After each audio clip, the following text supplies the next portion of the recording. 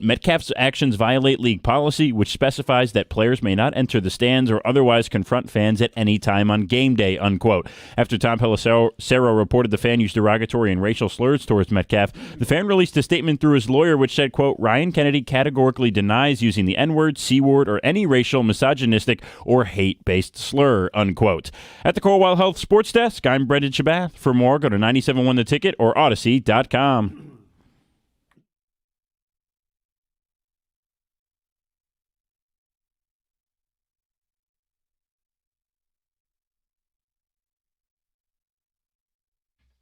Thank you very much, Brendan, with Corbin Simons behind the glass. She's Heather Park.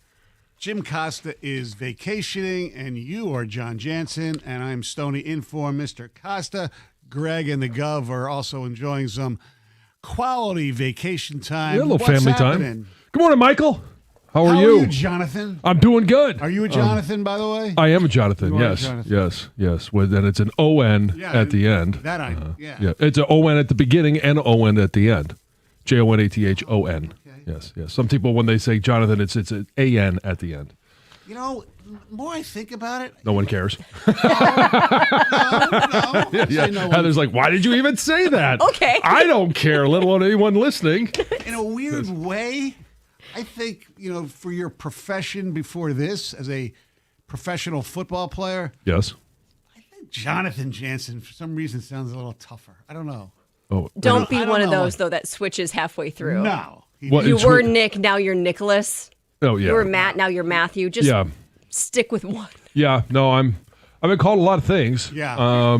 And in my playing days, rarely by my name. So I'll take John. I'll answer really to anything. Yeah. So yeah, it doesn't much matter. But we are one day closer to Christmas. To the and big Heather, day. I know you are scrambling. I always am, so it's not surprising. I never want to be that person that's like doing last minute shopping and last minute wrapping and last minute everything, but I always am, so it's not surprising. I still have some shopping to do. I'm going to stop on my way home, pick up some last minute, it's little things. All the main gifts have been bought, but I need to pick up some things. I've done 0 wrapping, 0 setting up. Well, Colin's supposed to be the one that puts it all together, right?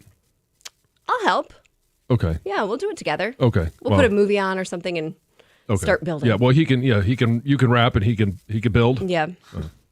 So tomorrow you're going to be the one in the CVS at like 7 p.m. getting your last second Stocking stuffers. Yes. It's not unheard of. It has happened. I hope I'm not.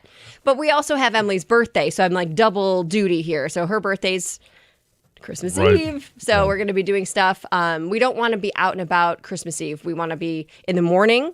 It's all about birthdays. And then in the evening, it switches into Christmas mode. So they only get a half day. Well, she already had a day, and Yes, let me she tell did, you. yes. When you have birthdays around this time of year, especially as a kid, sometimes it's tough because you don't get to celebrate it in school. Right. Every other kid's birthday, especially when you're a little kid, in comes, cupcakes or whatever the heck they do, right? Right. Yeah, if you you're can't bring in baked goods anymore at my school. But if you're a Too many boogers. Too many allergies. It's got to be prepackaged. Anyway. But there's so many things. I'm just thinking of the boogers and your kids doing the booger flick. Yeah. That's why Monrod St. Brown and J Mo and Gibbs. Exactly. But when you have my birthday's on Monday, but growing up with Christmas, Hanukkah, because we did a little Christmas when I was younger, just so my parents would teach me, what's going on About for the rest world. of the world. Yes. You have a complete world view. Yes. I mean, I would come downstairs on Christmas. Well, and you knew the saint, right? Saint Nick? Juan. Huh? St. Juan. Yes. For those of you in the western part of the state, if you put I always said if I ever changed my name, put the period after the T, and instead of Stone, I'd be St. Juan. Yeah, Michael St. Juan. Yes. Yes. Michael Stephen St. Juan. Yes, me and St. Nick, we go way back. Yeah. But I would come downstairs at our house, and there would be, some gifts under a table. We didn't have a tree, Right. or anything like that, but it was kind of cool when you were a little kid. Sure, yeah. My nephew and niece are one, and my niece was, my nephew is Christmas Eve, and my niece, Matt and Lisa's son and daughter is the 28th. So they're both right there as well. Yeah, so you kind of get screwed in some ways because you get maybe a bigger gift than normal, but sometimes you don't get the individual stuff. Yeah. Or it could work in your favor. I'm already seeing we're doing multiple celebrations for her. We had this big birthday party earlier in the month. We're going to do it again tomorrow. Then family comes over for Christmas Eve. We're going to have another cake. Yeah. So you almost doesn't end. overdo it. Yeah. Yeah, and I know there's a lot of people right now that are waiting on whether it's Amazon, UPS, FedEx. Just please get here. I have one that is arriving for my lovely bride that I ordered. Gosh, I ordered it like the first week of December. And it was one of those, it's a guaranteed delivery by Christmas. And I looked yesterday. Oh, no. And it said, it'll be here by the 29th. And I literally blew my top. Is this the one you told me about? No, no, that one arrived. Okay, good. But no, there's another one. So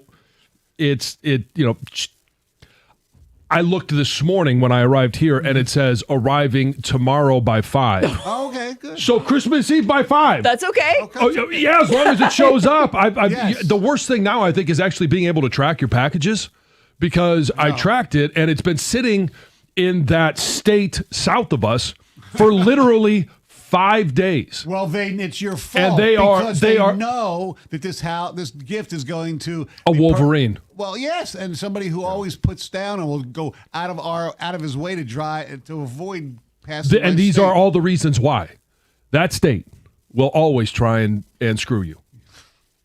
Always. I get it. Do you? And we are going to talk college football traditions, because there is one that is on life support. It's got 1 year left, and we'll get a chance to talk about that. I don't even know if it has 1 year left. Well, I do believe there's 1 year. I think they're going to play this year. I'll double check before we get there. But at 6:35, we're going to talk about a dying tradition, because there's a lot of them that are dying. Yes. And we want to know which ones you do not want to go away. Right. There is a tradition that seems to have started, I don't know, towards the end of last year and into this year, and that's the Detroit Pistons just winning basketball games. Yeah, actually, we're around, the second or so of January of 25, and they've just continued it all the way through the year. Last night they began their West Coast trip. Now, Portland is not a great team, but it's always nice to win on the road. They still minus their coach? What? Are they still down their coach? Yes, Chauncey's not. Pistons winning 110-102. I watched a little bit of the game before I fell asleep, and I'm glad I did not watch the whole game. Yeah. Not because of sleep, because I would have lost it, because they were up 21 late in the third, and then Portland went on a 31-9 run to take the lead. Cade fouled out with 8.5 minutes left, but they persevered. Durham with 26 points, 10 rebounds. They get the win, 6 guys in double figures. And they're 23-6. And that's why I think this team is unique. Yeah. We know nobody wants to see Cade fall out. You want him around at the end of regulation, but he only played 26 minutes. He only had 14 points. Yeah. Yet they were still able to win a game like that. Yeah, and they had guys. Most of the guys played well. 6 guys in double figures, like we said. But like LeVert was 0 for 8. So they were able to overcome some of that stuff as well. Yes. So they take on the Sacramento Kings tonight. I believe the game's on 97.1 the ticket, because the Wings game will be over.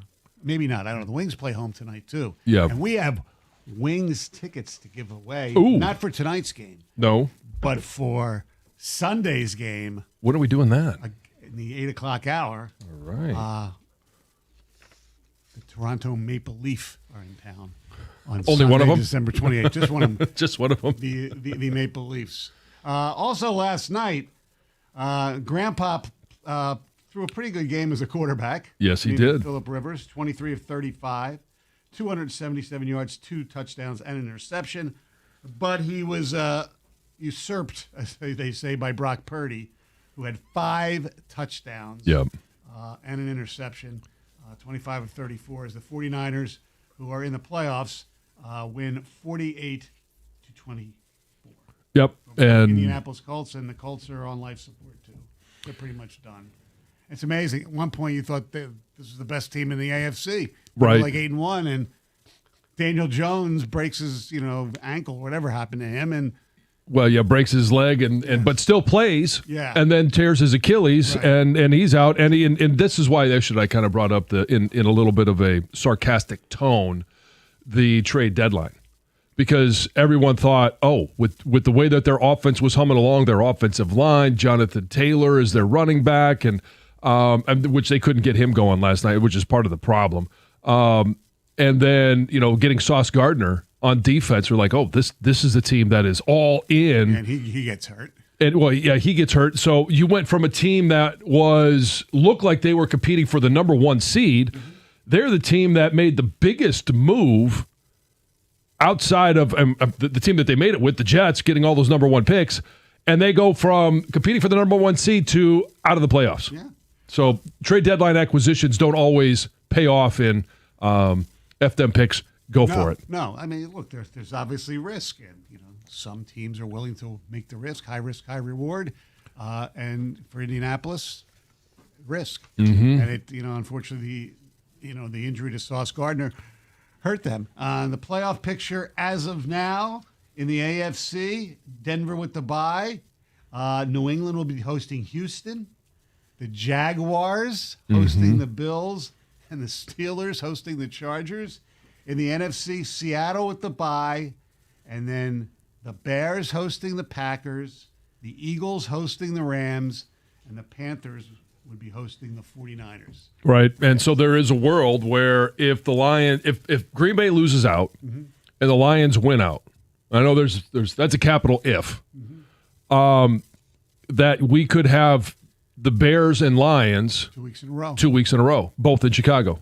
Right. Almost like what happened here a long time ago when we had the Lions beat the Packers to clinch their division, and then they hosted the Packers in the playoff game. And Sterling Sharp but got wide open in the end zone. All right. Our telephone number is 248-539-9797. We'll take your phone calls, your texts, all that kind of stuff. And a former NFL MVP spoke out about an incident that took place here in Detroit. We'll hear from that coming up next. It's the Costa and Jansen program with Heather and me in for Costa. I'm Stoney on 97.1. And we all know winter isn't just a season in the Motor City. It's a challenge. And depending on where you woke up this morning, that challenge could be different. I know Heather, just a little bit north of us, was a little bit icy. Me, a little bit to the west. Not so much, but when the snow and slush starts building up on I-75 or Woodward, you don't need a sleigh. Nope, you need a Sierra. It's professional grade capability. The GMC Sierra, built to dominate the job site and upgrade your driveway all at the same time. Whether you're hauling the family tree or towing toys up north, and I know there's a lot of people heading up there right now. You could have your snowmobiles, shanties, whatever it is. Go up there, have some fun, and be safe. The Sierra delivers the power, the tech, and the premium luxury that you've earned. But you need to move fast. Right now, the Metro Detroit Buick GMC dealers are holding their holiday event. It's your chance to get behind the wheel of a truck that defines Detroit toughness.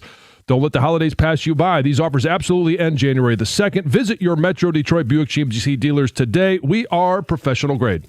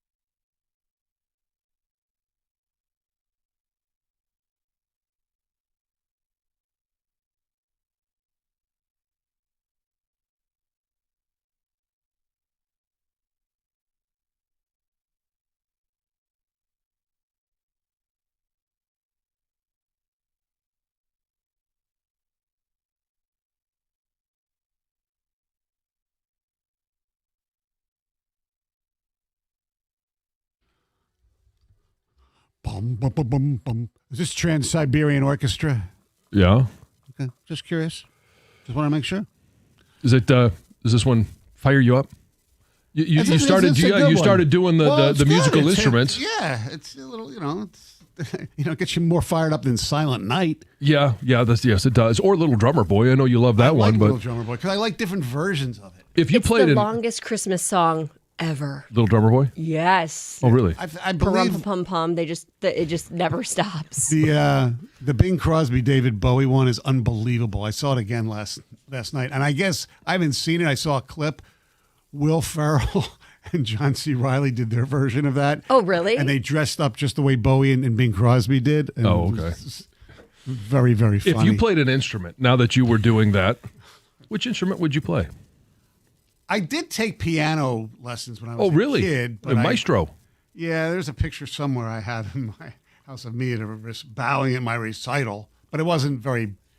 I wish I would have stuck with it. Yeah. Because being really good at that instrument, and that or the guitar. I mean, but I never learned how to play the guitar. But the piano was great. I mean, I remember the first song I ever learned on the piano. It was called "Kitty Has the Mumps."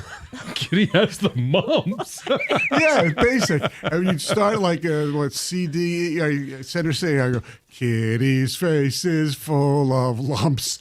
Daddy says she has no mumps. I remember that. If we had a piano here, I'd show you how to do it. It's not that hard. 1, 2, C, D, I'm sure we could E, F. download an app on your phone and. You're probably right. C, D, E, F, then F, E, D, C, and then you go back the other way. C, B, A, or whatever. Yeah. Yeah. You get the idea. Yeah. We got it. Here you go. That's our Stoney special. Hey, come on. You asked for it? Yeah. You got it. I know. The guitar is one of those that I always wanted to play as well. yeah. And I took guitar lessons for a little while when I was playing, but then I kept breaking my fingers. And it's not great for playing the guitar. Now they won't go in the right direction, so I got no hope. You know what's weird about the guitar and all the great guitarists and all the not great guitarists? I had a friend who's really good in the guitar, but when he played the electric, why do guitar players always make a face when they're jamming? They always squint their eyes and all that stuff. I mean, it's not great radio, but if you can't see me, but you know what I'm saying. Yes, I think everybody's got the visual. Yeah. I don't know. And they are, well, they're in the moment, right? And they're trying hard. It's like, it's like, you're trying to, get those last couple of reps on the bench, or, and you make this face, you're trying as hard as you can. It's probably the same thing as guitar players. You're trying as hard as you can to get all of those different notes, and you hit that crescendo, and that's what I think.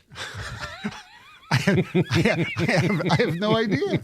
It just dawned on me when you're making that instruments. Well, your father was like a music teacher, right? Yeah, he's a band teacher. Yeah. Yep. 33 years. Larson Middle School. Yep. That's awesome. So he played what?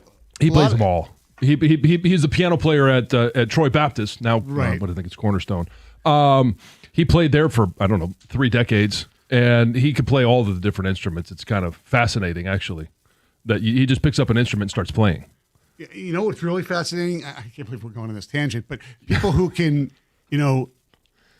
without like sheet music, they could, just learn how to play the piano and all those, just without lessons. Oh yeah, that's one of the things he does with the kids. Right. Is he doesn't need. We'll just say, hey, play Jurassic Park. And he just thinks about it for a second, and then he starts playing it on the piano for the kids. That to me is unbelievable. Yeah, they Teddy asked me to play a movie, and then I could play Jaws. Play a movie? Dude it. Yeah, exactly. Yeah. That's only 2 keys. Yeah. And there's the other one you could play the organ music from hockey games. Boom, boom, boom, boom, boom, boom, boom, boom. Yeah. They don't yeah. play that as much in the NHL arenas as they used to when I was growing up. Yeah, no, need more organ, right? Yeah, it's like more cowbell. more cowbell, exactly. All right. Our telephone number is 248-539-9797. We were going to hear from a former MVP, but we'll do that. Yeah, we'll put it off. Later. Talking about what happened at Ford Field on Sunday with the DK Metcalf. I believe Heather will have that story and other news coming up right now. Well, I'll start with that story, Stoney. Thank you. The NFL has suspended DK Metcalf for 2 games following that interaction between himself and a Lions fan. So the league ruled that Metcalf's actions violated league policy, which specifies that, quote, players may not enter the stands or otherwise confront stands at any time on game day. And if a player makes unnecessary physical contact with a fan in any way that constitutes unsportsmanlike conduct or presents crowd control issues and or risk of injury, he will be held accountable. Unquote. So there you go. Metcalf will be eligible to return to the Steelers' active roster on Monday, January 5th, following the team's games in Week 17 and 18 against the Cleveland Browns and Baltimore Ravens. And it could cost him a lot of money because $45 million. Yeah, I know, because of a voidable deal in his contract. Yeah. Yikes. It voids all that guaranteed money for conduct detrimental. Yeah. Now, when it comes to the altercation, the fan, Ryan Kennedy, has released a statement through his lawyer that says he categorically denies using any type of slur or any type of derogatory comment during that exchange. It goes on to say that any claims suggesting otherwise are untrue, not supported by video evidence, eyewitness accounts, or reporting. The statement also says that this fan has been subjected to harassment, threats, and messages advocating violence in the aftermath of this situation. Also said this was the last statement you're going to hear because it's just going to take it to court. Yeah, it's so there has been other angles of because everybody's videotaping everything now, and I can't hear any racial slurs, but I also can't hear him say his government name. Yeah, I heard somebody. I did hear somebody else yell that. Oh, His name? Yeah, in one of the. okay, all right, yeah. So it's weird. We'll see. Yep. The other thing that's weird on the appeal, you know who he appeals to? John Runyon. No, Goodell. I think is. I read somewhere Goodell is like the judge and the jury. Oh, yeah, of course he is. Yeah. But yeah, I think John is the one that levies the fines. So he's the one that came up with the suspension.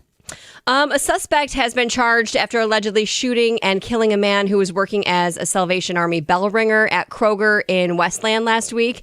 The victim has been identified as 47-year-old Alvin Eccles, who was shot several times, collapsed there in the store. The suspect, a 37-year-old Detroit man, has now been charged with first-degree premeditated murder and felony firearm.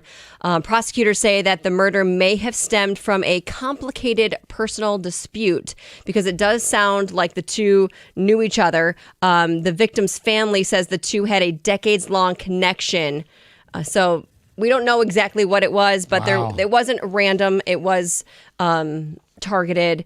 This guy will be back in court.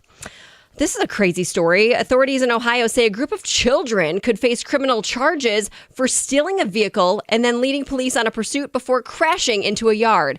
So it took place on December 20th. Officers got an alert about a stolen vehicle. Well, when they spotted it, they attempted to make a traffic stop, but then the vehicle sped off. Well, eventually it crashed into a yard, and children aged 12, 11, and 8 ran from the vehicle. They were eventually caught. The 11-year-old was the driver, admitted that he learned how to steal a car from watching YouTube videos. Wow. Really? Huh. I guess you can learn anything on YouTube. Apparently you can. So the children were released to their parents pending criminal charges being filed in criminal court. 8 years old? Stealing cars? Man. Hey, if you are headed out for New Year's Eve, which is right around the corner, celebrate safely by making sure you know how you're going to get home. And Metro Detroit attorney Mike Morris wants to make sure you get home very safe. Again, he is going to be offering $20 vouchers for free Uber rides on New Year's Eve. So the vouchers can be claimed beginning December 26th. They are good to use between 5 p.m. on December 31st and 5 a.m. on January 1st. The vouchers are limited to one per person. You have to be 21 years up or older. And then once they're claimed, the vouchers are added to your Uber account will be used as payment as long as you're taking a ride in Michigan during that period. So pretty cool. Mike wins. Yes. Finally, an Alaskan Airlines passenger is facing federal charges after allegedly trying to open the cabin door during a flight. It sounds like he was experiencing a huge mental breakdown because passengers had to restrain him, but he was very anxious and it was apparently convinced that the plane was being flown from the back by an invisible individual. He was saying that the wings had disappeared and that they were all going to crash and die, and he was very agitated. After they landed, the passenger did receive medical care. He admitted that he had been consuming alcohol for days and was experiencing hallucinations. Oh boy. So hopefully he gets the help he needs. The plane did land safely. The wings were still attached, though. Yes, yeah. So was the landing gear. Yes, very important. Thank you very much, Heather. 248-539-9797. Coming up shortly, we'll hear from two former football greats with different opinions on different topics. 97.1. Hey, what's up, Detroit? It's your girl, Heather, and I'm always looking for ways to stay on top of my game, right? So listen, you know how much I rely on my phone for everything. That's why I've got to tell you about this insane deal from Verizon that'll help you be your best self, too. We're talking a low price on the best 5G in Detroit. Seriously, whether I'm blasting my favorite tracks in the morning commute or snagging those last-minute tickets to the hottest new flick, check this out. You can switch today and pay just $50 a month for a single line. You heard me right, $50 a month for the best 5G in Detroit when you bring your own phone on the unlimited welcome plan with autopay plus taxes and fees. That's a no-brainer, people. Visit your nearest Detroit Verizon store today to lock in this incredible deal. $20 monthly promo credits applied over 36 months with a new line on unlimited welcome. In times of congestion, unlimited 5G and 4G LTE may be temporarily slower than other traffic. Domestic data roaming at 2G speeds. Rankings based on Root Metrics Root Score report dated 2H 2024. Your results may vary. Additional terms apply.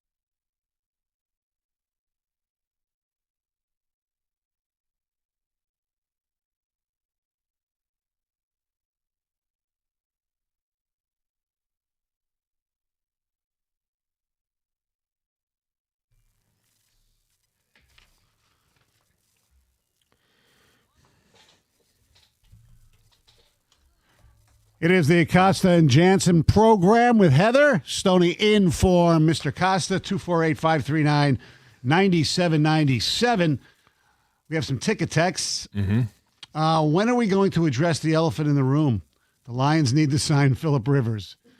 And I think he said elephant for a reason. Yeah, that's probably that's a backhanded comment. Mm-hmm. He's doing great. Yeah, he played well. Chalk went up for all us old athletes.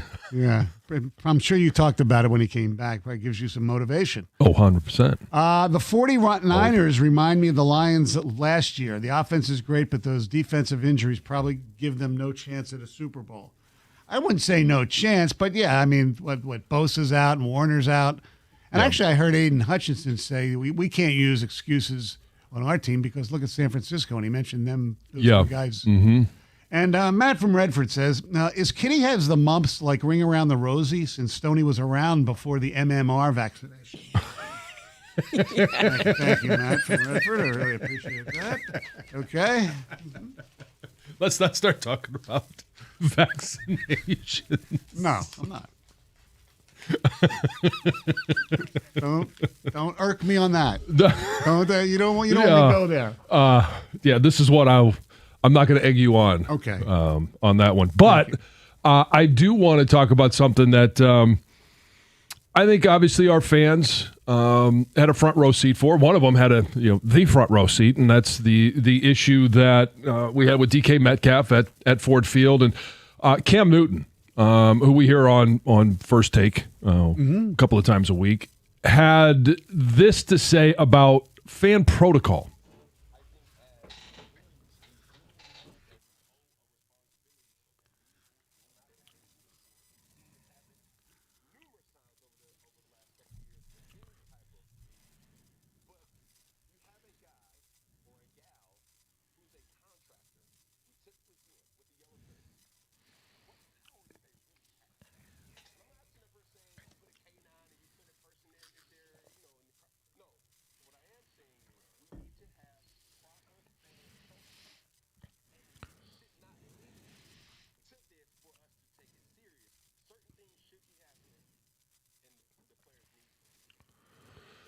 All right, so the question is, do you think there needs to be a fan protocol? Does there need do the athletes need to be quote unquote more protected? Does there need to be a bigger buffer? I hope not. I hope not either. As somebody that has sat on the sidelines and had a lot of people throw, whatever they want to say at me in the course of a game, honestly, it's all background noise. And you don't necessarily hear. Now, I know I don't know why he was standing there or looking at the fans or paying attention to the fans because it's the middle of the game. Right. And so the fan was trying to egg him on. Now, whether he said anything really inappropriate, that's he said, she said, basically. But, yeah, I mean, fans do that. And when he says, like, a barrier up, what are you talking about? Like in European soccer, sometimes they have these like fences and stuff up there occasionally to stop the hooliganisms. And after Malice at the Palace, they put, when the teams head to the locker room, they put up the barriers. Yeah. So if they threw stuff, it would only hit the awning, basically, is what it was. Yeah. And so I guess some physical barriers like that, which some arenas or stadiums have already implemented. But when you're talking about a guy that's interacting with a fan on the sidelines, first of all, if I'm Mike Tomlin, I ask him, what are you doing even interacting with the fans? Right. Like, were you originally going over there to sign an autograph? I can't imagine what Tomlin said to him either after the game on Sunday or yesterday. Yeah. So I would disagree with Cam Newton in regards to, I don't think there needs to be more barriers. I do think that athletes need to have thick skin. And I'm not talking about racial slurs or anything like that. That's uncalled for. Right. That's on the fan side where fans need to have a matter of respect for humanity. Correct. So the fan protocol that he's talking about, I mean, what would it be? And he also talks about the security guards, the contracted company, the people wearing the yellow vests, whatever they are. No, they don't have power, but if there's a an altercation or something, yeah, they can jump in and, Sure. usually if there are police that end up coming down, but that's what they're there for. That's what security guards are supposed to do. Yeah, and as look at this, like there are, personnel on the sidelines that are sitting there looking at the stands. They're not watching the game. Oh, I know. They're sitting there with their backs to the game behind the benches looking at the crowd to make sure that, one, you don't want anybody jumping on the field and going streaking and or just the interaction. So there's protocol in place already. And I don't think it needs to be upped. I think there just needs to be a matter of respect from fan to player. But it's also the player, like, what are you even doing paying attention to who cares the what fans? This person says, if you're a player.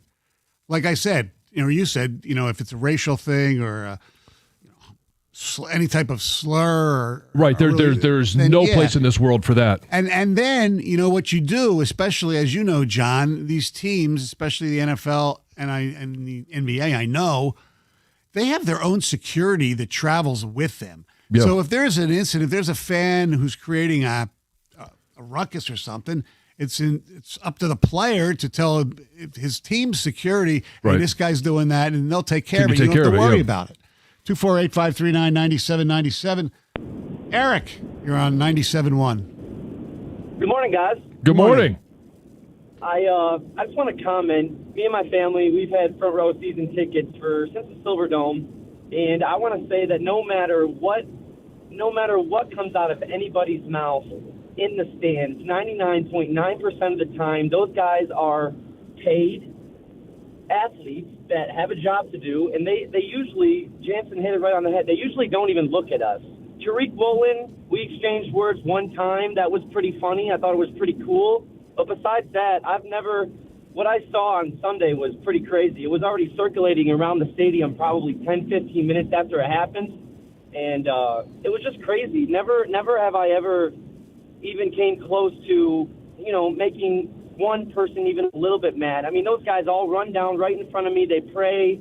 Everyone's, yelling crap as they're praying even. And they never usually say anything. So I think DK was having a bad day because no matter what, you can't act like that, right? No, and Eric, let me ask you this: when you're jeering the other team and trying to egg them on a little bit, doing what fans do, all you're looking for is a reaction, like the player actually heard you, right? 100%. Kenneth Gainwell just ran 45 yards right into our faces, scoring that touchdown in the fourth quarter. We were yelling at him, screaming at him. Guy put his arms out, looked us right in the eyes, and said, "Why are y'all so mad?" So cool. Such a cool experience. It happens to us all the time, but it's like those guys are paid athletes that know what they're doing. They laugh at us, they walk away, but I'm 9 times out of 10, I hear some pretty bad things come out of people's mouths, being upset Lions fans, but those guys laugh it off and walk away usually 9 times out of 10. Jansen, I'm sure you've heard some bad stuff too. You laugh it off and you walk away. Yeah, I mean, there's so much going on, and you're so should be focused on your job that like I said, it's all background noise. What was the worst thing anybody ever said or did to you, a fan? Besides the woman who loved you, wanted you to sign her arm. Oh, I did autograph her arm. Yeah. Yeah. I wish she was hotter. That's a long time ago. Let's say she was not a looker. Lisa. I wish she was hotter. Oh God. I showed you the picture of her, right? Yes. Yeah. Am I wrong? No, you're not wrong. But I love the fact that you use the expression my father always used to use. What's that? She's not a looker. She's not a looker. Yeah, she was. Yeah, she was not. See, I don't even remember a lot of the things that were said because you do, like when you hear some things like, and being an offensive lineman, especially this is sometimes when we talk about uniforms and we would wear the all whites, right? I know I look fat. All right. So like you're telling me something, hey, you look fat in your uniform. Okay, great. Tell me something I don't know. Yeah. But my wallet's pretty fat too, you should say to him. Yeah, but I wasn't in the mode of responding. Every once in a while you get a chuckle if you actually do hear something, but yes. You don't. I know that the fans are simply trying to get a reaction. And so I'm not going to give them what they want. Yeah, you're smart. All right, 248-539-9797. We'll take more of your phone calls. Dan Campbell at 8:02 here on 97.1. Hey, value-driven banking begins with First Merchants Bank. When I have questions about my finances, when we all do, what do? We turn to our bank. Mine is First Merchants. I know that their attentive local bankers are 100% interested in listening to my situation and helping me find the answers that I need. First Merchants doesn't provide cookie-cutter solutions or check-off boxes when it comes to financial advice. They're going to take the time to learn about my life, my personal and financial goals, and work with me to build a plan that fits my situation. And just listen to all those statements. It's a lot of I, a lot of my, a lot of me. They take care of the individual because you're not just as a number to them. They're going to do all they can to help their customers and communities succeed. And you can count on that since First Merchants Bank is staffed by local bankers who know and are passionate about the needs of the local community because it's theirs as well. And we all have to work together to help our communities continue to prosper. To get started on your personalized financial solution today, you can visit them at firstmerchants.com. First Merchants Bank, member FDIC.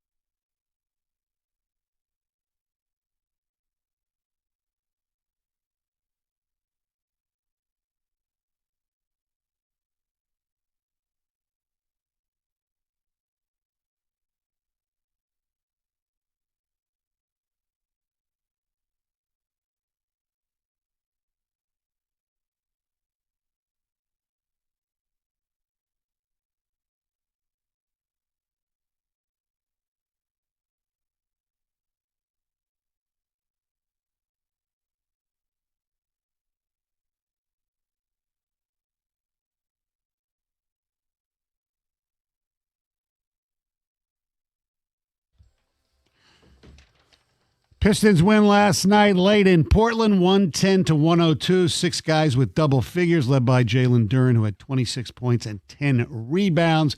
Cade Cunningham fouled out with 8:30 left in the game, and they blew a major lead, 21 points on a 31-9 Portland run, but they came back to win the game. Back at it tonight against Sacramento. Wings home, the first place Wings as well. Home against a really good team, the Dallas Stars. Speaking of the Wings, we have a pair of tickets to give away for Sunday's game with Toronto. That'll come up in the 8 o'clock hour. We're talking about the fan interaction, and Cam Newton said there probably needs to be like a fan protocol set up and maybe some barriers. I don't know. It's such a minute occurrence. I mean, it very rarely happens where there's the interaction. Yeah, the fans are always going to talk crap. That's what we do in this society, and it have been for years. Now they go to social media and do some of it too. Sure, yeah. I mean, yeah, social media is not the place you're going to go for your positive feedback. No. We have some texts. What's mind-blowing about the video is there is a police officer standing there and watching and does nothing. Like, that's basically assault no matter what. I have a different feeling about assault than probably most people. Yeah, technically it is. But if you don't injure the person, what's the big deal? Well, I agree. Like, he's not going to arrest DK Metcalf on the sideline. No, or even they. But you would think there would be some movement to where he's going to move towards that and figure out what happened, because it's going to be a news story. Yeah, absolutely. Make it simple. As if a player maliciously lays their hands on someone in the stands, then they never play in the league again. You're making millions of dollars there. There's no reason to ever lay a hand on a fan. I would not go that far. Well, I wouldn't go that far, but he did put millions of dollars at risk because, and I know he's appealing the suspension, but even if it's reduced to 1 game, if that suspension makes null and void all of his guarantees. Now, he could still earn that money if he's on the roster, but the guaranteed money he was supposed to get next year is no longer guaranteed. He actually has to be on the roster. Correct. Let's go to Austin. You're on 97.1. Hey, how's it going? More guys. Merry Christmas to you. You too. Hey, yeah, so with the Cam Newton thing, putting up barriers and stuff like that, like, that is insane to me. This wasn't the malice at the palace. The fan said something to DK Metcalf, and DK literally came over and punched him in the face. And I just can't believe that he was, even after that, and it was seen on video and everything like that, replayed on TV, that he was still allowed to play in that game after that. How does that happen? Well, I believe the league rule is something like that happens not on the field per se. It doesn't get legislated. I don't think many of the referees probably saw it. That's the other thing. Well, and that's what they were saying on the broadcast was that they ruled that the refs didn't see it. Well, they use replay all the time to overturn calls that they didn't see. It is what it is. We lost the game, but DK had some decent catches going down the field throughout the stretch. Yeah, we're not going to go that far. No, I'm not going to sit there and say he cost them that decision, or that rule cost them the Lions the game, that it was not implemented. No, that's not what I'm saying. I couldn't believe that he was still allowed to play in the game after he just punched the fan, and like what Cam Newton was saying, like putting up barriers and stuff like that. No, he was saying words to the player. He wasn't jumping over the barrier to get to DK Metcalf and engage him physically or anything like that. He was literally saying words at him. DK's, everyone's been saying, he's a paid athlete. Yeah, you might have a point if the officials or somebody, saw it right after it happened. But you can't go back and replay it like 15 minutes later. We just saw this video that's circulating on social media. We have to throw them out of the game now. They can't do that. No, they can't. And it's there's responsibility on both sides. I'm not saying that the fan in this case did anything that deserved that, but if you're going to put any protocol in place, it is to remind all of those individuals that are facing the crowd or team security. Where was the team security that was saying, hey, no, we're not going to engage? Like, it's stepping in front of DK that says, hey, go back to the bench. We're not going to engage with the crowd. I'll figure out, what did he say that triggered you? Like, that's where the protocol should be. Yeah, there's no doubt about it. College football, we are in a weird world of college athletics to be in every sport. But rapidly changing world. But particularly football right now, and a lot of the things that we've loved growing up, have changed. And one of that is traditional rivalries in some cases when they're non-conference that have ended. I don't think Oklahoma State's going to be playing every year. There's others. I would hate to see the Iowa State game disappear. I don't know if they Cy-Hawk. Yeah, exactly. But there is a rivalry that I loved as a kid growing up because they were fascinating games, and that's Notre Dame and USC. And it appears that rivalry will at least be put on hold for It's on life support. Yes, because Notre Dame has agreed to a home-and-home schedule, home-and-home meeting with Brigham Young. Beginning this coming year, and there's no guarantee that the battle for the Jules Shillelagh, the Notre Dame and the USC trophy, whatever, that great rivalry that's been going on for years and years, it may be off this year until they can work something out. And there's a lot of reasons why I think USC would like the game to be played within the first 4 games of the season, like before they get into conference play. And I don't think Notre Dame wants that, but to me that's a compromise. If it's better than losing the game, because right now the game was always like in October when they played in South Bend, so they didn't have to worry that much about the weather. Right. And then later in the season they play in Los Angeles, and the history of that is incredible.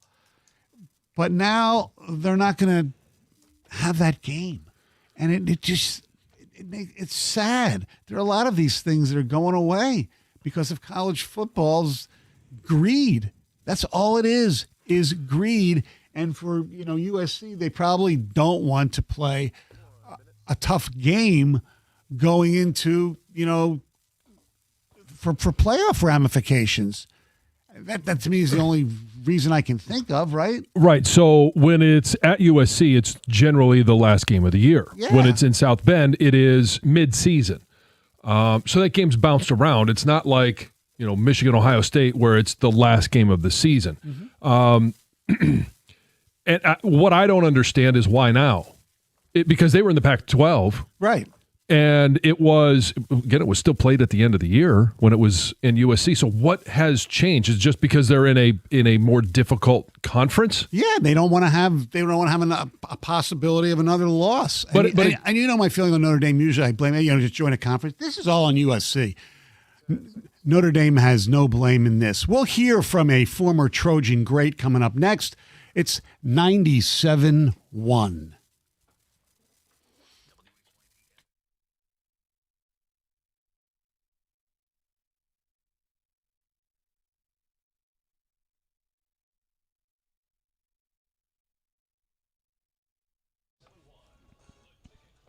Brought to you by National Benefit Plans of Shelby Township. The Pistons led for 47 minutes and 31 seconds of last night's 110-102 road victory over the Portland Trail Blazers.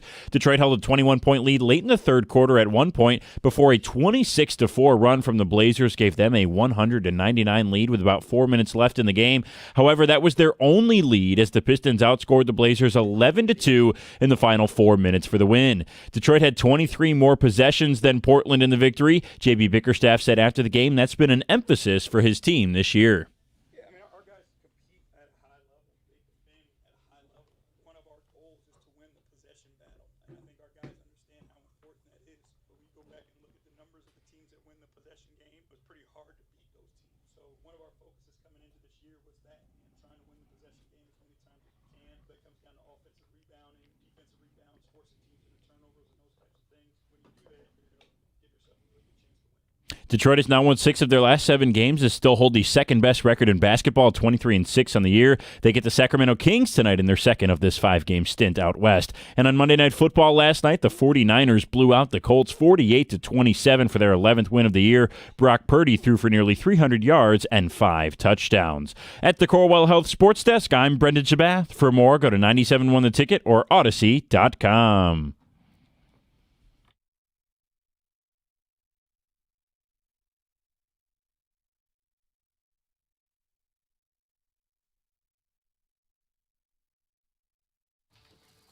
Good morning, everyone. It's Stoney in for Jim this week, and I'll be in for you next week. Yes, you will. Yes, so it's the Stoney tour. I do. Yes. One week with Doug Karsh. Yeah. 1 week with you. 1 week with Jim Costa. There you go. Exactly. Everybody gets their Stoney fix to start to end the year and begin it. Oh yeah, what a way to end the year. Dan Campbell will join us at 8:00. We were talking about the fan barriers, that their protocol that Cam Newton is suggesting after the DK Metcalf incident, and also another story involving football, and a former really terrific player is very upset about this, and that's the USC Notre Dame rivalry may be put on hold because they can't agree on dates. Lincoln Riley really doesn't want to play the game so much. That's number one. That's a big thing as well. And this is not on Notre Dame's watch. This is all USC. And I've always been, for schools that I didn't go, I always liked USC as a kid growing up. And this is bad. It was such a great rivalry. And it's not just me who's sitting here belly aching about, old guy, you just want to see, nothing evolve. No. Yeah. Now, you might say that this guy we're going to hear from is old, but he's not. And that's Keyshawn Johnson, one of the great USC Trojans of all time. And let me tell you something. He is pissed about the way some people are acting.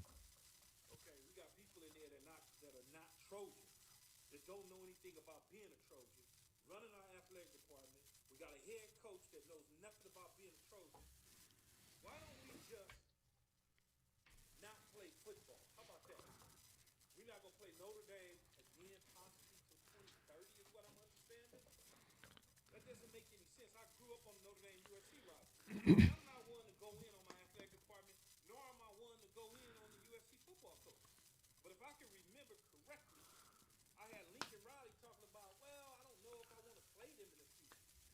You ain't going to be here in the future, especially if you keep missing the playoffs. You're not going to be here in the future. I promise you that. He doesn't mince words, and now No. he says that what are they going to do? Just dodge teams they don't want to play? Hell, why don't we run from Oregon and Michigan and Ohio State and Wisconsin? Why don't we just not be in the conference? Why don't we pull that move and just play Sacramento State? Why don't we play this type of team? UC Davis? Because that's what we want to do. This is crazy. It really is crazy if you think about it. Yep, because Keyshawn, like all of us, loves big-time rivalries. Michigan, Ohio State, one of the biggest rivalries in football. Alabama, Oregon. Okay? They ain't canceling that. Why would we cancel our biggest rivalry because we can't beat them? It makes zero sense, man. This is hard to support. This program is hard. It's really hard to support the program when we keep on doing this type of stuff, this behavior. I can't, man. We need Trojans doing Trojan things. We don't need imposters coming in trying to do Trojan things. I'm going to leave it at that. He is not happy with Lincoln Riley, and there's a lot out in Southern California that are not happy with Lincoln Riley, and this is just another thing. He mentioned it, right? Hey, you're not making the playoffs, and we're in this conference now. We get these big matchups, and you're afraid of playing Notre Dame? You're not going to play them because you can't beat them? Right.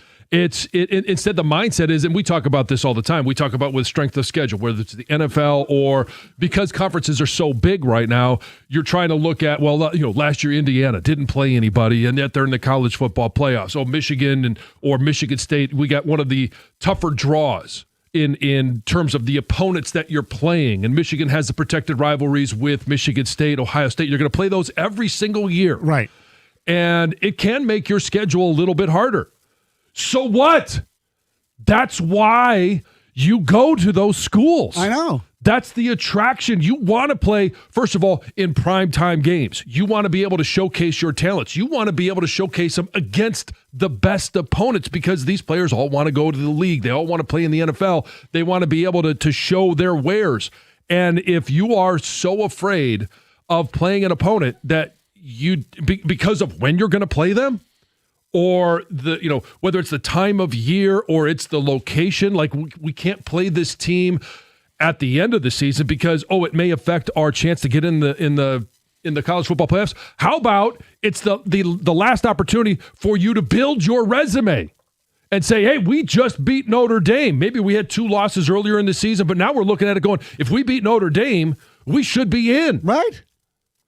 I'm happy you mentioned that, John, because I'm going to put a little, tinfoil hat on with the conspiracy theory here. On the flip side of it, after everything that happened with Notre Dame in the most recent college football playoff standings and whatnot, could it be that USC is just trying to purposely screw them over to where they don't have a large strength of schedule and their resume just isn't as juicy come time to voting? There are some, sure, that could be a part of the conversation, but I think there are things that supersede that, and that is traditional rivalries.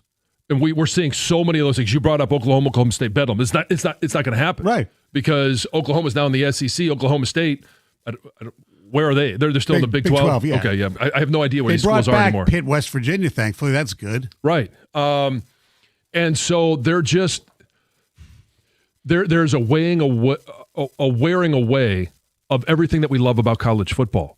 And then when something like this happens, and I'm glad Keyshawn stepped up to say something about it. Mm-hmm. And is willing to call out their coach, to call out their athletic department, simply because this can't be stood for. You can't have these things, especially if you proclaim that you were in the Conference of Champions, right? You're supposed to be this great program out in Southern California. You're supposed to have a great fight song. Like, why not put that on display against the great programs? They do have a great fight song. Reportedly. Oh, no. I'm not a big fan. It's a top 3. For you. Yeah. It's like comedy. It's subjective. Okay. Yeah, definitely. So what's your top 3? My top 3 fight songs? Yeah. Well, it's Michigan and Notre Dame and USC. That's what I think, but that's me. Yeah, I don't even know who I would put as number 3. But it's that one just annoys the hell out of me. All right. But you like the Sweater Girls, though, right? Sure. Okay. Why not? Just want to make sure you like some traditions. Yeah. Some things should never go away. Well, okay, so speaking of which, what traditions in sports that you don't want to see go away? Well, there's one that I think is going to be moved that I don't want to see moved. What? It's Army Navy. No, they're not. They can't take away that game. No. It's not going away. They're going to move it to week 0 and have it at the start of the season versus the end of the season because of the college football playoffs and the committee and the rankings and all that stuff that come out. And, it's not that those 2 teams are contending every year, but every once in a while. Right. You could have a group of 5. Yeah. And I just love it that, to me, that is one of the greatest environments that I have ever witnessed in college athletics. And it needs to have its own weekend. It needs to be built up all season long for that one single moment. I'm biased, but I think that game should never leave the city of Philadelphia. Oh, I'm 100% in lockstep with you. I mean, the fact that they play in Baltimore and sometimes at the Meadowlands and DC. And sometimes they played in L.A. Well, I think once or something. I mean, no. That one needs Tradition. it belongs in Philadelphia. They do such a great job of putting that game on, but it also belongs as the final game of the college football regular season. It should never change. 248-539-9797. What in sports traditions that maybe have left that you want to bring back, or you're upset that they might leave? Let's go to John. You're 97.1. Hey guys, so I actually don't mind the USC Notre Dame snafu cancellation. I mean, both teams are looking at what happened to Texas this year, where what was their reward for going on the road to play Ohio State? An opportunity to beat a good team. Right. But if they had scheduled a cupcake there, they would have been 10-2, and they would have been in the playoffs. If you like taking the easy way out, like certain teams have done, yeah, sure. That's the problem. That's the problem with the playoff. It's made it's made some of the regular season meaningless to certain teams. They're afraid. I definitely think that's right, and I think if the playoff ever gets fixed, I would like to see Michigan Notre Dame come back. Well, I grew up with that rivalry, and I think it needs to come back. I 100% agree with you, John. John. Well, it is coming back in what, 33 or and then 31. And Michigan State Notre Dame's coming back too for a little bit. Yeah. I actually think they play next year. Yeah, I believe so. Yeah. And Notre Dame's looking at it and they're saying, hey, if we hadn't gone on the road to Miami week 1, we would have been in the playoffs. Yeah, but they're in a different situation because of their arrogance and refusal to join a conference. Right, they're independent, and they've got to go out there and schedule it. They don't have the opportunity to have, like if you're in the Big Ten, to have an Oregon, to have an Ohio State, Michigan State, Iowa, Wisconsin, some of those teams that Keyshawn Johnson talked about on their schedule automatically. Right, Notre Dame had to play those teams in order to, get wins, and they didn't. Like Miami and Texas A&M, they lost to both of them, and you saw what happened on Saturday when those teams played. Right? Yes. But thankfully, Notre Dame has a memorandum of understanding that if they're ranked in the top 12, they automatically get in. Well, that's a joke too, but but it still exists. Yeah, I know. But it does go to, and I understand the thought of, hey, we don't want to play out of conference tough games. Mm-hmm. But I would also say, like, how are you going to prepare for a Big Ten season? Michigan finally, was able to have Texas last year, Oklahoma this year. We'll have Oklahoma next year, Texas the year after. You have to have some of those games. Yes, you are at risk of losing, but you are also at risk of winning. Yeah. Well, it's not a risk to win. It's a reward. No, I know, but it's, yes. I get it. All right, 248-539-9797. Dan Campbell, 802-971. Hey, you hear those ads, law firms bragging about some giant verdict, and to them, it's a trophy. It's a number, and that's great for them. But if you've just been injured in a car accident, what's it really do for you? Here's the truth about David Femininio. He wins big, of course, but he knows it's not about the headlines. It's about you. That money pays your medical bills. It keeps your family steady, and it matters only because you need it. That's the difference. With David, it's never about showing off. It's about fighting for you. You can give David a call at 855-65-CRASH or find him on the web at getdavidgetpaid.com.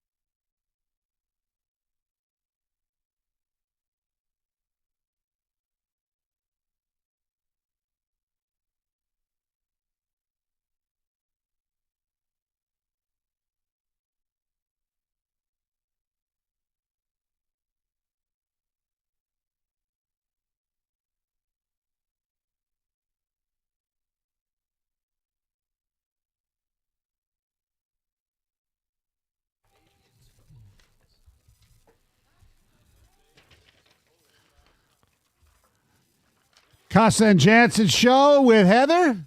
I am Michael Steven Stone in for Mr. Costa. Corbin behind the glass. He's in for Greg. Gov is off as well. We have some ticket texts. I don't blame USC for not wanting to play Notre Dame, not because it's a hard game, but because of the travel that they already do in the Big Ten schedule. Somebody else agrees. To me, it's about travel. USC already makes multiple cross-country trips during the season. This just eliminates another unnecessary cross-country trip, and I don't blame them for that. These planes are so fine, and it's a 4-hour flight. What's the big deal? Right, but those are decisions that, first of all, the athletic department made. Right. Knowing that this was already a part of their travel schedule. Correct. So it's just, again, it's the bloated conferences. It's the fact that we've got teams, Stanford, and that's in the ACC. Yeah, Cal. It's completely ridiculous. And these are the things that get tossed aside, all for the love of money. And this one actually produces a whole bunch of money. Yeah. Because it's a great rivalry. It gets great ratings. It's two traditional powers. Not powers as much anymore, but they're still tradition. The reason the Longhorns are not in the playoffs is a loss to OSU. It is about money for the schools and players now, not about experience. Look, I'm so glad that Texas did have that. I'm glad that Michigan has the home and home with Oklahoma and then the back into the Texas the following year, right? Right, and it's 1 versus 2 to start the season off. Yes. I guarantee you, every kid on both of those rosters and coaches are looking at that going, this is the perfect way to start the season off. We are the biggest show on TV. Everyone is going to be watching our programs. That wasn't a great game. Now, I guess Lincoln Riley, for that game was, I guess Lincoln Riley, he sits there and says, I don't want to do that. I don't want to play a tough game and start. It's disgusting. It is. Keyshawn is right, but this is nothing new. Greed had been destroying the sport for decades. I grew up in the Big 8. Anybody remember when Oklahoma-Nebraska was the best rivalry? That's from Scott and Waterford. Oh, yeah. Throw Colorado in there as well. Yeah. Oklahoma-Nebraska, when I was a kid, that was unbelievable, that rivalry. And in 71, when Nebraska won the national championship, Johnny Rodgers, the Heisman Trophy winner in that game Thanksgiving week, it was great. Now, I didn't like Oklahoma because they played that boring. Both teams, Oklahoma played the wishbone, Texas played the wishbone. Okay, but it's the era. Yes, exactly. But it is about the rivalry, and it's the moments in those rivalry that become historic. No doubt. I mean, look, there are traditions in every sport that you wish you'd like to get back. I mean, if I lived in Cincinnati every year in baseball, up until recently, the Cincinnati Reds were the first. They were a standalone opening day game. That was it. They had their little moment in the city of Cincinnati. It was great. That's been changed. Yeah. How about double headers in baseball? Scheduled twilight double headers or like Memorial Day double headers. Yeah. They don't do that anymore because they need day-night double headers to get 2 gates. Right. I mean, there's so much that has gone by the wayside, and as fans, we feel helpless because all of these, whether it's the broadcast partners, it's the franchises themselves, they're just looking, how can we, like the doubleheader, how can we maximize the money that we're going to make versus holding on to some traditions that make what we do special. Right. Look, everything is about money in society. I mean, just sticking with sports, you listen to every broadcast, the pitching change is sponsored. The extra point is sponsored. Everything is sponsored. Well, you're watching it, you look at the mound, and you're like, is that actually painted on the mound? No, it's superimposed on TV to have a sponsor on the mound. Right. I mean, look at the boards in hockey games. You're sitting there saying, wait a second. When I'm at Little Caesars, I don't see that ad. No, you don't. But you watch it on TV. And there it is. There it is, because it's washed away, and they put it in, whether it's AI or whatever the graphic sensation is. It's a joke. It is. And I know it's get off of your lawn and all that stuff, but I just wish kids had a chance to experience some of the things that we had. And why they were unique. Right. And the fact that there is like the week buildup to whether it's Notre Dame, USC. We do it here in terms of Michigan and Ohio State. We do it here in terms of Michigan State. It's all of the, what are the greatest moments and the greatest players in this rivalry? We love to talk about that. And as a player growing up in the state of Michigan, I wanted a chance to put my mark on that rivalry. And so you could talk about those teams. In Notre Dame USC, you have the Anthony Davis when he had all those kickoff returns for a touchdown. That was an unbelievable game at the Coliseum. And then you have the Bush push, right? Yeah. I mean, these are historic games, moments that would be they're disappearing. Yeah, and for a program that has had so many Heisman Trophy winners, where do you think about some of those Heisman moments in that rivalry? Absolutely. All right, 248-539-9797. It's news time. Here's Heather. Well, the Kansas City Chiefs are saying goodbye to Arrowhead Stadium. There's another tradition. Don't get me started. I think it sucks. So it was announced on Monday that they will leave Arrowhead, their longtime stadium in Missouri, for a new $3 billion dome stadium that will be built across the Kansas-Missouri state lines. Stoney, you told me this. How many less seats will it be? Because I don't want to ask a question unless you know the answer. About 20,000, right? This article doesn't actually talk about the new stadium at all, so I'll believe what you're saying. I didn't research that. I read they said it would seat between 60 and 65,000, and Arrowhead is like close to 80, if I'm not mistaken. Arrowhead and the stadium in Seattle are the two loudest places I've ever played. And to lose that environment and to lose playing outside, and I know, hey, it gets cold. Everybody wants to be nice and comfy, warm inside. But to lose just that environment, it's a crime against the NFL right now. Yeah. Can you imagine if you're like Kansas City Chiefs, their fans are so supportive. You're a season ticket holder. And, well, it kind of happened when the Silverdome moved to Ford Field, but there weren't that as many season ticket holders. Right. Okay? There's no waiting list at that time. Point. Right. But if you've had a season tickets for the Chiefs for like years and years and years. And you can't get them anymore because it doesn't have enough seats. Oh, gosh. So this is going to be ready for the start of the 2031 season. Yeah. Well, Steelers wide receiver DK Metcalf has been suspended for 2 games after getting into a, physical altercation with a fan during the Pittsburgh's win over the Lions in Detroit. So the league says Metcalf violated its rules, right, where players aren't allowed to have physical conduct. Why do I want to keep saying conduct? Contact. Well, it's bad conduct with physical contact. Right, with the fan during a game. So basically, he's out for 2 games. He's eligible to return to the Steelers' active roster on Monday, January 5th. That's following the team's games in Week 17 and 18 against the Cleveland Browns and the Baltimore Ravens. He is appealing this, so we'll see what happens. Now, when it comes to the altercation, the Lions fan, Ryan Kennedy, released a statement through his attorney that says he didn't use any racial or hateful language during the incident, despite what some social media posts are claiming, right? The situation apparently has even led to harassment, some threats towards him online. This is all according to his legal team. A Detroit man has been charged after a Salvation Army bell ringer was shot and killed in Westland last week.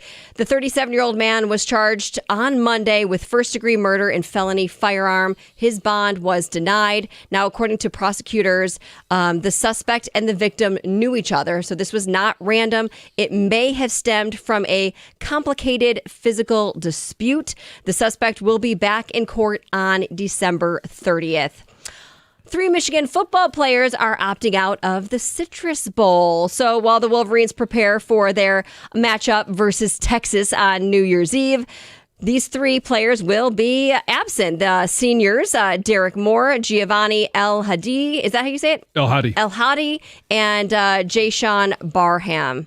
All out. So it says Moore announced on Saturday he would be declaring for the NFL draft. Barham is also a likely draft pick, and the other says likely fight it out for a roster spot as a day 3 pick or undrafted free agent. I would love for Barham to come back, but I don't think that's going to happen. Do you? No, I don't think it's going to happen. And I mean, both of those guys, Derek Moore and Jay Sean, are going to be day 1, day 2 picks. Probably not day 1, No. day 2 picks. Gio, I don't understand those that are going to be late round picks or undrafted free agents, why they wouldn't play. It's another opportunity to show off, especially when you have the matchup with Texas. Mm-hmm. And I know Texas has a lot of guys that are opting out. It doesn't matter. It's a marquee matchup between two marquee programs. Go out there and play. Show what you can do. Absolutely. It's frustrating. Yeah, that it is. All right. Thank you very much, Heather. Mm-hmm. Our telephone number, 248-539-9797. Excuse me, Dan Campbell will join us at 8 o'clock. Coming up next, one of the Lions gave some of his teammates some cool things. We'll ask what's the coolest thing you got. Mm-hmm. Coming up next, 97.1. Hey, Detroit, it's Heather here with some big news. Verizon, America's best 5G network, wants you to bring in your AT&T or T-Mobile bill, and they'll give you a better deal. If you think Verizon is expensive, well, think again. Not only does Verizon let you lock in your low price for 3 years, everyone in the family can mix and match their plans with My Plan.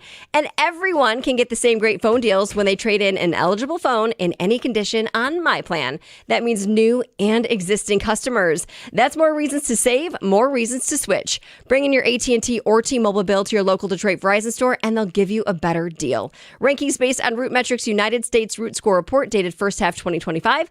Your results may vary. Must provide a postpaid customer mobile bill dated within the past 45 days. Bill must be in the same name as the person redeeming the deal. 3-year price lock applies to then current base monthly rate. Additional terms apply to promotional offers. See www.verizon.com/switch-2-verizon/.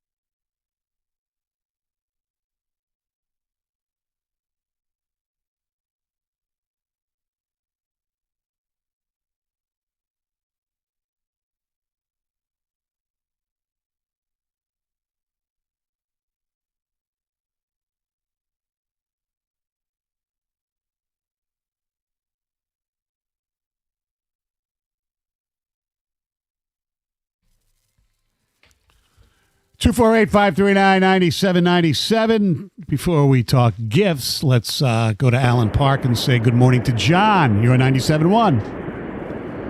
Hey, how you guys doing today? Wonderful. Good. First of all, happy holidays. First time, long time caller.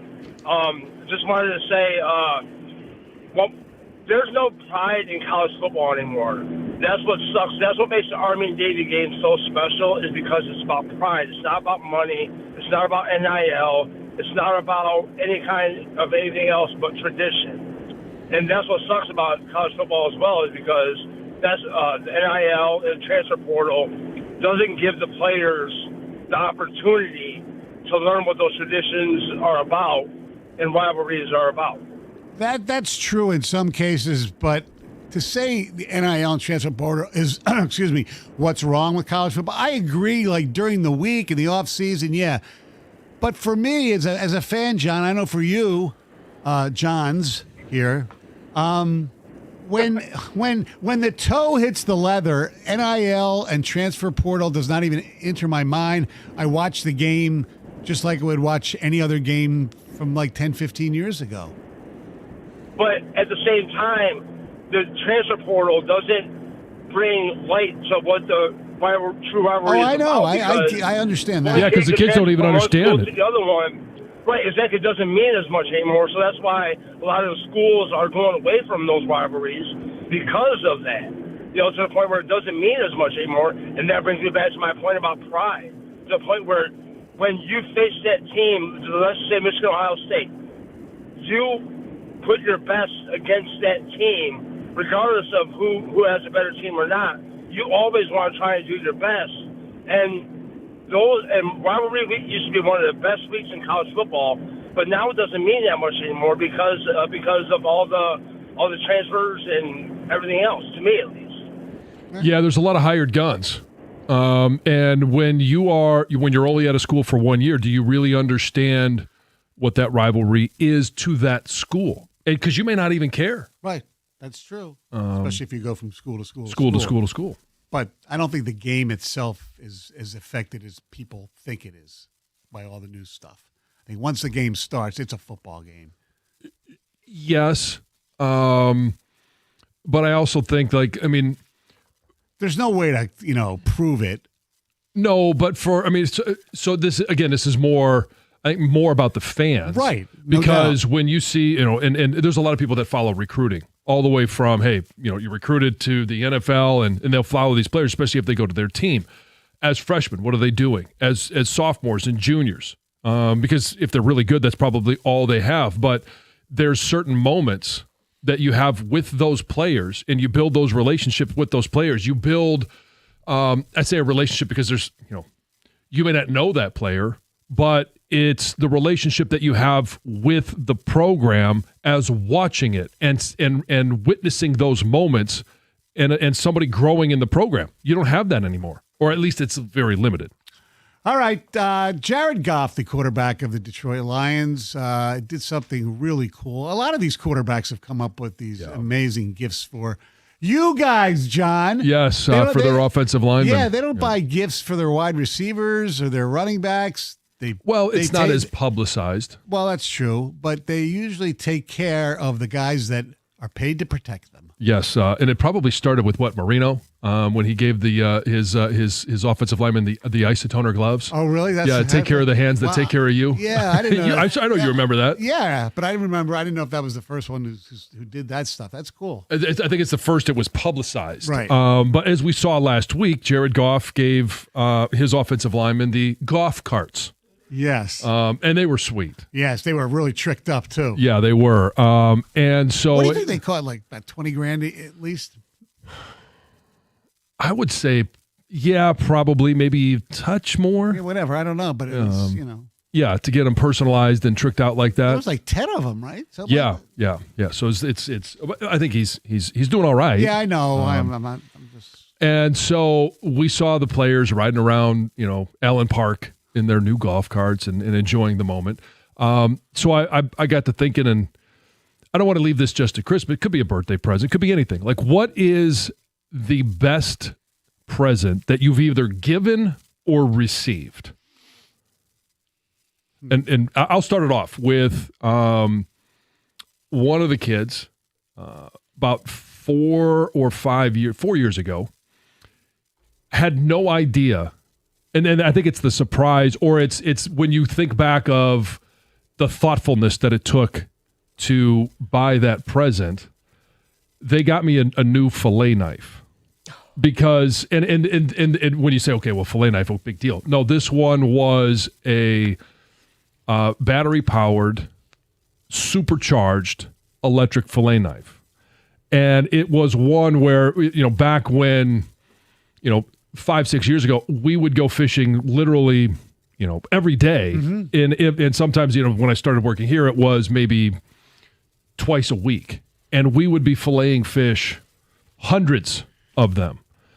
And I think this was more a gift for them so that they didn't have to wait for me to, at the fillet stations, wait to find a plug that I could plug into. Now I could just do it on my truck bed. But it was the Bubba electric fillet knife. First of all, I love the name of it. Yeah. But it is it is by far the best gift I have ever received. And I was so shocked when I opened it up. I'm like, wait a second. What is this? Oh, my goodness. It's amazing. I don't remember. I remember Cindy got me a driver for Father's Day, which I thought was a little excessive, but that was cool. A golf driver, not somebody to drive me around. I just want yeah. No, you already had that. Yes. Yeah. I married that. The greatest gift I ever remember being so happy to receive when I was a kid, and I actually have it still, and it's in my office on the thing. I don't know why I took it out of this box, and I'll show you here during the break. It was a Rolling Stones album called Through the Past Darkly, which is shaped like an octagon. And the members of the Rolling Stones are pressed up against like a glass, so their lips are, mixed lips are even worse than they normally are. And it was like, it's their great, they called it Big Hits, Volume 2, with Honky Tonk Women, Jumpin' Jack Flash, Street Fight Man, all the Painted Black, great song. It's just a great album. The best gift I ever gave was to an old girlfriend. I don't remember if it was her birthday or Valentine's Day. I went to Neiman Marcus and got her a glass slipper like Cinderella. Oh, wow. Look at you. Yeah. I was a little more romantic back in the day. Now you give me that What face. does one do with a glass slipper, though? Does it sit on a shelf? Is it like It's a trophy. Yeah. Look at my trophy I believe that my loving boyfriend gave me. I believe we sipped champagne out of it. Oh. Okay. I believe, if I remember correctly. Was it the right size? Could she wear it? No, I don't know. It was only one anyway. That's very thoughtful. Yeah. For me, Think she still has it? I don't know. Yo, I could ask her. She wasn't at the wedding? No. No. She was one of the few that weren't at the wedding. I wonder what one does with a glass slipper after they break up with someone. Do I keep the glass slipper or do I give it away? Throw it away? It's probably not. I mean, I don't think there's a situation where you could re-gift it. Do you have stuff from ex-girlfriends? No. Oh, I probably do at my mom's house. It might have been actually like crystal. Not girlfriends, but from, from I was going to clarify that one. Yes. So you don't remember? No, I do. There's one gift, and I'm sure I have gotten a ton of amazing gifts throughout my life. But the one that I really remember is when Colin surprised me that we were going to get a dog. And I think it was for my birthday, and I wish that he would have recorded it because it was a complete surprise. He was always anti-dog. We're never getting a dog. He didn't want the mess, didn't want the responsibility at the time. And I wanted one so badly. And he'd given me the gift, right? And I opened whatever else was in the box. And then at the very bottom was not a dog, but was a collar. And we did have cats at the time. And I thought, I was like, did you literally get a cat collar for me? Like, cool. And then he's like, look at it, right? Like, look at like the tag. And I was like, okay. And I was like, and I cry. I was crying because it meant that we were actually going to get a dog. And and I was just in tears because I couldn't believe it. I was shocked. It was a great surprise. Our telephone number is 248-539-9797. Greatest gift you ever received. Or gave. Because Jared Goff gave his offensive linemen some cool golf carts. Dan Campbell, 802-97-1. Hey, we love the holiday season, and we love the family time, everything that it brings. And FanDuel right now wants you to know that 'tis the season to be boosting, because this year you're getting 7 straight days of holiday rewards, each one waiting in the app for you to unwrap. So if you haven't done it yet, you got to get in there, download the app, explore it, find out what it's offering you. Every day brings a new way to play, so keep checking to see what drops next.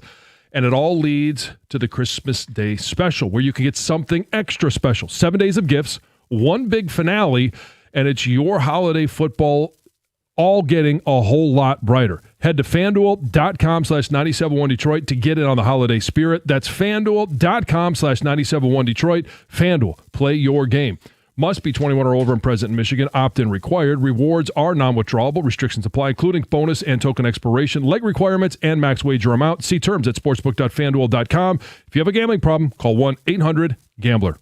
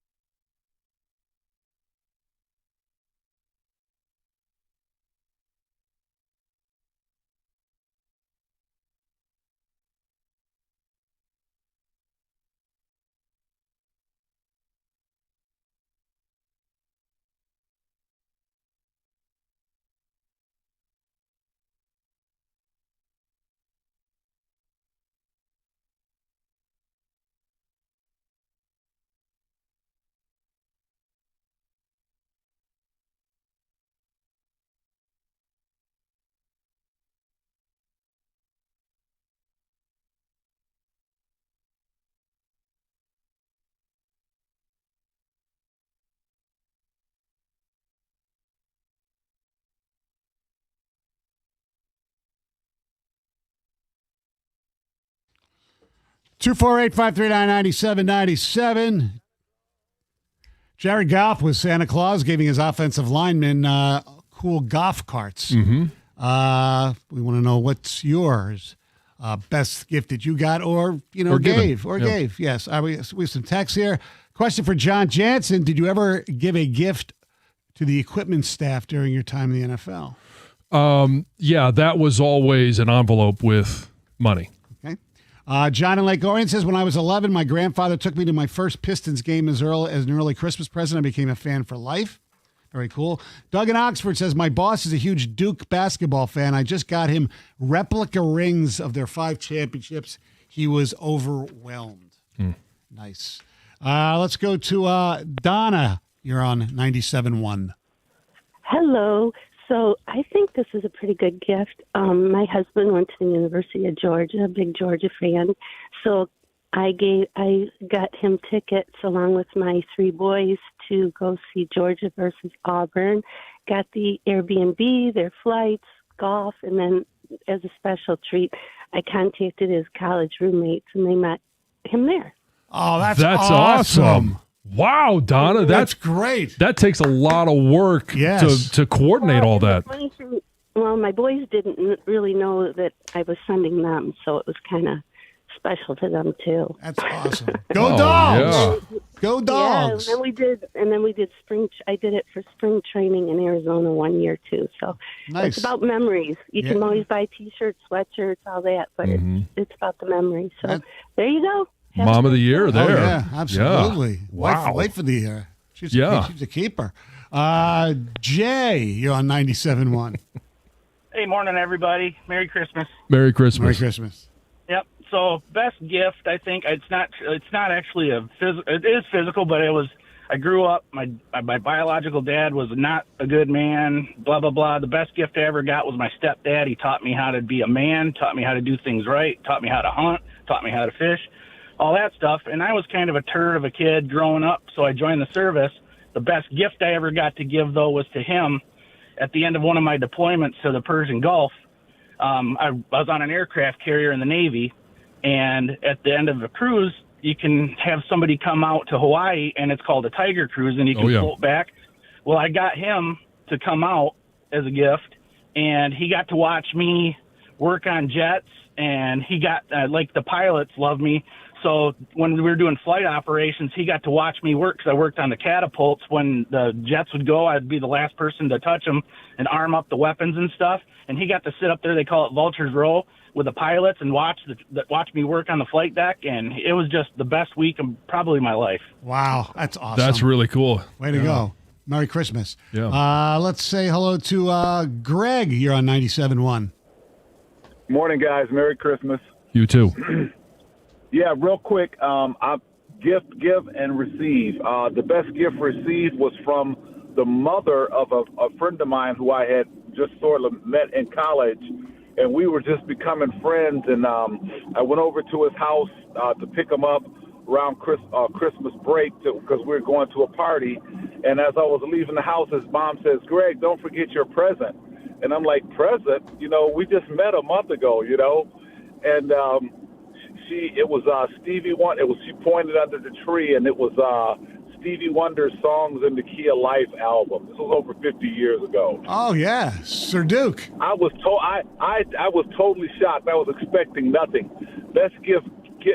Other gift was my wife. This was I'm a Spartan, and she got me the cover of Sports Illustrated magazine from 1979, the year that the Spartans that Magic won the title at Michigan State.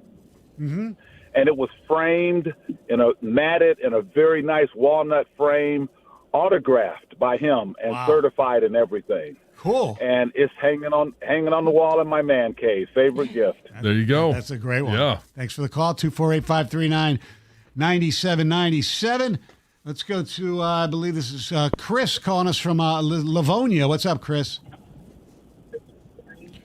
Hey, what's going on, guys? This is Chris from Clinton Township. Clinton Township. That's right. Sorry. That's all right. Merry Christmas. Merry Christmas. the best gift that I have gotten besides my kids was my wife bought me an oval track race car. I used to race cars for years, and then my daughter passed away. Sorry. I had to sell everything and get out of it. And got divorced 7 years after that. One day I came home from work, and there was a brand-new stock car sitting in the driveway. My wife said, here's our business name. Build us a race car, and let's go racing. We've been racing ever since. Oh, wow. That's cool. Yeah.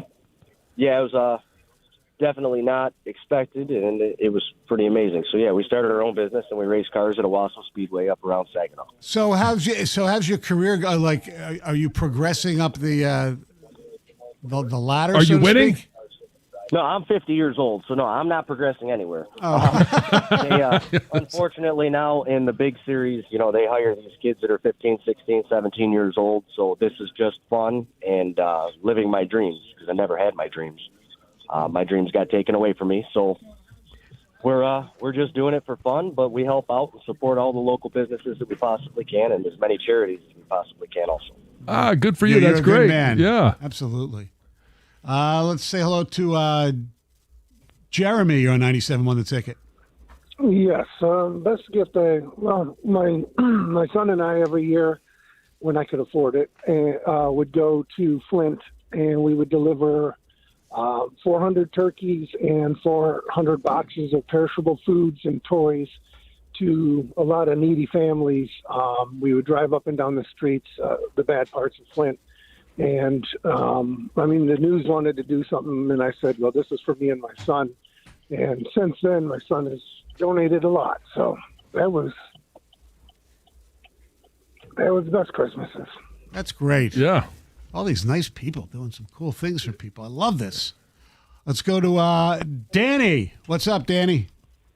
Morning, John. You'll like this. Maybe you too, Stoney. My daughter was in the Michigan Marching Band, and a halftime show against Rutgers. My father and I got to hold one of those giant flags. So a year later, we're walking on the Emden, and it's for sale. It was very specific. You could see me, but you could tell I knew I was on the 11-yard line and wearing my particular jersey, and the price was just too steep.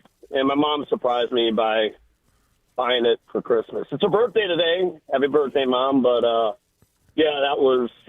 had a lot of good gifts, but that was my favorite. It was a poster of you. It was one of those panoramic pictures framed in glass. Okay. So that's really cool. Yeah. Go Blue. Thanks. Merry Christmas, guys, gals. Thank you. Merry Christmas. Appreciate it. 248-539-9797. That is the telephone number. Mm-hmm. The turkey one is unbelievable. Buy 400 turkeys. Is that what he said? 400? Yeah. That's amazing. That is just awesome. Yeah, it is very awesome.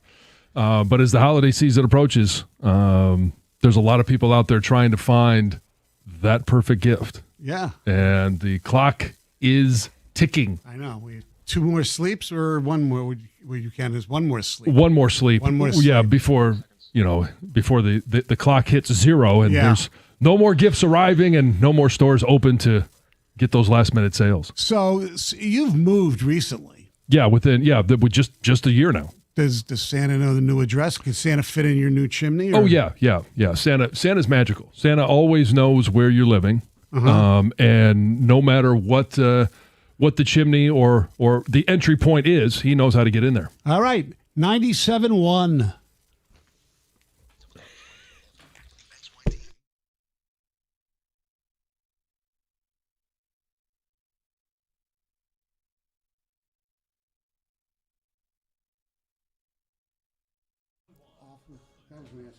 Brought to you by Northville Lumber. The Pistons improved to 23-6 last night, which is the second best record in the NBA after a 110-102 victory over the Portland Trail Blazers. Jalen Duren led all scorers with 26 points while adding 10 rebounds. Asar Thompson had his third double-double this season and first since the first month of the year with 18 points and 12 boards as well. Jaden Ivey had another solid performance in his progression back from 2 separate leg injuries. In just 18 minutes, he had 11 points off the bench. It's a 5-game road trip out west for Detroit, and that was the first of 5. Tonight, they will get the Kings in Sacramento at 10 o'clock.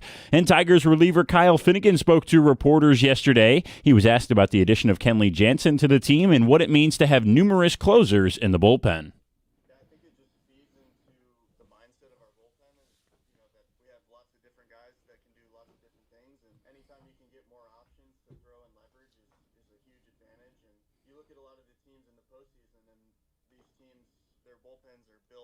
Multiple guys that you can throw out there in the 8th, 9th inning and have confidence that they can get it done. So I think the more closers you have on your team, the better.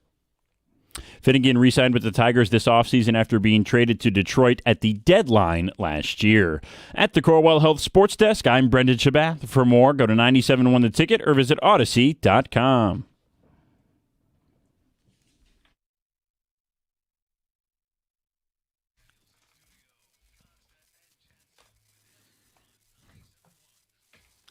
Thank you very much, Brendan. 248-539-9797. Dan Campbell scheduled to join us shortly. The Wings are home tonight against the Dallas Stars. We actually have tickets for Sunday's game to give away when the Toronto Maple Leafs come calling. Be the 5th caller at 248-539-9797 when you hear a Ken Cal sound. All right. What do you think of the Wings season so far? I think it's been better than expected, but the problem, I mean, they're playing well lately. Sider's been incredible. And the goaltending, Gibson has played much better. I don't know. They should make the playoffs, but it's you have a good week and you're in first place. You have a bad week, you're not in the playoffs. Right, yeah, you're just so on the outside. Tight.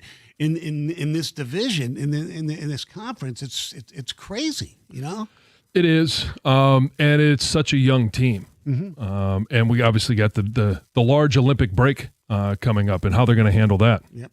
All right, it's time to talk some football with the coach.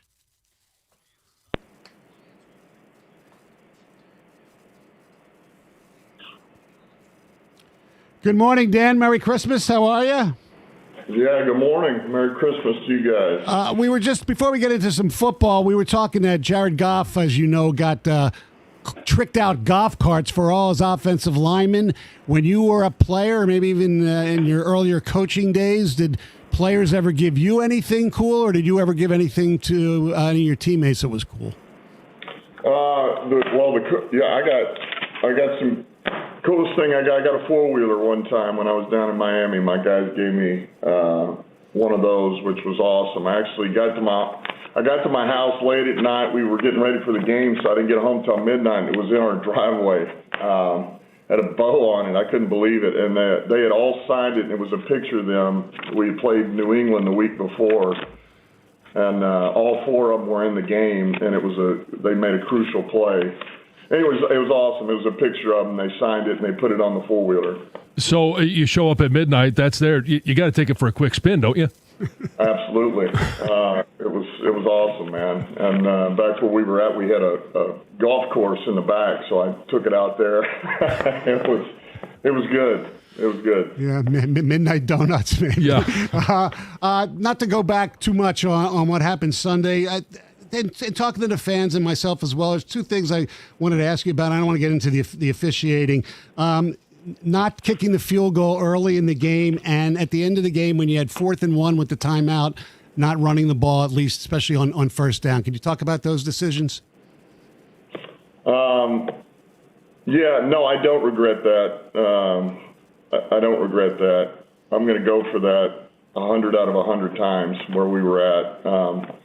I'm always going to wish the call that I would have had a better call, when it doesn't work out. That's just me, but no, I don't regret making the decision to go for it. And then what was your second one there at the end? When it was 1st and goal from the 1 with like about 25 seconds left you had a timeout, I kind of thought maybe, and some people thought maybe put Demo in and try to run the ball once. And then if you didn't get it, then use your timeout and then have 3 throws for the end zone. I mean, certainly that crossed my mind. but chose to put it in Goff's hands, and we threw it to Saint and scored. It didn't work out. Yeah. No, and obviously, I mean, a lot's been made of the lack of the rushing attack. What were some of the struggles you had or the team had in being able to rush the ball against the Steelers? Yeah, we just had a lot of negative runs early. Whether it was we just took turns. One guy here, we don't sustain. We had one where we weren't targeted, weren't all on the same page. There was 2 calls that I didn't love because, I mean, one of them we get run down on the backside. I mean, Demo has no shot to get away from that. So I don't love that. That's a scheme deal there. So we all had a hand in it, and the problem is not so much that you don't run the ball great, because sometimes that's what happens in early games. It takes a while to get into it, but when you have as many 0 gains or negative runs that early, I mean, that was really what they were. That's really what they were. The first, call it, I mean, Demo rattled off a 17-yarder on play 4, but we really had 0 yards, 2 yards, 0, 1, -3, -2, -1. It just gets hard, and at some point, you're going to try to get it in the hands of Saint and J-Mo and Gibbs in the pass game, if you don't feel like you're making hay in the run. You know better than anyone. This team is, the grit thing has been built basically from the offensive line and even a little bit for the defensive line and the games you've lost, the 7 games you've been outrushed, I think almost 990 to 487. Is there something that, I don't know if the identity is the right word or where you guys are not controlling the line of scrimmages on both sides of the ball? Is there a reason for that you can put your finger on? And is that accurate? Yeah, look, I think you can't argue the fact that we're not winning the rushing attack. I mean, that's you can see that, especially over the last 2 weeks. I mean, it's right there to look at. So that's what we do know is we're not winning. I don't think it's from a lack of toughness. I don't think it's from a lack of effort. I don't feel like we're getting pushed around. I feel like it's more of we're taking turns not doing our job, and when you have one guy, like you can fit everything perfect on defense, and if one guy's not where he's supposed to be, we get gutted. And then, look, we missed a couple of tackles, too, like the other day, that cost us. I mean, and so some of it, it's like, oh, man, the D-line, the linebacker. Well, that's not always the case. Those 6 guys are fitting it right, and we have one guy that's not, or vice versa. Maybe it is. Maybe we have somebody that's not quite fitting it the way they should. So, we can go round and round on it. I don't feel like it's one of those issues like, oh man, we're getting shoved around. We're just not. We have no margin for error. And man, if we don't do everything perfect, it makes it tough. It's really tough on us right now. So it requires everybody being on point, is disciplined, and is urgent to do their job as they can. Because if one guy gets out of position, it's tough on us. This is a position you guys haven't been in a couple of years, fighting for your playoff lives, and it's not in your control. You got to win out, and you also have to have help from other teams. What's the message to the team about preparing for this game and preparing to go to Minnesota for a team that beat you, at Ford Field earlier in the season? Yeah, man, there's nothing we can do but go back to work, man. We have to prepare for this opponent on a short week. I mean, we came in, we got our base game plan in yesterday. Nothing's going to be live, but you give them the things that you think they're good at and what we think will work against these guys. We got to be able to solve a lot of issues once we get up there in real time during the game. But you just worry about what's in front of you right now, and nobody feels sorry for us. Nobody cares. We gotta prepare to play. These guys got to get rested up. They got to digest this game plan, and then they got to emotionally, physically, mentally prepare in 2 days to go out there to Minnesota in a hostile environment and play some of our best football to win this game. How tough is it? I don't know if fair is the right word, and I know you would never bellyache about it, but is it kind of, I don't know, unfair that you guys have to play Thanksgiving and Christmas? No, I mean that's on that's short the world weeks. We're in. Yeah. That's the world we're in now. I mean, that's what we're charged with. I mean, look, last year we were coming off the last game of the year to get ready to play Minnesota. You know, we traveled to San Francisco on a Monday night. You know, and that was that was tough too. So that's all stuff that is it's part of it, and that's where they put us on the schedule, and it's our job to adapt and be prepared. I know that obviously you guys have injuries, Minnesota has injuries, so it's not the same team that's matching up that you guys matched up earlier in the year, but what needs to happen differently this time against Minnesota to come away with a win?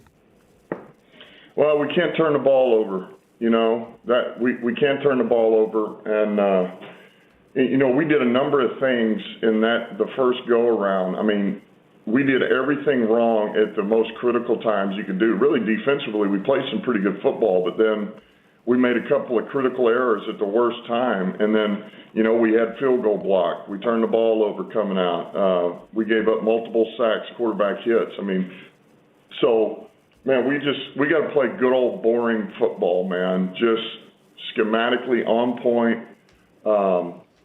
You know, it may not be flashy, but we just got to do what we got to do here to not make mistakes and take this to the end of the game, find a way to win it.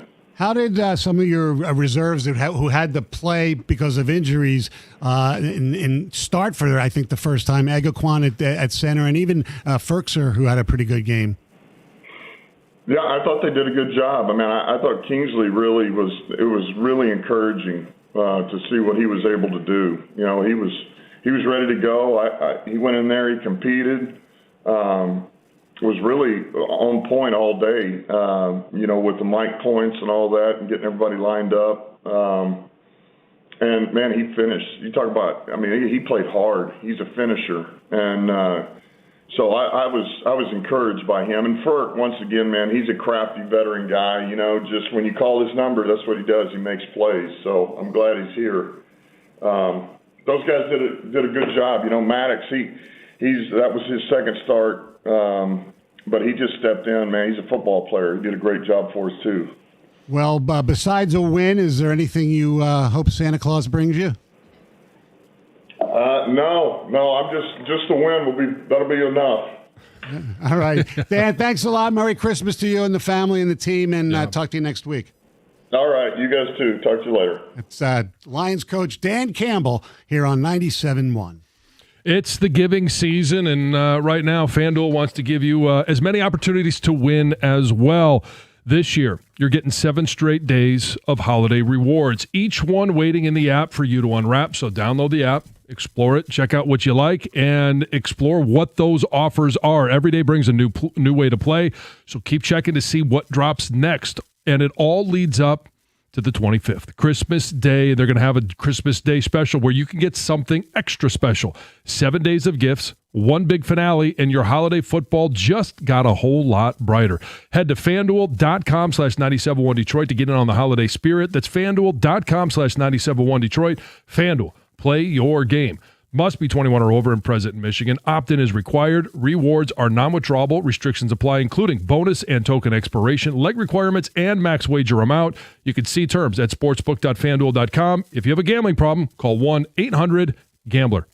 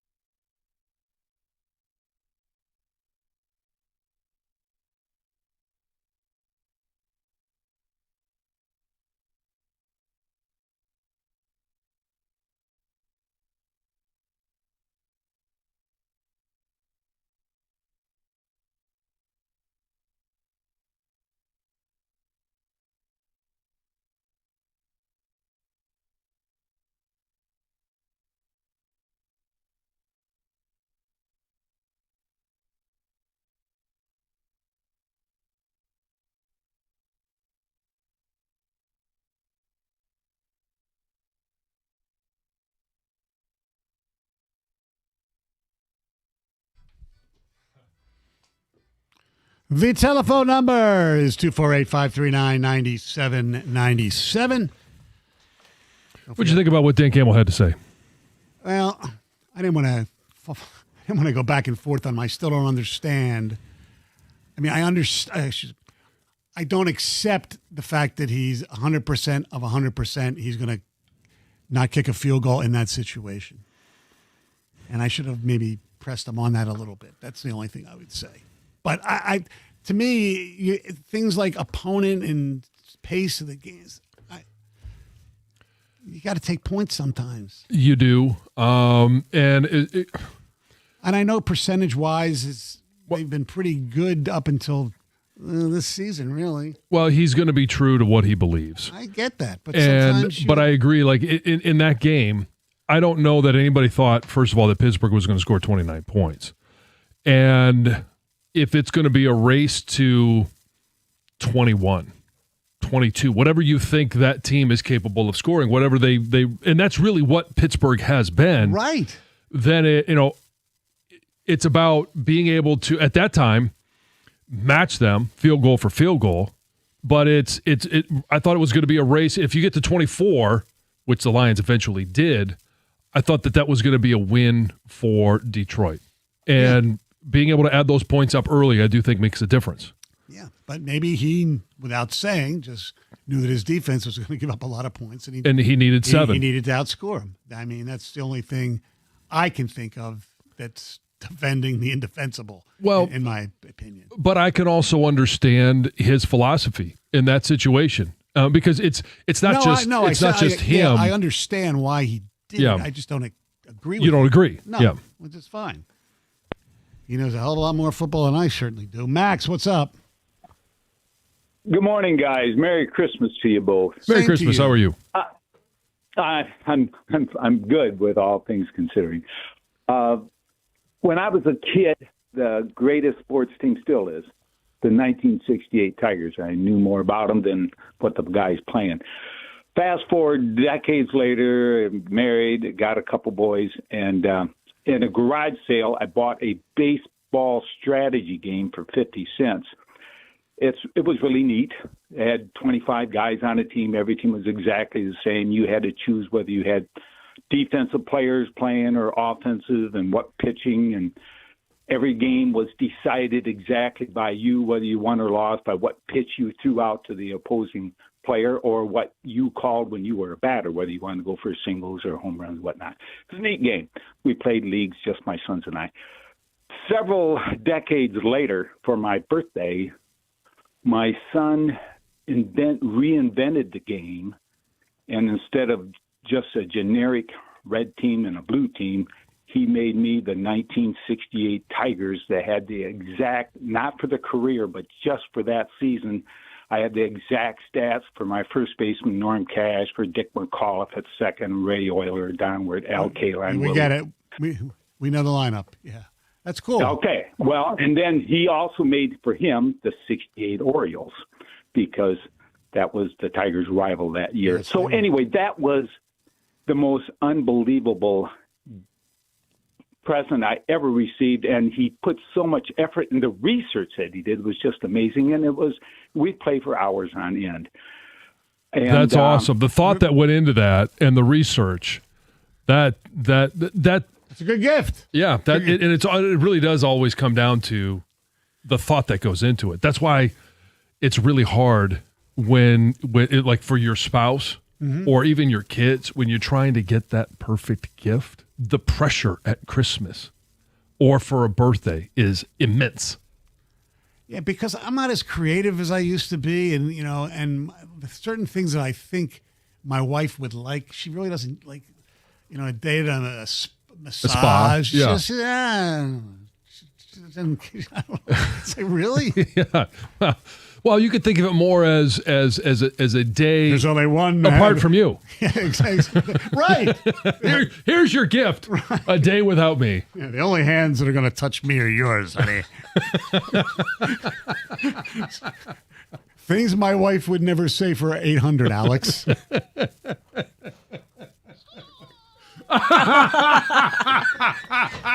Thank you. Thank you. That was the best.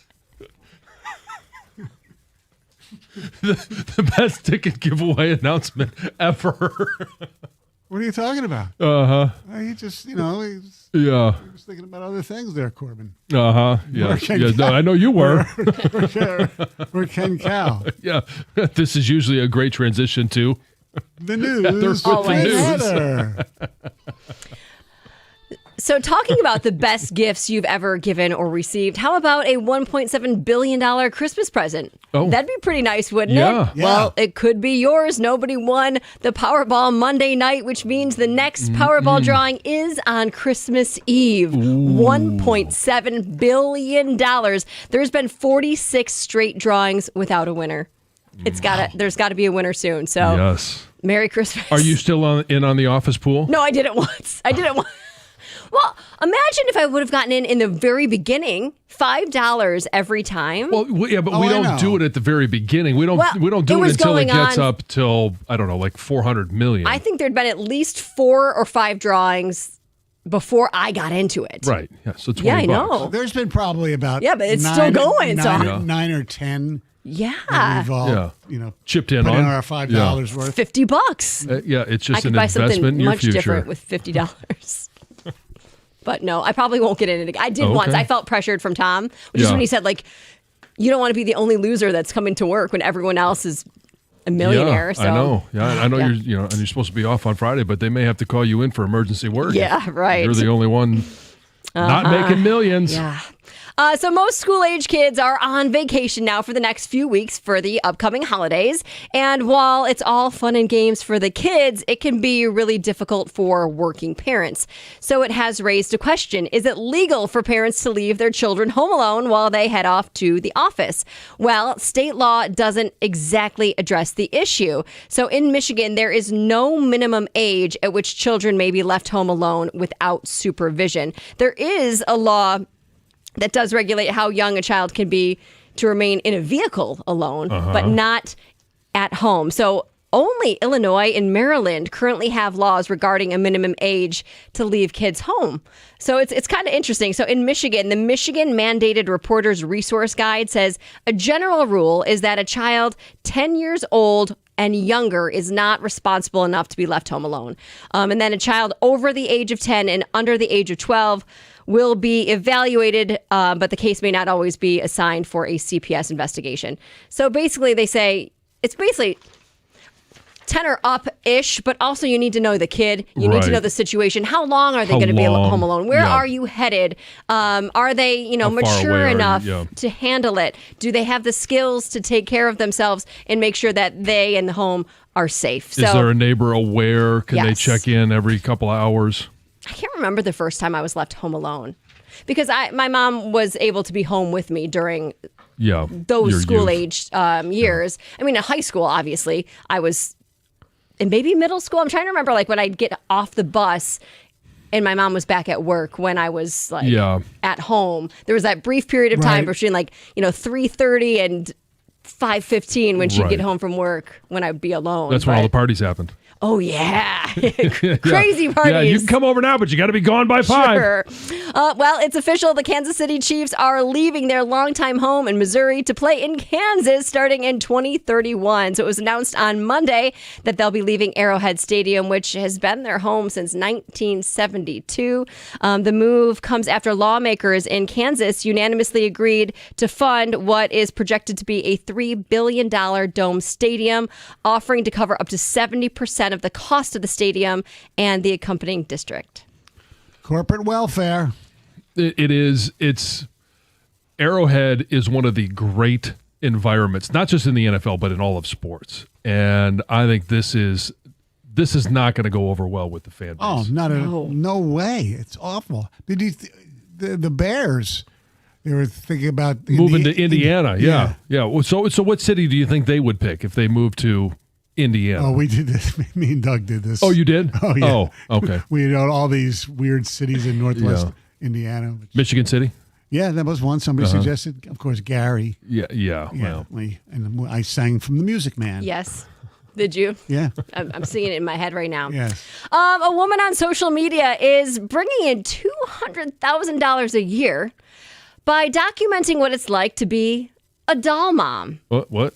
A doll mom. I've seen this woman on social media because I've seen this story all over. She's going viral for showing off her daily routine, what it's like to wake up her dolls, feed her dolls, play with the dolls, take care of the dolls like they are her own children. So she says she has 20 of these reborn dolls, which are very expensive. Oh, they're reborn. That's what they're called. Oh, is that, Have you heard of those before? No, are they just reclaimed? I think that's like more like the brand name of them, not that they're actually reborn. It's just the very realistic. They're like hand created and painted, and they can be like up to like $10,000. Oh boy. For certain ones. They're very expensive. Anyway, she started collecting them in 2020. She got 20 of them. And while most people online are calling her lifestyle sad, scary, and creepy AF, she's laughing all the way to the bank because she said she has made $200,000 this past year through her posts. I can't think anything off the top of my head, but it is amazing how people have been able to monetize weird stuff online.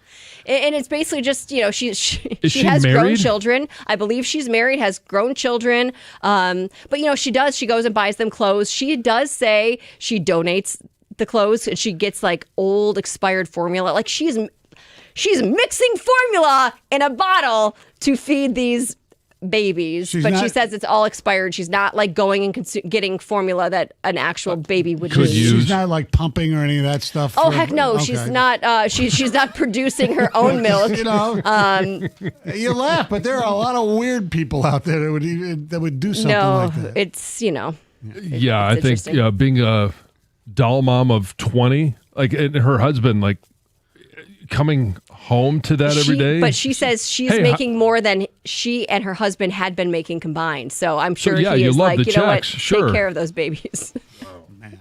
All right. Thank you very much, Heather. They're all staring at you. 248-539-9797. The guy who's going to coach Michigan's next game spoke yesterday. Anything weird in what he had to say? 97.1. Hey, what's up, Detroit? It's your girl, Heather, and I'm always looking for ways to stay on top of my game, right? So listen, you know how much I rely on my phone for everything. That's why I've got to tell you about this insane deal from Verizon that'll help you be your best self, too. We're talking a low price on the best 5G in Detroit. Seriously, whether I'm blasting my favorite tracks in the morning commute or snagging those last-minute tickets to the hottest new flick. Check this out. You can switch today and pay just $50 a month for a single line. You heard me right, $50 a month for the best 5G in Detroit when you bring your own phone on the unlimited welcome plan with autopay plus taxes and fees.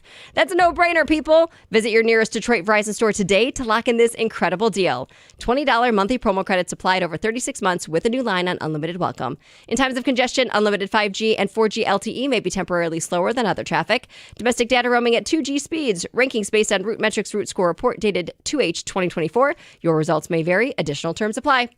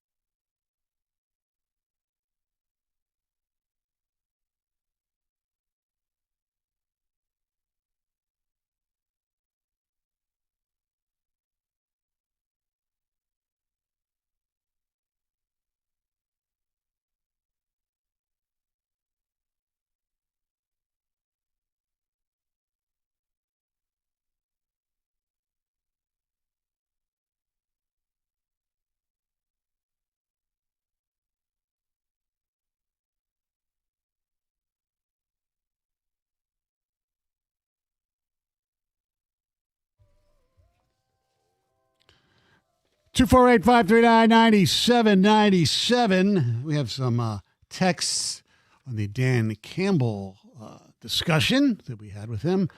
Not so much what he said, but he says, I don't think this coaching staff has had a good year. However, I think that has helped to expose the hole in this roster. It's like everyone across the board has gotten a wake-up call in that building.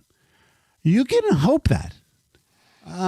Maybe sometimes, I mean, you never want to say it, but a season like this can be a blessing in disguise. Yeah, it's going to have to recenter you. Yeah. And I'm never going to call a season without the playoffs a blessing in disguise. No, I understand that. But if you look back in 2 or 3 years and it does enact change, and the way that either Brad Holmes, Dan Campbell, the coaching staff, even the players are going to operate this offseason moving forward, because I don't believe that the whole window open, window closed thing, I don't think it's closed. Right. It's just going to take longer. Yeah. Obviously, it's not going to happen this year. Correct. And somebody also says, as the clock ticks, so does my confidence in the Lions, Dan Campbell, and Brad Holmes. That's, somewhat understandable. That's what happens when you have a disappointing season. Yeah, an underperformance. Yes. And look, this is next year will be year 6. And they don't make the playoffs next year or show considerable improvement, which would be making the playoffs. If they don't this year, which they probably will not, then you have to look at see whose seats are getting warm if they're not headed in the right direction. Correct. Yeah. I mean, if you take a step back this year and then you take a further step back, then you need to take a hard look at why and who's to blame. And you can argue that even though they were 15-2 last year, they took a step back playoff-wise from the year before. Yeah. So it would be 3 straight years of going backwards. Yeah, so yeah. Congratulations to Jeffrey of Waterford. He heard Ken Cow's very timely score, and he wins tickets to see the Wings take on the Maple Leafs on Sunday, December the 28th. Mm-hmm. All right, on December the 31st, yes, which is a Wednesday, right? Yes, correct? Week from tomorrow. The Michigan Wolverines will be taking on the Longhorns of Texas in the always traditional Cheez-It Bowl. But it's the Citrus Cheez-It Bowl. It's the Citrus Bowl. Yes. They've been there many a time. You like Cheez-Its? It's okay. It's not one of my favorite. Yeah, me either. I don't like them. They remind me, though, however, of my grandma. So they're which is a great thing. Yeah. But they just remind me of an old person food. Oh. This is a hot topic.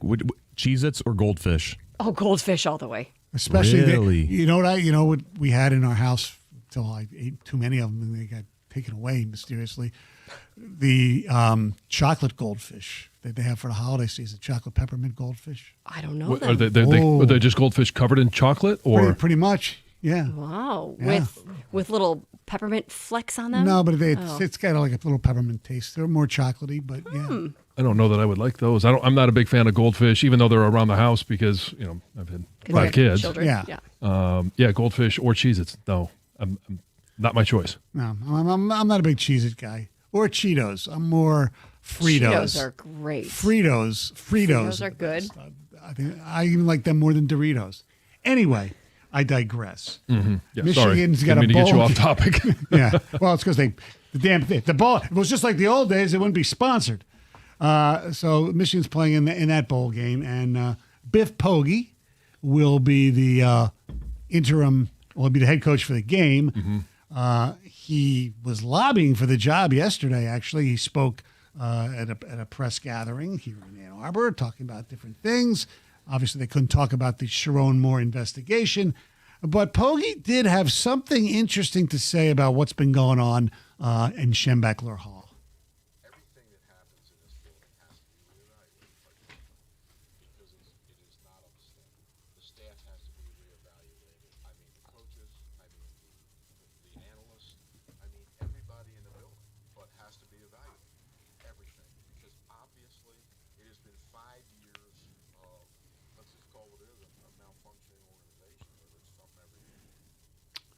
I don't look. I give him credit for saying that.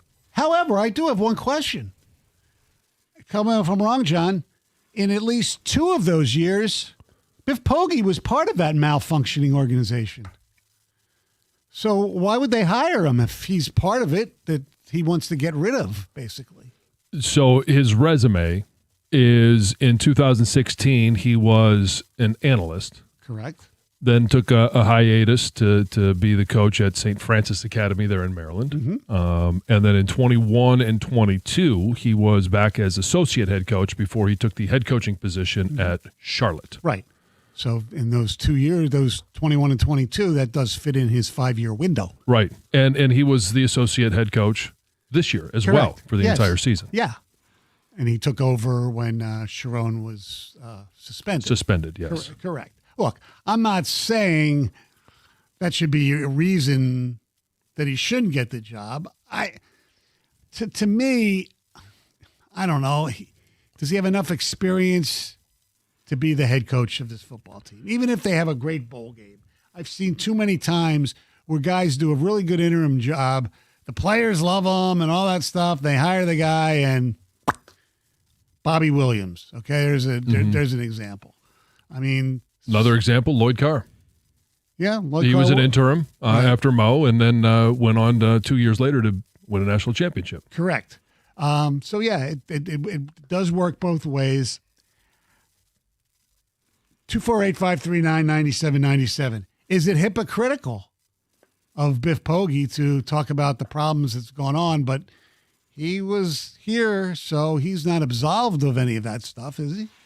No, there's no absolving. The question, the follow-up, or maybe, at a later time, it is, did you recognize these things, and how much were you possibly handcuffed by the head coach? Because the head coach is the one that runs the program. Correct. And so early on in those 5 years, it was Jim Harbaugh, and then it was Sharon Moore. Did he raise some of those issues with both of those guys? Was he listened to? Was he ignored? Did he ignore what was going on? Those are all questions that I think are fair to ask. Right. And look, I know he was not successful at Charlotte. That's a very difficult place to win. He was in an awful situation there. But still, his resume is not great to be the head coach at the University of Michigan. 248-539-9797. Love to hear from Michigan fans where you feel on the Biff Poggi taking over as the head coach of Michigan, if that indeed is their answer. Ward Manuel also did say they're going to have a permanent head coach by the bowl game. So we'll see how that goes. And there was a report from Michigan insider Sam Webb that they now have direct contact with Jeff Brom. So that name, who has been mentioned a little bit, he might be the leader in the clubhouse. We don't know. I believe they play today, Louisville, their bowl game. I think it's is it the Boca Raton Bowl? Oh, Boca Raton. Against the Rockets of Toledo. Oh, I should send my family there, recruit him or don't recruit him, huh? Oh yeah, that's right. You dropped them off last night, and they're on that jet plane. Yes, were. Yes, I'm sure the Boca Raton Bowl is not on their itinerary for this evening. Yes, it is the Boca Raton Bowl. Oh, what time is that kickoff? What is the itinerary for this evening? Isn't they're down there for Bachelor Week? I'm here for Bachelor Week. Oh, I thought when you said that the Bachelor program was starting off, I'm like, wow, they're going all the way to Florida to celebrate. No. The week. Got to be able to watch every episode. No, that's not the case. No. I misunderstood. Bachelor Week with me. And boy, let me tell you, what did I come through with some party stuff yesterday. Oh, boy. Oh, really? Oh. Little humdinger. Well, if you consider just watching the women and landman a humdinger, then maybe that's about it. That's about as humming as my dinger goes. Oh, jeez. Okay. 97.1. Injury attorney David Femininio is the guy you want to call if you've ever been hurt in an accident. But what he really wants is for all of us to be safe. He knows how tragic accidents can be. That's why he started David's Driving Edge, to spread awareness about distracted driving and help us with all the tips that he's learned to be better prepared on the road. If we can prevent accidents before they happen, that's the real win. You can learn more at his website That's getpaid.com/drivingedge.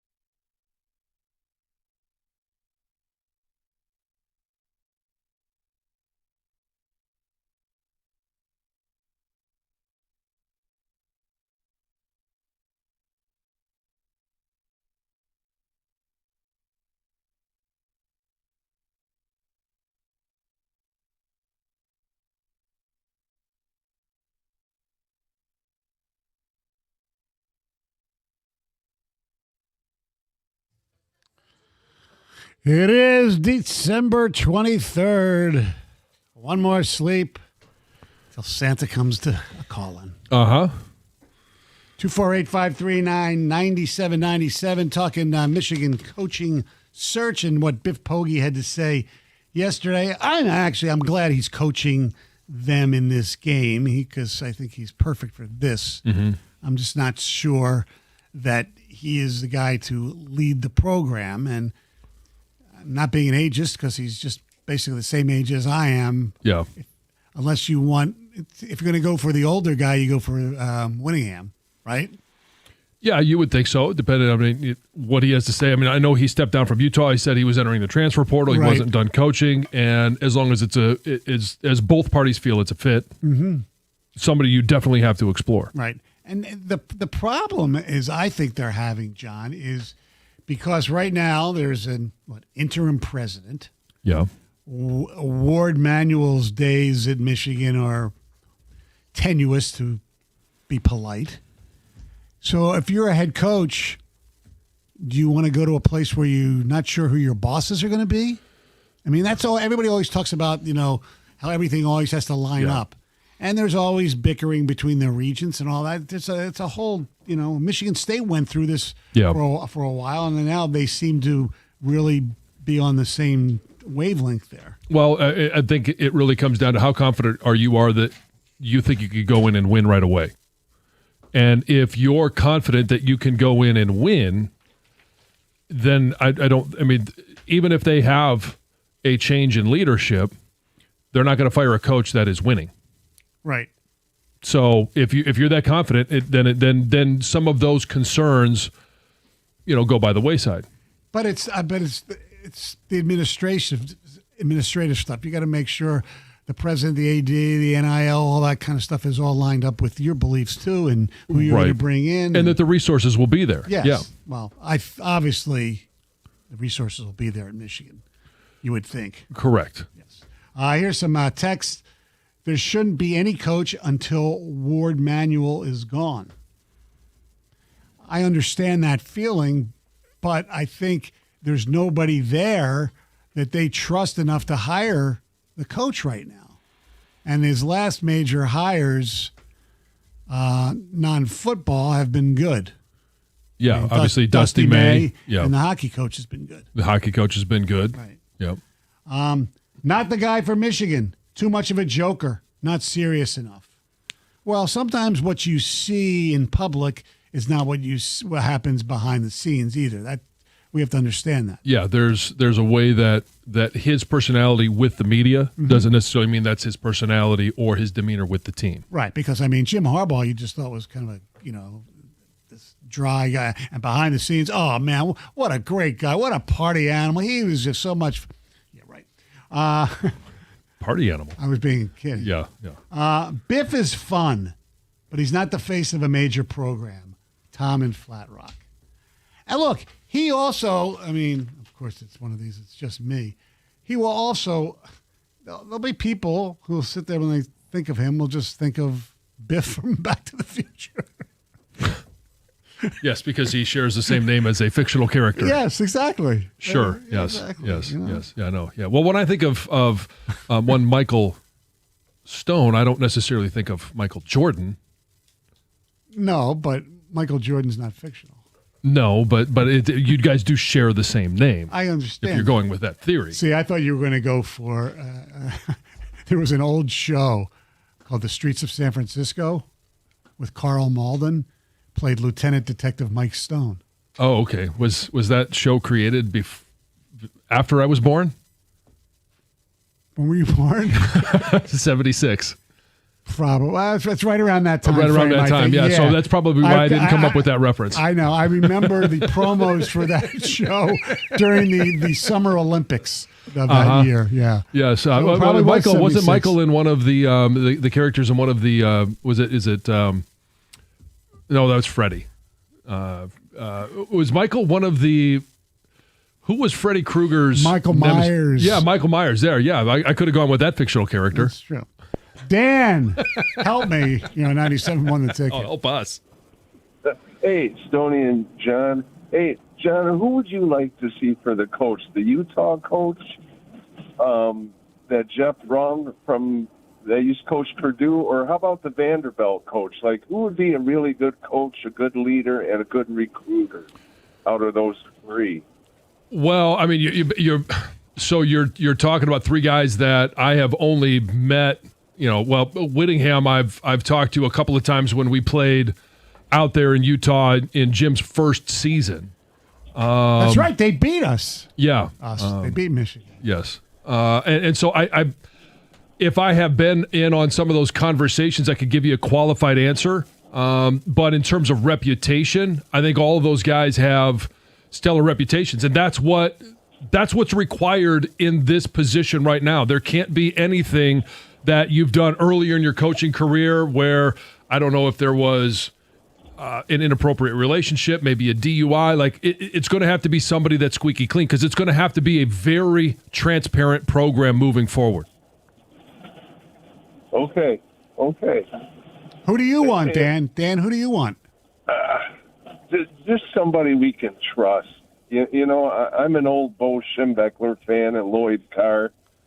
A couple weeks ago, I heard John talking about Lloyd Carr, kind of like a coach like that. That's kind of who I want. Thanks for the call. Appreciate it. I think Willingham fits that, right? From what we know, yeah. Yeah. Dave, you're on 97.1. Hey, good morning, fellas. How are you? Good morning, thank Dave. you. Good. So a couple interesting things. I think, and I don't know, I'd like your opinion, but based on the circumstances, Sharon Moore never gets a job like Michigan in the top 10, unless it happened the way it did in that poor choice. And I also think that maybe Ward Manuel thought Michigan might be getting some NCAA discipline, but he doesn't go out and leave there and get a job the quality of Michigan's as your first spot. No. And even Biff Poggi leaves and goes to Charlotte and had no success at Charlotte. So when you're talking about those two guys, that's, it's just unique in that situation because neither one had a Michigan resume or have a Michigan resume going in. And the second thing that I've always thought was strange, Mike Hart had a better Michigan resume. Mike Hart went off the radar. He's got a story to tell. And sometime that story is going to come out probably. Well, and eventually Sharon Moore's got a story to tell because he's going to need some money down the way, and he'll be talking, I bet. Yeah, I think Mike Hart probably wouldn't pass the vetting right now. Yeah, I don't know. That's all, That's that's all I'll say about that.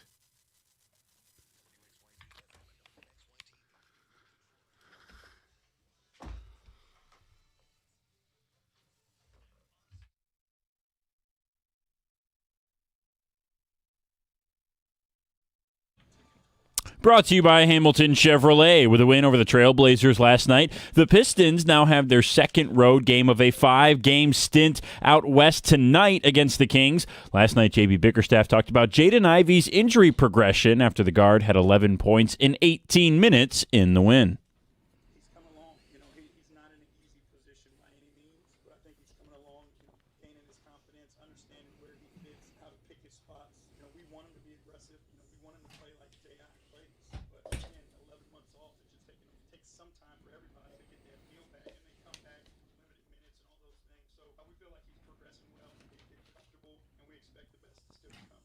Tip-off tonight against Sacramento will take place over on WWJ News Radio 950. The pregame coverage over there from Dustin Fiocco begins at 9:35. Tip-off at 10. The Wings are also back in action tonight. They're rolling after a pair of wins against the Capitals over the weekend. Tonight they're at Little Caesars Arena to take on the Dallas Stars. Our coverage here on 97.1 begins at 6:15 with pregame from Jeremy Otto. The Wings have won 4 of their last 5 and 8 of 11 after the strong weekend. Meanwhile, the Stars have the second-best record in the NHL behind only the Avalanche. Dallas is 25-7-5 and have won 4 of their last 5 games as well. They've won 8 of their last 11 as well.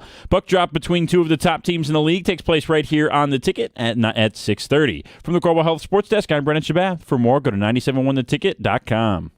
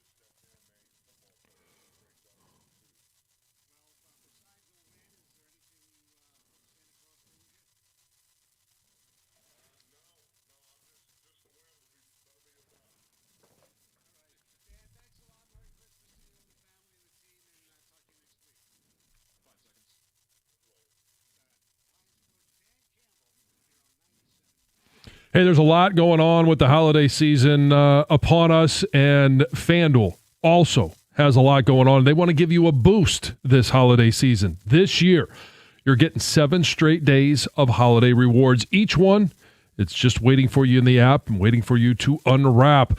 Every day brings a new joy to play, or a new way to play.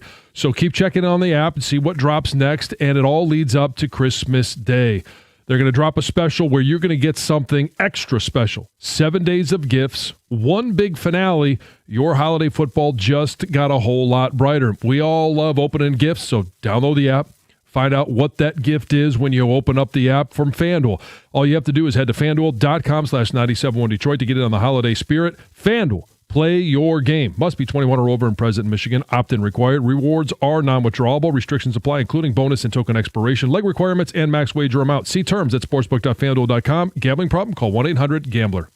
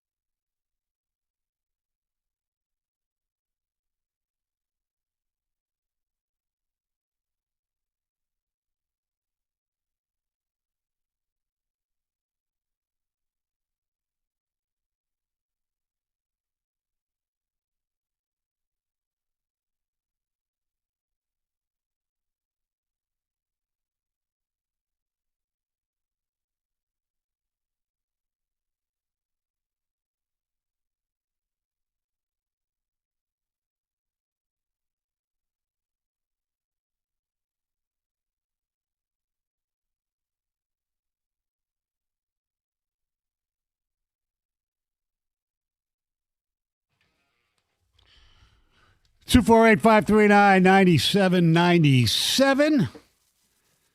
Always love talking to Dan Campbell. Yeah.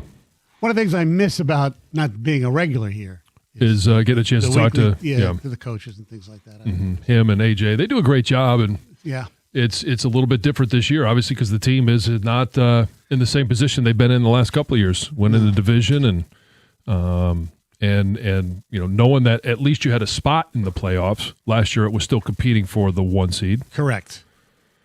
So, but look, the field goal thing, I'm always going to take the not all no. In certain situations, I just don't think anything actually in life. Basically, now I'm sure people will come up with different ones. You should never be 100%. There always can be a variable where you have to change your philosophy depending on certain things. well, okay, so yeah, that philosophy would change if all you need is a field goal to win, and it's fourth quarter, they're in that same position. You're going to kick it and take the win. Right. No, I understand that, but I mean, even if the same situation Presented itself in the first quarter. right, if they were playing a team that had a really, really good defense, maybe I would say, you know what, this is going to be a low-scoring game. I got to take points. He doesn't feel that way, but that's he's the head coach. I'm not, and that's okay to disagree about things like that. Yeah, and he's got his conviction on I'm certainly on the play that he called, and that it was going to be successful. I don't think he was calling one. I mean, anytime it's not successful, you're going to go back and say, well, maybe I could have called this one different. Correct. Sure, you can say that in hindsight, but in the moment, he had conviction that play was going to score a touchdown. Yeah. Meanwhile, I was watching, scrolling through social media, and they were going through the OPI, the first one on Tesla, but the play before that, where they threw the ball to St. Brown, or 2 plays before, where they got to the 1 yard line. Yeah. And Orlovsky was pointing out, and he circled Patrick Queen, who was.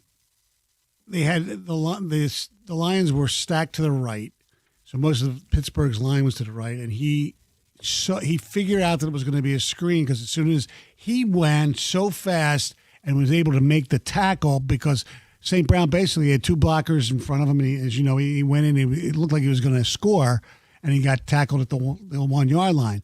And Patrick Queen made an unbelievable play to save that game. So yeah, that was the right play call. But look, the play call. Their players made better plays than ours did. The play call that was the OPI on Tesla was a great play call. Yeah, and honestly, even if Tesla doesn't make contact, I think Amon-Ra St. Brown there may be a trailing defender, but it's still a touchdown. Yeah, and in fact, our very own Mark Ryan pointed out that was the same play that Clemson won the national championship on, with Deshaun Watson throwing. Yeah, there's a lot of games that have been won on that play. I know, but it was so wide open. It was, and everybody there thought that the game was over. Yes, we did. And they did. They even did enough to make sure that with no timeouts, Aaron Rodgers wasn't going to have enough time to make something happen. Correct. So it's disappointing. It could have been a great moment, and one that quite possibly could have saved the season. But now they've got to hope that Green Bay loses out. And has there been an update on? And I know we're still midweek, and they don't play till later in the weekend. But any update on Jordan Love? No. Or Malik Willis. He kind of injured his shoulder a little bit yesterday, too. Or Sunday as well. So. Right, correct. So, yeah, they're down to number 3 at this point. And it looks like that the Lions will be facing, Max Bosmer, is that his name? The backup quarterback? For Minnesota? Yeah, it appears that way, yeah. It's still not an Kevin easy O'Connell's game. still a really good coach, and you still got to find a way to score on their defense. Yes.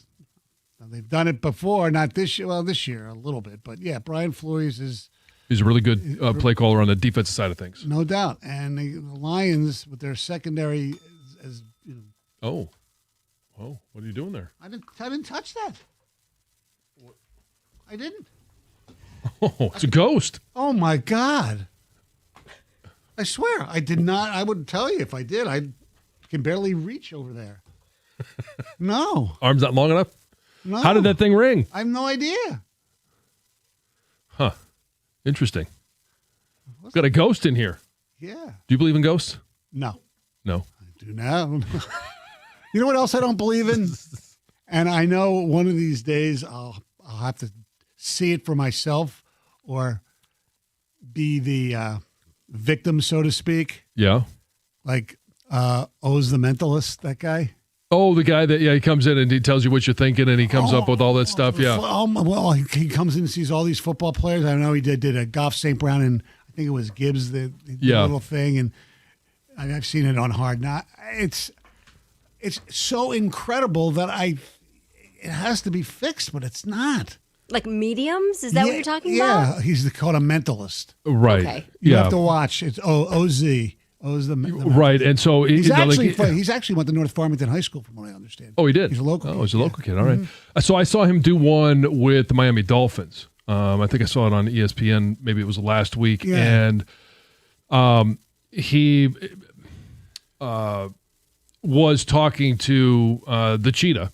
And they had thrown the ball that was around. Unbelievable. And the first letter of every guy that caught the ball, he put it on the list and in order, and then it came out to the anagram of the first letters made the name Cheetah, and he's the one that ended up with the ball. Yeah. And then his like high school friend that he had in his name or in his head, his nickname was something, and he was able to tell who that nickname was without anybody saying it out loud. Right. It's incredible. I will say I'm a bit skeptic on that stuff, but a couple of years ago, my sister got a reading by a medium, and she was like, "Just go do it." It was pretty affordable, and some things that are kind of like very basic, like do you have a dead relative in this way, and it's like okay, but the thing that got me is when she asked about something that is very specific to like mine and my deceased grandfather's relationship.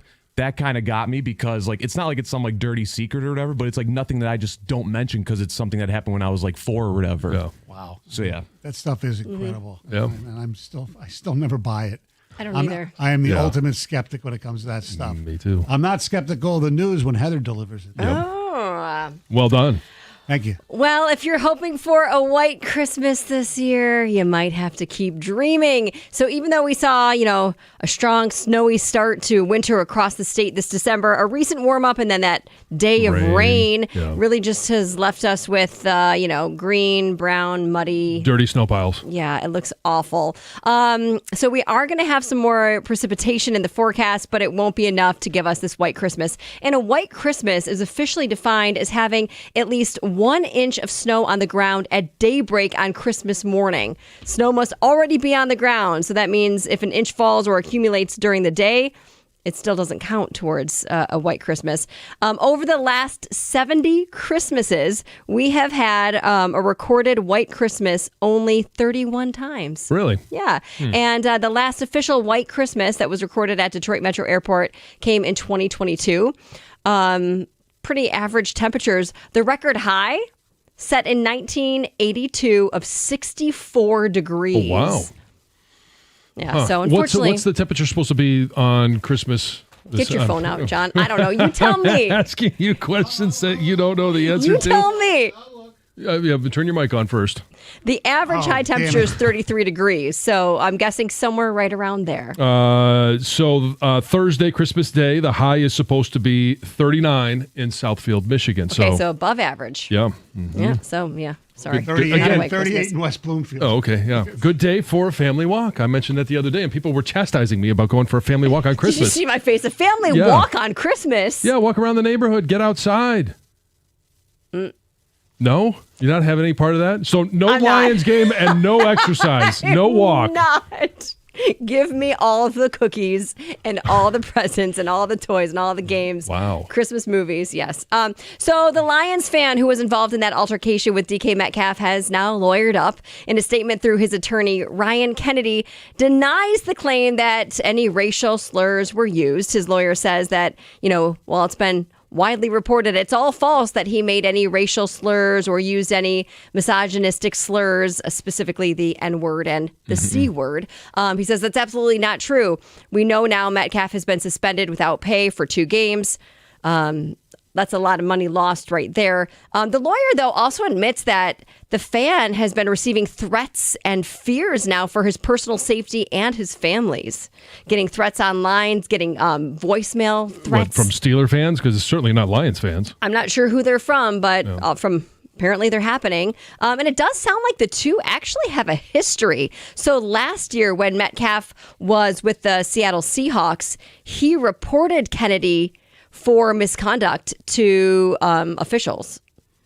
But apparently it was investigated by both teams. Nothing ever came of that. So they do have like a history with each other. Now, in terms of next steps, Kennedy's attorney says that they're exploring options. Let's get to some good news. Oh, gas prices across the U.S. are down. That's great news. The national average fell more than 5 cents, averaging $2.86 per gallon this week, which is down 26 cents from a month ago and 21 cents from a year ago. It's a Christmas miracle. Yeah. According to Gas Buddy, lower prices will save motorists over $500 million during the Christmas week compared to last year. Somebody should tell the gas station I go to. Last week, I literally filled up for about 30 cents cheaper than I filled up They didn't yesterday. get the memo. Yeah. Well, sorry, John. So we talked about the best gifts, but we haven't talked about the worst gifts you've ever received. And there's a new poll that asks people to describe the worst kind of gifts they've ever gotten for Christmas. And here are the top responses. Clothes that don't fit. Uh-huh. And then you got to go through and do the whole return or exchange. Oh, yeah. I thought you were skinnier than that. A re-gifted present, cheap perfume or aftershave, fake sports merchandise, and underwear. Those were the top 5 worst gifts. Underwear? Yeah, I'll take some underwear. Put that on my Christmas list. And also on the list of socks. I'll take some socks, too. Oh, I love, what's the Boombas? The big... Oh, yeah. I got them on right now. Yeah. They're awesome. I'll take some They're socks. great socks, yeah. Okay. Yeah. We'll check 'em I out. guess it all depends on the style of underwear, too. Just get the kind I like. It's all. I'm not going to go there, John. Come on, Stoney, you know what I'm talking about. I know what you're talking about, yeah. You're not going to go there at all? No, I'll go with the men underwear question. Oh. They don't. Most of them don't have flies anymore. What? So you have to pull your underwear down to yeah, pee? Yeah. Oh. But think about that for a moment, will you?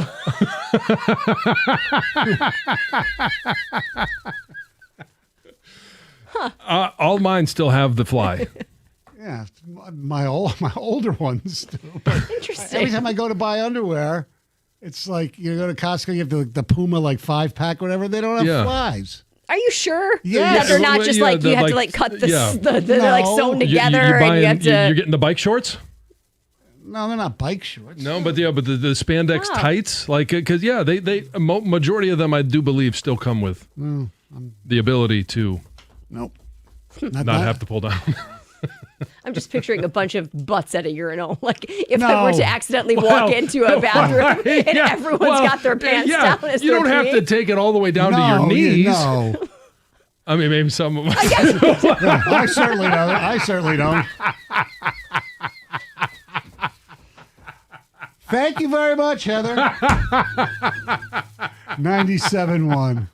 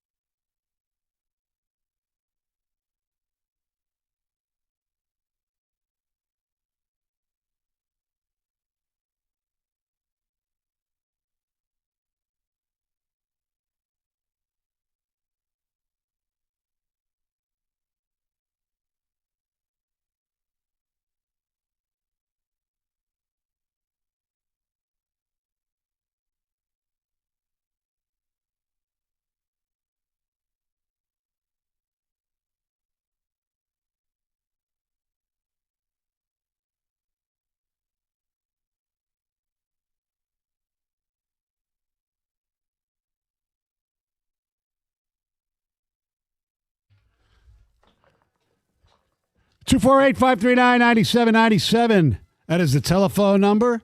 It is the college football bowl season. John, did you watch the Potato Bowl last night? The Washington State-Utah State clash? I did. I watched most of it. Yeah, it was definitely on during dinner as well. So can never get enough football. Yes. Well, there's a game that is going to be taking place at Ford Field on Friday. It's actually a game above. That's right. The game above Sports Bowl between the Chippewas of Central Michigan and the Wildcats of Northwestern, representing the Big Ten. And we're joined by the coach of Northwestern, Dave Braun. How are you, Coach? Good. John, Mike, thanks for having me on. Got into Detroit yesterday as a program. We're excited to be in Detroit, excited for our opportunity against Central Michigan. What are some of the challenges that you face this year? Coming to Detroit, you mentioned you got here yesterday, but it's going to be over the Christmas holiday. How are you going to be able to celebrate, or your players, your program, going to be able to celebrate Christmas? Yeah, you know, our support staff does an incredible job. You know, it's something we're really mindful of as we put our schedule and our calendar together. You know, we will get an opportunity to practice Christmas morning and stay in our routine, but, you know, remainder of the day, a lot of opportunities. You know, our players, our entire program's with us, but our players, our coaching staff, our support staff, families are here, and, you know, just have set up, you know, a lot of things around the hotel to make sure that everyone has a great Christmas Eve, a great Christmas Day, an opportunity to celebrate the holidays and spend time with loved ones. Well, I'm gonna take a selfish moment here. One of your tight ends, Lawson Albright, he's going to be spending Christmas afternoon after practice over at my house because his dad, Ethan, was my teammate with the Washington Redskins for over a decade. So I'll make sure that he returns well fed. I love it. I appreciate it, John. I mean, what an incredible family. Lawson has been a tremendous player for us. His leadership, we're going to miss him dearly, and you know, a lot of the motivation behind our entire prep for this opportunity with the Game Above Sports Bowl and being here in Detroit is making sure we send guys out like Lawson Albright out on the right note with a win. Meanwhile, because I did the public address announcing for West Bloomfield High School, I think Christmas Eve dinner is all going to be at Dylan Tatum's house, correct? Yeah, you know what? I'll tell you what. It's that would be quite the haul. But you know, we do have a lot of, you know, some local guys here on the team between Dylan Tatum and Caleb Tiernan being local guys here. It's awesome for them to be back, and I know they've been pretty busy here the last couple of weeks, making sure that they can honor all the ticket requests that they have inbound from loved ones and family. Now, I'm biased because of my relationship with them from when they were in high school, but Dylan was always one of the greatest kids, polite, all that stuff, and I know you just had him for 1 year, the transfer from Michigan State. How was his season? You know, he's done a great job. You know, the transfer portal world, the most difficult thing about it for guys is just, you know, how quickly they're able to just like get into a groove around new terminology, new system. Dylan joined us in the summer, did a tremendous job of, you know, really getting up to speed quickly. He's been, you know, a really valuable asset to our special teams, and, you know, is our backup nickel right now, doing a really good job. But his attitude, his effort, his buy-in has been something that all of us have really appreciated, and had a tremendous impact on the program. He's got 1 year left here. Excited to see him continue to grow, and I know he's going to have opportunities here on Friday to have a huge impact on the game. I know he's excited to be back home to do it. And I don't know how many you guys have, or if you have anybody that's opting out, that's always a part of every single bowl game, but the bowl games have changed quite a bit since I played, and you know, there's a lot of benefits for the players, and it's changed a little bit because it almost becomes a preview of what your team is going to be next year. What are the benefits that you see in getting those 15 extra practices and that extra opportunity to play a game?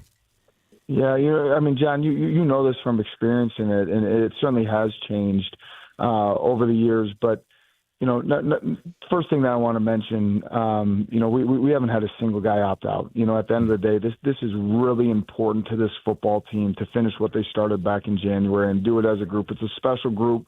We got a football team that's proud of what we accomplished this year, and also feel like maybe we left some opportunities on the table, with some close games that we felt like we should have come away with wins. And, this group is really motivated to finish off the season with a win against a really good Central Michigan team. Matt Drinkle's done an incredible job with that group. We know the challenge that's in front of us. But the other benefit, as you know, is all the extra development that you get with your entire program. It's an extension, essentially a bonus spring ball. And to see the development of young players within our football program over the last few weeks is something that you can't take for granted. And the opportunity for us to really see, what this team looks like at the finish of the 2025 season, but also starting to look forward to what's in store for 2026. In watching you guys play Michigan at Wrigley Field, John obviously did the broadcast. That was one of the games. Bryce Underwood up until the fourth quarter was really good, and then you guys did a nice job on him. But the other thing that stuck out to me in that game was how good your linebacker Robert Fitzgerald was. How important is he to your team? He's so important, Mike. I mean, he embodies everything that we're about, just in terms of his development over the course of time.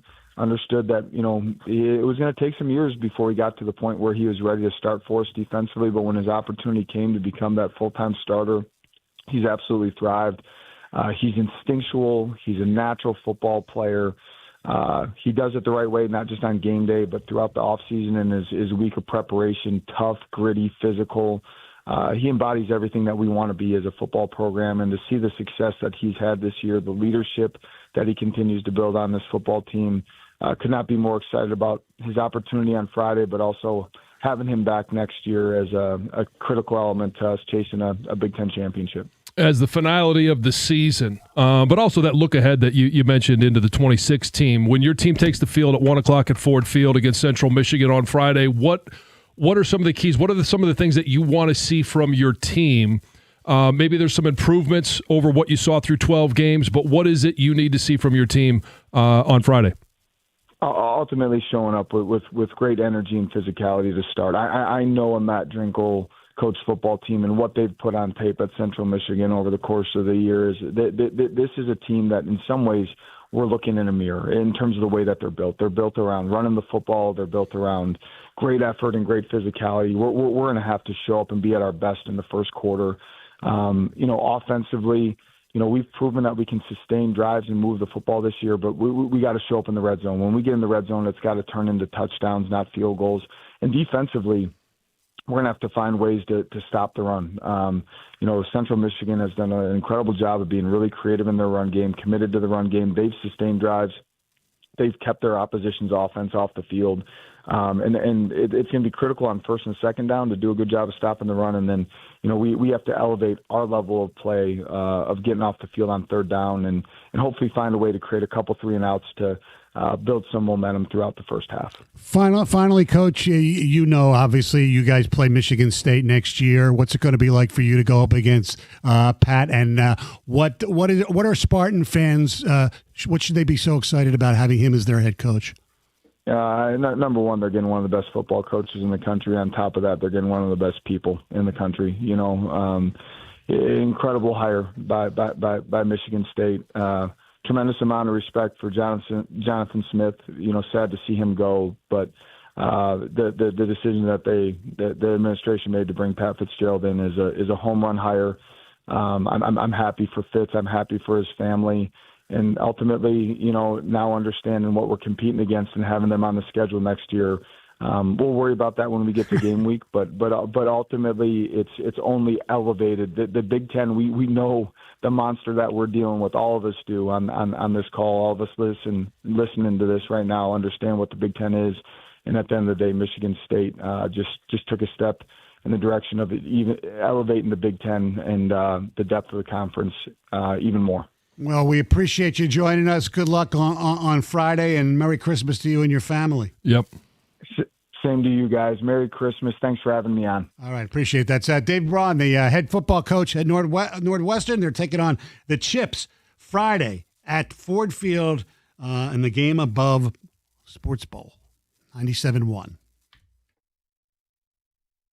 Hey, I want to let you know it's cold outside. Probably didn't need that update, but why wait for a breakdown in the cold? Take a time out and call Mastercraft Heating, Cooling, Plumbing, and Electrical. They're going to do a complete furnace checkup and make sure it's running properly and safely. Right now, it's only $79 per unit. That's $30 off the regular price, so call today because spots are going to fill up quickly in cold temps. And don't forget, Mastercraft does plumbing, electrical, and installs generators as well, all at discounted prices, so call now.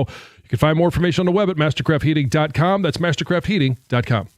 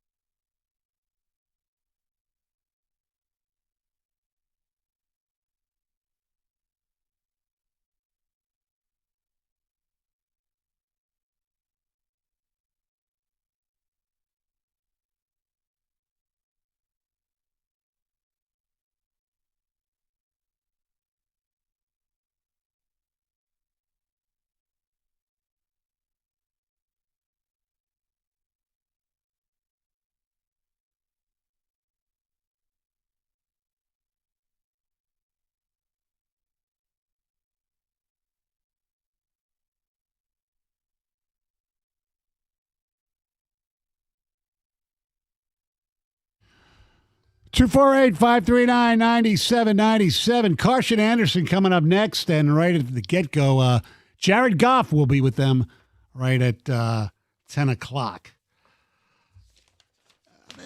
Northwestern head coach, he was a pretty good guy. I love the fact that he knows John pretty well. He seemed to be up to date on your career. He seemed like you're no stranger. Oh, who's that? David Braun. Coach Braun. Yeah, Coach Braun. Yeah, he's a good dude. He's a really good coach. I know. I could have asked him if he had any interest in some job that's open right now, but I decided not to. But I don't think he's ready for that yet, so to speak. Yeah. Who knows? I know. One thing I do know about obviously having a connection to some of the kids in his program and having not been involved, but knowing Pat when he was there, that's a high-quality kid that he's coaching at Northwestern. And not just my teammate, right, but all of those kids are very self-motivated, driven. And one of the things that I've always said about Northwestern teams, since I played, and really doesn't matter who the coach is, they're not a team that's going to beat themselves in terms of pre-snap penalties, motions, all that stuff. Like, they do all the little things right. They give themselves every advantage possible. Now, they may be outmatched sometimes in terms of talent and skill, but they're not going to be a team that shoots themselves in the foot, and they always play physical. It's because they're smart. Yes, that's what I was getting at. I know. They are, and when he talks about playing physical at 1 o'clock when they take on Central Michigan, that is a very physical team. They'll hit you in the mouth. That linebacker was great against you guys. Yeah, he was. And quite honestly, their offensive line did a tremendous job of controlling our defensive line. They, like I said, they are a very physical team.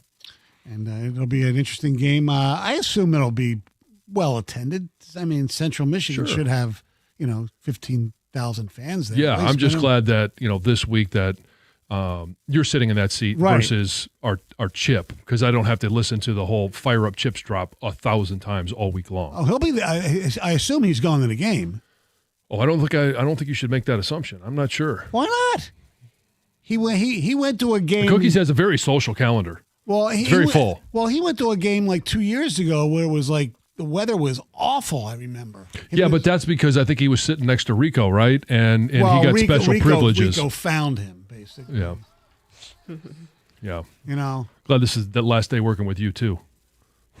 He's got to be there.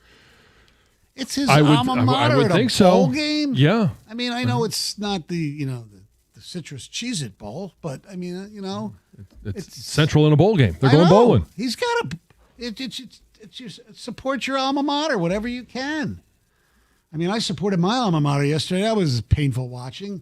Oh, yeah? Oh, they were on TV? They were on the ACC network, which I didn't realize I had.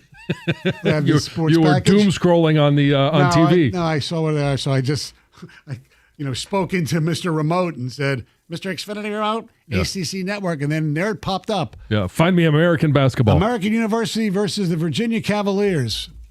We lost by 41, I think. Okay. Yeah. It's what happens when you have a small, dinky school from the Patriot League play a good team from the ACC. How many other sports programs do they have there? Because they don't have football, do they? No. They offer European football? Yes. Okay. Yes, they have. Football. They went, actually, 1 year, it was a couple years after I graduated, they went to the NCAA championship game and lost to UCLA in like triple or quadruple overtime. Oh, did you go to that one? No. It was Why not? You're an alumni. Yeah, but it was in Seattle and I was working. Oh. If it was close, I probably would have gone. And I begged, Greg Campy knows, I've been here since 1986. Mm-hmm. There have been teams from their conferences who have played here. Colgate played Michigan State. I think Holy Cross. A lot of the schools from the Patriot League have played either Michigan or Michigan State in basketball. Oh, you want the Stony Special. You want American to come here. I want America, yes. I mean, it's the one thing I do. I give money to their basketball program. Oh, okay. I did go. You're a donor. I did a booster. I did go, and Mm-hmm. they need real NIL. I did go and see them play at Chrysler in the first round of the NCAA Women's Basketball Championships. They played it against Michigan. You are a true American. Yep, exactly. And they got their They got waxed American big alum. time. Yes. Exactly. We don't have much. Yeah, We have yeah. We have Willard. You know Willard, the weatherman from the Today Show. Oh yeah, is that Willard Scott? Willard Scott, David Aldridge, and Yeah, he's the birthday guy. Yes, exactly. Mm-hmm. Yeah, it was at the jam that he would always the jar of jam. Smuckers. Yeah. Smuckers. Yes, not Schmuckers. Smuckers. Gator. Yes. How you doing? I'm all right. How is everybody? Doing all right. I hear you guys are starting off with Jared Goff today. That's right. Got a little different appeal today. Yeah. All right. I think short week because you guys had Campbell earlier today. Yes, as well? yeah. So that's what happens when you get the short week and it's Christmas and whatnot. So does Gator get a golf cart? Maybe. I don't think so. No, you didn't make the cut. I don't think so. No. Did I hear? I was listening a couple weeks ago. Did you give him a dog toy for his dog? No, I think he gave you one for Gator, didn't he, or something? No, I gave him a Gator dog. A Gator toy, dog. a couple years ago. Okay.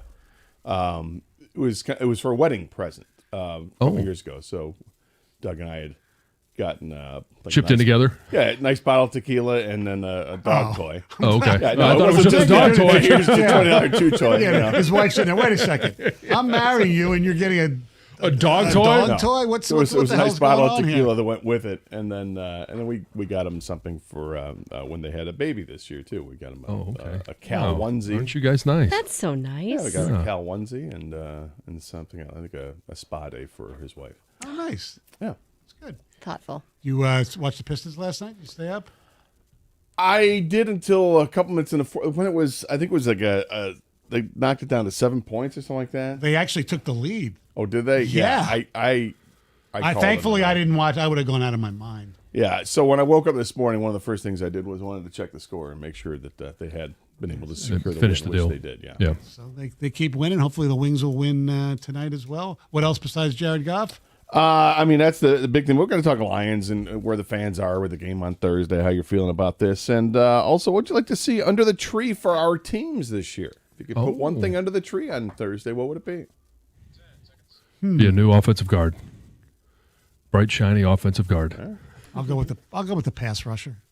It's Okay. the same thing. Yeah. All right. Carson Anderson next, 97.1.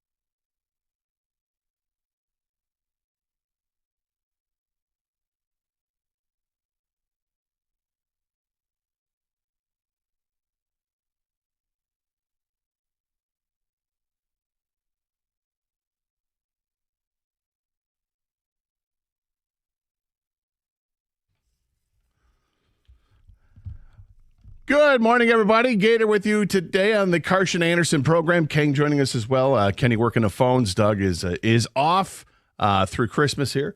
But we're going to start the show a little differently today. We're going to talk to the quarterback right away.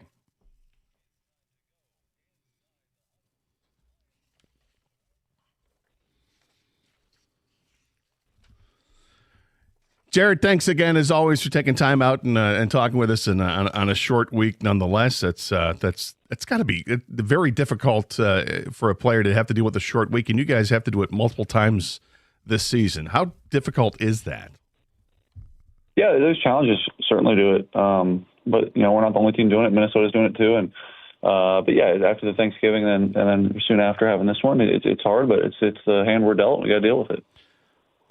With regards to what's happened with this team in the last couple of weeks, what has to happen for the running game to get back on track? Obviously, there's execution, but what does it mean exactly? Is it sustaining blocks? Is it knowing assignments? What's been the biggest impediment to getting the run game going?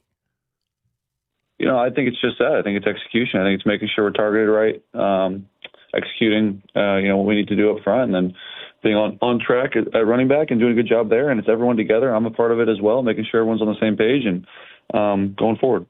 Our producer Kang is with us this week in place of Doug. He's got some questions for us as well. Yeah, Jerry, you spoke of the run game getting going, and how much? I know you have a certain game plan going into each game, like versus the opponent, what you want to do. But how much does that change when you can't get a positive run right off the bat? If you're starting with no yards gained or a negative play, how much does that change the game plan throughout the game for you guys? You're asking if one run is negative? Well, not like the first run of the drive or something like that. How does that change the rest of the drive? Or I guess the rest of the calls or things like that. Because I know you guys have a certain game plan that you want to implement, but does that change it at all, or is it just you kind of go with the flow? I don't think if one run is negative to start a drive, I don't think that changes much. Did it change this week because there was really, I think you had 2 real positive runs and then 10 that just weren't going anywhere? Was there a point where you said it's not going to happen, or you're going to have to throw the football? Yeah, I think so. I think that certainly happened in the second half where we decided we're just going to have to throw it.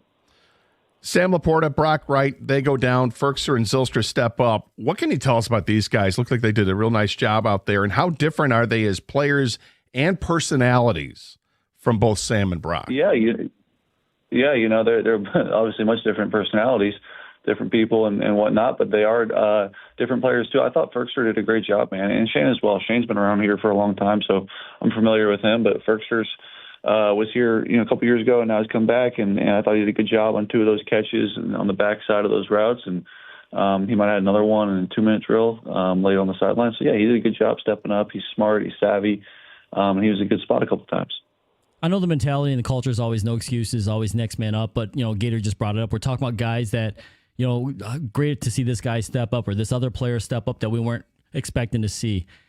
Do you ever have a moment where you're just at home taking out the garbage or sitting in the car with all these injuries piling up one after the other and just go, God, why us? Why does this keep happening, man? Because I know Lions fans feel that way. Do you ever have that moment, or you just, it is what it is and you just try to move on? Yeah, if you do, I think it's very brief, because it's our job, man. We're tasked with what we're given. It's not.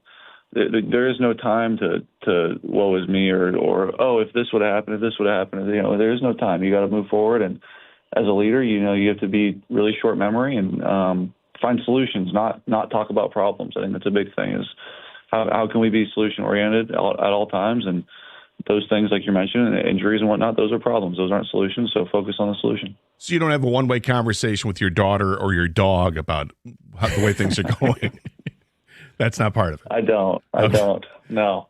Fair enough. No, they don't quite understand yet. No, and I think maybe that's the point. Is it's a one way. All right, then you walk away and say good talk. Pat the dog on the head, right. Kiss the dog. Maybe I should try that. No, I try not to put any of that on them. You've had lots of different offensive line combinations this season. What's the most challenging part of working with new guys up front, and specifically had to work with so many centers this year? What's been the biggest challenge? Just the communication at times. It's just there's something to it when you have a guy for a long time and throughout a season where you're kind of able to unspoken communication that happens. That you're able to get on the same page with each other. So then when there's a new guy, you kind of have to try to speed that process up and or just over communicate verbally and make sure everybody's on the same page. Obviously, the end of the game was kind of crazy. The 2 offensive pass interference calls. What were you hearing from the refs? Did you know what they were discussing from your perspective? And had you ever seen anything like that before? I hadn't been a part of anything like that, no. I know the first one, they just threw the flag. The second one, they were discussing what actually the result of the play was before. I don't know why they had to do that because OPI, the game's over anyways. I think that's where a lot of the confusion came in. So, like, here, Lions fans have always felt like they've got the short end of the stick. And you've been here 5 years now. You know the phrase, Detroit versus everybody. Do you feel that you've been here 5 years now? Does this seem like it happens to Detroit more than other teams or not? I mean, Nate Burleson was just on a show yesterday, said that he didn't believe it till he got here, and then the whole Calvin Johnson thing happened when he was here. We know about the Dan Skipper thing. Like, do you feel that, or is it just this is just football and we're so close to it that we feel like we're getting screwed more than other teams? Yeah, I do think things like that happen all over the league. It really does. I mean, you think about Thursday night last week, that weird 2-point conversion. That was a weird scenario there, and that just happened a few days ago. So I think we are just so close to it. I refuse to believe that we are at any deficit more than any other team. We dug ourselves in that hole the other day, and shouldn't have to rely on the officials to make things right there at the end. I think the first penalty is the one that bothers me more. The second one is a little bit different. When you're that close to a conversation at the end of the game and the officials are gathered together, and it's several times that official kind of like brushes you away, says get back. At what point does he get forceful enough where you're like, okay, I better walk away? I don't know if it ever gets physical. They're pretty easy. All I'm looking for is an explanation typically when we're standing there talking, and sometimes they don't have one because they don't know yet. So they're working through that, and usually they give us an explanation. Sometimes they don't. That's when things get really messy. DK Metcalf got suspended for 2 games for having a confrontation with a fan. Have you ever had a confrontation with a fan on the road? No. And have you found it? Where do you find it to be most hostile to play as a Detroit Lion? Where maybe you see it with, if it's not you, maybe you hear it from the fans and your teammates may say something back, or where does it get that way? I know you're playing in Minnesota this week. I got it right this time. This time you're in Minnesota this week. I don't know if that's a hostile environment necessarily, but where is it the toughest? Yeah, Minnesota it's very loud. I don't know if their people are necessarily mean to us. It is very loud, and they know how to get into the game, and they make it hard. I don't know. I mean, Seattle's loud. Seattle's fun. Philly's loud. They're kind of mean. I don't know. I really don't listen to much of it, and it kind of goes away if you start taking a lead. But yeah, if you let them win, then yeah, they're gonna talk to you. Well, speaking of Minnesota, is that Vikings horn annoying or cool from a player perspective? Yeah, it's a little bit annoying. Yeah, it means they're doing good, I guess. Right? Yeah, you don't want to hear that horn. Yeah, no, it means they're doing good. Yeah, you don't want to hear it, but it is fun, dude. I really like playing there, and I think the energy there is fun. How do you treat the last 2 games of the season? Is it similar to the end of 2022 and preparing for that epic game that you guys had in Green Bay? Yeah, I guess so. I mean, that game we didn't know what the scenario was, similar to how we are now, where there's still things that can happen that can help us, and we can win, and that can help us as well. So yeah, it is similar in some ways, but hopefully it ends with us getting in the playoffs, and we got to win this first one first. So from my perspective, just watching you guys every week, not knowing, the football expertise you guys do and everything like that, but the last 2 months, it looks different. It feels different. It seems like something's off. Like you guys' usual flow isn't there. Am I crazy? Is something off compared to the last 2 years? Do you feel it too? Or is it just an execution thing? Or is there something else that, you can't put in, you can't, unless you're there, you don't know. You can't put into words maybe? Yeah, to be specific on the last 2 months, I don't know if I can give you a good answer there. I think the last 2 games I can give you a good answer.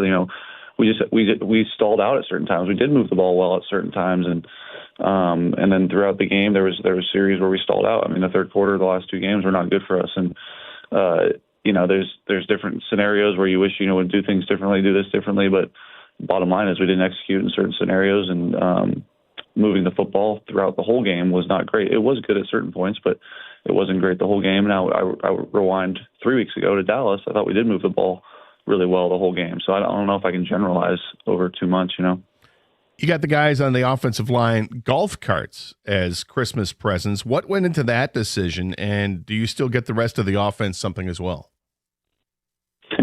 Yeah, it's always hard every year. You're trying to get them something new, something that they don't have. and that's always the challenge, honestly. But yeah, I came up with this idea to do the golf carts, and it was awesome. You know, they loved them. You could see the smiles on their faces. It was really cool. And yeah, I do try to take care of a lot of the guys in that room, certainly, and then in my own room and throughout the building. So I saw the exchange, if you will, on a video and over the practice facility, and the guys were ecstatic about it. What happens afterwards, though? Now they got the golf cart. It's not like they're going to drive them home from Allen Park. I mean, what was the next step? Did they have to rent a bunch of vans or something, or trucks to get them out of there? No, they're all going to drive them on the freeway home. No, they gotta get them shipped home. Yeah, they'll get them shipped to wherever they need to go and take them from there. Did you get a chance to watch Philip Rivers last night? 44 years old, 5 years removed from the league. Is that something that you could possibly see yourself doing down the road? I know it's far down the road, but I mean, you do have dad strength now. He's got grandpa strength, though, so I wonder if your dad strength has kicked in yet, you know? Yeah, dad strength, I think, has kicked in for me. He's 44, you said. I'm 31. Yeah. So I've played, this will be my 10th year. That'll be another 13 years from now. So I don't know, man. I can't make that call right now, but it's pretty impressive what he's doing, and kind of cool to see it happening. Do you have a Philip Rivers story from your playing career? I don't. You know, I played against him a couple times, but no, we didn't chat much. Lastly, Jared, how does this trip to Minnesota affect Christmas with the Goffs? Because you guys are playing, obviously, on Christmas Day. Well, certainly, yeah, we don't get to celebrate it the same way. Our daughter is not quite old enough to know either what Christmas is or what day it's on, so we can kind of fib and do it on the 26th is probably what our plan is. Nice job. Well, best of luck to you on Thursday, and hopefully you guys can take care of business and maybe get some help, and we'll extend this season. But for right now, let's get it done Thursday. Yep, I appreciate it, guys. Thank you. Thanks, Jared. Jared Goff, quarterback, joining us as he does each and every week. More to come here on 97.1.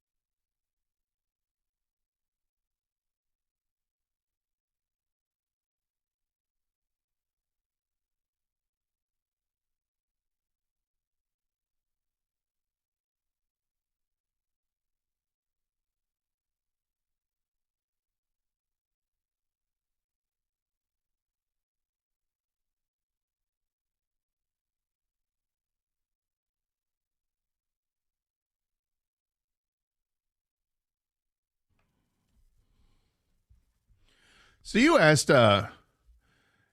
Jared about Phillip Rivers, and I'm home watching a game yesterday. Last week when he debuted again, if you will, I was watching on Red Zone when that happened as well. But and he was okay last week. He had his touchdown pass, and I actually got a big smile on my face when the old man threw the touchdown. But when the old man threw a touchdown. Yeah. I've got him by No, that's fine. I'm older than he is, but I can call him an old man. But yeah, so he throws a touchdown. I kind of smiled, waved the fist in the air. But they ended up not winning the game last week, and it was kind of a mixed bag. It's not like he was dynamic in the game.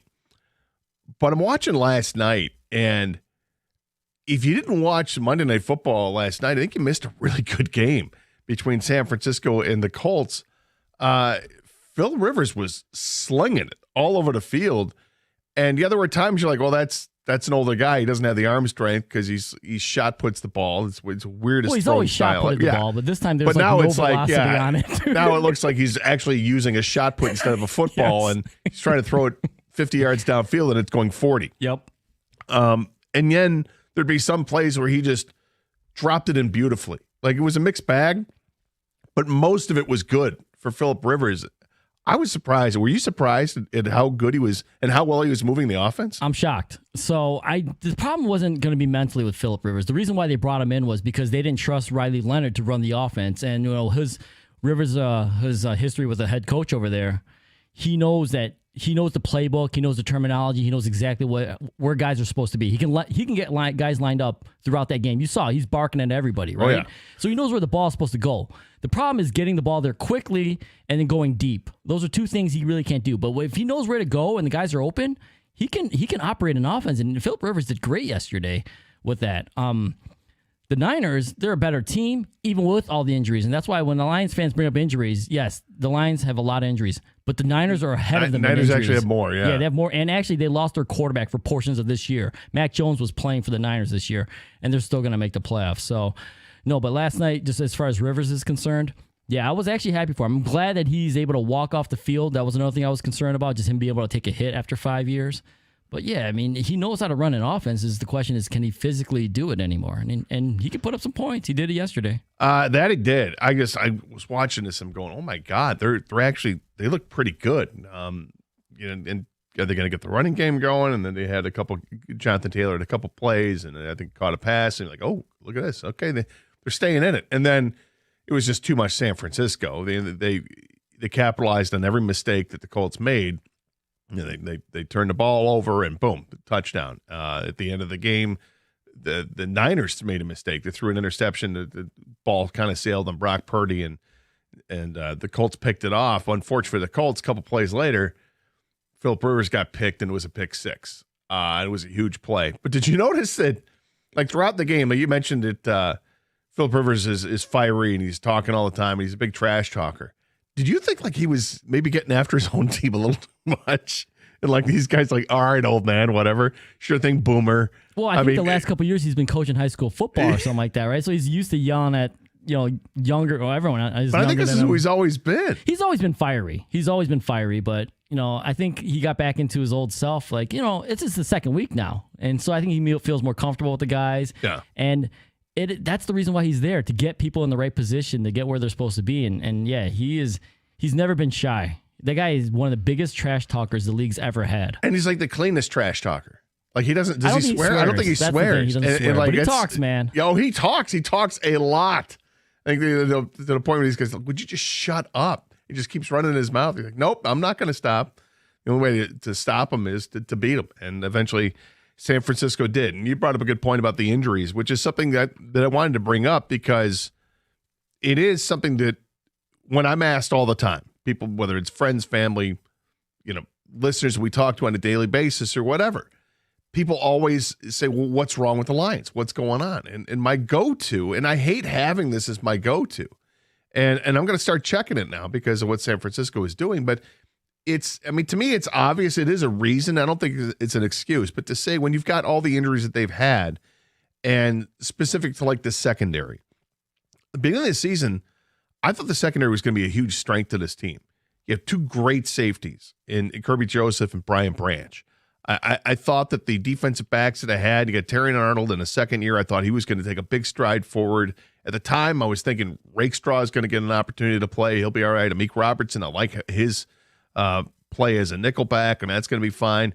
You go in, you get DJ Reed. I'm like, this is surprisingly, it sounds like it could be a strength of the team. And they made some other signings in the offseason, Rock Yassin and others, the guys, veteran players, Avonte Maddox. These are veteran players, and it seemed like the depth was solid. They got good experience back there. That's going to be it. And here we are looking at a team now that is 8-7 and really kind of on the outside of the looking in on the playoff picture, and the secondary is completely decimated. You don't have Terry Arnold, you don't have Ennis Rakestraw, you don't have Brian Branch, you don't have Kirby Joseph, and the rest of the guys have been banged up themselves in and out of the lineup, and it is tough. I don't think it's an excuse. I do think it's a viable reason, and yet at the same time, you watch a game last night and you see San Francisco, who had to use Mac Jones at quarterback, as you pointed out, who did just fine. At times you're playing without Christian McCaffrey. They played with no receivers basically this year. Right. Okay. Fred Warner, the heart and soul of the defense. Fred Warner and Nick done. Bosa, done. So they're basically doing what the Lions did last year. Yes. And so sometimes you can overcome it and sometimes you can't. Losing Branch and Kirby Joseph, like you mentioned, those guys aren't just solid players. They're difference makers. Yeah. They're erasers. They're game changers. Kirby Joseph is a turnover machine, right? Forced fumbles, fumble recoveries, interceptions we know about. Brian Branch, he's the guy who stops the run, those explosive plays from happening. Brian Branch is the safety. He'll either stop at the line of scrimmage or maybe stop it for a 15-yard gain instead of a 45-yard touchdown. So those are big losses for sure. You have to find a way to overcome them. The last year the Lions did. This year it looks like they're not going to be able to. Yeah, I mean, no offense to Thomas Harper and the rest of the guys that gone in there, but it's not the same as having Brian Branch patrolling as a safety. And really, when I say patrolling, it is because he's just looking for somebody to hit. It's a different mentality with Brian Branch, and I know that he's become a bit of a polarizing figure for Lions fans because of penalties he takes for unnecessary roughness. Maybe he plays a little bit with too much of an edge. Punching the player after the game earlier this year. The fans are some fans. I don't think it's a majority by any means, but there's a vocal minority of that. The people that have been really outspoken about Brian Branch. I think he's outstanding, and I think he's one of these guys you have to have moving forward.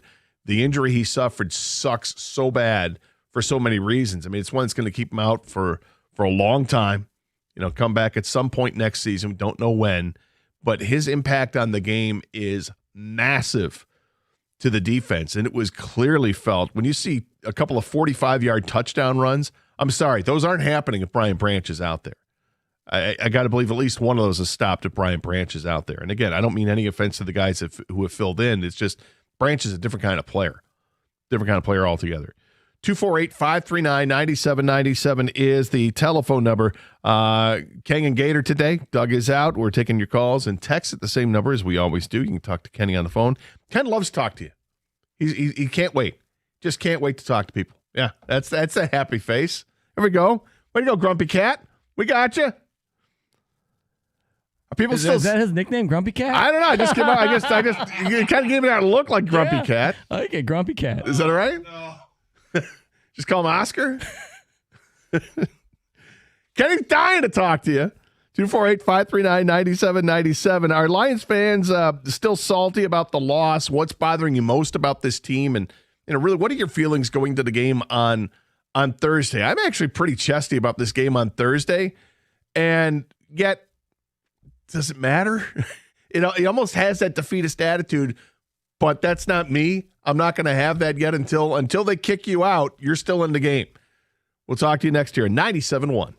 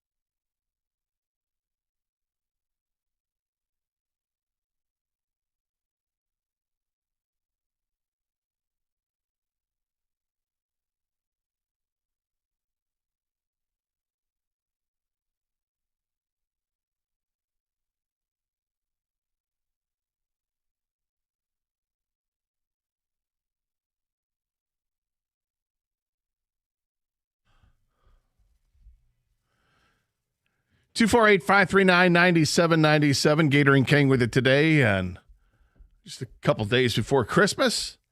Getting all excited for the holiday cheer to come on in. It's kind of weird. There's a Lions game on Christmas Day. I still don't know how I feel about this, King. I'm not a big fan of it. Do you think that there are a lot of fans that booked this trip saying, hey, let's make it a Christmas trip. Let's go to Minnesota? Because we know Lions fans travel very well. Do you think that's going to be like now? It's like one of those, oh, man. I don't know. Minnesota, we're not going to make the it's like, playoffs, you think like destination places that you'd want to go to in like Los Angeles or Arizona or Miami or, maybe even Dallas to a point. But I don't think Minnesota rings the bell as much unless you just have like family there. And that being said, I actually do want to go to Minneapolis for a football game and see that stadium because I think the stadium looks amazing. I'd like to go there maybe if the Lions ever played a game in Minnesota in like September, I'd like to go and stay a few days so I can check a football game and a baseball game. The baseball stadium is another one that looks pretty cool. From what I understand, the real estate that they have there is so sparse that like when they built the stadium for baseball, they had to build it like straight up and down rather than being sprawling. So like the sight lines are totally different. It's like, you're walking up to your seats and you're getting a nosebleed because it's such a steep incline, but yet for watching a game, it's pretty cool vantage point. So I would like to see games there. Not on Christmas. No, sir. Not on Christmas. I am, again, I'm not a fan of, particularly when my team is playing, when there are games on Christmas in general, I guess it's something to have in a background, which is fine. Then there's like that hour of time that you need with the family for dinner and opening presents that you want that to kind of take. But I don't want to be like, hey, I got to watch the game. And yet that's kind of what's going to happen on Thursday for me. I'm having the family over for dinner and for opening presents and stuff. And, my plan is to, start preparing the dinner before the game starts. We watch the game in the first half, and as soon as halftime comes, hit pause on the TV, and we'll serve dinner. But I'm not sure how well that's going to work. It's a lot of timing with food, which is always a little touchy. But I don't like this idea at all. Yeah, you've been against this from the beginning. I know it's kind of touch a nerve with you. Is it because you're doing the hosting, or is it? It's part. Part of it. There's a lot that goes into it. I mean, that's a big part of it. But I mean, it's just. I guess I don't know. I'm not Mr. Tradition, but I do like Christmas to kind of stand alone. I mean, I love the holiday, and I don't want it flooded with football or basketball for that matter. I mean, the NBA was taking it over too at one point. Yeah, the NBA's not happy about the NFL. No, I can't imagine they would be, right? I mean, it's like, okay, at least there's something to watch on Christmas, which is fun, other than Elf for the 60th time, Home Alone. Yeah, Home Alone, or Christmas Story, and the marathons on TBS and all that. But I'm not a big fan of it. How is it going to work for you? Yeah, so we're going to do Christmas Day at my mom's house, and I think we're trying to schedule for lunch before the game, so that way you can just watch the game, without any kids are playing with presents or whatever. Everything's already done. You've already eaten. If you want seconds or whatever, you can, but the game, you can just sit down in front of the couch. So I think it just all depends on when you're doing it, usually. If you have young kids, they cannot wait to open presents anyways. To get them to wait till 4 or whatever is impossible. A lot of times Christmas Eve, they're already trying to sneak 1 or 2 gifts, right, on Christmas Eve, if you don't do it on Christmas Eve already. But by Christmas morning, these kids got to open those presents, man. They got to. Dude, I mean, when I was a kid, I remember distinctly, like on Christmas morning, you'd wake up, and my brother and I, we would wake up earlier. We're kids, and normally you're going to wake up at like 9 or 9:30, whatever time it is. But not on Christmas Day. On Christmas Day, you're up at like 7:45, and we would wake up, and we'd go into my parents' room and wake them up, like, we're going to open presents. And my dad was always saying, well, I got to get my coffee first. Like, get your coffee.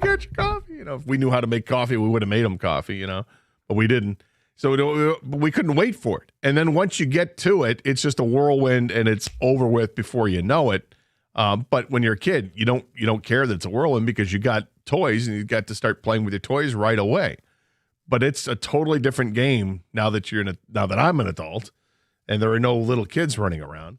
My brother, when my niece and nephew were little, they would just kind of do their own Christmas morning, and then Christmas with the rest of the family, with my parents, with myself, was always, like a late evening thing. So I haven't had a Christmas morning in forever, and I kind of miss it. I get a little nostalgic for it. Yeah, I think I'm getting desensitized to like the big, holidays with big games, because it's just what they do now. This is what the big four do. They want to cash in on audience and viewership, and guess what? When everyone's home is the holidays, right? Yeah. So to me, it's like, yeah, at the beginning, I necessarily wasn't in love with it, but now I'm just like, I've just given up, right? I'm just giving up. Would you have made a trip to Vegas, or would you make a trip to Vegas if the Lions played in Las Vegas on Christmas?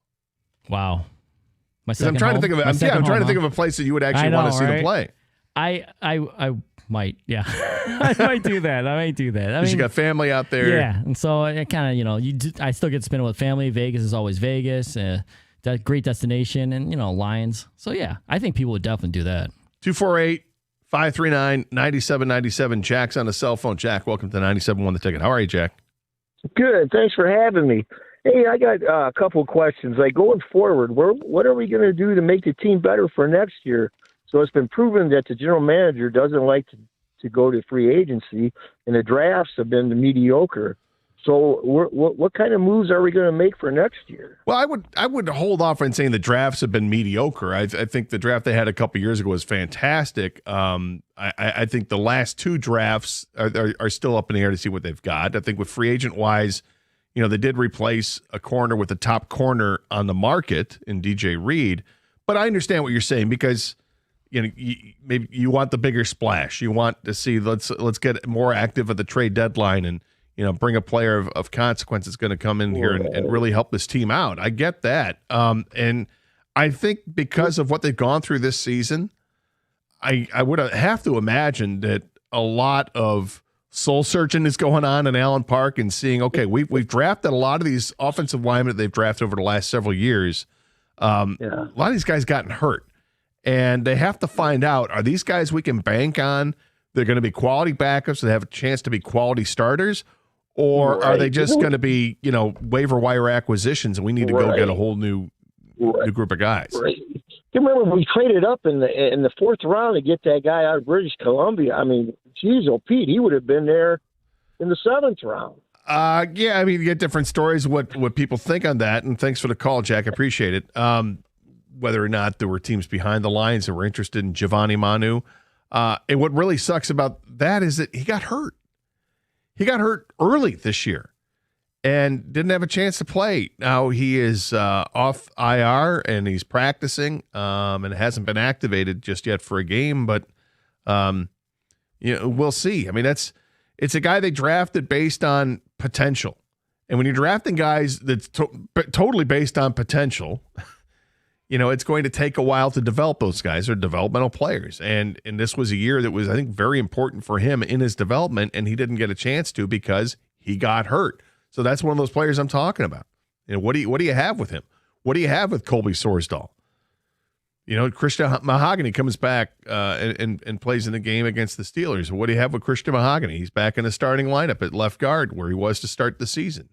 Miles Frazier you drafted along with Tate Ratledge in this past year's draft. So there's a lot of players on that offensive line that they've really got to take a close look at and figure out what they have so they can set up a plan in the offseason. But, the offseason is still a few weeks away. Let's hope it's more than a few weeks away. But obviously for the Lions to continue that, they're going to have to win out, and the Packers are going to have to lose out. So I think the Lions can do their part. I'm not sure about Green Bay, although with Green Bay's quarterback issues, it might actually happen. So I'm still holding out some hope. I'm not optimistic, but I'm not saying it's a non-starter either. 248-539-9797 is the telephone number. Same number to text if you want to get through that way. More of your calls and texts as we continue here on 97.1. So it's cold out right now. I mean, it's really cold out. And the cold weather, especially extreme cold, it can wreak havoc on your garage door. Older equipment is especially susceptible to breaking down in the cold. So if you're having issues and it's not working properly, or your garage door is just making some really strange noises, do the right thing and do what I did, and that's call the great folks over at Precision Garage Door Service. They're going to come out, diagnose the problem, and most times you're going to be able to fix it right there in the spot. They've got all the equipment they need. It's all there necessary in their vehicles, and they can get things done for you. And if you need brand new garage doors, they've got those as well in a warehouse, and sometimes they can install them in as little as 24 hours. Give them a call. It's a local company proudly serving Southeast Michigan since 2001. The number, 1-800-DOOR-REPAIR, or schedule an appointment online at a time that's going to work out for your convenience at precisiondoormi.com.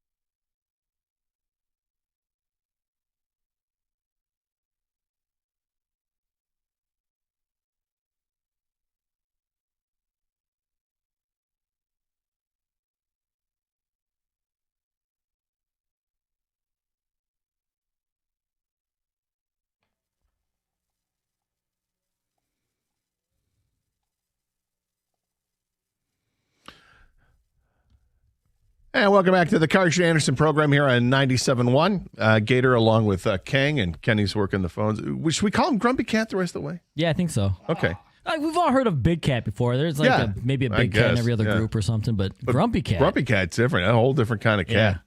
Yeah. I think it suits Kenny. You're starting to embrace it. He has a cat too. Yeah, okay, there we go. Do you have a cat or not? My wife has a cat. I live with the cat. I don't have a cat. I don't identify with this cat. It's a jerk to me frequently. Not at all. Like the cat doesn't come sit in your lap. Every time I enter the room, the cat will hiss and run away immediately, like as it's a reflex. Wow. Every time, huh? It's like how Kang's daughter is with him, except 10 times worse. Oh, shots fired. My daughter's turning a corner, by the way, so I think I'm going to be way ahead of Kenny on this. There we go. Nice. And Christmas is maybe just because of Christmas, Kang. Or No, maybe I not. broke Maybe her it's just down, turning. man. Maybe it's turning a corner. Yes, I'm telling you, she likes me now. I think. What's the cat's name, Ken? I'm not. No, we're not talking about the cat anymore. Why? I mean, its name is Tobias, and it's not my cat. Tobias. What a great name! Come on, Hate it Tobias. here. Wow. Are you sure it's not your cat? I would not name it. First of all, I wouldn't own a cat if I had the choice. But secondly, I wouldn't name it Tobias. So what went into naming it Tobias? Because I mean, here in Detroit, obviously, Tobias Harris. You got what we got. The cat was here before I met my wife, so it was all her. There's no story behind it that you want to reveal by Tobias? I think isn't there a character on like a TV show, like a sitcom, that's been airing for a while. Its name is Tobias. Maybe. I think that was it. Maybe you named the cat after a basketball player. I did and not you don't name want the to admit cat it. after Tobias Harris. That was not my call. Okay. Seem a little hostile. Very resentful towards this cat. I get it. Look, my mom's got a cat, Walter, and he's the worst. He is absolutely the worst. They've had cats my entire life, and they've all been great. This one sucks. Arrested Development is the show. Okay, there you go. I knew it was after a show or something. It had to be.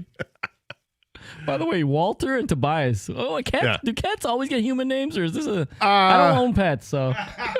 I'm trying to think back. Actually, most of my parents' cats they had Charlie. Yeah. So there's no like Fido for like a cat. No, well, we had a cat we named Precious, and Precious was anything but precious. She was a mean stone killer, man.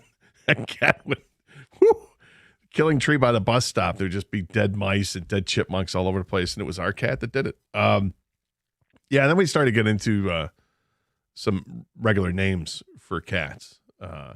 Thelma, Steve, Rollo, Grady. We went after some sitcom characters there. Clyde. My mom took in a cat who already had a name. The name was Clyde. And then they got Walter. Natasha was another one. Like normal names, right? Which I think is funny. That's why I named my dog Lois. It's a normal name. But also Family Guy. You're a big fan, right? Huge fan of Family. Okay, so. Yeah, so that works. Anyway, Grumpy Cat's on the phone. Yep. King was. Doug will be back. Not sure when Doug does come back. He'll be back on Friday's show, actually. He'll be working on Friday.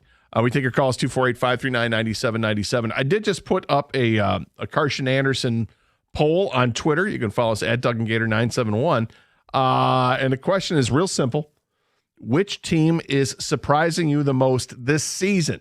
Between the Lions, where they're at, the Red Wings, and the Pistons, and where those teams are at, which one has surprised you the most? If you want to vote, we've already had nearly 100 votes, and I literally just put it up there. Again, go to Doug and Gator 971 on Twitter, and you can participate. We're taking calls, as always, 248-539-9797. Same number to text us as well, about what's going on with the Lions right now, where your feelings are. I'm feeling a little chesty about the game on Thursday, and I don't know if it matters. What really matters is what Green Bay is going to do, because I think the Lions will handle their business. The question is, can Green Bay lose? I got some text coming in regarding the game being on Christmas and how that affects your viewing and everything else. Going to the game in Minneapolis, capitalize the excitement, is not what I was hoping for, but Snoop Dogg makes it better. So what's Snoop doing? He's the halftime show. He's the halftime show in Minnesota? Or is it just on Netflix or whatever? I'm not sure how they're doing it. But I know he's the halftime show for the Christmas game. I do like Snoop. I mean, Snoop is entertaining. But But I'll say it's going to be tough to beat the Jack White halftime show they had at Ford Field a few weeks ago. That was amazing. Minnesota is so cold. Went to a Michigan versus Gophers game at the old Metrodome, and it was frigid to say the least. May as well go to the North Pole. It's cold enough. Tom and Flat Rock. Couple of things. Yes, Minnesota, it can be very, very, very cold. But if you're watching the game in the Metrodome, you're not out in the elements. So there's that. And I guess interesting. It was going to be that cold, I guess, if they play in November, that would make sense. But it can get that way. We know. We've seen it here.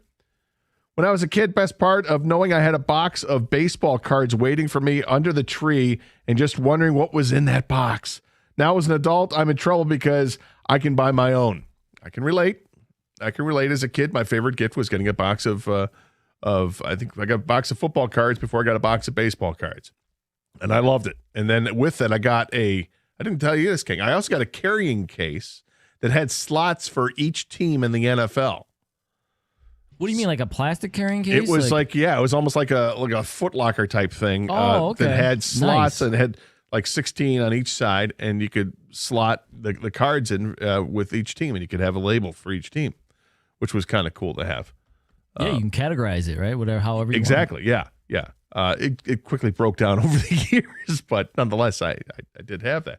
And yes, when you're an adult and you can buy your own cards at any time, that can be dangerous. Do you know? I don't know what you're talking about, Gator. You aware? Possible. Let's go to Teddy, who's next up here, 97 on the ticket. Hey, Teddy. Hey, how's it going, guys? Good. So yeah, man, I just wanted to call and talk about the Lions a little bit. It's the first time I called. I've listened to you guys for a while. It has been such a disappointing season after the last one, man. Just going 15-2, and then this year just losing like they did. I really was expecting more, and it's sad, but it's better than like the Matt Patricia years when they were just a laughing stock. So I don't know, and I feel like I've been hearing a lot of people trying to get mad at Brad Holmes and Dan Campbell, and I don't think they need to be fired or anything. I think I prefer this, like having meaningful football in December and having a competitive team than, where we used to be. Yeah, and thanks for the call, Teddy. I think we can all, if we're honest with ourselves, we can understand what's happened this year. Injuries are a big part of it. And I think the other big difference between this year and last year, because obviously last year they dealt with plenty of injuries last year, the schedule was different last year. They got a big boy schedule this year. I mean, it's a real big boy schedule this year, which may also account for why San Francisco is able to turn things around too, because their schedule has been lighter. It's not a light schedule. I mean, their division is tough, and they have played some other out of division games have been tough. But if you look at it, it's not the toughest schedule. But the schedule is a big part of what happened last year and getting to 15-2, and we were discussing it as the season was going along as well. But it was a really good Lions team, and unfortunately, everything just caught up with them. And if you go back to that playoff game. I mean, right away in a playoff game, they suffered another injury. Was it Amik Robertson that broke his hand right away? Or I think it was Robertson or Carlton Davis. One of the two corners got hurt on like the second play of the defensive side for the Lions and was gone for the rest of the game. It was like that was the last guy that was healthy. So it was a straw that broke the camel's back last year. I'm hoping that's not been the case this year, but I mean, they're already 8-7. So the only way they can make the playoffs is to win their last two games, and Green Bay's got to lose their last two games, and not sure that that's going to happen, but I'm hopeful that it'll happen because it can happen. More of your calls and texts next here at 97.1.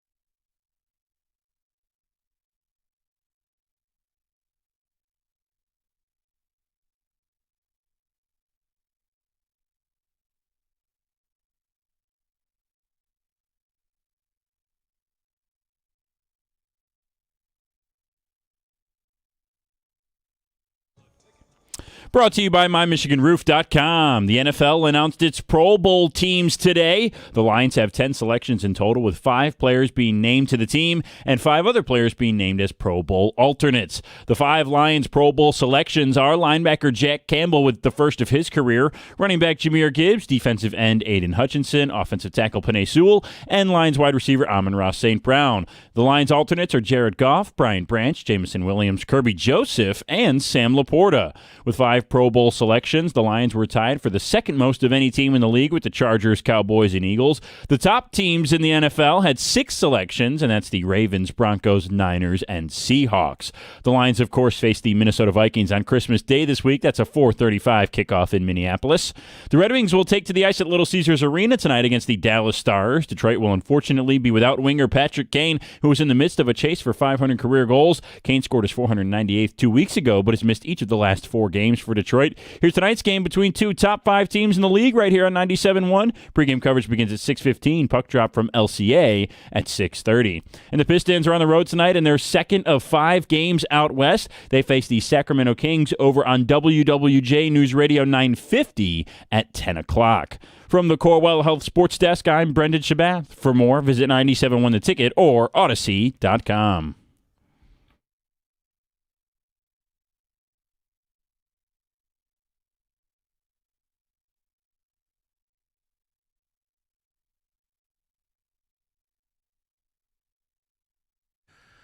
Thanks, Two Cuts. That's a lot of Lions. 5 named to the Pro Bowl and 5 alternates, huh? Whew. That's a lot. Kirby Joseph and Sam Laporta. Okay. If they were playing, I'd say that makes a lot of sense. The Pro Bowl is not what it used to be. What? Well, besides the game, because they completely canceled that now, but also Tyler Huntley was a Pro Bowl quarterback, I think, last year. Like, guys opt out. Like, it gets deep in the alternates, so you could have a bunch of Pro Bowlers that you didn't think were Pro Bowlers at the end. Don't they have like water balloon toss and the egg race? Is that to see who wins the Pro Bowl? Were you at my kid's kindergarten party or something? Well, I thought that was a Pro Bowl these days. Isn't that what it is? Oh no, it's actually a flag football. That's called the Fun Run at all the elementary schools. It's field day. So we used to do it in my elementary school. We had field day last day of the year. We kid because we don't care about the Pro Bowl. That's why we kid. Other texts are coming in. I'm with Gator on this one. I really don't need sports on Christmas or any holiday for that matter. You can even take away the Thanksgiving football. I wouldn't care. Well, I don't know any better with Thanksgiving. I'm used to that. And that's obviously it's a Detroit tradition we've had forever. I mentioned before, as a kid, we had season tickets to the Lions games for maybe 5 years or so in the early 80s, starting in 1980. So went through the Billy Sims years. And then after that, after we stopped with the season tickets, I still would go. I had friends that had tickets, and they would always call me if I wanted to go, and it was always something to do. And then in my adult life, getting in this business, I've basically been a part of Thanksgiving football over the last 30 years. So it's all told, it is a tradition with me. But yeah, I still go. I do enjoy going to the game, but if I didn't have to go to the game, would I still watch it on TV? Of course I'd watch it on TV. It's football. Would I miss it if the Lions weren't on Thanksgiving? I think I might, because I'm just gotten used to it. Christmas is different. It's just luck of the draw or dumb luck of the draw which team they're going to pick. And unfortunately with the Lions, because the Lions have been an exciting team over the last few years, now they're a primetime darling. All the networks want them. Netflix clearly wants the Lions because they know the Lions are guaranteed viewership because they're exciting. Even in a season where it's not a great year right now, they can still make the playoffs, but they need help, obviously. But they're still going to have a showing. They're still going to get a pretty good number, I imagine, when it comes to ratings for this game. But I'm okay with the Thanksgiving part of it. I don't know if they needed to add a third game on Thanksgiving, but they have, and some of that's just to appease the rest of the league because the league didn't like that. Why do the Lions always get to play on Thanksgiving? I think the league, they want to play on Thanksgiving. There are advantages and there are disadvantages to playing on Thanksgiving. The disadvantage, of course, is that you got a short week to prepare for it. The advantage is a lot of the teams have a lot of time off between that and the next game. Some more texts come in. For someone that has been forced my share of Christmas Day and Eve, I am completely against any game on Christmas. I feel bad for everyone involved, from players to stadium workers, etc. Jim cleaning up after the hot dog. Yeah, gotcha. Right? I feel for those people too. Like, it affects more than just the players. And then to get people to change their lives on Christmas Day, which is, it's tough. I get it. I hate the Lions playing on Christmas when you have to attend 2 Christmas celebrations, one on my side of the family, and then later on her side of the family. Maybe if it was a night game, it would be better, but a 4 p.m. game is such an inconvenience, which I agree 100%. Maybe that's the thing that really bothers me the most. Is it like a 4:30 start? It's not even 4 o'clock, is it? Yeah, it's 4:30. It's 4:30. Makes it even worse. If for a 1 o'clock kick or a noon kick, would I have as much of a problem? Probably not. It might change everything. Maybe it just ends up being a Christmas brunch as opposed to a Christmas dinner. But yeah, I hear you. 248-539-9797. Scott, you're next up here, 97.1. Hey, Scott. Hey, how are you? Good. How are you doing? Hey, I just wanted to talk, as a fan, the helplessness to the bad ref calls. And there's bad ref calls in every game. Yeah. But with the Lions specifically, it seems like it's always during a touchdown run that something happens. And we can go to the Decker reported, and we can go to the Calvin Johnson catch. But specifically in the last game, that I feel that, our receiver was pushed, the OPI, he was pushed. And, there's no review on that. I just feel like we did what we had to do to win the game, even if we played a shitty game up to that point. You can't say that, unfortunately. So, some things you come with. You work on that. I hit something. I don't know if we got it. Out of my element without Doug today. So, thanks for the call. Really appreciate that. 248-539-9797, the telephone number. But Ken, you would ask Jared Goff about the feeling. Okay, you've been here for a while. Detroit versus everybody. Do you feel like that is something that's real, or is it something that's just prevalent throughout the league? And he said it's kind of that way throughout the league. Nate Burleson says it's something different in Detroit. So he's probably more than right than wrong, but I just bring it up because now that he's been here 5 years and things have happened in his 5 years here, that what he thought about it. I don't know, man. Nate Burleson was on recently with Dan Patrick, and I have the cut too, where he didn't think it was a thing. He played in Minnesota, he went to Seattle, and he came to Detroit. And then when he came to Detroit, he said the players told him, "Hey, dude, we just tend to get the short end of the stick when the game's on the line." And Nate said, "What are you talking about?" He's like, "No, this is a real thing." He goes, "Okay, sure, whatever." Didn't think anything of it. Then that first game against Chicago that year and the Calvin Johnson catch. Complete the process. He said the Bears players were dapping them up. Game over. Congratulations, you guys won. But the officials started huddling up like, "What are you doing? What are you talking about?" Now, obviously, we know the catch now, the process. So he started to believe it now. So, like I said, I'm not even blaming the refs for the loss against the Steelers. I was just wondering, weird things seem to happen to us all the time. Maybe we're too close to it. What did he think, about that? And he's right. That was that crazy call with the Seattle 2-point conversion. The crazy stuff happens throughout the NFL all the time, but does it happen here more than other places? Well, and I kind of agree. I mean, obviously, because I've been here in Detroit almost my whole life, so I've seen it all. And yeah, I agree more with Nate than I do Jared. But I think the difference is because Jared came here, and the Lions were really only bad the first year, but everybody was getting behind them because we saw what the vision was, and we saw them starting to play up to that level, and the biting kneecaps and stuff started to take shape. We're like, oh, wait a minute, this is different. And then the next year they were ultra competitive in the second half of that season, and then boom, 12-5, 15-2, back-to-back championships and all that. So I feel like there have been less opportunities, although we've seen those plays. They weren't as pronounced as they were during the Nate Burleson era, where the team wasn't as good, and we saw it all the time. I didn't follow this up, and maybe I should have followed this up with Jared Goff. Maybe those plays don't happen enough for him, but what about the plays that happen directly to Jared Goff? Like, how many times has he been knocked after the play's done? He's released the football, 1,000, 2,000, gets hit. The interception he threw in the playoff game last year against the the Commanders, and then he absolutely got smoked.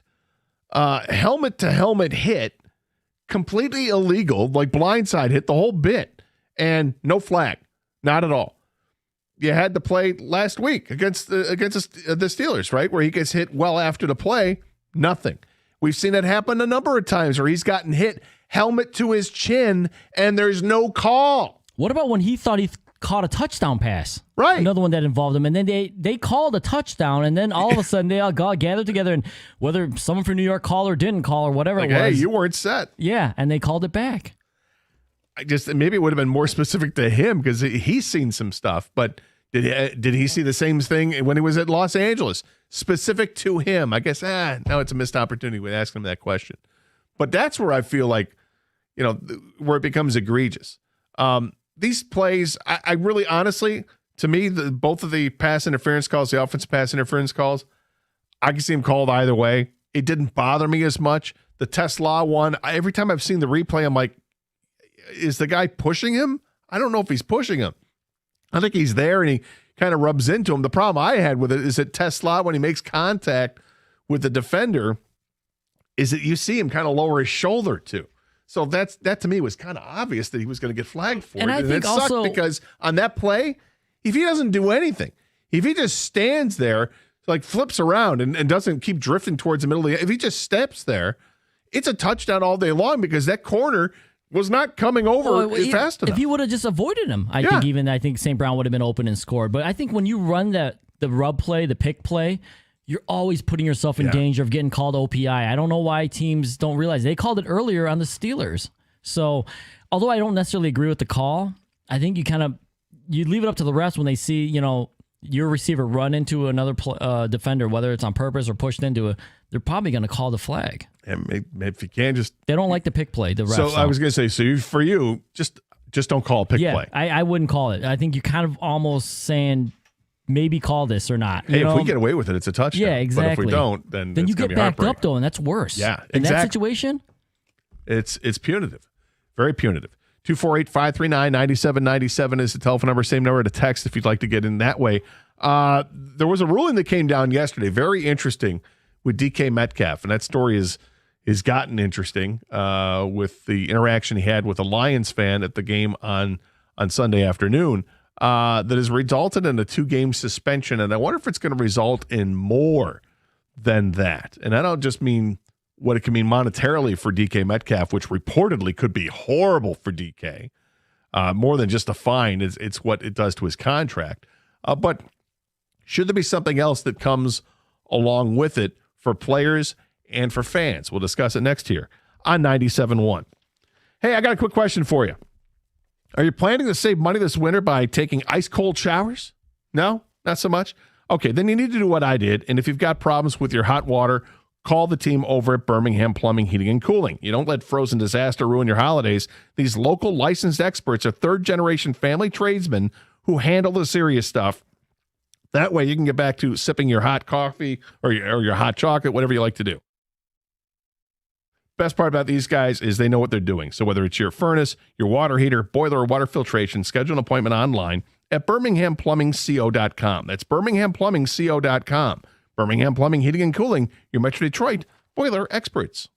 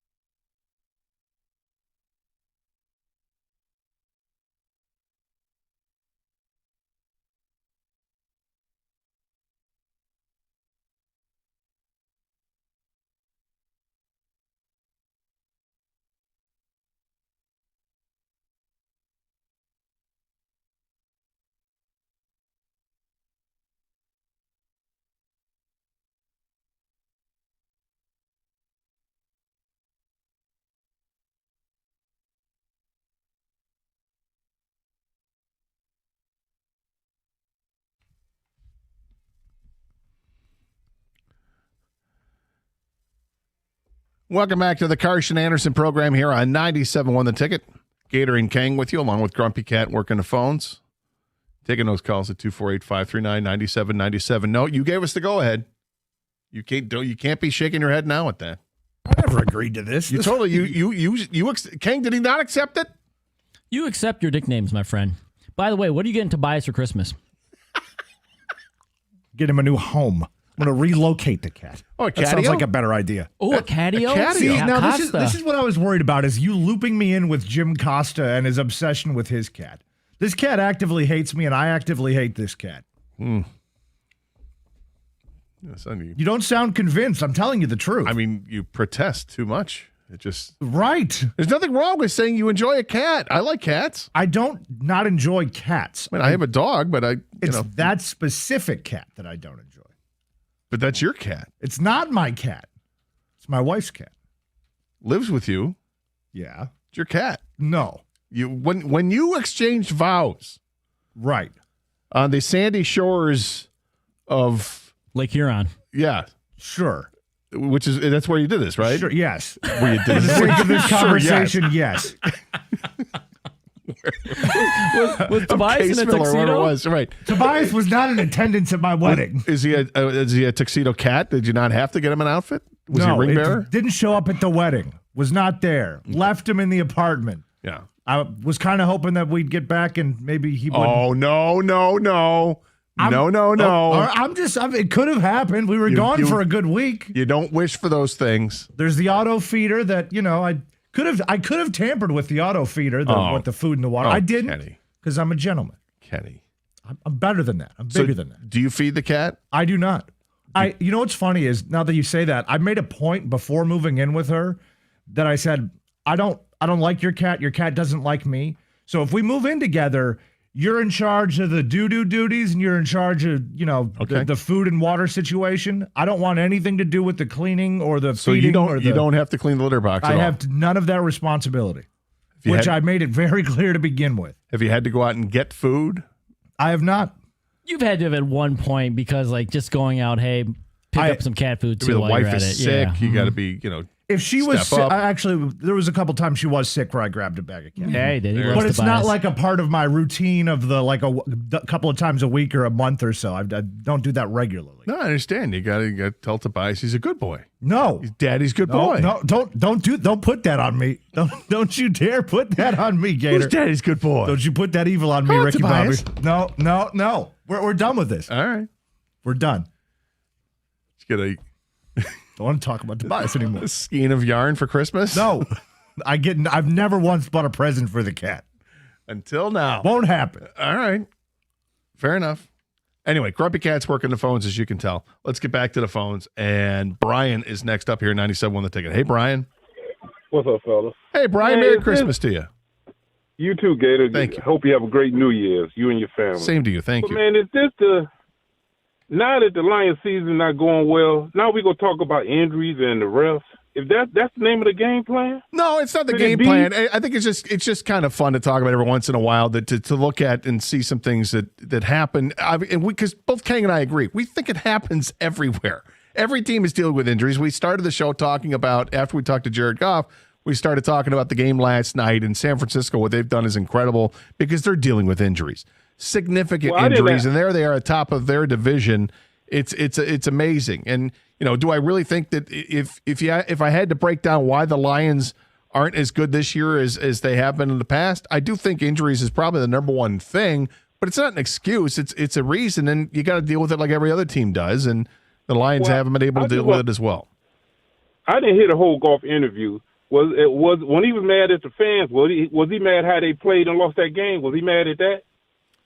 I'm sure he's not happy with losing the game. They never are. Listen, could it be that just Holmes and Campbell did a bad job of equipping this team to be prepared to win?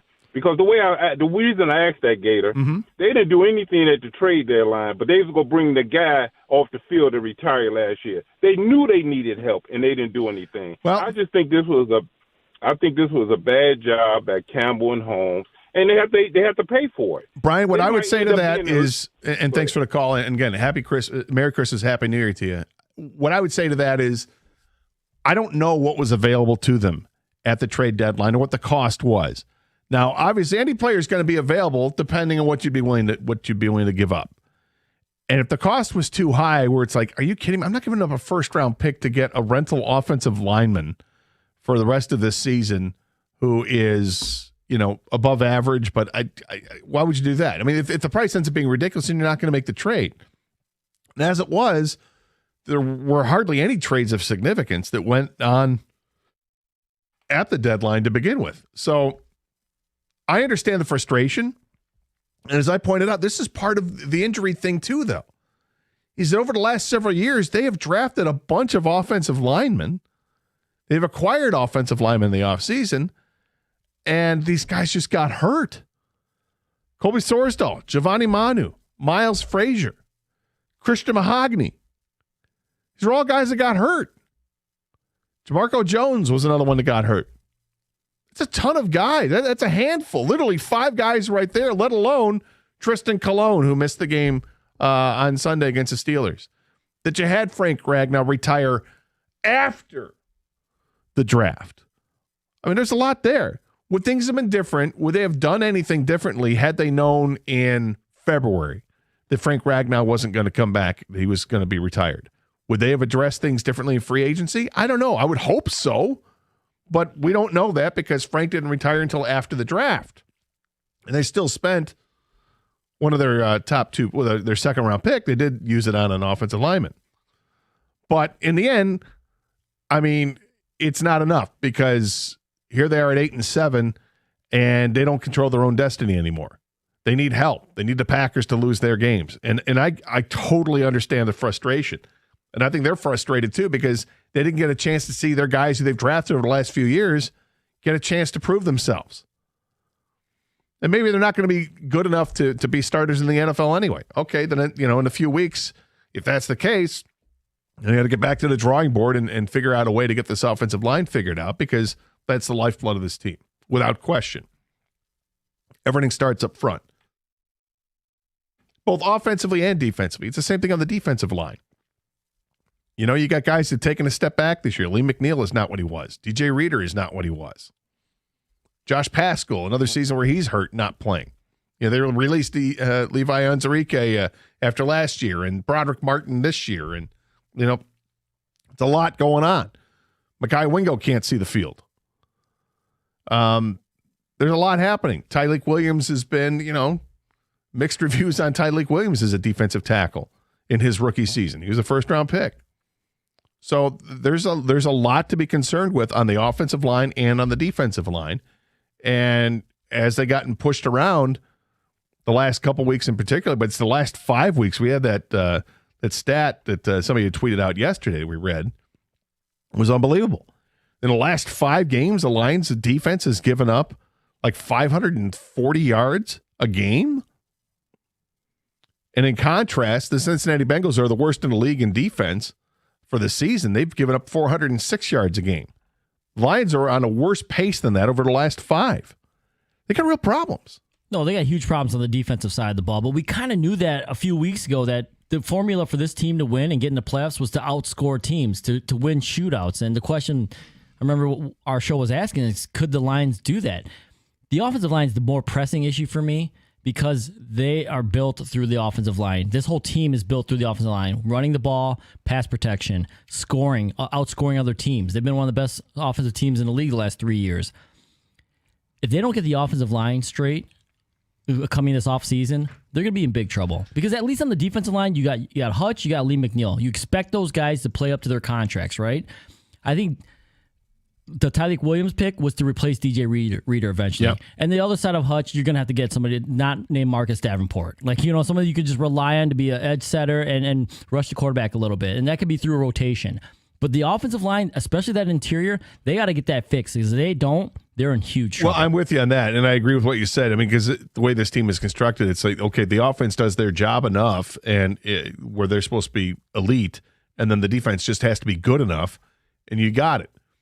Unfortunately for the offense, that line has been decimated.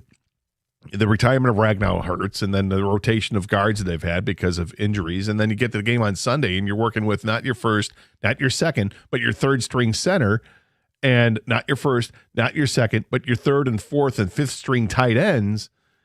And next thing you know, you're in real trouble. And if you can't run the football, then you become one-dimensional, and teams are just going to pin their ears back and get after it. And fortunately for the Lions, the Steelers weren't capable of really getting to the quarterback in that game. It allowed the Lions to frankly get into an opportunity to win the game, and probably should have won the game. When you get down to it, when you have first and goal at the 1 with 22 seconds to go, you're thinking you got this, and a timeout. But it didn't work out that way, as we know. And now they're in the position they're in. This is 97.1.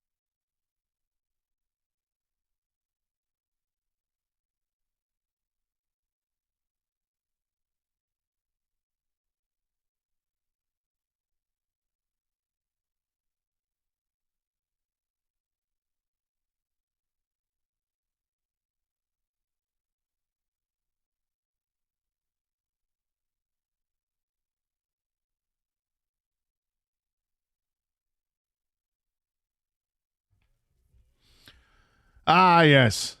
Getting ready for football on Christmas Day. Lions and Vikings, 4:30. Of course, you'll hear all the action right here in 97.1.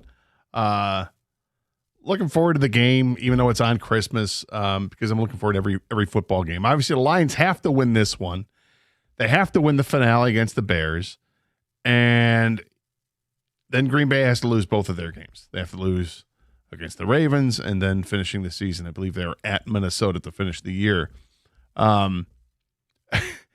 It's tough. It's real tough. I like the Lions' chances Thursday. We're looking at one game at a time. I definitely like the Lions' chances to win at Minnesota. As far as the Packers are concerned, they'll play Saturday night at home against the Ravens. Now, if Lamar Jackson's going to play quarterback, then I'll feel better about that game. And then things get really set up nicely on Sunday. The following week with the last week of the regular season could really be interesting. Of course, none of it matters unless the Lions win on Thursday afternoon, Christmas Day, at the Vikings. So it's interesting. Both the Packers and the Lions are going to have to play the Vikings to finish off the season. We don't know who's going to play quarterback for Minnesota this week. J.J. McCarthy got knocked out of the game. It's an interesting situation what they have there. And yet the Vikings just somehow still find ways to win, which is kind of weird. They're 7-8 on the season. It's not a great team, but they found a way to beat the Lions the last time around, and that was uncomfortable. The Lions made some horrific mistakes in that game. Dan Campbell spoke to the morning show earlier today. We're going to play some sound from that coming up in the 1 o'clock hour. Some interesting stuff. You want to know what he had to say about not kicking the field goal early in the game when it was 4th and 3? We'll hear from that. And also the decision when it came 1st and goal from the 1 with 22 seconds to go, and they chose to throw the football instead of just banging it home with David Montgomery. He'll answer that question as well. We'll play that coming up in the 1 o'clock hour. Yeah, I'm not as confident as you are in the Lions beating the Vikings. I wasn't here last week when apparently everyone's super confident they were going to beat the Steelers. I just have the same feeling now every week is they could lose this game because it's just not – this whole season has been kind of the same story every week, even when they win, is we're this close or just one missed assignment away or we got to clean some things up, and it seems to be that's the theme of this year. And unfortunately, I think in the end that's going to be the theme to end the season is we needed to clean this up and we didn't. We need to make sure this was corrected and it wasn't. Yeah, I got to be honest. I mean, because hearing week in and week out, the players and the coaches say the same thing, and I get it. It's the truth. Everything is about execution. It's just it gets to be so cliche, and you get tired of hearing, "Oh, we just didn't execute. If we execute, we're going to get the." But I mean, it's the truth. If you're able to get your leverage on the guy you're trying to block and push him in the direction you want him to go, and the guy next to you does the same thing, you're going to have success. But if you don't do that, if you don't execute, then it doesn't happen for you. If you're not knowing what your assignment is at the line of scrimmage and you hand the ball off, and next thing you know, your ball carrier is tackled 2 yards behind the line because some guy was unblocked, it's a lack of execution. Somebody didn't know what their assignment was. They missed it. And it's difficult. And that's going to happen when you have an inexperienced line like the Lions have. You look at what they had on Sunday. I mean, Kingsley Equibon is your starting center. He's the third-string center. You Christian Mahogany, who just came back from injury, and this is his first year starting. And you got Tate Ratledge on the other guard position, who's a rookie, starting all season long, but he's a rookie still. And then you got Taylor Decker, who's all banged up as your left tackle, and your tight ends are your third and fourth and fifth string tight ends. I mean, it sounds like I'm making excuses, and I don't want to do that. I think those are legitimate reasons for why you're going to have struggles, and yet they had the chance to win the game, and they didn't win the game. And that's not because of injury. They didn't lose because of injury. No, I think they have enough talent and good enough coaching to keep you close in these games. But in the end, what separates the bad from the good and good from the great teams is consistency, right? And they're just not consistent enough to put them in the great category. I don't think they're an awful team. Clearly they're not an awful team, but they haven't won back-to-back games in how long, you know? Yeah. And I just don't see it happening all of a sudden now. Like, how have they gotten better? Like, their backs are more than against the wall at this point. Where they need help from other teams. I got a text thread conversation with some friends of mine, 3 friends that are all in different areas of the country, Washington, D.C. area, South Carolina, and Los Angeles. We're all Detroiters, all Lions fans. And the guys are, they're reacting like fans would, as this game is going on. They're all asking the same questions. So what's going on? And I'm explaining to them, well, there's this, and this. But none of that matters because they should win. I mean, I said what they are is a very good team, but with injuries, they get knocked down to an above average to average team.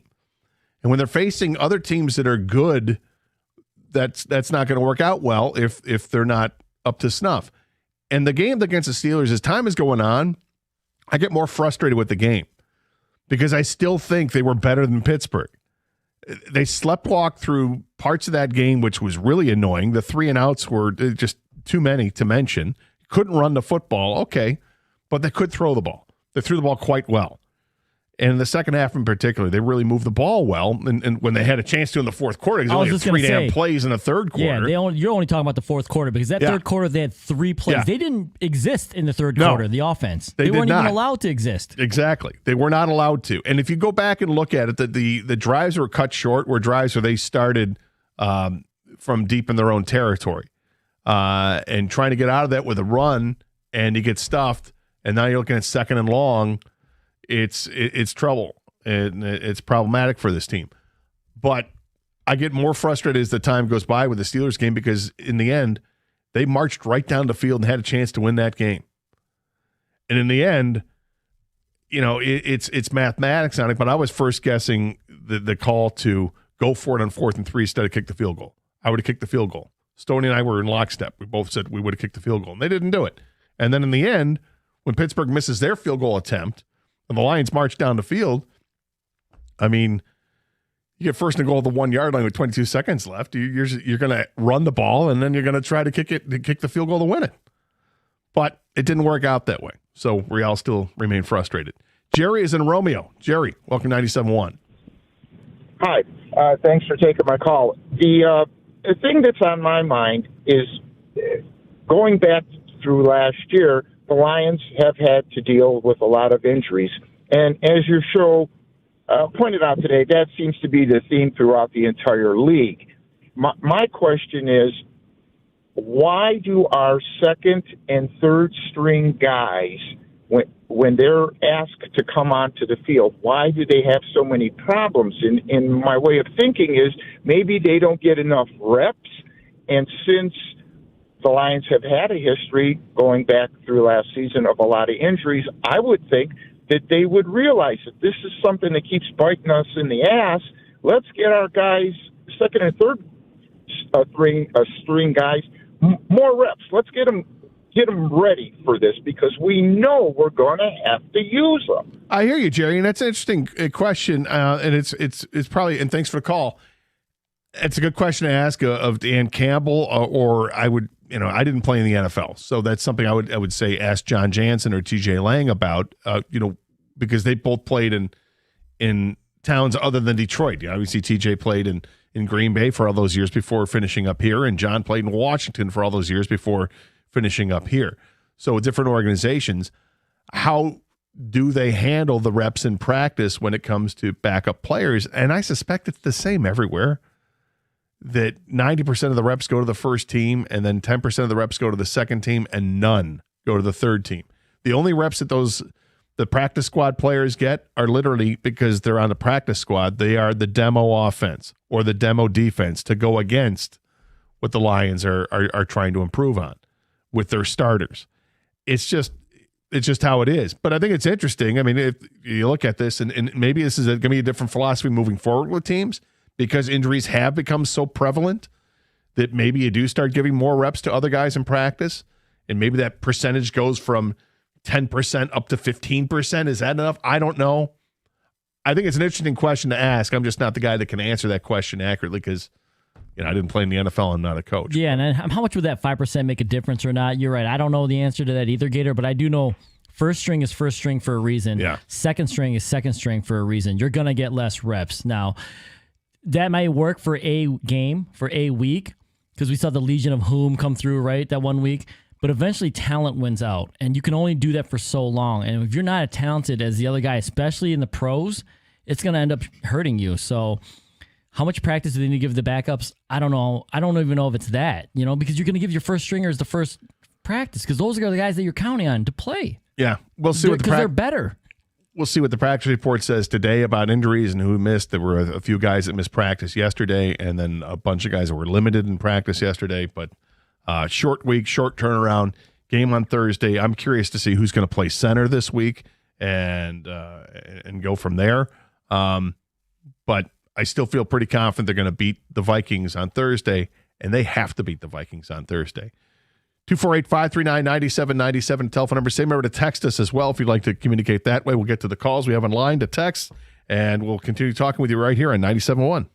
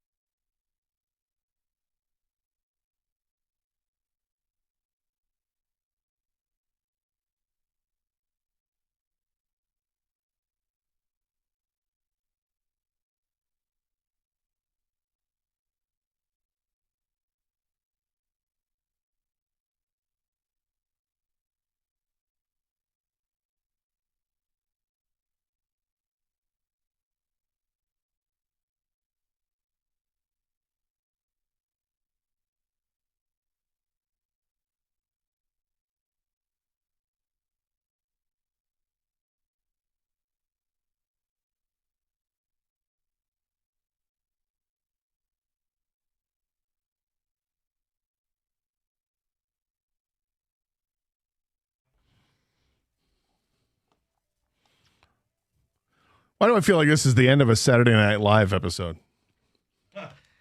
Want to thank our musical guest? Want to thank Tobias. Grumpy Cat. People never forget. Want to thank Big Ball of Yarn. Want to thank Mom for cleaning out the kitty litter every day. No, it's just the way this kind of strikes me with the saxophone going. 248-539-9797 is a telephone number. If you want to talk to Grumpy Cat, go ahead and give him a call, and we'll get you set up on the air. Same number to text us as well. A number of people wanted to communicate that way. We do have a Twitter poll up there. If you look at Doug and Gator at 971, or at Doug and Gator 971, I should say, on Twitter, you will find a Twitter poll that asks the question, which team is surprising you the most this season between the Lions, the Red Wings, and the Pistons. A lot of people voting on that already, so go ahead and check that out. Meantime, I got some more calls to get to. Jeff is next up on a cell phone. Jeff, welcome to 97.1. Hi, guys. Merry Christmas. Thank you. Same to you. This should be maybe beat a dead horse day today, but maybe dead reindeer because it's Christmas time. But I want to talk about the injuries a little bit. I understand injuries and that you need to put second stringers, third stringers in to fill holes, but for the Lions, it's not been just filling holes. It's been like a team that's been decimated. And I don't understand why some of these callers or people that call in and don't understand, they go, we're going to use the injury excuse. The Lions don't use the injury excuse. No, nobody's using the injury. They don't. But as a fan that I've been watching for a long time, and your partner there mentioned the same thing. He said first stringers are first stringers for a reason, and starters are starters for a reason. And you got to account that this was a bad season. And a big part of it was due to these injuries. And one of the things where I noticed big time was on these third downs, and longs for the defense. I mean, you needed a playmaker. You needed a Kirby Joseph, maybe a Brian Branch, or even, a guy to make a big play to get these teams off, get the offense, those offensive teams off the field and get your offense on there. And they just couldn't do it. And that's been the frustrating thing about it. Yeah, they had the Steelers had that killer drive, after the Lions got the ball on a turnover, and then the Steelers got the safety on the third play, and then Lions kick off to the Steelers, and 9.5 minutes later, they come back down the field, and it was a soul-crushing drive, and yet, in the end, the Lions still had a chance to win the game. Exactly, and it was that one that really ticked me off, too, was the one where the guy made the really good catch. Remember, he was laying there, and he grabbed it with one hand and got up and went in the end zone. Yeah. But I sat there, and I think about, okay, he made a great catch, but Anzalone's out there, and he was the only guy there. Maybe it was single coverage, he got him, but there was no pass rush, and it's like, you got this 48-year-old guy running around in the backfield. You can't – why are you letting this guy have all that time to heave a ball down there in the last second? It's frustrating. This is the stuff we used to see pre-Dan Campbell. Now we're starting to see it creep in here. Well, and thanks for the call, Jeff. And the only time it creeps in is when it's not the same roster that you're used to or that you were expecting, I guess. And then it compounds and you get a problem. On that particular long touchdown pass, I still maintain that was offensive pass interference by the receiver. Was that Gainwell or who? Yeah, it was Kenneth Gainwell. I thought it was obvious offensive pass interference on that play, but didn't go that way. They called it twice against the Lions. There was another call that went against DK Metcalf for offensive PI that I thought was ticky-tack. I didn't think that was offensive PI on him. It was just weird how the game was called all around. But I'm not blaming the officials. The Lions had their opportunities, and on first and goal from the one with 22 seconds and a timeout, you should be able to get the ball in the end zone. They did, got penalized. Then they did it again and were penalized. And both probably rightfully so. In my mind, I thought they were both penalties. There could have been a different route to go to, but if they executed the way that they were supposed to, might have had a different result. I think they let one slip through their fingers against the Steelers. And that's not the first time this year they've let games slip through their fingers, which is different than last year. Last year, that didn't happen to them. They only lost twice. And when they lost, you knew they lost.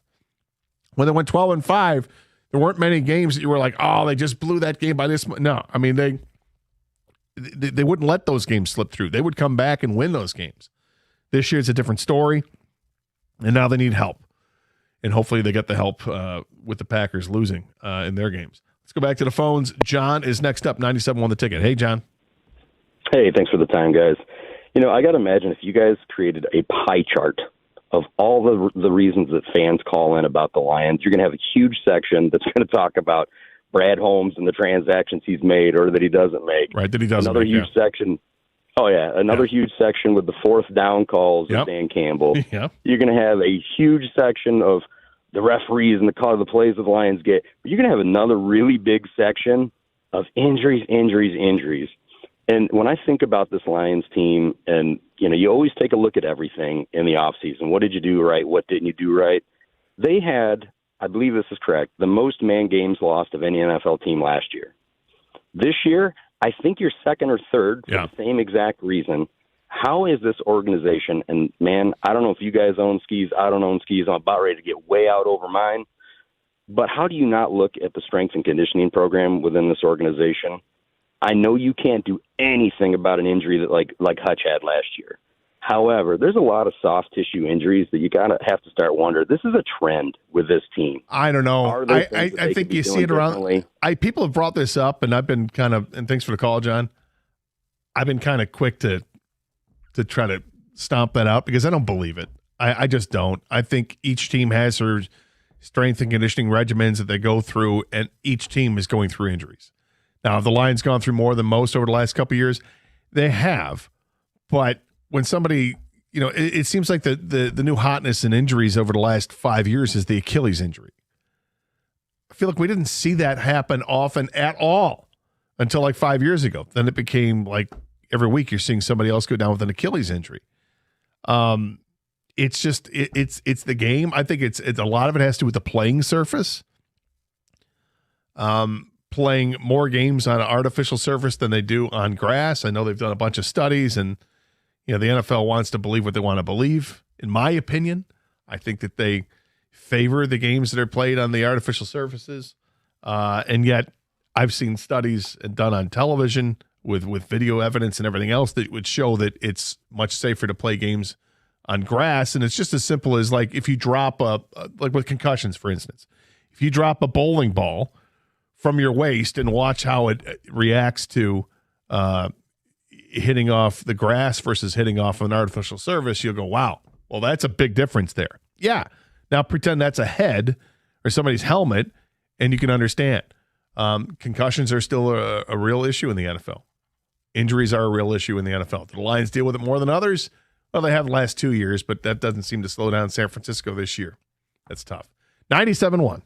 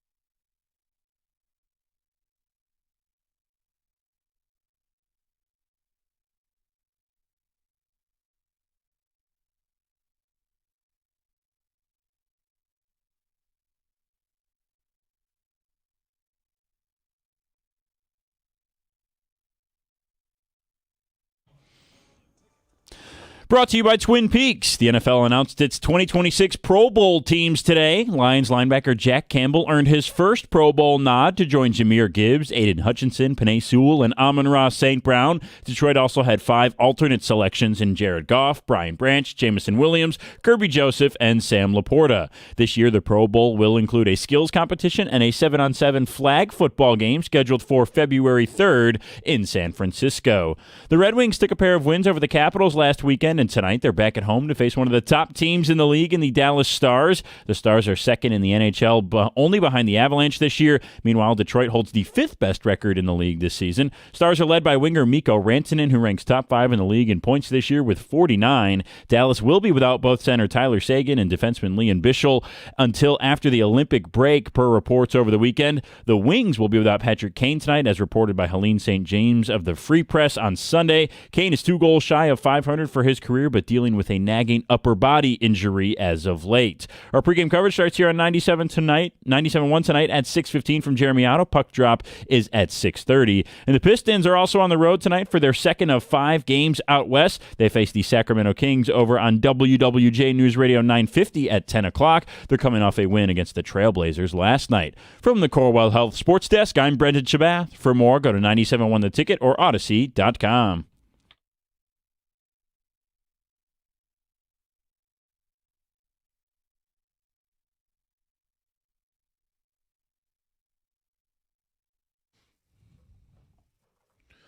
And good afternoon, everybody. Welcome back to the Karsch and Anderson program. Doug will be back on the day after Christmas. That'll be Friday for those keeping track at home. Lions play Thursday, Christmas Day. You hear it all right here on 97.1. But Kang and I are here with you today, along with Grumpy Cat working the phones, 248-539-9797. Same number to text us as well, if you'd like to get through that way. Let's get back to the phones, and we've got Sean next up here, 97.1. Hey, Sean. Hello, can you hear me? Yeah, go ahead, Sean.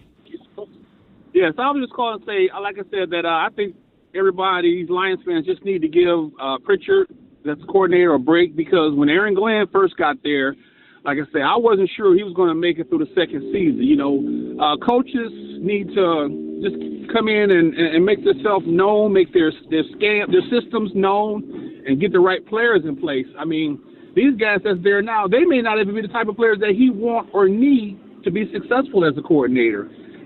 You know, the Lions they're not as good as everybody, or all you fans want them to be. They're just not. You mean Kelvin Shepard, the defensive coordinator? Shepard. Yeah, Okay. I'm saying, it's okay. Shepard, You said Kelvin Pritchard. I'm like, I got you. You transcribed it. I think that they've, they're going to have to grow. They're going to have to get better, and specifically guys on the defense. There's not a learning curve. I mean, if this year is over with after this week, basically, if the Lions lose on Thursday, then the season's done. They have another game to play, literally after that. But obviously, it wouldn't make making the playoffs. They need to grow up on defense. Some of these guys have been thrown in a position, and you're expecting to see something good come out of it. And we've seen some flashes. Roy Lopez has had some flashes of being a very good defensive tackle. He's made some plays behind the line of scrimmage. It's been fun. But other guys just haven't really provided the punch you expected. I expected Lee McNeil to be a beast out there this year, and he hasn't been. I expected Tyleik Williams, the rookie, to get better as the season has gone on. I'm not sure if that's the case. And someone to emerge at the other defensive end position. We had Al-Qadim Muhammad, who had himself a game a few weeks ago, but outside of that, he's only had a couple other games where he's registered sacks. So they still are looking for that. And the secondary is a mess. And unfortunately for them, the guys that they acquired to be backups are veteran players, and it's not guys you expect to grow with this team and figure things out. Guys are signed on one-year contracts. So, when Terrion Arnold goes out for the year, that's a young guy you're not seeing. When Ennis Rakestraw doesn't make it out of training camp and is gone for the year, that's another young guy that you haven't seen. And these are guys that are just in their second year in the league, and they've already missed so much time. And it's my belief that, guys in the secondary get hurt all the time, and once you start getting hurt, you're not going to stop getting hurt. And that's a bad precedent. If that's actually true, and not just in games I watch and things that I see with my own eyes, that's not good moving forward when you're talking about two guys that are 2 years into the league and have already suffered as many injuries as they have. Can I say one more quick thing? Yeah, please go ahead.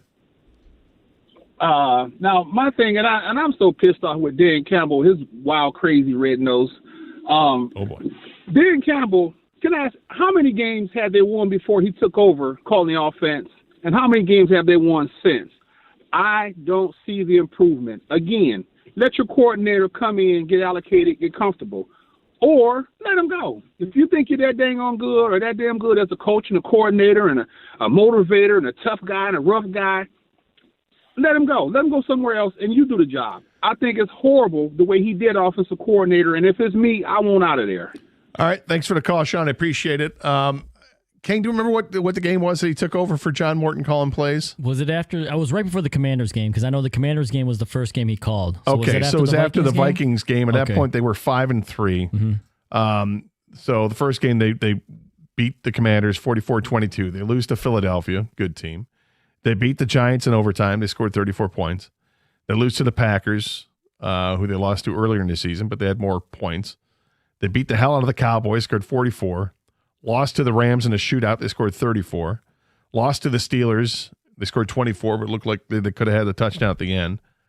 The offense has actually been better with Campbell, slightly better, I think, with him calling the plays. But if you look at the roster that they've had, I think the reason the one-loss record isn't as good is because that's when you can look at Kirby Joseph's gone. Brian Branch is gone. Terrion Arnold is gone.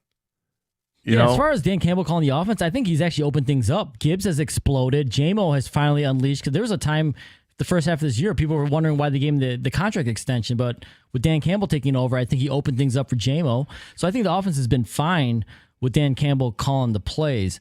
As far as giving coordinators time, they don't have time for that. This team was built to win right now. Sorry, Kelvin Shepard, you don't have time for that. But when he inherited a really good roster, I know they got hurt and that's affected a lot of things, but they don't have time for that. Maybe a couple games, maybe preseason, but otherwise, you've got to get into it by middle of the year. Same thing with John Morton. Obviously, Dan Campbell didn't like the flow of the offense or what he was seeing, so he took over because they don't have time to give everyone time. They got to win now. And so look where they are now because they haven't put it together. Yeah, and look, we've been trying to find a way to get the running game going and trying to figure out what's been wrong with it, and the players and the coaching staff will all say the same thing. It's a lack of execution, but when you've got a rotating door of different players coming in, playing left guard or playing center, as the case is lately, it's going to shift things. And when you've got a left tackle who's playing hurt every single game, but he's gutting it out because he's a tough SOB, it sucks, man, because these guys aren't where we've seen them in the past. And the line is different. And it's feast or famine with the running game. If you look at just like the high rushers in the game on the season, you had that game where he took over calling against Washington. Gibbs had 142 yards on the ground. Then against Philadelphia, he had 39. Against the Giants, he ran for over 200.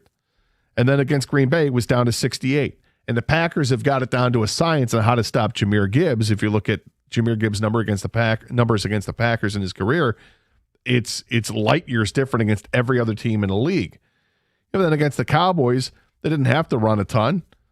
They scored 44 points. Goff threw for over 300, but Montgomery was your leading rusher with 60. In the last two games they've lost, Gibbs had 38 yards against the Rams to lead the team, and Montgomery had 14 to lead the Lions against the Steelers. The running game has been very inconsistent kind of all season long, but more specifically in the last 5 games, it's been an issue. And it's frustrating because you see the ability of, Gibbs breaks loose and he's gone. You saw that against the Giants. He had 219 yards on the ground. You can see that happen. You saw it even against the Steelers where Montgomery breaks through and he busts it down for 17 yards. But the team, outside of 2 carries, one went for 17, one went for 6. The other 10 carries in the game went for -8.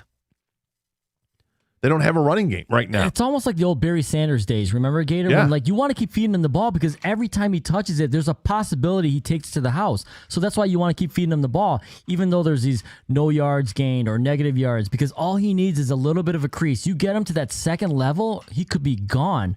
But they're just having problems getting him to that level. I mean, when they started the ball started the against the Steelers. They got the ball right before the 2-minute warning. Yeah. They did a quick draw play, just get some yards before the 2-minute warning, so make it, second and, short or whatever. Instead, they lost yardage. They were 2nd and 13 to start that drive after the 2-minute warning. They actually made it worse. The running game, the line of scrimmage, they're just losing that battle on both sides of the ball. Yeah, and I think that the coach and Jared Goff himself after the game, because I was in the media room after the game listening to both of them speak, when they were talking about Kingsley Equibon, the center who had his first start of his career in that game, and both said some nice things, some encouraging things, like he did better than maybe they expected him to, but at the same time, the offensive line as a whole wasn't getting the job done in terms of opening up the holes in the running game.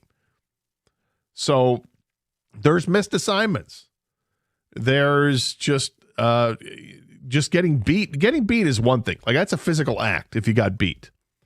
But missing an assignment where somebody comes in untouched, unblocked, and he enters the backfield as you're handing the ball off to the running back, that's a problem. Or if it's third down, you're in the shadow of your goalpost and you don't even have time to set up and look at your first option before you're getting tackled in the end zone for a safety, that's a problem. And it has to get worked out. First of all, how about this? You don't end up in the shadow of your end zone, but the way they did that is because they created a turnover. The defense did a job. They got the ball back. And unfortunately, because they didn't have a running game, they couldn't get out.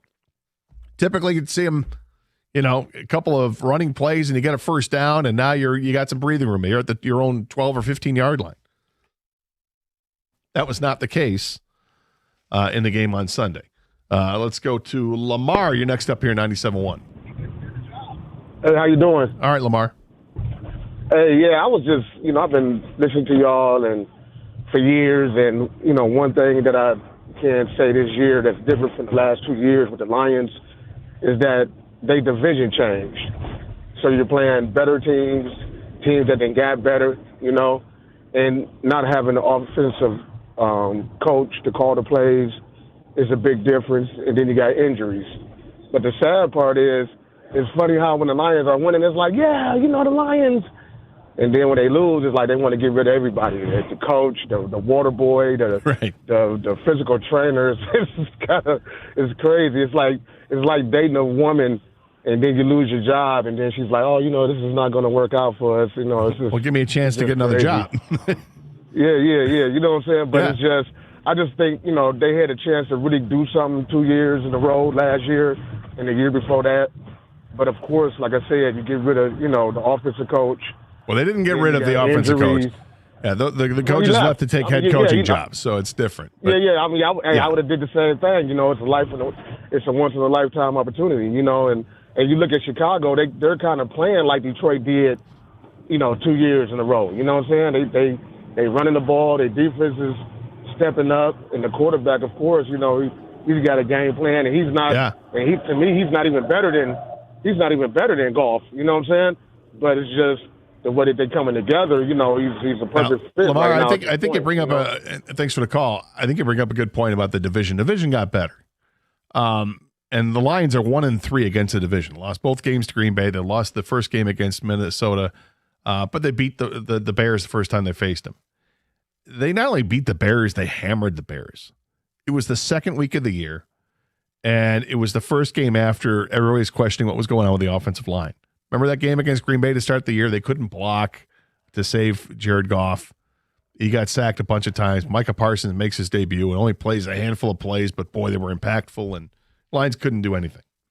The following week, the Lions got their act together and totally smoked the Bears 52-21. They did it in every facet of the game. It was great. This is a different Bears team they're going to face at the end of the season because I think the Bears are a pretty good football team. Packers are a pretty good football team. The Vikings, record-wise, are nowhere near what they were last year, and I don't think they're, as a team, they're anywhere near as good as they were last year, but they can still pose problems. I don't think it's going to be a problem for the Lions to win the game on Thursday, and I'm hopeful that the Vikings will give the Packers all they can handle and hopefully win the game at the end of the season and give the Lions a chance to make the playoffs, but we shall see. 248-539-9797. This is 97.1. It's great to see our teams in the D back to their winning ways. It's just like the team over at Sarah Chevrolet Southfield. Sarah Chevrolet Southfield is making sure that the customers win on every deal, and the deals are unbeatable, starting with Friends pricing for everyone on every 2025 demo in stock. You can get a 2026 Chevy Equinox EV for $169 a month, or your choice, 2025 Trax or 2026 Equinox for only $199 a month. And that's no games and no gimmicks. It's just great winning deals for the customers. And if you need more money for your trade-in, Sarah Chevrolet Southfield has you covered because they treat it like a free agent that's highly sought after with big money, huge money for your trade, up to $2,000 more. And if you're paying too much for service, only to feel like you're left in the cheap seats, Sarah Chevrolet Southfield will have you feeling like you're sitting on the 50-yard line. Service is open every Saturday. Free loaner vehicles are available, and there's no appointments necessary. Sarah Chevrolet Southfield will get you in and out quickly. Sarah Chevrolet Southfield at 696 and Telegraph, or go to sarahchevrolet.com. And together, let's drive.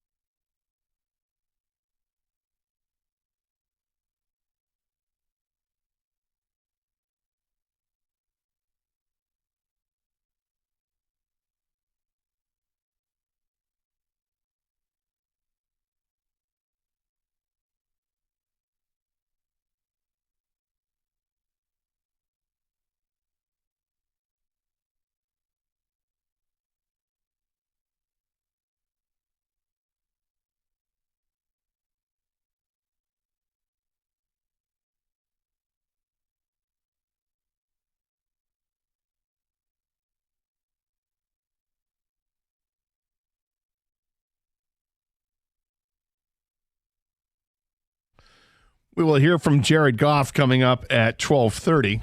I had a chance to talk to him earlier this morning. Interesting things getting ready for the game on Thursday, and some thoughts about the game against the Steelers, Christmas, and all that. 12:30 with Jared Goff. 248-539-9797. The telephone number. Bud is next up here, 97.1. Hey, Bud. How are you? I'm all right, bud. How you doing? Good. I just wanted to mention that back in last month in November, the Crisis Club had Eddie Murray as a guest speaker. Now, he was in the NFL from 1980 to 2000, and he won Super Bowl 28 with the Dallas Cowboys. So we were peppering him with questions with respect to what it takes to get to the Super Bowl, what it takes to win the Super Bowl. The former And Lions kicker, for those that don't know. Yes, Eddie Murray. Right, he was 12. He was 12 years with the Lions before he went to the Cowboys. So his point was, when you get into this time of the year and you get into the playoffs, the teams with the best talent don't necessarily win. It's the healthy teams that win. The healthier you are in late December, January, going into the playoffs, the better chance you have of making it to the Super Bowl. So I think, if you look back at all of this season and all of 24 with regard to the Lions, they have not been a healthy team. Okay, and the healthier teams are the teams that win, according to Eddie Murray. So I just thought I'd share that with your audience. Yeah, I think it makes sense, and thanks for the call, but it would make sense. The teams that are healthier, I would expect that they're going to do better. And first, it has to start with the quarterbacks. There aren't many teams in NFL history that have gone on to win a Super Bowl with a backup quarterback. It's happened. We've seen it happen with Philadelphia. It happened back in the day with I think the Dolphins. I believe won with Bob Greasy was out back in the 70s. If I'm not mistaken, I think Earl Morrall ended up playing, or it was vice versa. I sometimes get that mistaken. But yeah, it can happen. But typically, you're not going to have much of a chance with a backup quarterback. Fortunately, the Lions quarterback has stayed healthy. But then once that happens, you got to look at your other star players. Your star players have to stay healthy. And for the Lions, the star of the team, you could argue, over the last several years has been the offensive line as a unit. They provide protection for the quarterback, and they open holes in the running game.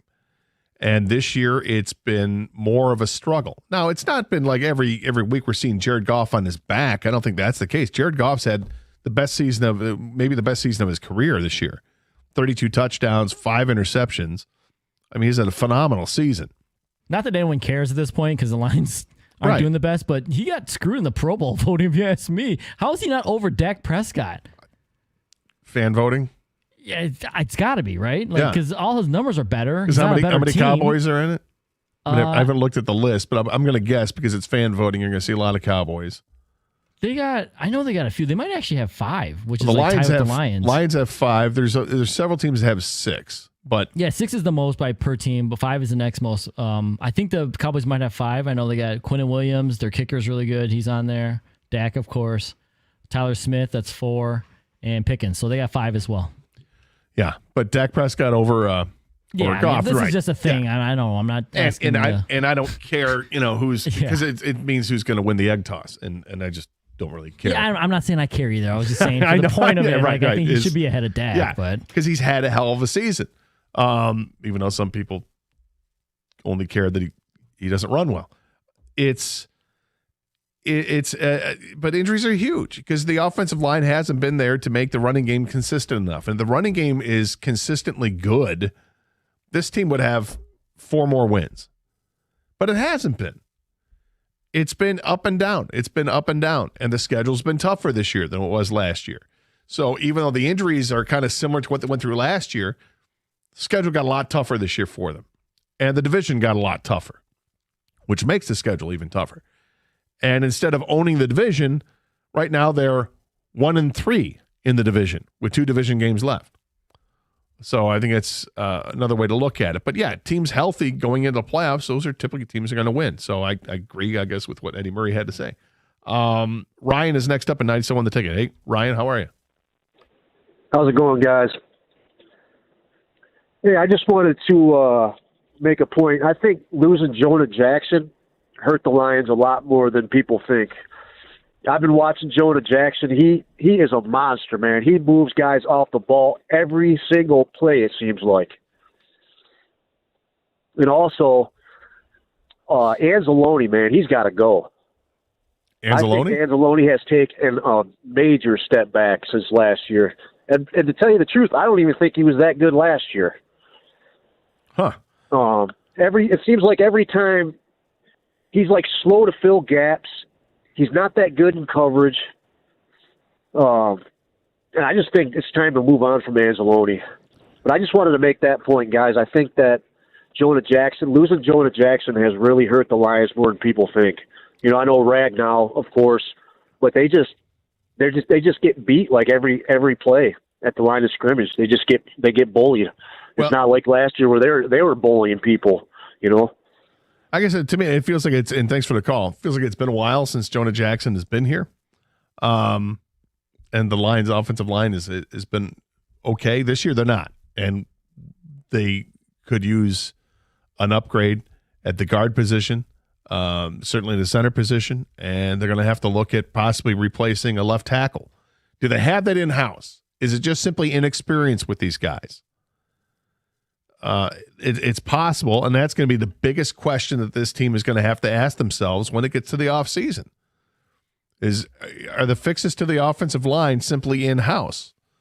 All the guys that are hurt right now, you know, do they have a chance to make an impact?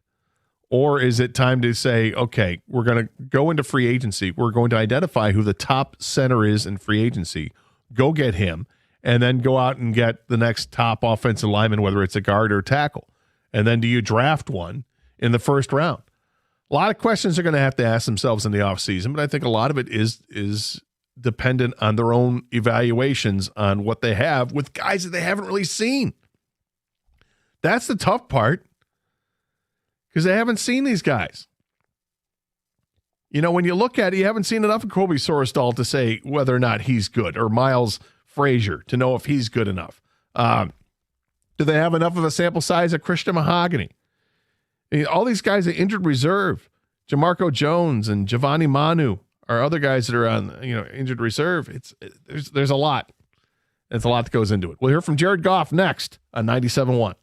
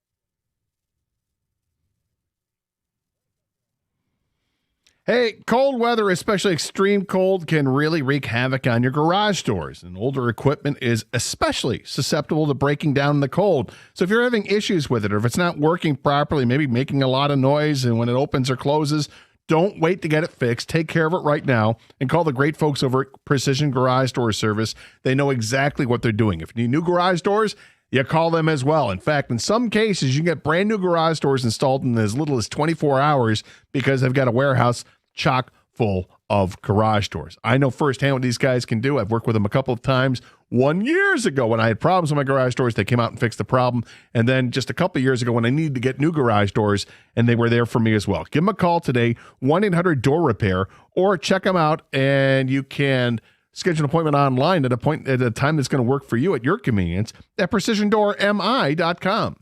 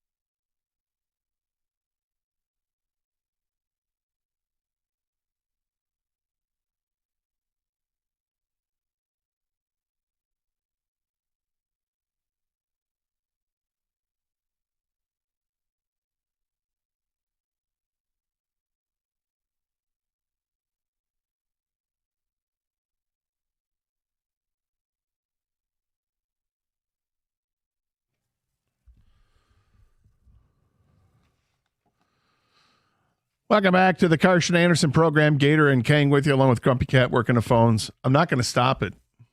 Just so you know, Kenny, I'm not stopping. We're embracing it. I don't know if it's got life past the holidays. I hope this one doesn't stick. This is one of my least favorite bits so far. I don't want to upset you. I mean, I don't. I think you're taking a little bit of pleasure out of making me the Grumpy Cat. I was just excited that like Kang was on board with it and when I said it, and because initially you looked at it and you gave I said it because you gave a look like you were Grumpy Cat, and then at some point it looked like you were like, I can live with Grumpy Cat, and I feel like he wants to go by GK at this point. with Grumpy Kenny or Grumpy Cat with a K. Grumpy Cot. Oh, I thought that would be get rid of the cat. That's what the GC. I mean, that's up to you, what you're going to have to do there. Sounds domestic. It is a point of contention in the household. I will admit that much.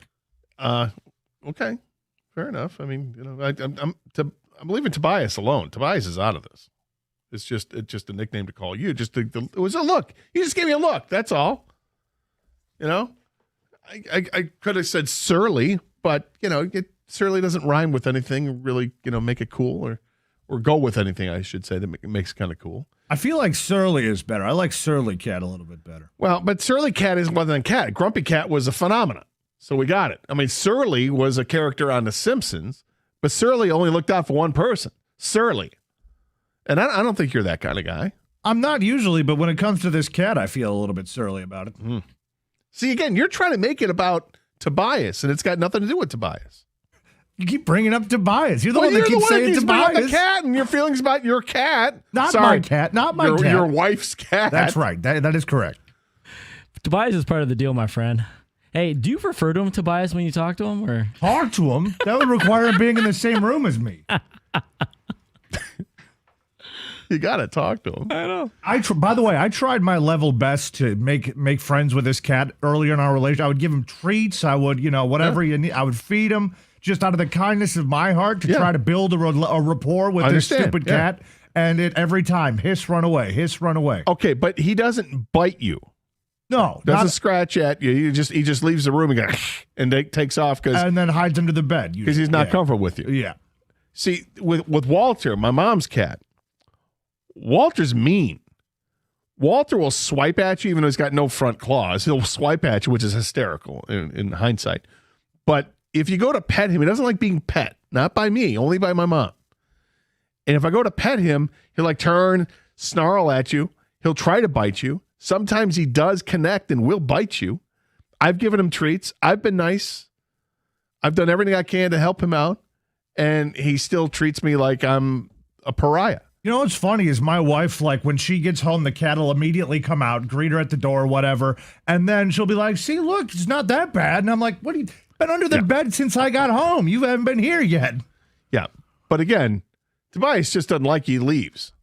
Yeah. It's not actively aggressive towards you, just hides and runs away under the bed or under a sofa or something. And Tobias says, and also for a point of fact, has nothing to do with me calling you Grumpy Cat.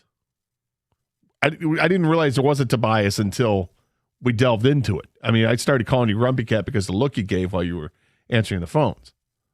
That's it. It's got nothing to do with your wife's cat, Tobias. Thank you for saying it right. All right. I appreciate that. So anyway, if you want to talk to Grumpy Cat or Grumpy Cot, he's there taking your calls at 248-539-9797. Actually, Grumpy Cot actually works a lot better. I like Grumpy does Cot. Work. Yeah, actually it does. You know, it kind of does. Plus it gets away from any kind of comparison to Tobias, which I understand you want nothing to do with. That's fair. Kang, a follow-up, and I think it's something we're going to have if we get another opportunity to talk to Jared Goff this year, which we may next week. I don't know yet because, they got time off, and I don't know if they'll let him talk to us or not. And then after that, it's the end of the season. I don't think we typically do a year-ender with Jared Goff. But if we do, we have to follow up on the dad strength. Yeah, we were running out of time there. Asked the Philip Rivers question, of course, which led to me, Jared's a dad now, a brand new dad, which is awesome, I think. I think anyone who's experienced that knows that. So, but also it comes with apparently this thing they call dad strength, right, Gator? You've heard of it. So. I think it's a real phenomenon. Yep. dads all of a sudden get stronger with just different things. Yeah, so I was going to ask him, which maybe I will ask him next week if we get to, is where have you felt this dad strength? Because he did acknowledge it, that he's gotten dad strength now. Can he open jars easier? Yeah. Can he kill spiders quickly? Yeah, I mean, more than he did before. Yeah, is he just right? I'm right to the task. I'm not reluctant to jump into the fray. I'm ready to go. Yeah. Where is this dad strength more prevalent than it wasn't before, right? Maybe did you feel weak in a certain area, but now you feel strong? I don't know. Could you cut down your own Christmas tree and carry it by yourself? Are you definitely carrying all the grocery bags into the house at once? Because no one makes 2 trips. Right? No. Why make 2 trips? I'm making 1 trip. Yeah. And I'm going to get sturdy. I need to get sturdy bags. I can't have those flimsy Kroger bags. Well, you got to carry them on bag. Or how many fingers? 1 on each finger. You put the plastic bags on. Yeah, but you got to, if you're using the flimsy plastic bags, you get, those are just no good. You got to get the good paper bag is good. Or some of the other grocery stores have thicker plastic bags, which work. But yes. Can he drink more beers now? It's a dad strength. It is a dad strength. But but when you're an athlete, there's a fine line. Well, I don't want him to go hammered every night. Well, no. But you also don't want. I want to see how it translates in a game. Him on the flip from St. Brown at the end of the game, and then he goes and tries to carry it in. I think that was dad strength. Oh, that was a dad leap. Yeah, he couldn't do that pre-kid. No, you don't think? No, there's no way that would have happened pre-kid, right? All of a sudden, he gets a lateral. He has a kid now. He can fly in the end zone from 4 yards out. He can do whatever is necessary. Whatever is necessary. Immobile my ass. Right, exactly. You need somebody to lead block on the end around. Here's Jared Goff leading the way. He's going to collide with a linebacker. Oh, my God. I don't know. He might need a couple more kids for that kind of strength. That's crazy. But that's something we have to follow up on, because I do think I think, in fact, the last play of the game on Sunday was an example of dad strength kicking in. Just instinctively, dad strength. I got this. A ball's flipped to me. Not only did he catch it like a champ, I do notice he wasn't expecting it. When I had kids, things that drop or fall, you can catch them quicker. Your reactions, you're like Spider-Man all of a sudden. Yes. It's dad strength. A bottle drops, boom, got it. Right. Pacifier, got it. Got it.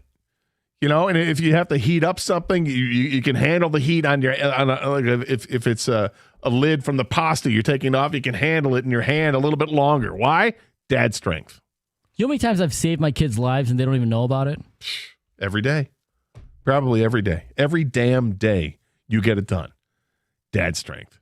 It's real. I know it's real. And I'm not a dad, but I know it's real. I've seen it up close and in person. 248-539-9797 is the telephone number. We'll hear from Dan Campbell coming up in just a little bit here on 97.1.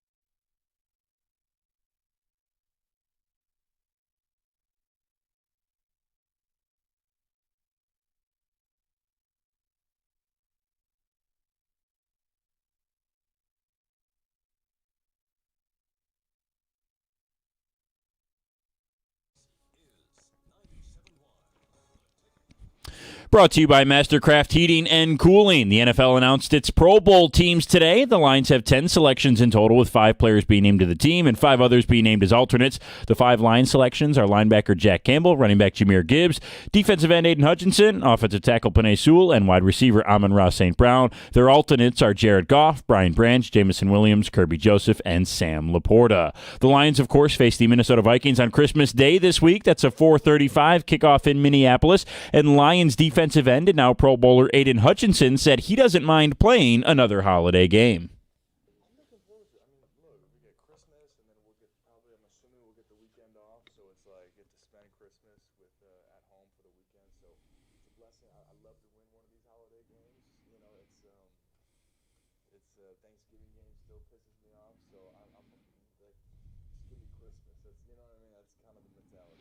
You can hear that Christmas game right here on 97.1. Tonight, you can hear the Wings on 97.1 in a marquee NHL matchup. They're set to take on the Dallas Stars from Little Caesars Arena at 6:30. Our pregame coverage begins here at 6:15. And if you're staying up late, the Pistons are still out west as they'll face the Kings of Sacramento in the second of a back-to-back tonight. That game is at 10 o'clock over on WWJ News Radio 950, with pregame coverage starting at 9:35. From the Corewell Health Sports Desk, I'm Brendan Shabath. For more, go to 97.1 The Ticket or Odyssey.com.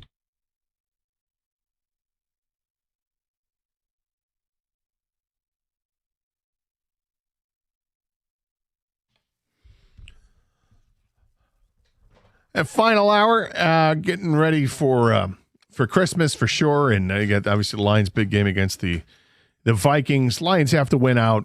Green Bay has to lose out. So Lions have to not only win at Minnesota, then they have to win the season finale at home against the Bears, or actually on the road against the Bears. And the Packers have to lose on Saturday night at home against the Ravens, and then they have to lose on the road at Minnesota to finish up the season. It's not impossible. In fact, I expect the Lions to beat Minnesota, and I think the game against the Bears is going to be really interesting. And I think it'll be interesting because I think the Packers, if we get Lamar Jackson playing for Baltimore, that could be very problematic for Green Bay. And the other thing is, Green Bay doesn't know who's playing quarterback. You know, Jordan Love got rocked, and so did Malik Willis, the backup quarterback. He got rocked. So we don't even know who's going to play on Saturday. It's a short week for them as well. They lose a day because of the game on Saturday. And if the Ravens take care of business, then that puts all types of pressure in that finale against the Vikings. And same situation with the Vikings with their quarterback. We don't know who's playing on Thursday at this point. J.J. McCarthy was in concussion protocol. And their backup is nothing to write home about. Is it Browser? Is that who it is? If he has to play, then I really feel chesty about the Lions. We have some ticket texts that have come in at 248-539-9797. If you recall, our offensive line's worst showing of the entire year was against the Vikings. Just saying, that's Jeff and Petoskey. So that game, the Lions lost 27-24. And not a great performance from the offensive line. Jared Goff was sacked 5 times in the game. Still had a decent game, 284 yards passing and 2 touchdowns, no interceptions. The Lions only ran for 65 yards in the game, which is well below their average on the season. The offensive line they had that day was pretty much their starting offensive line. It was intact. Sam Laporta did play. Brock Wright was playing in that game. So they had their offense intact. What I do remember about that game was David Montgomery fumbling. I remember, was there a blocked field goal attempt? And I think there was a kick return that went a long ways for Minnesota. If I go back and look at this box score, if I'm not mistaken, yes, there was a 51-yard return, if I'm not mistaken, a 61-yard return by Miles Price. So you had some breakdowns there that allowed the Vikings to eventually win that game, because defensively, when you look at the numbers, the Lions weren't bad. J.J. McCarthy threw for 143 yards, had 2 touchdowns and 1 interception. But the Vikings were able to run the ball, and that was a problem. And this is where we get into the slippery slope with the offensive and defensive lines of the Lions, where the problems are. And it reared its ugly head against Pittsburgh as well. Not able to run the ball and not able to stop the run. Line of scrimmage is vitally important to the success of any team. And it's in both phases, offense and defense.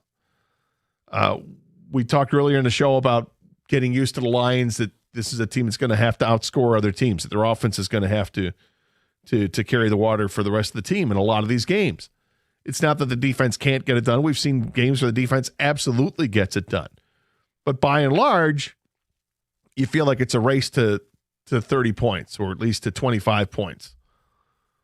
And the game against the Steelers was so frustrating because of the huge runs they had. They had 2 45-yard touchdown runs that I don't think anybody expected Warren to go for, 140-something yards on limited carries, let alone have 2 long touchdown runs like that. They had a 45-yard touchdown reception on a play that I'm still convinced was offensive pass interference, but whatever. Lions had their chance to win it at the end, and they didn't get it done.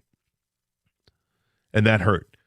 But one of the reasons they didn't get get it done throughout the game is because they couldn't run the football. 17 yards rushing on 12 carries is not getting it done.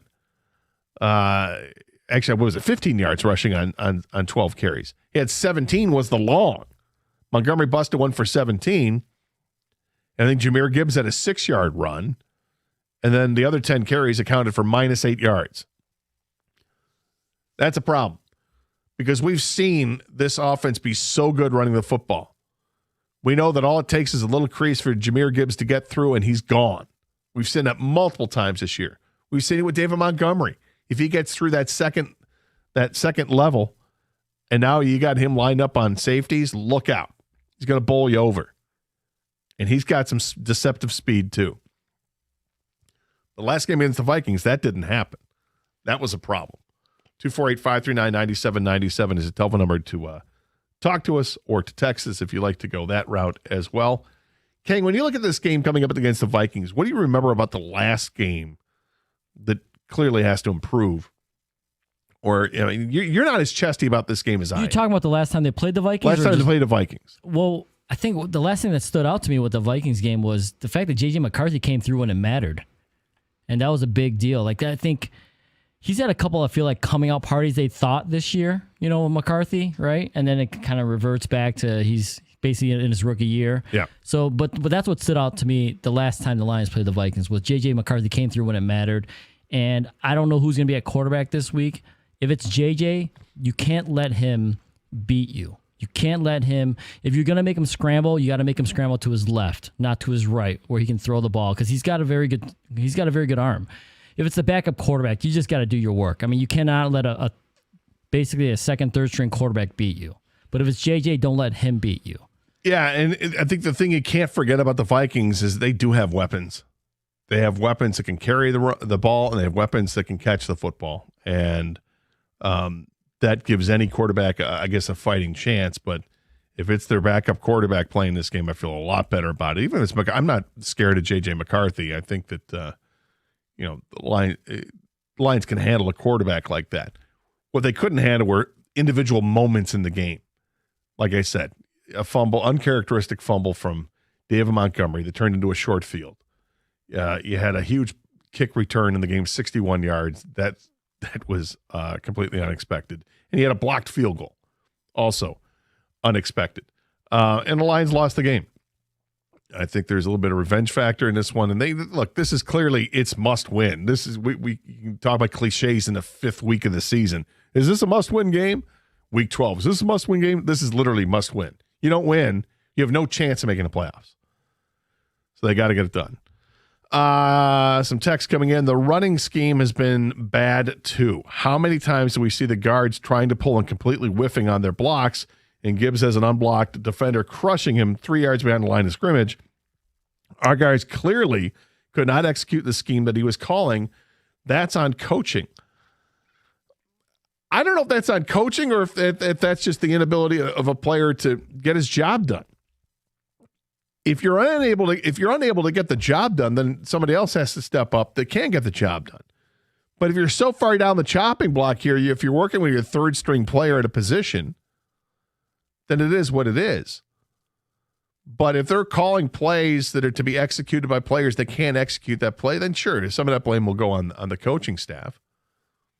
But I tend to look at the players more than I look at the coach first on that. When you have unblocked players, that's a missed assignment. Because I can't believe that there's a play that's called where someone isn't accounted for. Lions have gotten away from using David Montgomery. Ben Johnson used to alternate him and Gibbs per series, and it worked. Campbell is hoping Gibbs bust home runs, and I'd rather get little chunks and keep the chains moving than waiting for the explosive run from Gibbs. That's from Frank the Mailman. I think there might be some truth to that in that certainly the way I guess that they've used the two running backs in the past looked like it was a more equitable split than what we've seen this season. What we've seen lately for sure. I thought we were going to see some more of Montgomery. They talked about it last week like we were going to see more of Montgomery, and we really didn't. But the running game as a whole just wasn't working at all against the Steelers to even have that happen. But I thought that if just having Montgomery on the field as an extra blocker would make sense too. Maybe that changes this week. I don't know. But yeah, it did seem like there was more of an equitable split last year than there is this year. Is that conscious? Is that by design? Is that falling in love with the home run ability of Jahmyr Gibbs too much? Maybe. Guys, I think it's pretty simple. Injuries and the O-line being subpar is the reason the Lions offense has struggled. It's not DC's play calling or anything else. They need a superstar O-line to function. They need a superior offensive line to function properly. That's from Brad in Phoenix. I don't know if they need a superior offensive line. I think they need to have a good offensive line. And they have there are elements that are there. Obviously, Penei Sewell is outstanding at right tackle. I think Taylor Decker is above average at left tackle. But Taylor Decker is getting banged up each and every week. He doesn't practice anymore. Is he as effective? And your guard situation, you got a rookie guard at the right side, and then you've got effectively a rookie on the left side, Christian Mahogany, who now has come back from an injury, and he's playing. And then at center, I don't know what they're going to have on Thursday. Could be a guy making his second career start. Could be Graham Glasgow coming back from an injury. We'll see what that is. But the offensive line has been an issue for this team, and that's, I think, probably the number one thing they're going to have to look at in the offseason to see if they can fix. 248-539-9797. This is 97.1.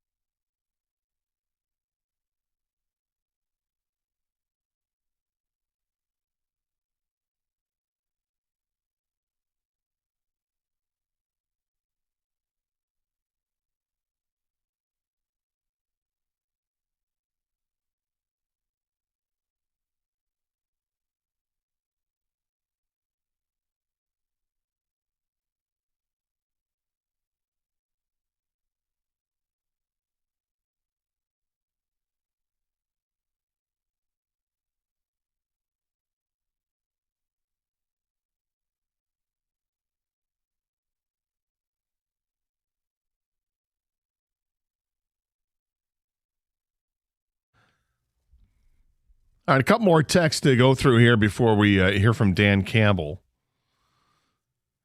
Inexcusable for great running backs not to be given a drop of daylight to run blocking a mess. I agree. It's the game against the Steelers was an absolute mess, and we've seen several games this year where it's been non-existent. Teams just shut it down. The Packers have done a marvelous job over the last few years of shutting down Jahmyr Gibbs in the running game. And we've seen the Lions shift at times. Okay, if you're going to stop Jahmyr Gibbs in the running game, they're going to throw the ball to him a lot. Where he's targeted double-digit times in a game. And you might have actually double-digit receptions in a game. But in the meantime, the running game wasn't working. MCDC will be the reason this team has changed and ultimately the reason they will never make a Super Bowl. He's unwilling to strategize. He's stuck in his ways. Which is an interesting text to get us to what we wanted to hear from Dan Campbell when he spoke this morning with Stoney and Jansen in the morning show. Stoney in for Costa this week. One of the things that fans have complained about forever with Dan Campbell is the Dan Gamble stuff, going for it on fourth down and whatever, and eschewing the opportunity to kick a field goal. It happened on Sunday against the Steelers early in the game. Lions had a chance at 4th and 3 inside the 10-yard line to go ahead and kick a field goal, and Dan Campbell said, "Nope, we're gonna go for it," and the play failed. And it's been brought up all the time by fans and media alike. What was going into the decision to go for it on fourth down and instead of kicking the field goal. And here's what Dan Campbell had to say about that decision on Sunday against the Steelers.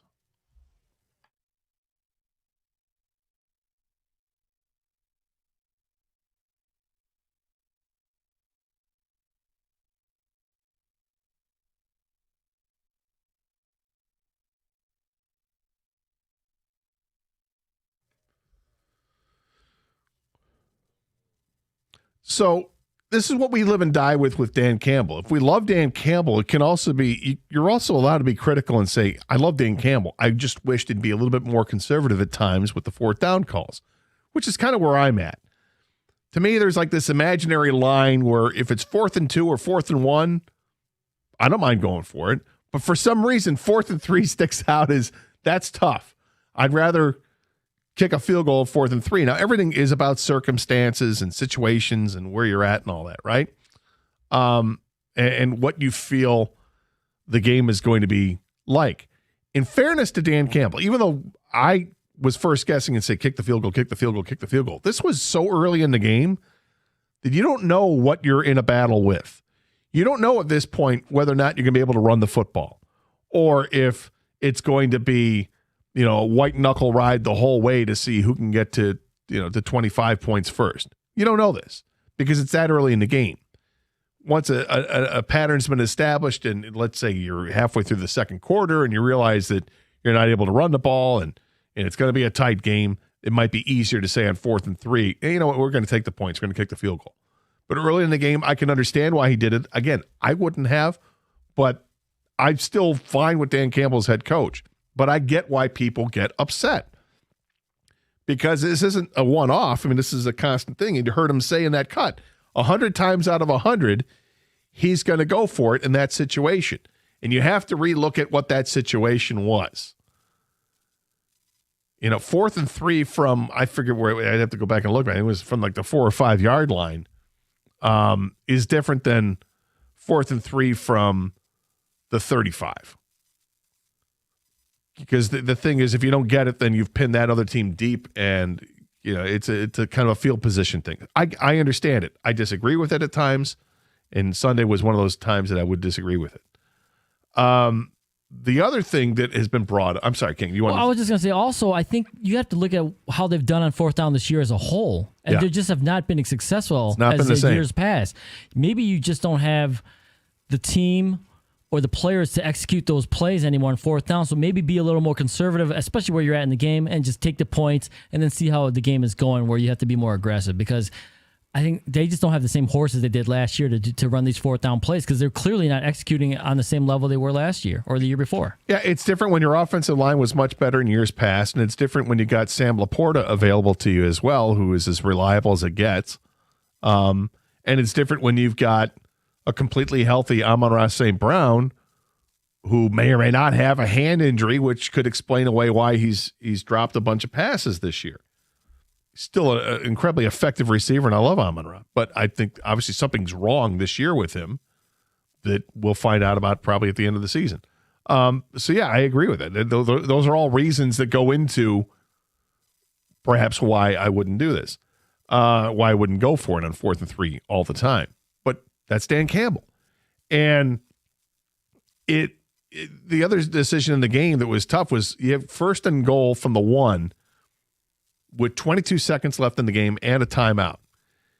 And lots of people are expecting at this point that David Montgomery would come into the game and you'd hand the ball off to your big bull running back and he'll punch in the end zone and give the Lions the lead with less than 20 seconds to go.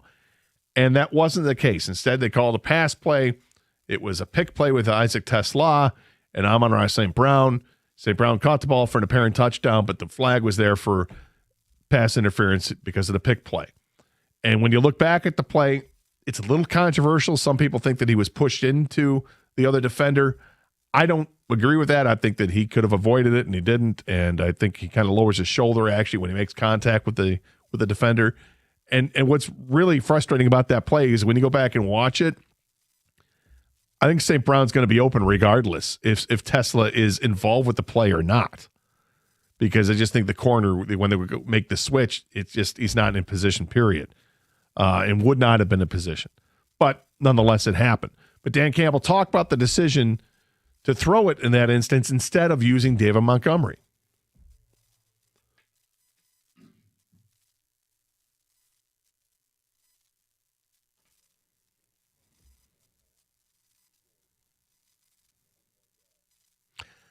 It's interesting how he said that. And we scored, and it didn't work out. Didn't work out because it was an offensive pass interference call that I tend to think that most of the players in that locker room feel like it should have been called that way. And whether you agree or disagree that it should have been interference, in the end, it was.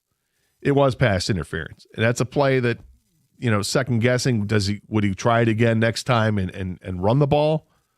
Maybe. But I don't necessarily think it's learning from a mistake necessarily. They called the right play. It worked for a touchdown. But execution, part of it is avoiding a penalty, and TeSlaa did not avoid the penalty on that play, which is really unfortunate. And that's where we're at. And that's why the Lions are on the outside looking in. Instead of have a little more wiggle room. Would have been nice to have that 9th win. Instead, it's a 7th loss. I understand the people that want to run the ball there, but I think it's just my opinion. I think they may gun shy about running the ball anymore. I talked about this earlier while they started that drive with a -3 yard carry. Yeah. To get it even down to the goal line. Fortunately, they were able to get down there anyways, but I think at that point, I think he was like, I don't want to lose any more yardage. Ultimately, they lost yardage because of OPI, but you don't foresee that. But I mean, yeah, the run game was just not working. They completely abandoned it because there was very little progress made with it. Oh, man. I mean, the way that game was going on that last drive, they were moving the ball so easily. And then I thought at one point, wow, they just throw a touchdown pass here? And that was before the penalties, and now they went out of bounds at the 4-yard line or whatever. And then they move forward. They get the first down. It's 1st and goal from the 1. And they just couldn't finish it off. They thought they did it twice. They had 2 touchdowns, both of them called back. And now it is what it is. 8-7 instead of 9-6. And now the Lions are in a real peril of not making the playoffs. I'm still hopeful that they can make it. I'm not optimistic about it because a lot has to happen. I mean, Green Bay's got to lose 2 games. I think after this week, things are going to tighten up because I think the Lions beat the Vikings. And if Lamar Jackson plays for Baltimore, I think Baltimore beats the Packers. And it sets up a showdown at the end of the season where the Packers have to win and the Lions have to win, we'll see what happens. They're not playing each other. Packers are playing at Minnesota to finish off. The Lions playing at Chicago to finish off. But none of that matters unless the Lions get things done on Thursday, Christmas Day, at Minnesota against the Vikings. More of your calls and texts as we continue here at 97.1.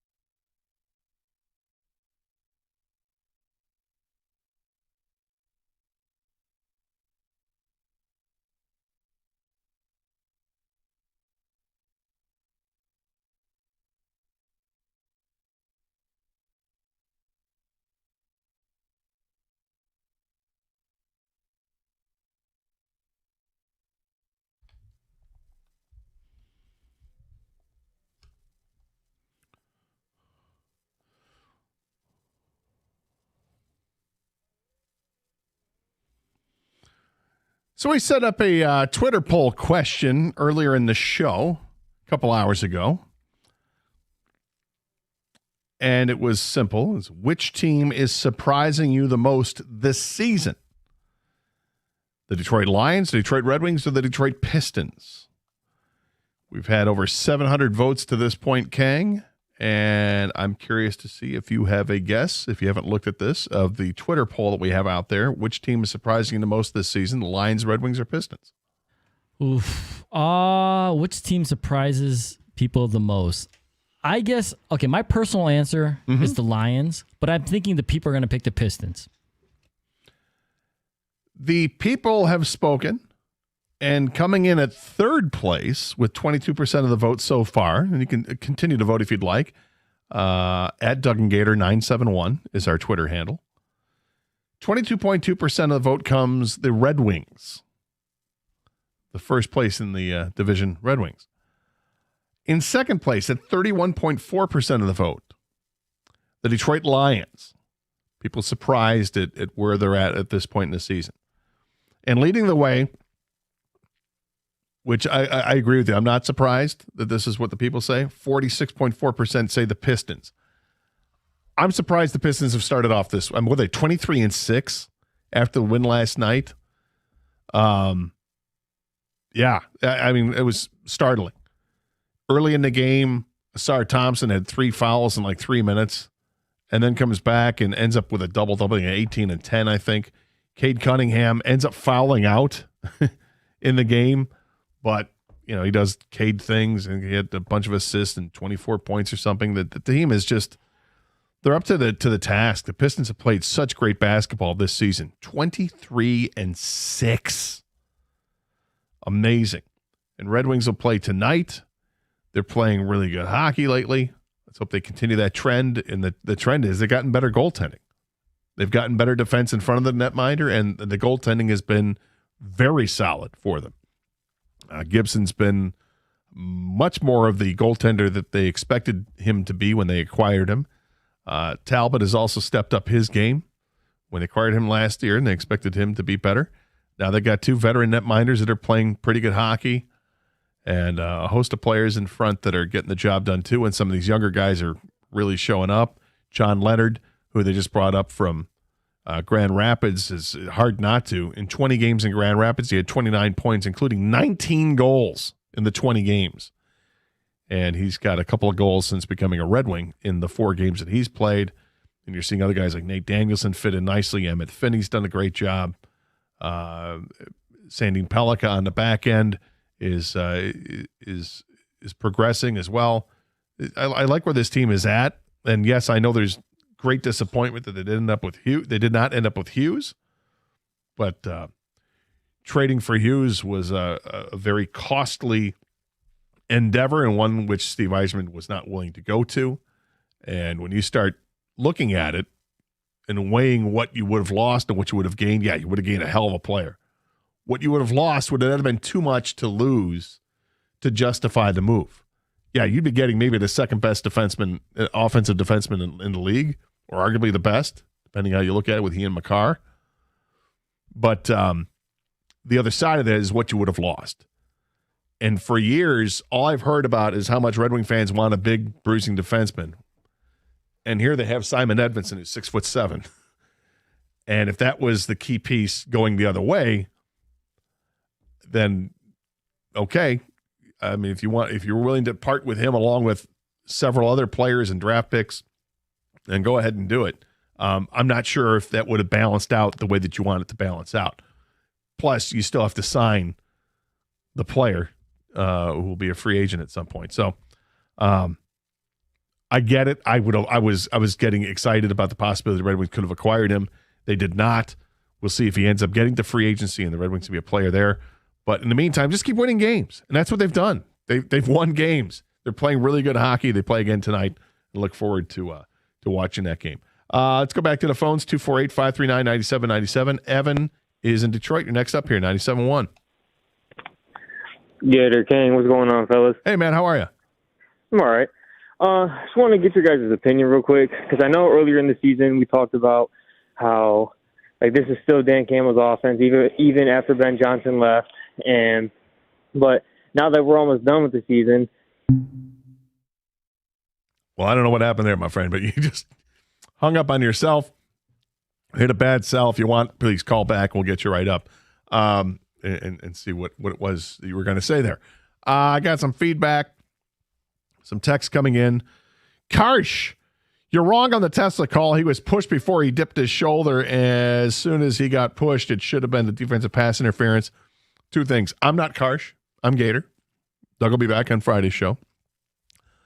And yeah, I think there was some contact with the defender, but I think that contact is legal where it is because it's like a yard within the line of scrimmage. You're allowed to do that. And I don't think the push was egregious enough where it threw him off track and into the other defender. That's me. I'm okay with the way that it was called. I mean, I'm pissed I didn't win the game, but I didn't think it was that bad. And what really is frustrating to me is that it didn't need to happen in the first place because I think regardless, St. Brown was going to be wide open. They had the right play called, but unfortunately, you got a player that runs into another player. I understand why Lions fans and some of the Lions players and Coach Campbell are upset about the pick play that Tesla, the OPI that got called. I understand why they're upset because it was kind of marginal. Yeah. But what the refs, I think, were doing where they're trying to be consistent. They had called a pick play earlier against the Steelers, right? DK Metcalf. Yep. And then earlier, they also called a offensive pass interference on DK Metcalf where he pushed off on one of the Lions defensive backs, which ASB got called for in the last play of the game. I think they were just trying to be consistent throughout the game. Like, hey, we called it against them. We're going to call it against you as well. And that's what happened, even if it was a little bit softer than the other ones. Yeah, I mean, you don't want to see an opportunity wasted, and that's exactly what happened. They had 2 touchdowns at the end of the game. They were both called back for offensive pass interference calls. And, one is too many, let alone 2. But I can see why they were both called. And, that goes back to 1st and goal from the 1 with 22 seconds to go. And because you were incapable of running the football throughout the game, I think that changes what Dan Campbell was going to do. A lot of people say it's easy. Punch button, put David Montgomery in and let's go. Well, when you hadn't shown any ability to run, you had like 2 positive runs out of 12, which is kind of literally what it was. They had a 17-yard run, they had a 6-yard run, and then the next 10 carries resulted in -8 yards. That's a problem. So I can see why they decided to throw the football after that. For the last several weeks, the Lions have had the worst pass defense thanks to injuries in the secondary and the Lions' front line being less than effective. So I'm worried regardless of the quarterback that starts from Minnesota, Jason and Wixom. Fair. I think that's fair. I still feel better about this game because I don't have a high opinion of J.J. McCarthy. No, it's not a Michigan State thing. I just don't have a high opinion of J.J. McCarthy if he's going to play. And if it's going to be their backup quarterback, good luck. I recognize you've got some great weapons to work with, but, the game hasn't slowed down for you just yet. Don't have enough reps, don't have enough experience where it's going to play in your favor. And maybe I'll have egg on my face next week when I come back and talk about it, but I feel pretty chesty about this one. After that answer, I no longer want Dan Campbell as head coach. We're never going to win anything with that type of mentality. Now, I'm not sure which cut he's referring to, but if it's I go for 100 times out of 100 on the 4th and 3, here's what I was trying to come up with an analogy, King. And generally, you'll see me going to movies. So I got done watching the John Candy documentary, I Like Me. And the reason it was titled I Like Me, it's a playoff Planes, Trains, and Automobiles, where his character in the movie, Dell, is a salesman, a traveling salesman, and he spends time with Steve Martin's character, and he annoys Steve Martin with a bunch of different things. And it comes to a head, they get into a large argument, and Steve Martin just unloads on him. And his response to it is, well, I know I can be loud. I know I can be obnoxious. I know sometimes I do this and sometimes I do this. And he finds all his faults. But in the end, he goes, but I like me. My wife likes me. My friends like me. The people I do business with, they like me. And I liken that response to what Dan Campbell is. I can look at and fault and critique and say, I don't like when he does this. I don't like when he does that. But you know what? Despite all that, I like Dan Campbell. I like Dan Campbell a lot. You may think he's a goofball up in front of the podium and the microphone and saying crazy things. You may not like him when his face gets red, as one of the other previous callers said. He may not like it because he's constantly going for it on 4th and 3 when you want him to kick a field goal.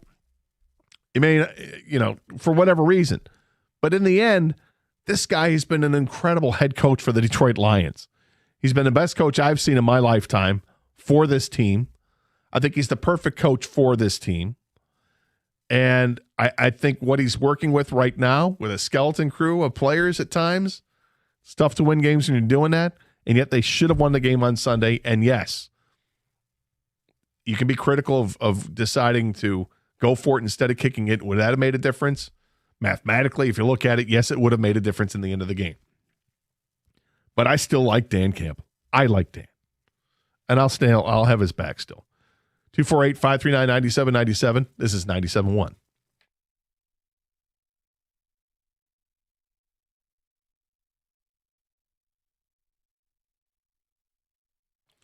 Hey, it's great to see our teams in the D back to their winning ways. It's just like the team over at Sarah Chevrolet Southfield. Sarah Chevrolet in Southfield is making sure that the customers are going to win on every deal. And right now, the deals are incredible. You start with Friends pricing for everybody on every 2025 demo in stock. You can get a 2026 Chevy Equinox EV for $169 a month. Or, how about this? Your choice, 2025 Trax or 2026 Equinox for only $199 a month. And that's no games or gimmicks. It's just great winning deals for the customers. If you need more money for your trade, they got you covered. They treat trade-ins like a highly sought after free agent, and that's big money for you, my friends, up to $2,000 more. And if you're paying too much for service, only to feel like you're left in the cheap seats, Sarah Chevrolet of Southfield will have you feeling like you're sitting on the 50-yard line. Service is open every Saturday. Free loaner vehicles are available, and there's no appointments necessary. Sarah Chevrolet Southfield will get you in and out quickly. Sarah Chevrolet Southfield is 696 and Telegraph, or go to sarahchevrolet.com. Together, let's drive!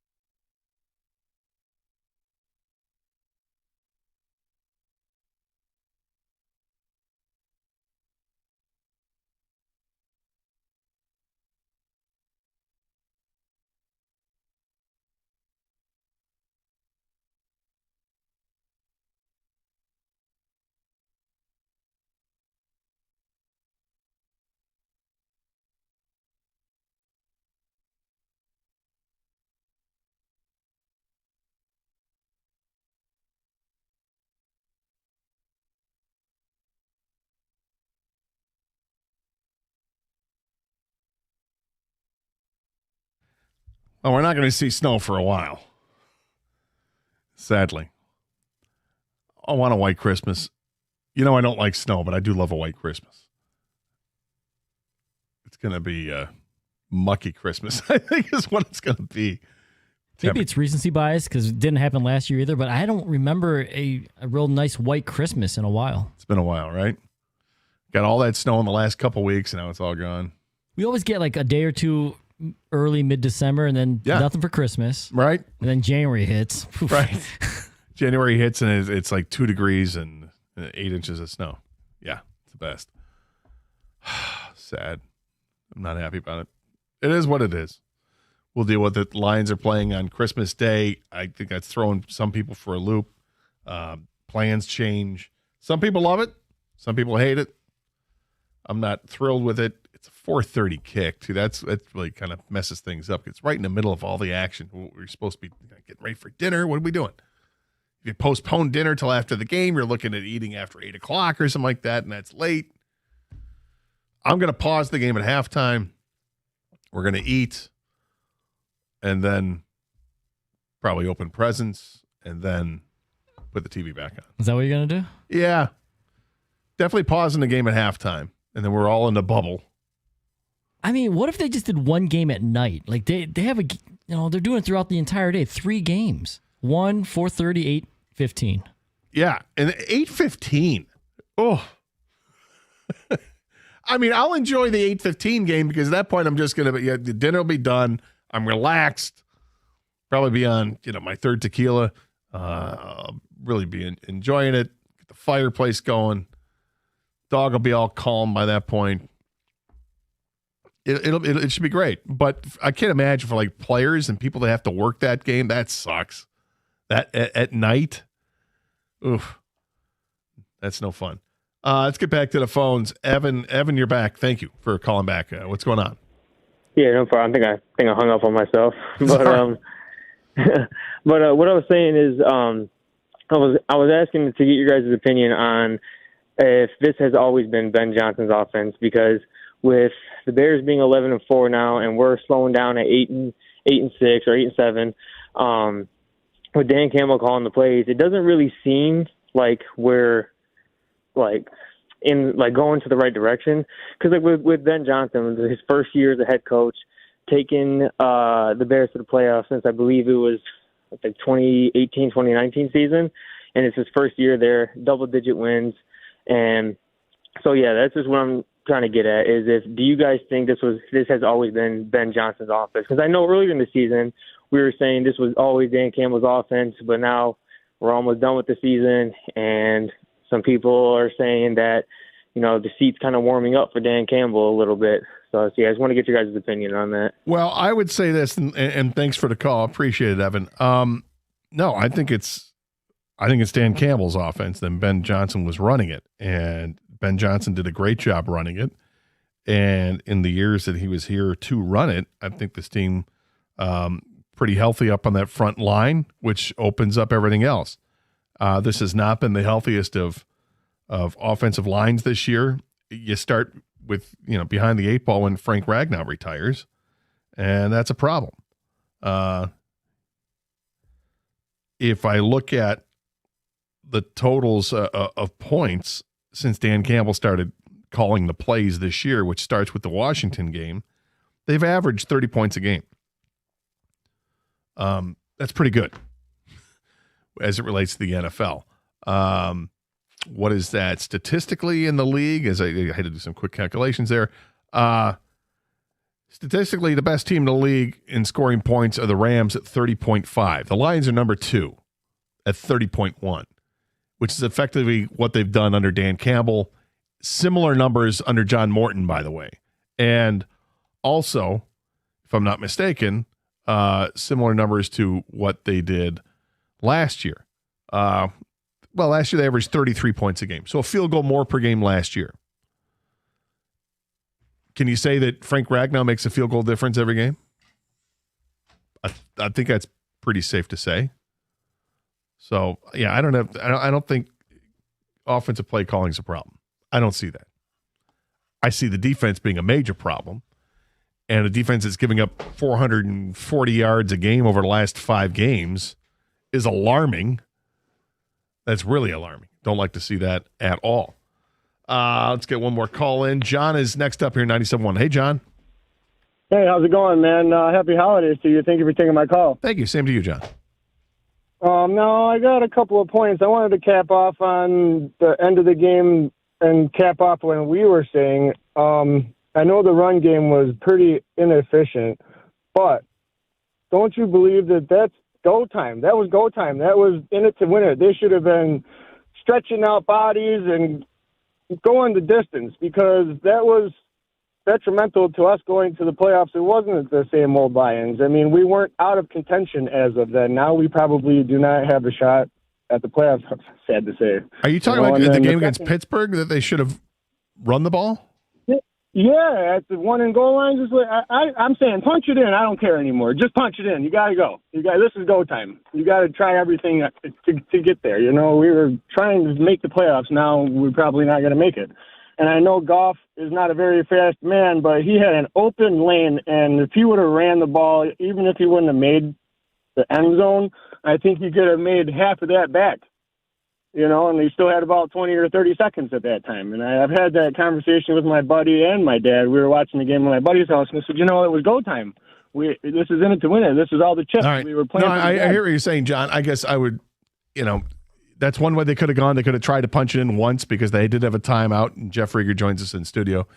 I think you were sitting next to me. They had a timeout with 22 seconds to go, first and goal from the 1. You could have tried to run it. Could have. That run game worked so well throughout the course of the game. Yeah, they weren't running it. So I don't know. They had a combined 15 yards. No, I think they got spooked. And the 2 plays they called resulted in touchdowns. Unfortunately, they were both called back because of offensive pass interference calls, and it is what it is. And that's the frustrating part as time goes on is that they had that game. They had the game won at the end. Now, you could say all the stuff that leading up to that they should have done more. I'm not going to disagree with that. Could have kicked the field goal, then you'd only kick a field goal at the end of the game. I'm not going to disagree with that. But when all is said and done, they had the game won, and they just didn't secure it. It's frustrating. Well, they got lucky as heck, too, that Pittsburgh missed that field goal. Yeah, I mean, that's football. It's part of the 100%. game. Yep. Rico is in studio as well. How are you, young man? Good. It was funny because the pass interference penalty that they got. Which one? That the Lions got. Which one? At midfield. No, not on the Lions. That Pittsburgh got. Oh, yeah. That was kind of a weak call. Was very Ohio State Miami-esque. As the Pittsburgh Steelers players are celebrating, about 5 seconds later, 2 flags come flying in like, okay. And then the next play was the tripping call. Yeah, I was tripping. The dude was just like, you're talking about the defensive pass interference when they tackled J-Mo, that one?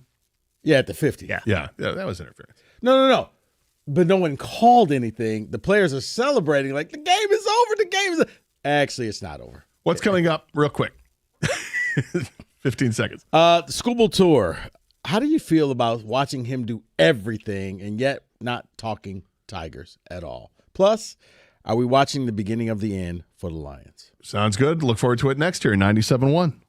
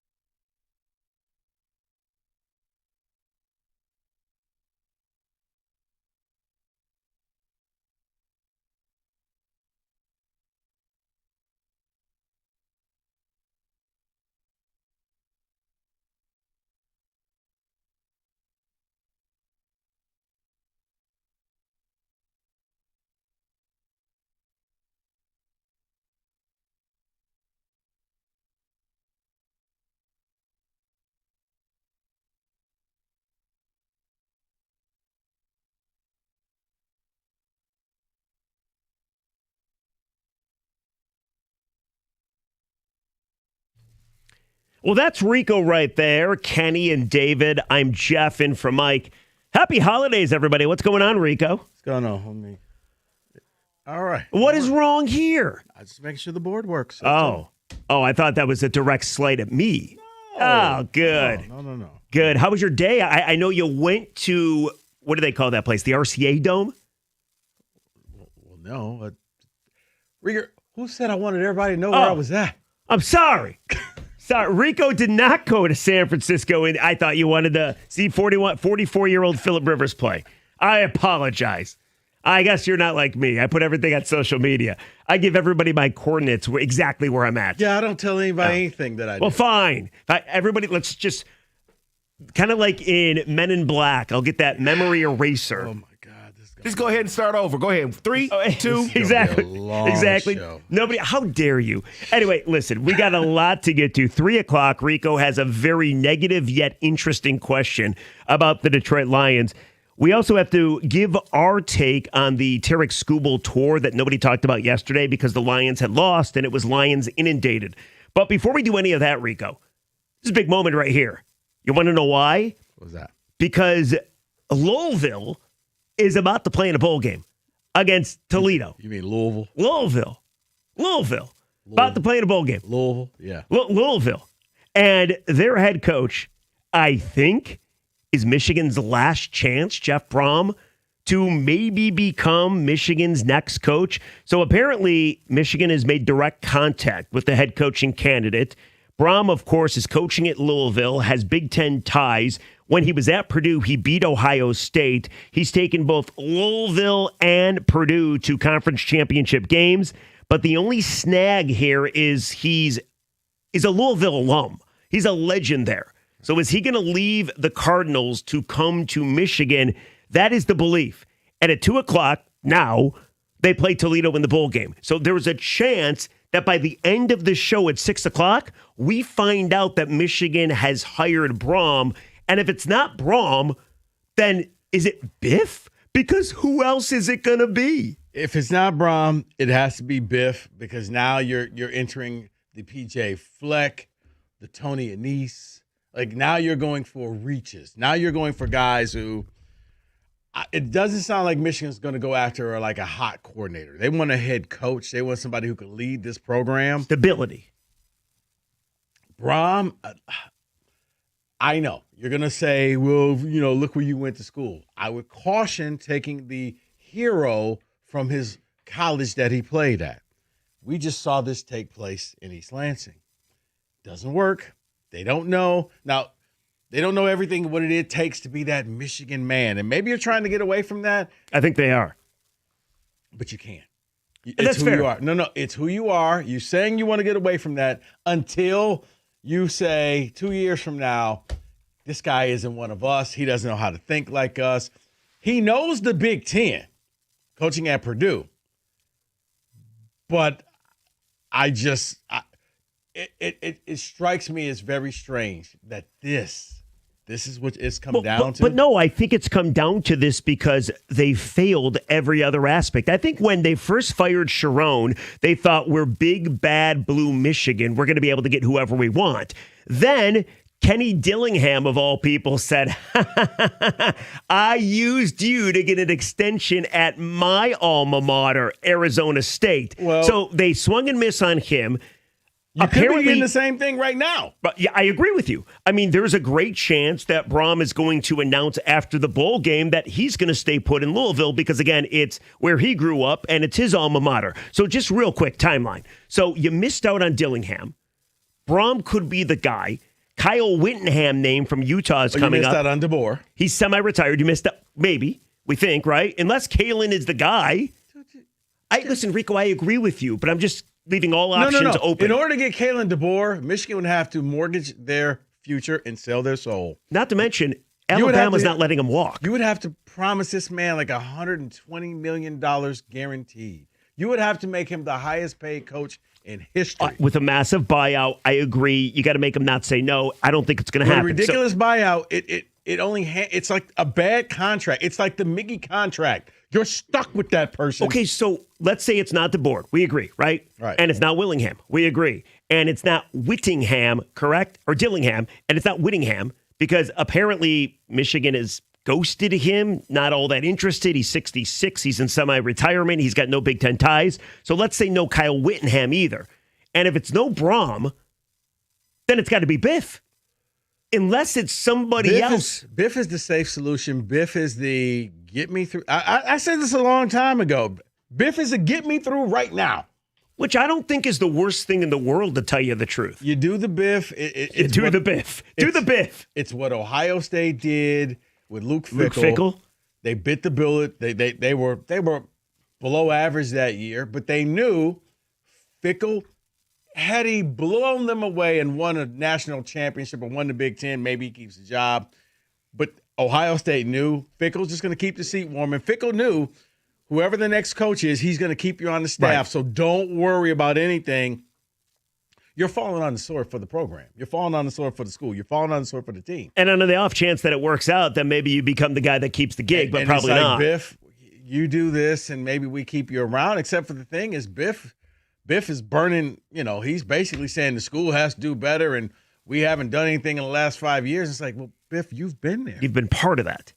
So that's on you. But he did stick up maybe the one person that actually said, what's that drop you had? There's something wrong here. Play that for me. That was Biff at the podium yesterday speaking to Michigan media. So while, yes, he was a part of it, he also at least called it out. I'm curious what the people think.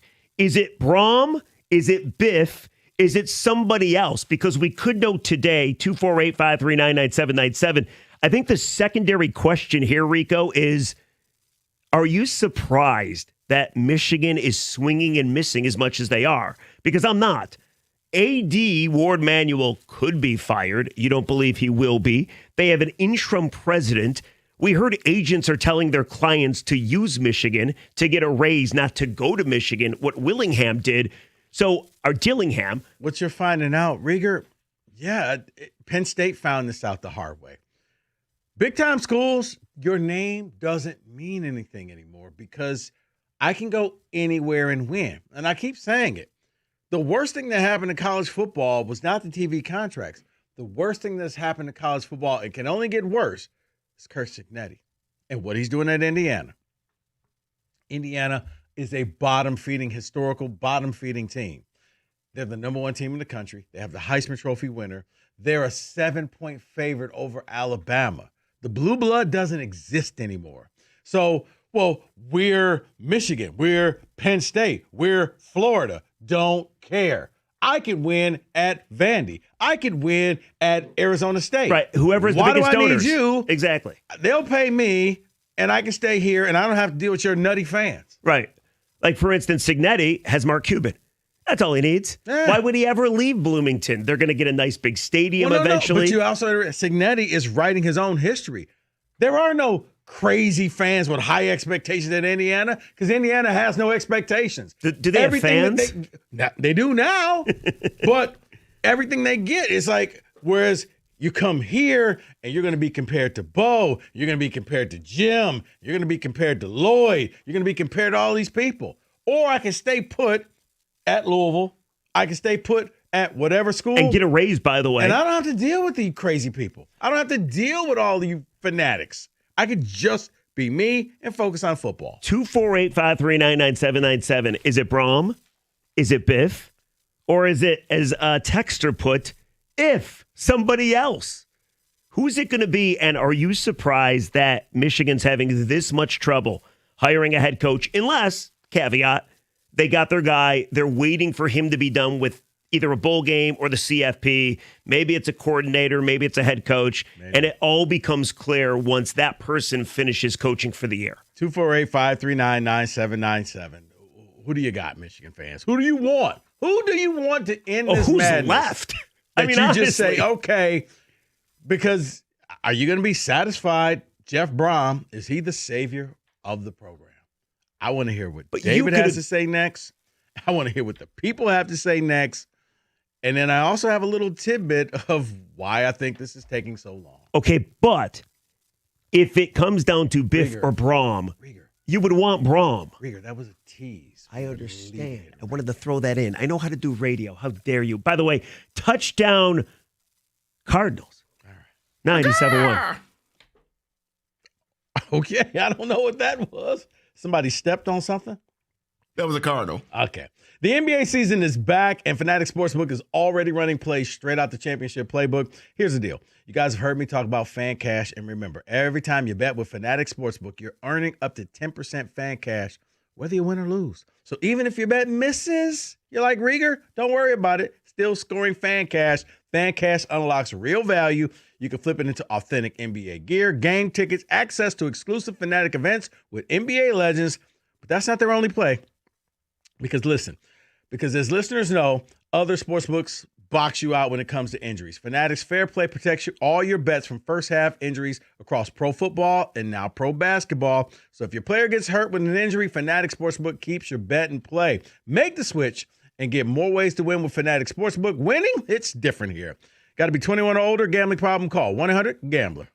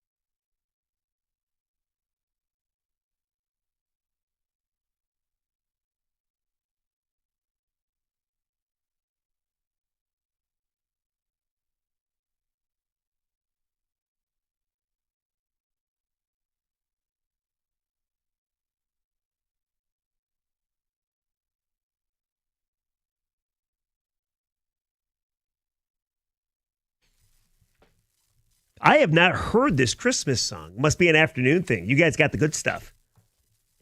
This is catchy. Is this Caleb Kelly? I don't know. Who is this? Okay, whatever. 248. It's Justin Bieber and it's Kenny's selection. Oh, that was Bieber. I didn't pick it. I was just bobbing my head to it. Wow. Okay, I'm not even going to That say would what make I sense. said. Those hockey guys stick together, Bieber and Cott. What were you going to say? You're just going to keep that to yourself. Okay. Let's move on. Yeah, just like what he tried to do with what he did yesterday. You got to let it go. I'm sorry. I can't because a text came in and said, next segment, Jeff is going to read Rico's medical records from Scott. Yes, Rico just had a blood test. We'll tell you how it was at 2:30. Yes, I enjoyed my day off. So there you go. Good. I'm glad. I don't get that many. I'm but yes, sorry. I lived it to the fullest yesterday. Good. Are we done? Can you let it go? You make one mistake. The problem is when you make a mistake early in the program, these guys never let you forget it. You know, it's kind of like instead of kicking the field goal, you just go for it. More on and that it at comes 3 back o'clock. to bite you later. 248-539-9797. So Toledo and Louisville are playing right now. It's 7-0 Cardinals.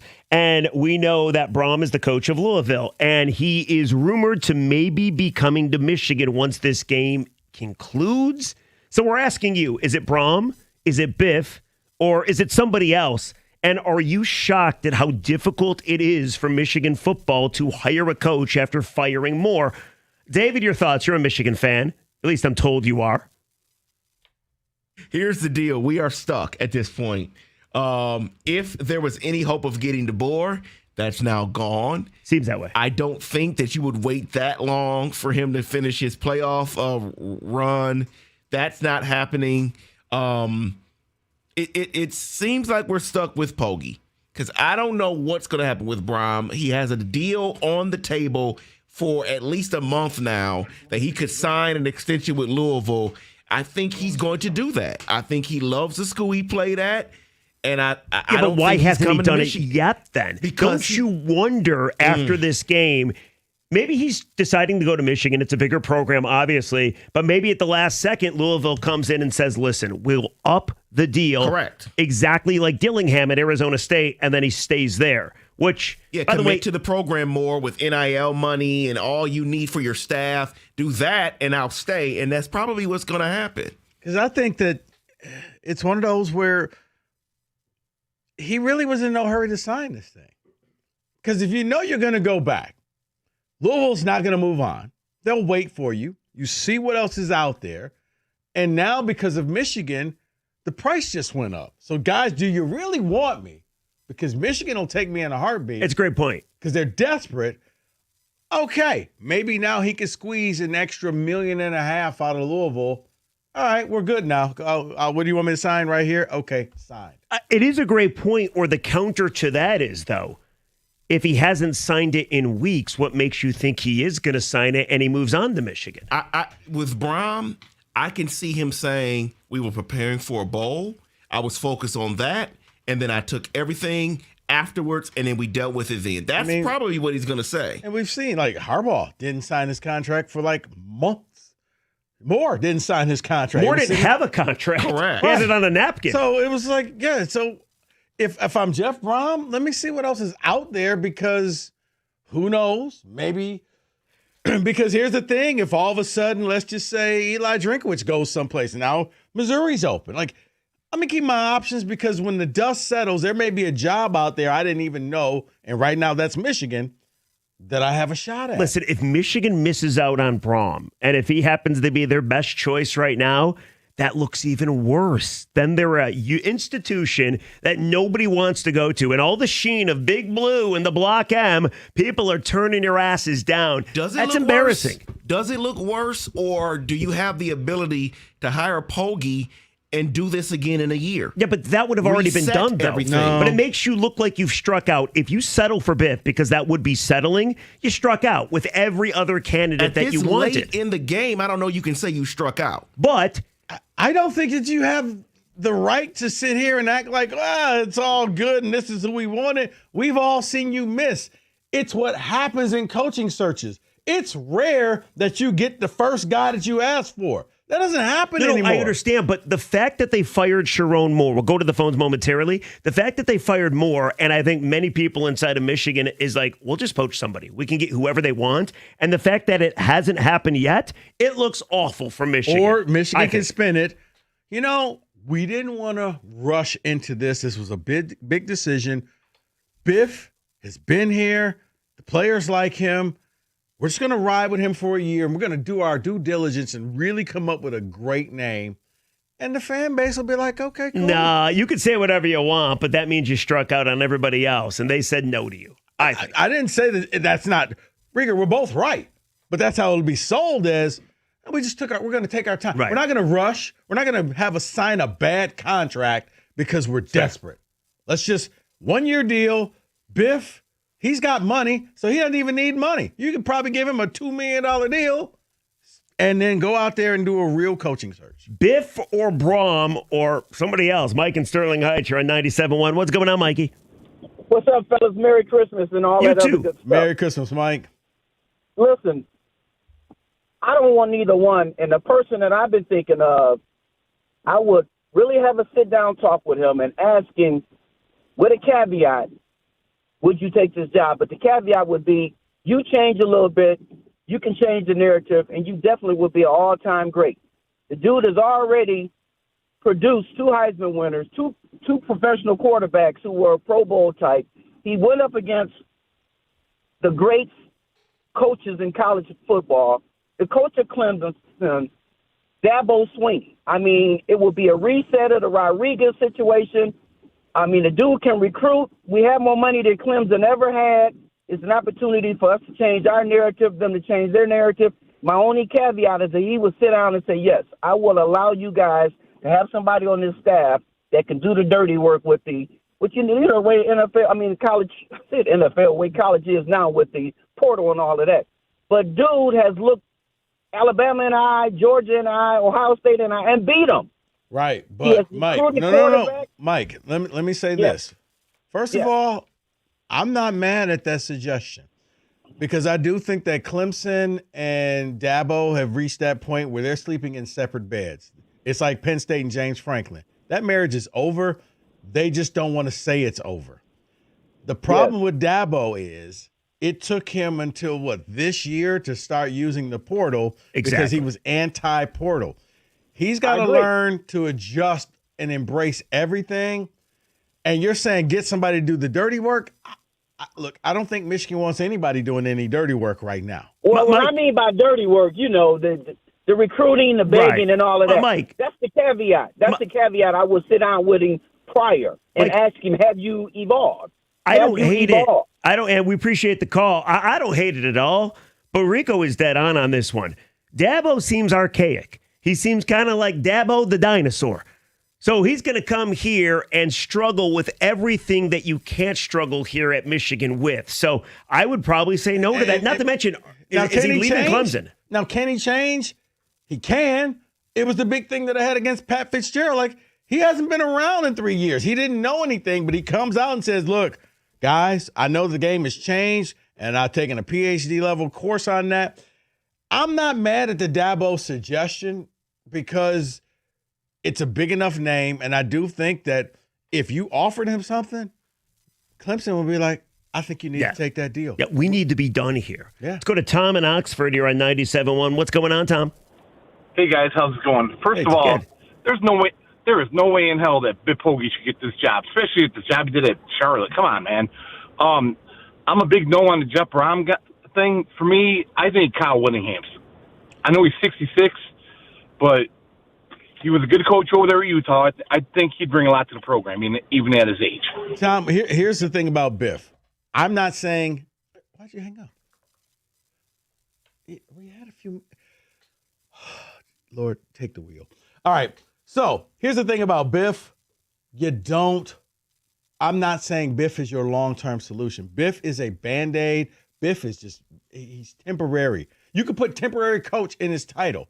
Biff knows he has no shot at the job, but it gives you a chance to do a real search and go out there and find the best person. 248-539-9797. Biff or Brom, who's playing right now, by the way, or somebody else? 97.1.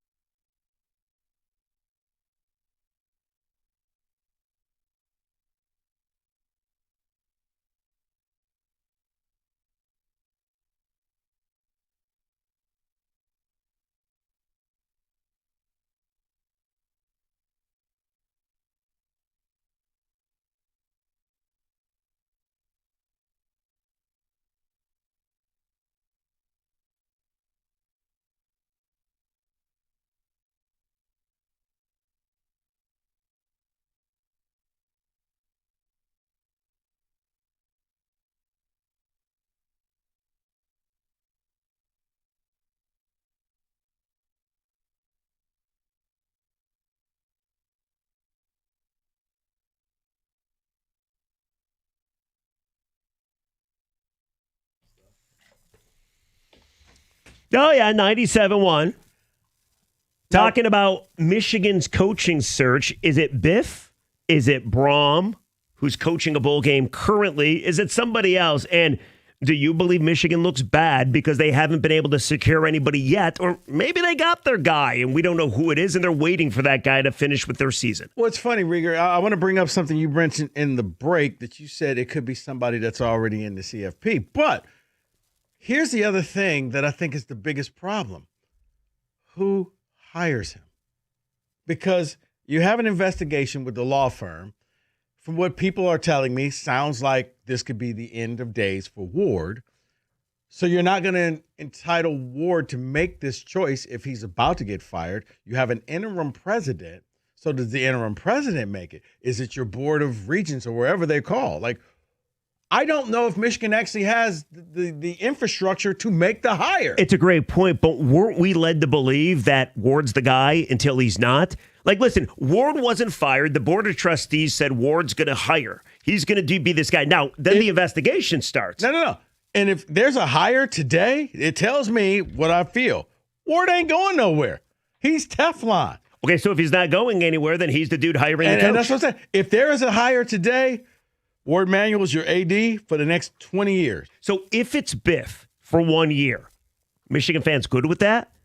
Or are they absolutely disgusted, considering his record at Charlotte and the fact that you couldn't get a better coach? But now you're saying that you think it may be somebody that's currently playing in the CFP? I'm saying I don't know. Because from what I understand, they don't want a coordinator because people were thinking Kenny's team, Georgia's defensive coordinator, but they want a head coach with head coaching experience. I think it's going to be Brom.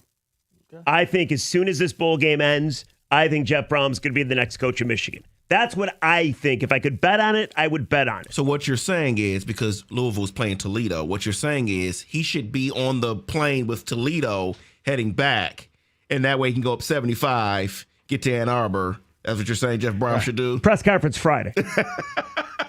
Because tomorrow's too close to Christmas. He goes up 75 and then crosses over to the 9-4 and heads to Ann Arbor. There you go. Washington zone. David on a cell. You're on 97.1. What's going on, David? How you doing, guys? Hey, David. How are you? It's David from Ohio. But anyhow, Merry Christmas to you guys. And meant to get Mike yesterday. But no, I think it's multifaceted, and Rico, you kind of just took my thunder because I think it's multifaceted because no one can make this hire. There's no president, there's no AD. Well, there's an AD, but he's not a actual physical AD. No, he is a physical AD. He's just there in person. He's not there actually doing the job. And my point on that is if he was doing his job, then he would have offered Dillingham the job. But if that rumor is correct, then this is what got this whole ball starting in my head. Because of those three limits on what Michigan can do, if they can't even offer somebody, then why would any of these guys leave their current jobs and come to this, whatever this is, at the University of Michigan right now? The Brom thing, I think, is just another smoke and mirrors. I don't think it's anything active. I don't think it's anything relative at all. All he's going to do is use Michigan for more money on his new contract, and he'll sign it after this game when they win or lose. I think Biff is the guy, and here's the reasons why. He's already there. He's already got the bowl prep underway. All that can be done. After the bowl's over, January 2nd is looming. He's already got all that under control. He can take that, and if we're worried about players leaving, those guys would have been leaving no matter what coach came in anyways. So it's irrelevant, and it doesn't really matter. This whole thing is about moving the position forward and moving it out of whatever this is. You make Biff the head coach, and by the time next year comes around, November, wherever we're at, end of October, November, it's kind of like the Vrabel position. You let him kind of just do it how he did with Ohio State. You kind of let him do what he was going to do. It's either going to succeed or it's not. If it doesn't succeed, by that point, the investigation should be over with. No, David, you're right. No, you're absolutely right. It's almost like Biff is taking your medicine. That's what it is. Yes. If you settle for Biff, and we appreciate the call, you're taking your medicine. And that's what you do. Well, and here's a new caveat, a new wrinkle to all of this. Which is? What if, hear me out, David, it's a day late, but can we say... Oh, yeah. Yeah, I like this. This is exciting. Marcus Freeman will be the next coach of the New York Giants. Meaning, Notre Dame is open. Mm-hmm. Meaning, Clark Lee probably goes from Vandy back to Notre Dame. Correct. And Vandy's open. Vandy's now open. Which is a better job than Michigan currently. Vandy's got money. They just got the top quarterback. Good team. They're in the SEC. Like, there's a lot of moving pieces where unless Brom wants to be in Michigan, he's better off just kind of being out there as a free agent to wait till the dust settles. Because if Notre Dame opens up, it's a better job. Oh, and I don't disagree. A better job with a ton of money and NIL, and it's not under the shade of all this controversy that Michigan's dealing with. I think that Notre Dame may be the school that they'll target somebody and they'll get that person that they target because there's nothing scandalous going on. And they got players. Well, Notre Dame, I feel, legitimately would be able to go poach a coach currently at an institution. Michigan thought they could poach a coach. It rhymes. It's so fun to say, right? But so far, it seems like they've swung and missed. Let's go to Tony on a cell. You're on 97.1. What's going on, Tone? Hey, how y'all doing? Good. How are you? Can y'all hear me? Oh, yeah. Loud and clear. Loud and clear. Merry Christmas. Rico, Merry Christmas to y'all. Rico, you kind of stole my thunder. I apologize. I'm stealing thunder today. Well, it's a good thing because I believe I'm right, and I believe you're right too. So it's two things. I don't necessarily want Biff, but if you can't get the handful of coaches you want, and we have no way of knowing who they target and who said no and all this stuff, that's so much speculation. But if you can't get the handful of coaches you target, hang on to Biff and keep your roster intact. If you guys notice, Michigan has not had a lot of defections, a lot of people asking out of their letters of intent. They pretty much have kept the roster together. Whoever coaches next year is walking into a team loaded. And I just don't want – my main thing right now, if you can't get the main coach you want, at least keep the roster together for the guy next year that you can get. You see what I'm saying? Oh, no. I'm right there with you, Tony. I guess my thing is I'm always leery to give out that advice because people are going to look at me like, oh, you're just trying to be because you went to Michigan State. Right, like, you want to make fun of Biff. That's actually just a smart move across the board. It's a smart move. Rico, look. I give you an example. Michigan State. Now, they got a good coach in Fitzgerald, but the roster is in shambles. He got to do a lot of work. Whoever gets this Michigan job, they're ready to roll. Tony, as it's constructed right now. You bring up a good point right now. in regards, if you've listened to all the Michigan players, and maybe it's just lip service, but every single one of them, to everyone, is saying Biff's our guy. We want Biff to be the coach, and I appreciate the call. Now, the problem with that, drawing on experience, Bobby Williams. And that guy fair. that all the players love him, and they him. love him, and he wasn't ready. That's why I said, put temporary, tattoo it on his forehead. Yeah, but this is not the solution. He is not the answer. He is the bridge. He's the Band-Aid. And that's fine. But with that all being said, then end it now. At least save yourself a little dignity, pride, dignity, the stuff that Michigan used to be made of. Because if you announce it right now that Biff is the guy, at least it looks like you made this choice instead of getting shunned by everybody else.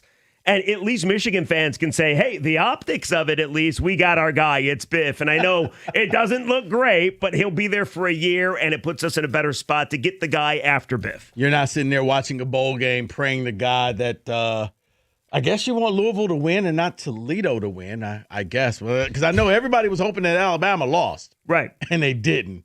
And that pretty much put a bullet in your dream. You made a great point. I was talking to you on the phone. I give you credit for this. And you said, look how much trouble Penn State had hiring a coach. Mm-hmm. And if you're Alabama and you know that Michigan wants Kalen DeBoer, there's no way in hell you're letting him go, especially he won you a playoff game. You're going to give him the moon, the sun, and the stars to stay at Bama because you know if he leaves from Michigan, then you're screwed. You'll lose players, and you got to poach a coach. You're screwed, and it's late in the game. Exactly. And that's the problem. So, no, Florida had all your blue bloods have problems because blue bloods don't exist anymore. Let's pick up Rick on a cell. You're on 97.1. What's up, Rick? Gentlemen, thanks for taking the call. Rico, man, I got to disagree with you. The Dabo comment about, you got to adapt and do this. And people hate the portal. People hate the new way that NCAA college football is going. How'd it work out for Deion at Colorado? Coaches coach and make players better. And when players know in the recruiting network that Rico recruited him up to East Lansing and he lives by the sword because he can coach it up, he's confident. Didn't Lombardi say, I'm going to run 10 plays? You stop me. And nobody could. He had no portal. This isn't 1940. Right, so you're saying don't use the portal? It's football. It's football, brother. It hasn't changed in years. And now you want to pay people off to break the chemistry inside the dressing room, but nobody talks about chemistry. Okay? We officiate. And what we watch is we'll bet on the team that has the best chemistry, not the one where there's 20 Sergei Fedorovs because the coach doesn't know what he's doing. No, Rick, I'm going to bet on the team with the most talent. Yeah, I'll bet on Sergei. You know what he's thinking? He's thinking Michigan a couple years ago when they won the Natty. It was such a big deal that nobody really transferred, and they didn't pay guys a ton of NIL money. You have to use the portal. Now, of course you do. Now, Rick, here's the thing. You can't become exclusively a portal team. Dion had to flip a roster. No, you don't want to do that.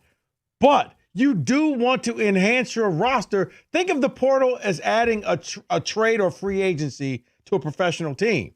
You have your core, and then you go out and get a couple extra pieces that can help get you over the top. To sit here and say you're not going to use the portal, that's where Dabo is. That's why Clemson is no longer a powerhouse, because Dabo believed, like Rick, no, I'm just going to develop. Well, here's the problem. You develop your kids, and then they leave. There's no loyalty. So you put 2 years into this kid, and in year 3, he decides, I want to go play for Utah. I want to go play for Texas. I want to go play for Florida State. And you can't say a damn thing. The last caller's right. Nobody does like the portal. But it doesn't matter. You got to deal with it. That's how you win. You can't just ignore it. 248-539. I was about to say, the portal is the game of musical chairs. You're all fighting for that seat. And when you get a seat, you're like, cool. And when you're left out with no seat, you hate it. You know what I like? I like when the announcements are coming out. They're now extensions for these kids. These kids are getting extended to stay another year. It sounds so freaking weird. 97.1.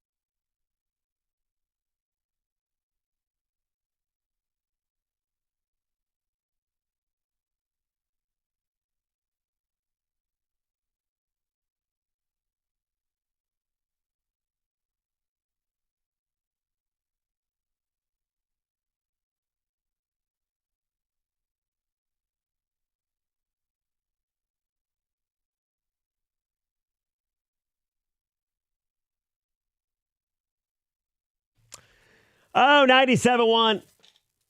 You know what time it is. Time for a little football. How about a blitz, David? NFL style. Yes, let's get to this, guys, because things, yes, are different in college football. I want to bring something from college football and bring it to the NFL, and that is the transfer portal. So I have a list of players that if they could every year put themselves in the transfer portal, they probably would. Let's start with number 10 here. This player has over 1,700 yards from scrimmage, which is the sixth most in the league among running backs since 2024. Hold on. Just so they're NFL players, but we're making believe that you can transfer every year because in the NFL you have contracts. You might be there for 2-3 years. This is every year. So are we guessing the players? No, I'm just going to give you the player. First player here, Devon Achane for the Dolphins. He's stuck there, averaging 5.8 yards per carry, and he shouldn't be in Miami. He should be somewhere else, right? Oh, yeah. I mean, he's killing it there, but they're not doing anything in Miami.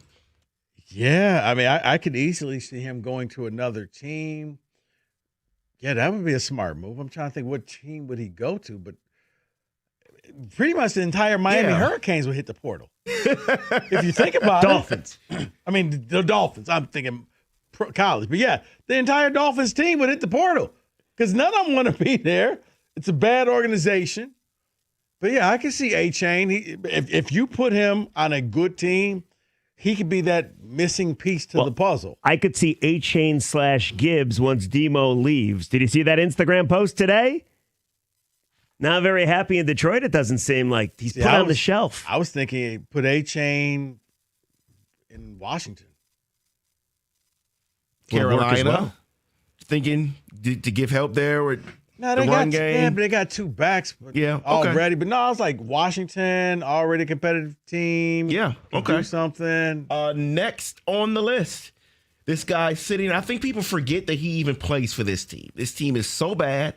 This team has a rookie quarterback the rookie looks better, but at 29 years old, this player probably wants a change of scenery and would enter the portal.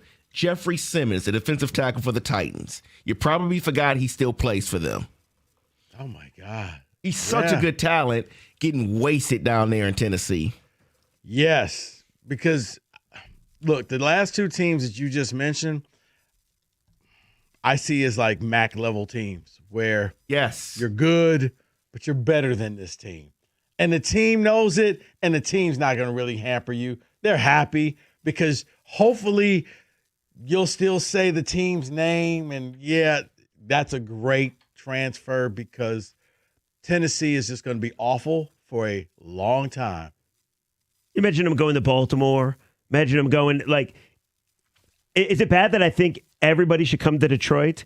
Is that awful? No, it's not awful at all. I'm pretty sure you're going to replace a couple of defensive tackles in the offseason. He's not coming to Detroit because Detroit doesn't need them.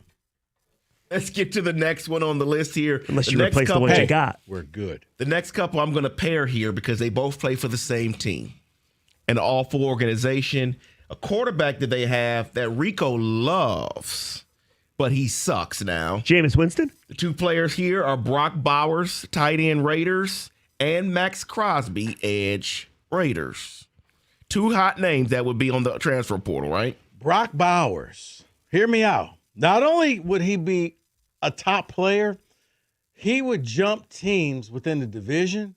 He would go to the Chiefs. You're right. He would be the heir apparent to Travis Kelce. Travis, go on the world tour with the wife or the fiance or whatever she is to you. You're baked. You're washed. You're done. Bowers with Mahomes, dangerous. And heck, it may be a 2-4. Crosby is going to go to the highest bidder. That's one where he's going to max out NIL packages and NIL money. Well, think about this. We always talk about what the Philadelphia Eagles do, what that GM does. I'm sure he would spend high in portal money. Get Max Crosby. I have no idea what Max Crosby was thinking. Staying in Vegas or Myles Garrett was thinking. Staying in Cleveland. Max Crosby, I think, was promised like some type of ownership. Maybe. Moving into management when it's done. I feel awful Raider for the life. guy. Myles Garrett, man, you just got tricked. You tricked yourself. No, he did, because he would have got that cash anywhere he went. But Max Crosby seems like he loves being a Raider. It seems like it kills him and to I leave. think that's why he made the deal, because I think they promised him like some front office job, maybe assistant when you're a GM. Raider for life, that does kind of mean something, but you're not also in the anymore. process It of does losing. it. Right. I mean, But, it used to yeah. maybe mean something. But now a Bowers- Raider of life, you're a laughing stock. But Bowers put him on the Chiefs. Chiefs keep it rolling in their brand new stadium. So you all mentioned the next guy on the list, and we'll just get right to it. It is Myles Garrett for the Browns. Anybody wants him. The problem is Cleveland won't give him up, but in this But if he can hit theory, the he's portal, yes. You could put yourself in the portal, yeah. I guess your Lions, would the Lions have an NIL package enough to pay for him? Because the Lions, to me, seem kind of like that poverty school who's like, well, prestige, but we can't pay you in money, but we'll pay you in smiles. Could Green Bay, because this is all fantasy anyway, could you imagine Myles Garrett going to Green Bay, playing with Micah Parsons? They would never lose again. Or if you're going to take the whole NIL package, he plays next to Bosa because they're not paying Ayuk anymore. Always goes back to you, doesn't it? So the last few on here, you can get to them. Great offensive. One's a quarterback. Two other great offensive weapons. You have Bijan Robinson, Justin Jefferson, and Joe Burrow. Justin Jefferson would have left a long time ago. Yes. Okay? When he slammed that helmet down, Justin Jefferson looks like the type that he would have pulled an Ohio State Buckeye or a Michigan Wolverine and opted out the rest of the season. Oh, I got a bad cough. I got bronchitis. I can't play for the rest of the year. He's gone. What about Joe Burrow? I don't think Joe Burrow realizes how happy he can be playing football until he gets the hell out of Cincinnati. And there's, 10 teams, 12 teams that would be more than willing to give up their quarterback to say goodbye. Actually, 20 teams, sorry. Unless somehow or another JJ talks Burrow into coming to Minnesota. And then he would stick around. That's that's how it would change. You're exactly right. And Bijan, Bijan can take a pick of wherever he wants to go. Pretty much. That's the Blitz. 97-1.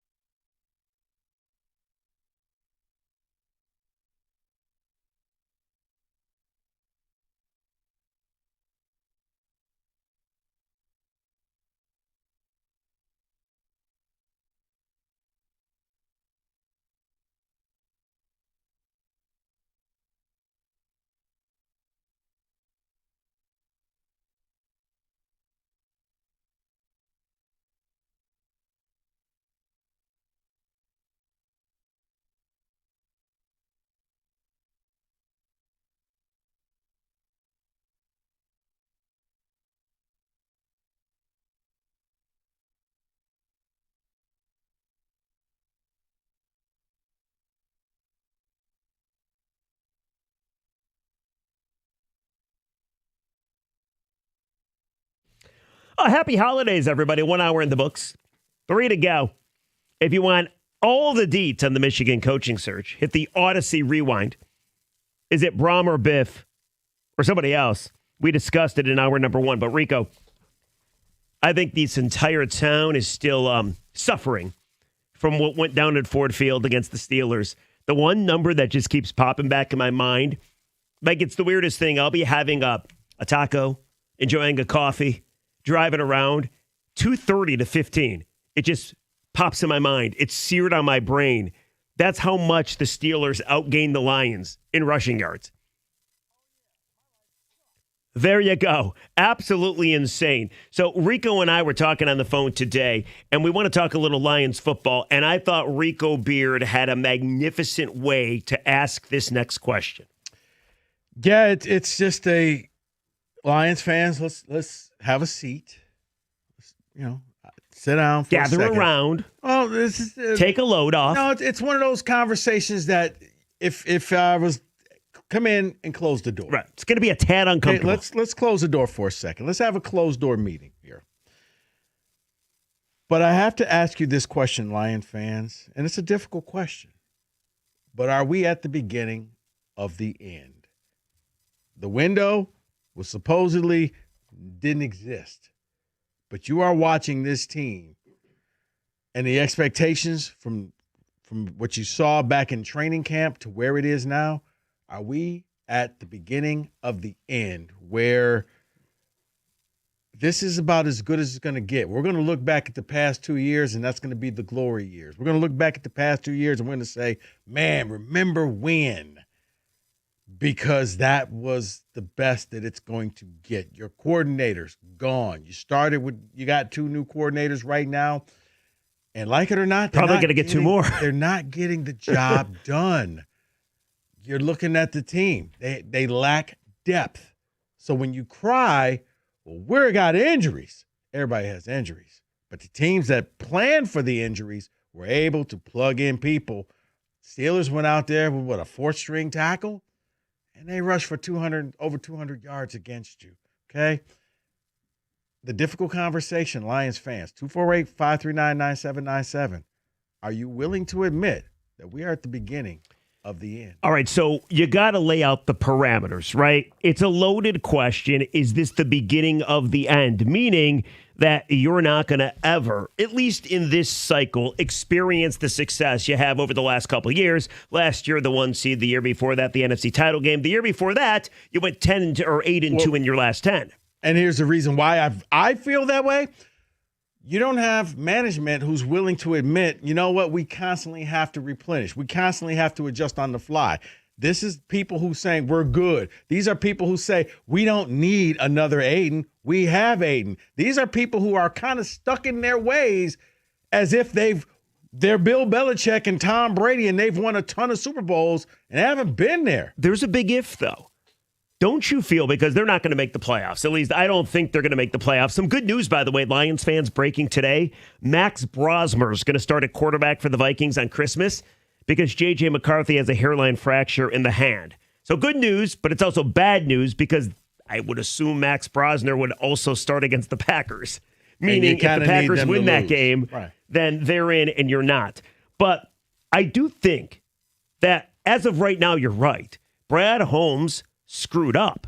He didn't do nearly enough this offseason. He did nothing on the offensive line, at least not enough to replace Frank Ragnow. He didn't do enough on the defensive line. But I do think this has got to be embarrassing. And I do think he's going to have to pivot philosophies. And I can't wait till he talks to the media, because if he doesn't communicate that, then yes, you have every right to believe what you're believing, that it's the beginning of the end. Here's the other scary part, real quick. The other scary part is, you look in Chicago, and I understand they get a ton of turnovers, but Ben Johnson looks to be the right coach there, and they could get the 1 seed. You look in Green Bay. Micah's going to come back. They're a really good offense. So have they both passed you, at least for the year they have? Then you look at Minnesota. If they find a quarterback, like we were joking about Joe Burrow, if they find a quarterback, is it possible that every team in the division has passed you in 1 or 2 years? So when you ask the question, I think it's totally legitimate to ask. Rieger, Minnesota can go after Mac Jones and pay him. Mac Jones will walk into that situation with those receivers that you have, with that tight end, with the running backs, with the they have it all. So they let's still say it have a happens, quarterback, right? That if that were the case, good coach too. You're looking at, okay, well, wow, did every team in the division get better than you, where you've traded away a lot of picks? You have your GM who is in love with his own players, and he's locked them up, and you don't have a ton of cap space because you locked up all these guys way before you needed to. And you have decisions to make on guys that you want to keep as well. Whether it's a Sam Laporta or a Brian Branch with the Achilles or a Jahmyr Gibbs. So now you don't have Jack Campbell too. You don't have the flexibility that you would need to kind of adjust on the fly. Like, every team falls in love with their core players, but everybody's not a core player. Some players become expendable. Some players you walk out the door and it hurts a little bit, but then you draft, you get somebody else in there. I always look back at Jamal Williams. Remember him? Oh, he 17 touchdowns. He was the heart and soul of this Lions team. He was the epitome of grit in Detroit and all of that. And then he walked out the door, and nobody's spoken about him since. Why? It's the NFL. Everybody can be replaced. I look at how this team is set up right now, and I'm watching how it's eroded. Each year, it gets worse and worse. And if you don't make the playoffs, it's going to be worse again. You were 30 minutes away, best record the next year, maybe out of the playoffs. Probably. And now you're sitting here kind of cash-strapped with not a lot of draft picks because you traded them all the way, but you need a lot of pieces. Real talk, are we at the beginning of the end right here, the way this team is constructed? Take it a step further. Offensive line, does Decker call it quits? Do you have a suitable replacement for Graham Glasgow? Because you did not from Frank Ragnow. And then what? You move Sewell to left tackle, and you're still working with Ratledge and Mahogany.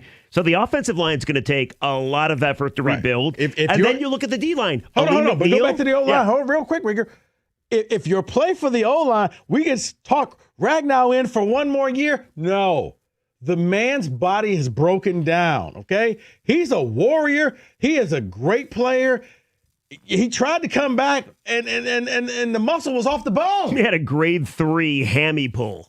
So, no. Ragnow is not the answer. Okay, so no to the offensive line because that seems like it's going to take more than one offseason to fix. Is that fair to say? Yes. Okay, then go to the defensive line. Hutch stays.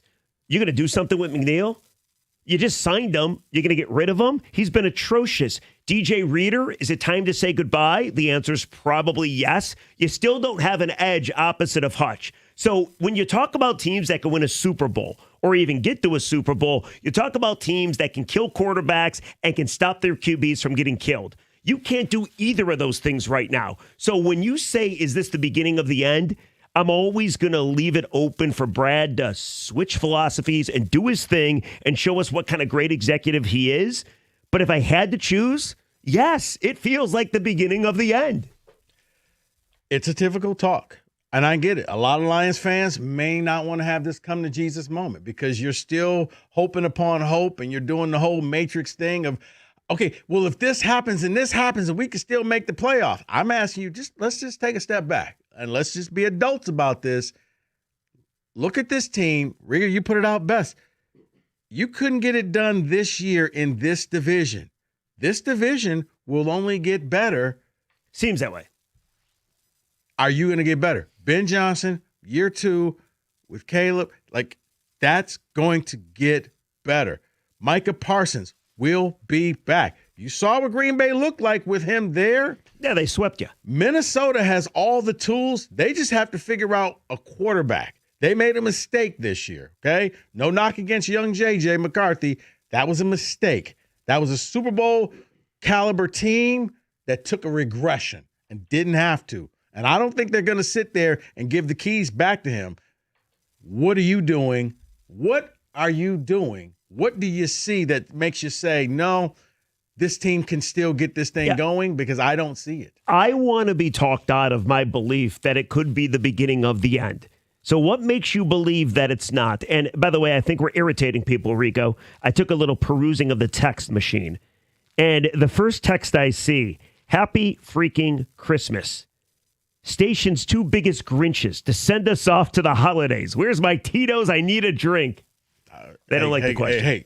Hey, guys, texter, Jeff and I aren't on the field on Sunday or Thursday. Thank God, by the way. That's not us out there. That's why I said. I don't want to be out there. I realized when I came up with this topic, this isn't a topic for the faint of heart. If you want cheerleading and you want everything is great and fine, you'll have that another day Where part. should they go, Rico? What day part? Name it out. This is, are you ready to have a tough talk? Because after what just happened and you saw your playoff chances get reduced to a single digit, can we have that talk now? There was no point of having it when you thought, but now getting close. Well, we need to have that family meeting of what are we going to do next? That's what we need to do. Goff got upset at the doubters last week. He's like, I can't believe you doubt us. I'm pissed off about that. Well, if you were doubting at 49% chance to make the postseason, you got a 6% chance to make the postseason. So you've probably gone from doubt to total denial. You're not getting in. But you know what? Even if you do get in, I don't even know that you want to get in. Hey, maybe Lions fans are still holding out hope. Maybe they believe in, well, if this and this and this happens, I just want to have that tough talk with you. It's a big ask to fix both lines like that. But yeah, 248-539-9797. Is this the beginning of the end? Brought to you by Rico Baird. A very negative question. 97.1. The NBA season is back, and Fanatics Sportsbook is already running plays out of the championship playbook. Here's the deal.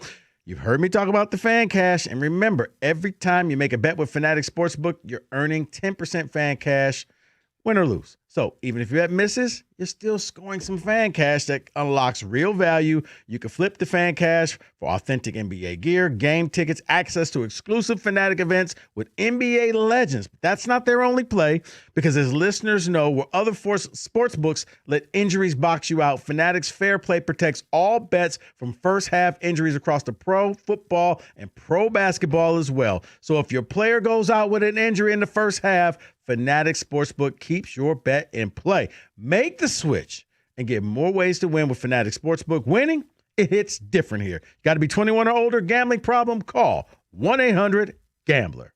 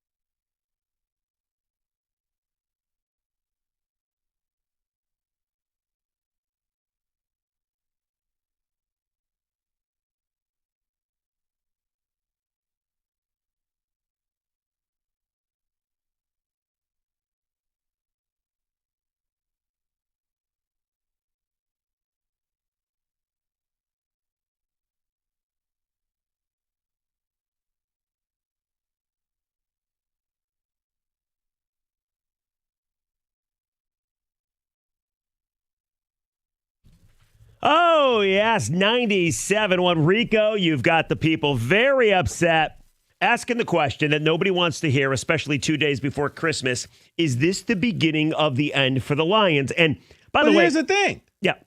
You can say, no, it's not, and tell us why it's not. Well, that's the beauty of the format. It's not a negative thing, okay, guys? You're blaming the mirror right now, okay? Not the image in the mirror. You're blaming the mirror. I think it's a big ask to have to replace everything that you need to replace in one offseason to take you back from what we just watched 2 days ago to what you were 2 years ago. But you still have talent. You still got a coach. You still got the GM that got you to this point. But is it the beginning of the end? If we made you choose yes or no, what would you say? And Rico, before we go to the phones, I got to bring it up. So I'm listening to Dan Campbell on the morning show. Today it was Jansen and Stoney. And Stoney asked him a really good question. He asked about the fourth down. Early in the game, first quarter, where they're down by 3, 4th and 3, essentially 4th and goal to go from the 3. And he goes for it. They don't get it. And empty possession.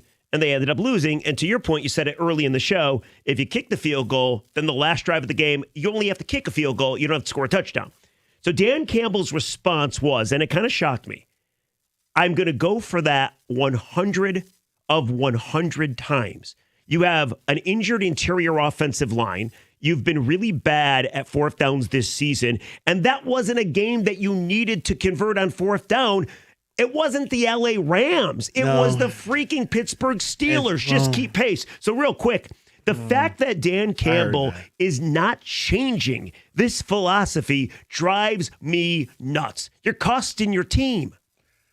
Rieger, here's the thing about people, whether you're a coach or whether you're a CEO or you're a radio host, okay? You know what the good ones are not afraid to do? Change, adjust, adapt. You know what the bad ones? They're afraid to change. They won't adapt.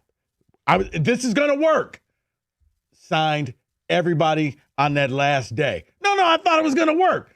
You can't come out here and say, well, I'm not going to change. Dan, read the room. That was the Steelers. They don't score a lot. Score as many points as you can. Yes. I said this on the Lions pregame show. It was a race to 20.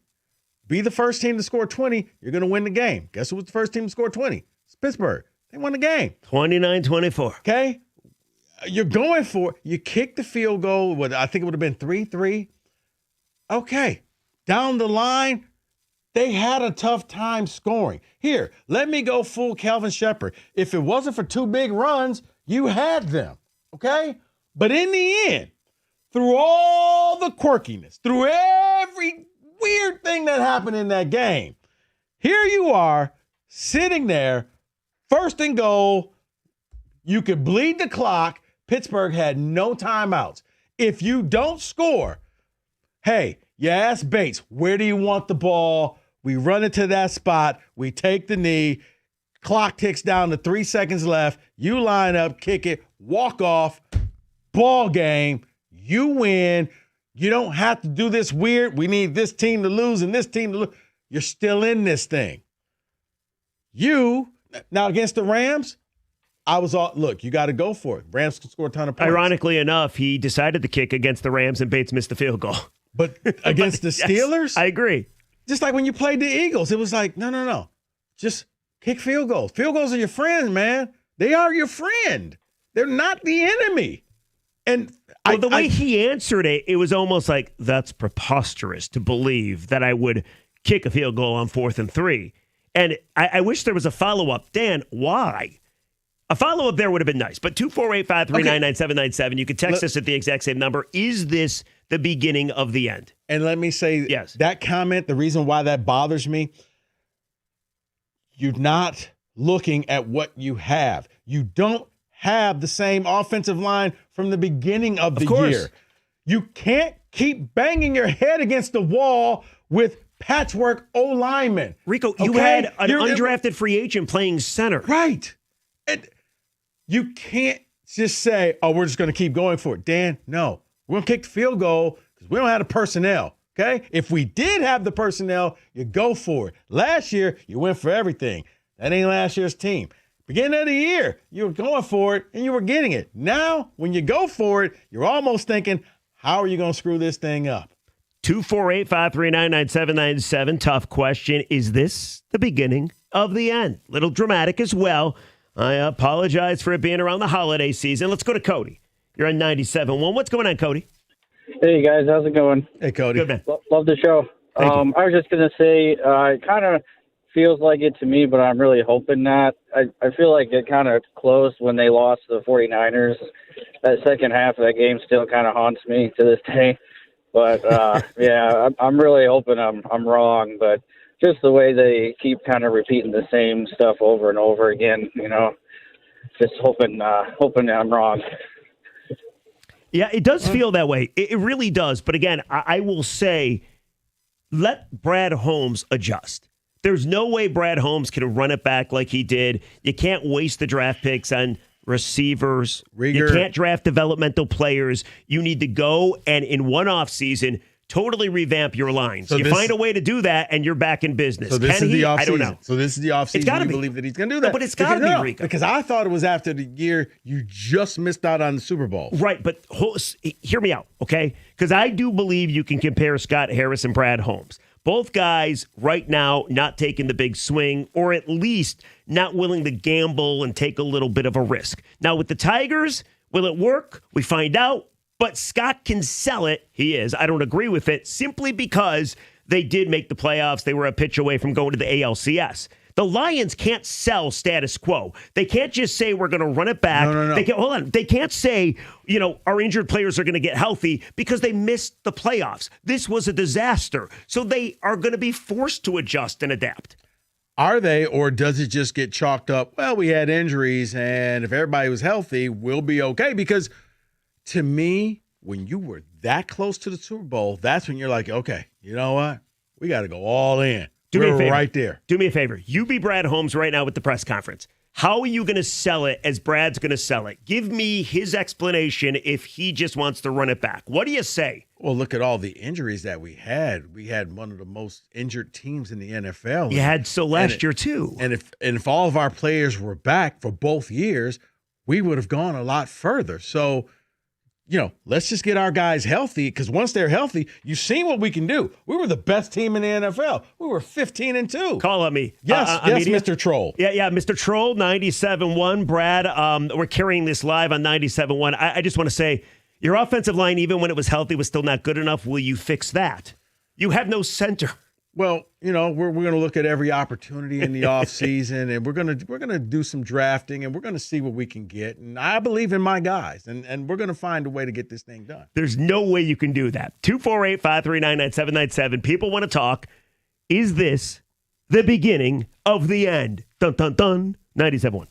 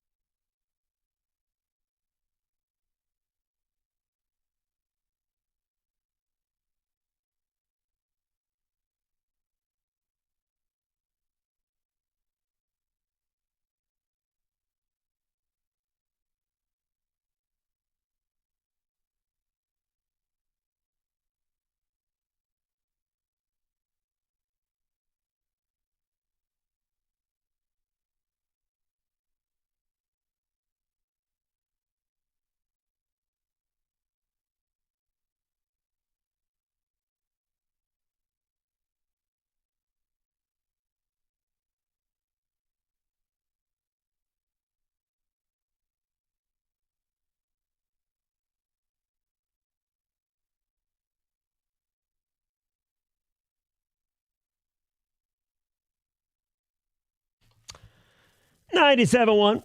Getting close to Christmas. Also talking Lions football. Is this the beginning of the end? I think Rico and I are both leaning yes. What would you say? David, some text, then we'll get to the phones. 100% it's the end. We have 2 garbage coordinators, big contracts on subpar players, and lose every big game we've needed to win. That is from Brad. Can I ask you a question? Are we keeping Kelvin Shepard? Like, Yes. I had this conversation yesterday. I think you probably got to say goodbye. The defense has been abysmal the last 5 games. I think it depends a lot what you see in the final 2 games. Really? I think I've seen enough. Because, I would hate to and keep for the him. record, I said, is this the beginning of the end? I'm not saying it's at the end, but we're leaning yes. This is the beginning of the sickness. You can kind of feel like, you know what? We've reached the point where this movie's about to end. Well, a lot of people are going with it's over. It's already the end. This text here says, was the end or the beginning of the end 2 years ago for Philly, last year for San Francisco, this year for KC.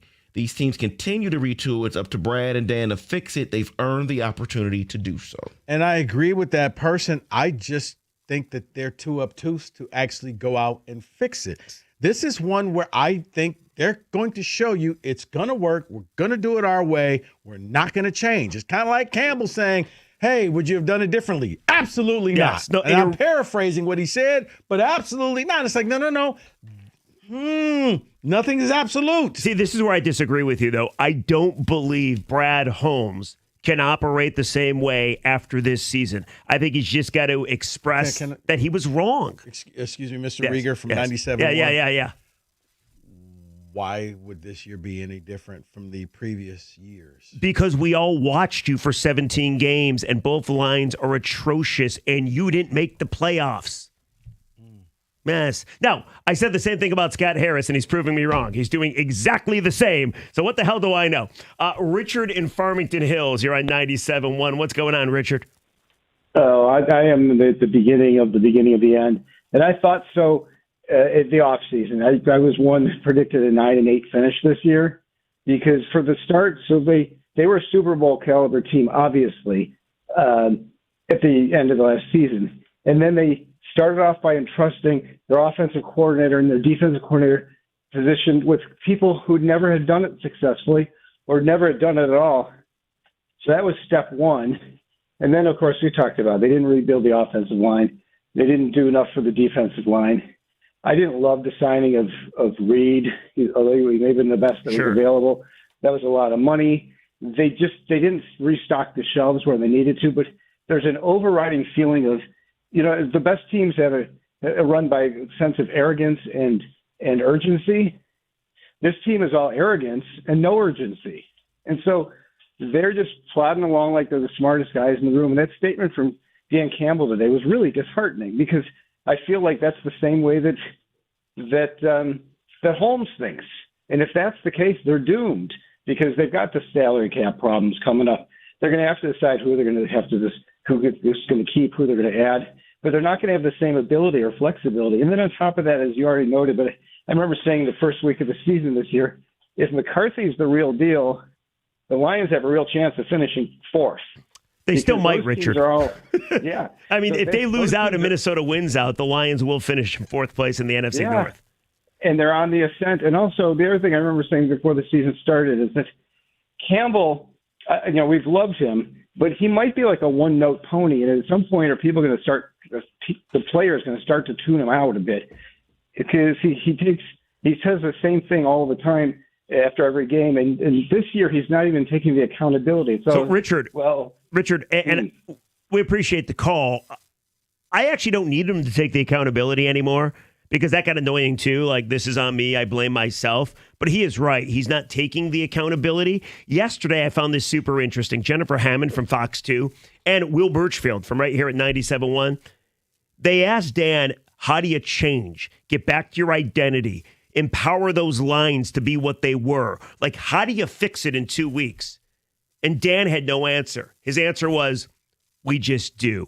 I think Dan is, just like Brad, both amazed this isn't working out. Well, I think Dan sees what he has, and there's no real pieces you could add. The trade deadline is over. Like, this is it. These are the final people you got to go into battle with.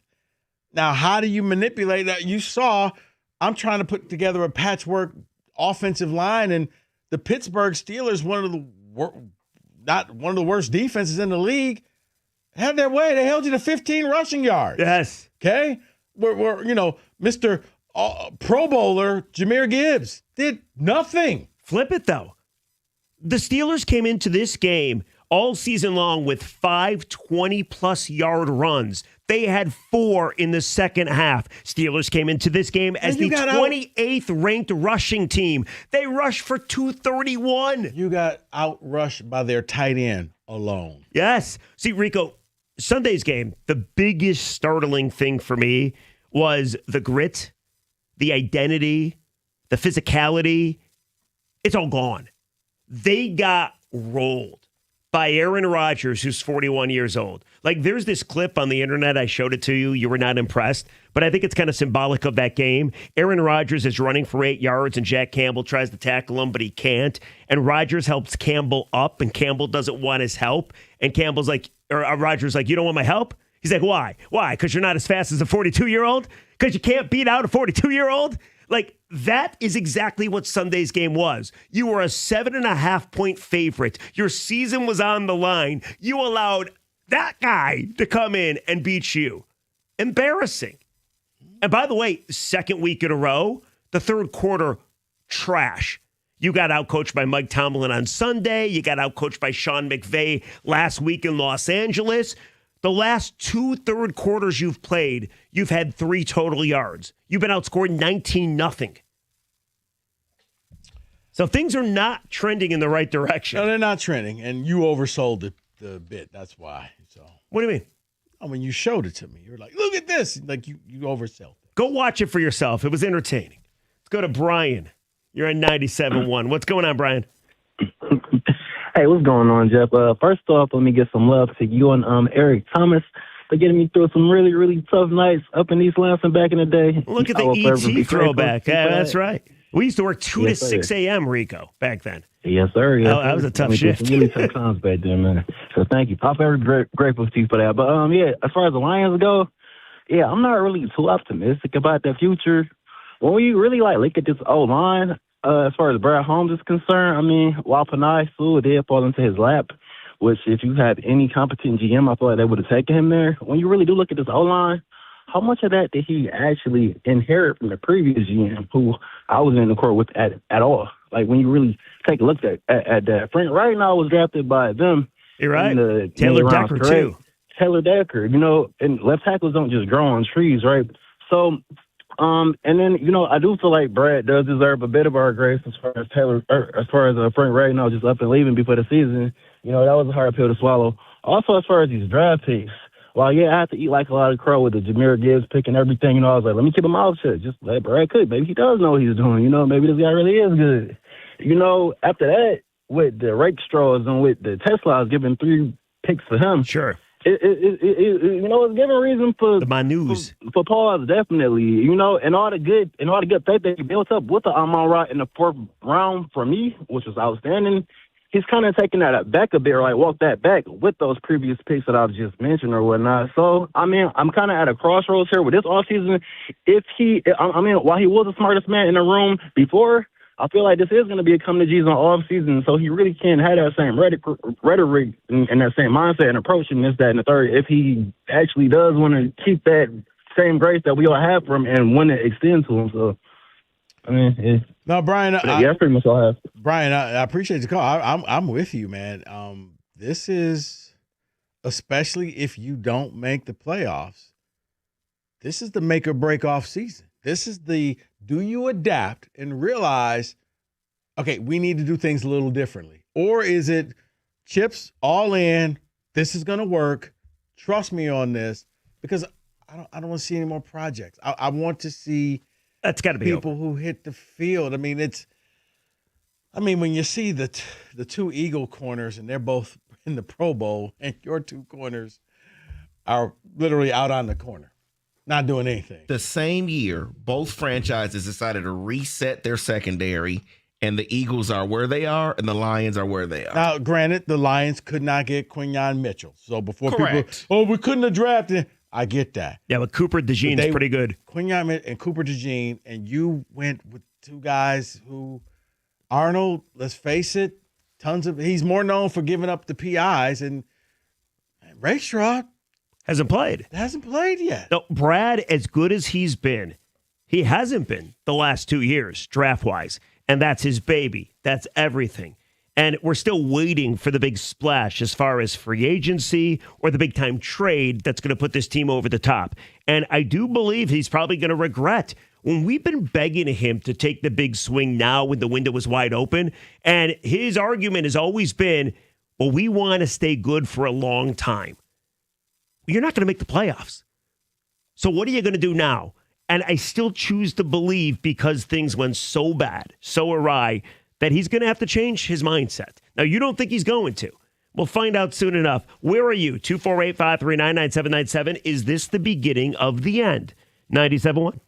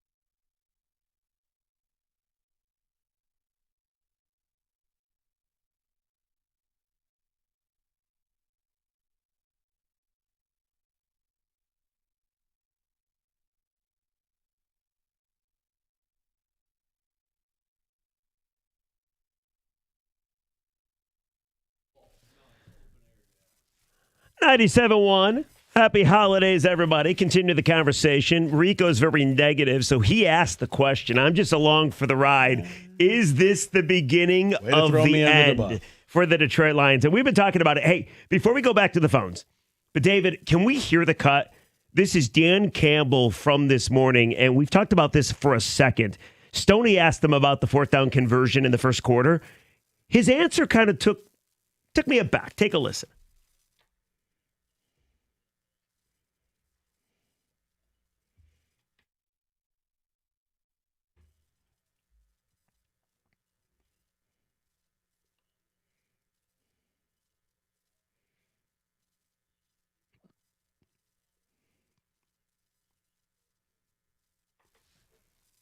100 of 100 times. Now, he did say where we were at. So maybe he's back at the 5-yard line instead of the 3. Maybe he has a different decision. Early in the game, kick the field goal.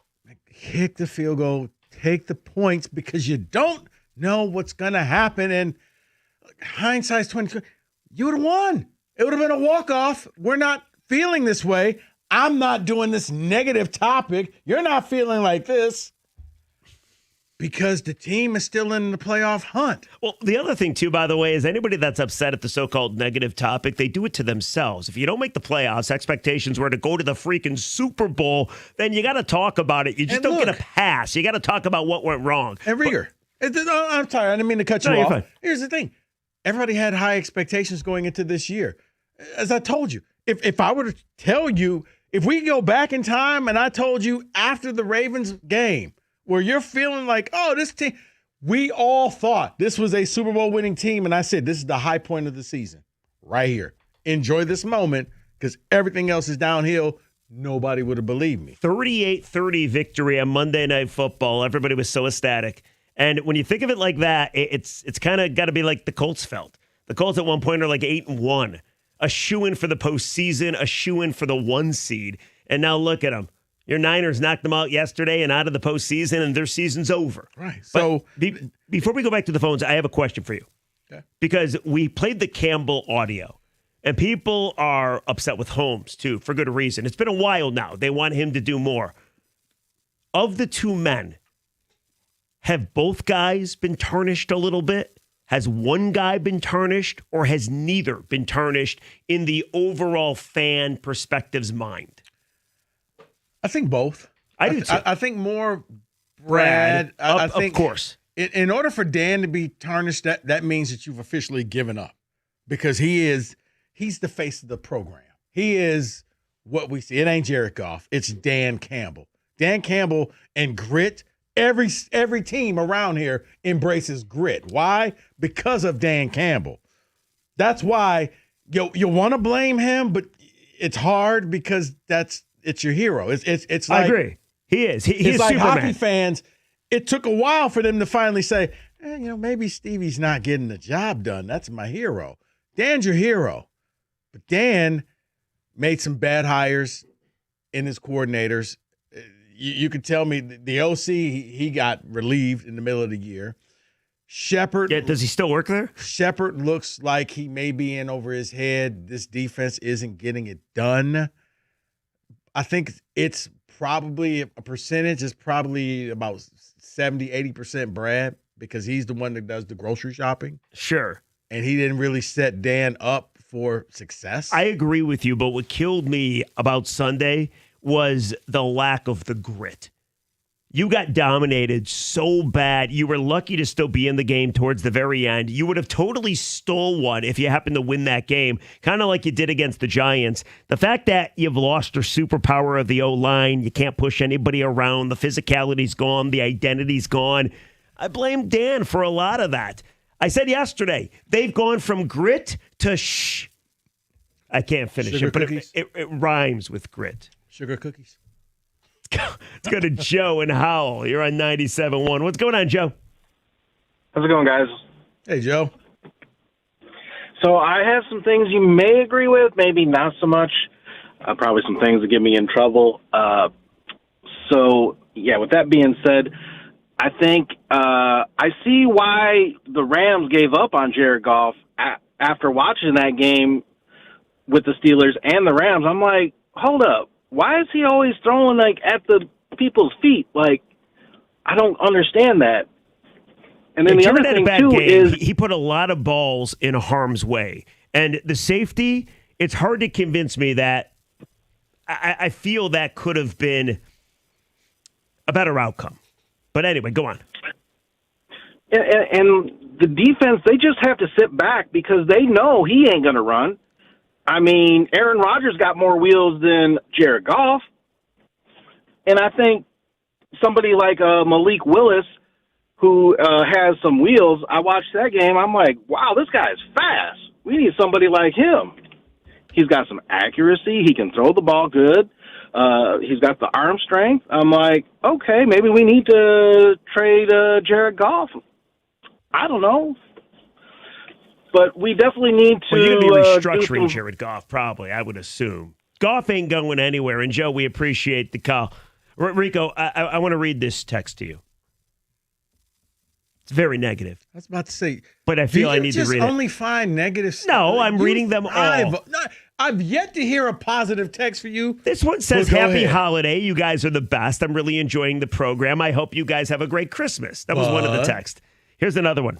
Man, you guys are all over the place. Blaming our DC for not having 2 all-pro safeties. What did you expect to happen? Now, to be fair, Brian Branch got injured 2 weeks ago. The last 5 weeks have been a complete and utter bleep show. But more than anything else, you have a front 7 that is totally healthy and cannot get close to a quarterback. Aaron Rodgers had enough time to go on an ayahuasca trip. He had that much time. Well, so I'm sorry, man. No. And here's what I will say for those saying we're being unfair to Shepard. Look, it comes with the price of being the DC. You know what I saw? I saw Aaron Glenn down a ton of. He didn't have Hutch. He didn't have anything on the front. Okay, and held Minnesota to 9 points. He just said, "I got to readjust on the fly. I got to do what I got to do." He was pulling people off the street at the end of the year, but he was making it work. The game against the Commanders, it wasn't the defense that let you down. The Commanders. The offense kept turning the ball over. Well, that is true. I mean, you did give up like 45 points, but I hear you. I hear you. Listen, I do think if you're sure Calvin Shepard's the guy, like if you're 100% sure, then of course you keep him around. But if you're not sure, it would be a big shame to bring him back. You get a defense that is healthy, you still have issues, and then you're wasting another year in your so-called Super Bowl window because your DC ain't any good. Right. I mean, it's just one of those, are you sure you can't do better? Like and a go out veteran? and get a better DC, or are you just going to ride this thing out because it's going to work? Because believe it or not, window closing. If you had the bet on it, is he back, Calvin Shepard? Yeah. He's back. I think he's gone. Because they don't get rid of anybody around here. I think he's gone. He already got rid of Anthony Lynn was gone. John Morton, Anthony Lynn.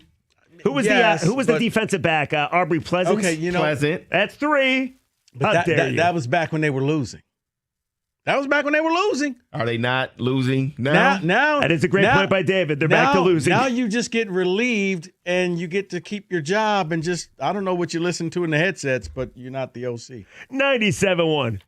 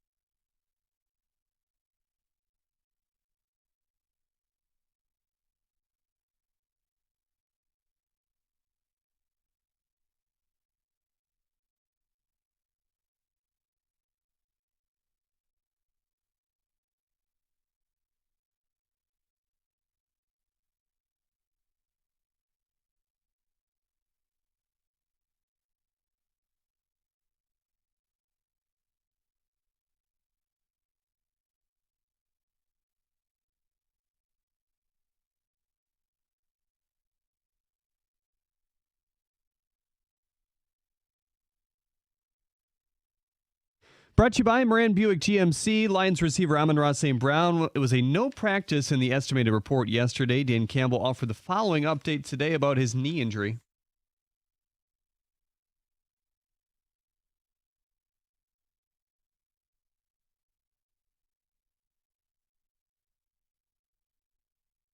Detroit takes on the Vikings this week. Minnesota QB J.J. McCarthy has a hairline fracture. He's been ruled out. Max Brosmer will make his second start of his career. The Lions had 5 players named to the Pro Bowl, including Jack Campbell, Jahmyr Gibbs, Aiden Hutchinson, Penei Sewell, and Amon-Ra St. Brown as well. Jared Goff and Brian Branch were listed as first alternates. The Pistons are back on the floor tonight against the Kings. Detroit saw Ron Holland miss his first ever game due to injury yesterday. He's questionable again with knee soreness, along with Karis LeVert. Hear that 10 p.m. tip over on WWJ today. 2 of the hottest teams in the NHL match up tonight here on 97.1 as the Red Wings host the Stars before their little Christmas break. Patrick Kane will miss his 5th consecutive game. John Gibson will make the start in net. Face off at 6:30. Ex-Michigan football offensive coordinator Matt Weiss's request to have 10 aggravated identity theft counts lifted was denied. ESPN writes, quote, his attorneys tried to argue that Weiss used stolen passwords as like using a stolen key to unlock a door and doesn't equate to aggravated identity thefts, end quote. At the Cornwall Health Sports Desk, I'm Jeremy Otto. For more, go to 97.1 The Ticket or Odyssey.com.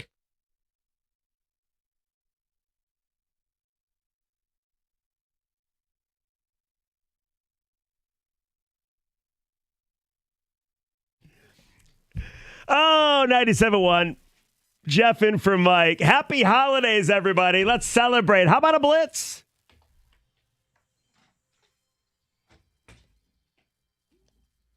Yes, guys, college football. Let's get right to it here. Notre Dame and USC announced they are ending their relationship. No more games, no more schedule. So let's get to the best rivalries in college football, 10 through 1. Number 10. Are we guessing these or are you telling us? No, I'm just going to tell you because you'll guess some of them and I don't want to ruin it. I just want to get right to it. Ole Miss and Mississippi State. What do they call that? The Egg Bowl? The Egg Bowl. The Egg Bowl, yes. Final game of the regular season for the SEC. Well, that Friday. It's actually on a Friday. It's a Friday now. Yeah. Black Friday. Friday. It's on Black Friday after Thanksgiving, yes. Yeah, I mean, it is. Mississippi State hasn't really been a participant in the game, but yeah. They play the game every year, but they're not a real factor in the game. Yeah, it's not going to be the same without Lane Kiffin. I get used to seeing Lane Kiffin on my Friday after Thanksgiving. Yeah, you won't see that anymore. Number 9 on this list, Texas and Texas A&M. Caveat here, they just started it back up. So should it still be on the list? They play it now, and they're going to make it they're going to make it a rivalry. I mean, A&M got out of it when they left to go to the SEC, and then Texas followed behind. Yeah, David, I think so, because normally you got 2 top 25 teams playing. Yeah, this is a rivalry game. I'm going to disagree simply because, A, they just reintroduced it. B, it's been around for a while. I know, but they just took a break because I feel I can name 10 better college football rivalries than that one. So hey, Mr. Funny Man. It doesn't really rub my what? No, let's hear them. All right, well, then I'll start going through the list. I don't want to wreck the rest of his list. Do you think this one is a better rivalry? The Holy War, Utah and BYU. It is for them. Like, this is one of those in their state, it's like Michigan State. Outside of the state of Michigan, people are like, oh, okay. But in the state, it's vicious. No, Rico, you're a wise man. You're absolutely, because I look at these great rivalries and they have to interest you nationally. Yeah. And I just don't give a damn about that one either. I feel I can name 9 more that are better than that one too. No, Rieger, I like this one because it's a rivalry that's still built in hate. And even though it's the Holy War and BYU, they're better than them because they're you're a bunch of heathens and we shouldn't have to play you and we're better than you. Yes, that's a rivalry game because unlike some of the other ones like the Egg Bowl, this one, it's built-in hate. You know what's interesting about you? I've known you a long time. I've always been the hate guy when we're talking to each other. I always get enjoyment out of the hate. I'm interested that you like the hate in this one. Because you got to appreciate the level of, I guess, the poison, the passion that they have against each other. That it's one of those games. And David, I'd rather watch Michigan State. No. Rieger, it's one of those games. Both teams could be 0-11, and that game's still going to matter. I'm still not watching. Yeah, What else you got? Rico's right because they are soaked in hate in that game. Okay, let's move over to number 7 on the list. What's the matter with soaked in hate? Number 7 on the list deals with something with some cocktails and a party. Florida and Georgia playing in Jacksonville every year. It would be more of a rivalry if Florida was ever any good. I mean, Well, exactly. It seems like a lot of these rivalries are always going to be predicated, though, on if both teams are good and competitive and the game means something. See, but and the that first one and the last one seem to be slowly fading out of college football. Here's why I'm going to say that one lost some of its fastball, Kenny, and maybe when they changed the name. Oh, they had to do the piece. Yeah. You couldn't call it the world's largest cocktail party. You couldn't call it that anymore. I think people still call it. No, but we do, but it's just like they don't guys, see it on ESPN. They don't call it like that Yeah, on Fox. you're right. Rick, I'll give you that. It's very silly that they change the name. See, maybe I'm the dope here, but I like this one better than the last two, despite the fact the Gators haven't been good in for freaking ever. Okay, well, then you're probably going to hate this one. Next one, Florida State, Miami. Does it mean anything anymore? It does in the state of Miami. The problem is they've both been The state of Miami? The state of Miami. Yeah. You don't know the state of Miami? Are you talking about the state of mind in Miami? No, they drew the thing, the line, when it came to recruiting, and they said They did. I do remember that, You can yes. no longer come down here. So, yes. Is that kind of like Minnesota is the state of hockey? Well, no, but Miami's had a line that said this is the state of Miami, and they seceded and said don't come down here and take our players. But they're both mid. I actually just we're asked a long way away from wide left and wide right. A long time ago, that was. Number 5, Notre Dame, USC. I'll just move on from that one because they won't be having that one anymore. Yeah. Army, Navy, number 4. See, that's a great rivalry. Yes, I know it is. Rico was bored by it. I watched the Army-Navy game this year, and there was about 17 turnovers. And it's ugly football, and you'd be lucky to see 5 passes the entire game. It's beautiful, Okay, man. I still like stop. it. So why is it great? You just said all of that stuff. That's like saying this game is a great game. It's because not. in life, nostalgia still matters. And I remember that game always being like that, and I'll always watch it. It's the last game before Being all bad? the bowl games. Being bad football? Yes, sometimes bad is good. You'll watch because it's what you've always done. I like it. Plus, I'm patriotic, Rico. It's the one time I stand up, I pound my chest. I'm from America. Okay. Unlike you. Still bad football. You're a communist. Next game on the list. Still bad football. I'll would be a communist. The Red River Shootout, Texas and Oklahoma. I like this. This is one at the Cotton Bowl. It's the world's largest high school football game. You are exactly right. You are so You're right. on this side. We're on that side. We hate you. They literally divide the field in the stands on. And that's how I love it, because you don't have to worry about sitting next to some idiot who's rooting for the other school. You know what? Go over there. Go over there. Take your stuff. Go over there. I love it. I love it too. And I like how they split it right down the middle. So yes. The only thing I don't like about it is they actually score points. You're forced to see Matthew McConaughey in that stupid-ass suit that he wears and his stupid hat. And then on the other side, you're forced to see Brian Bosworth. Yes. Like, we need some new representation for this rivalry in those Baker. schools. But you know what? I do enjoy it. At least they'll score points. Yeah, so?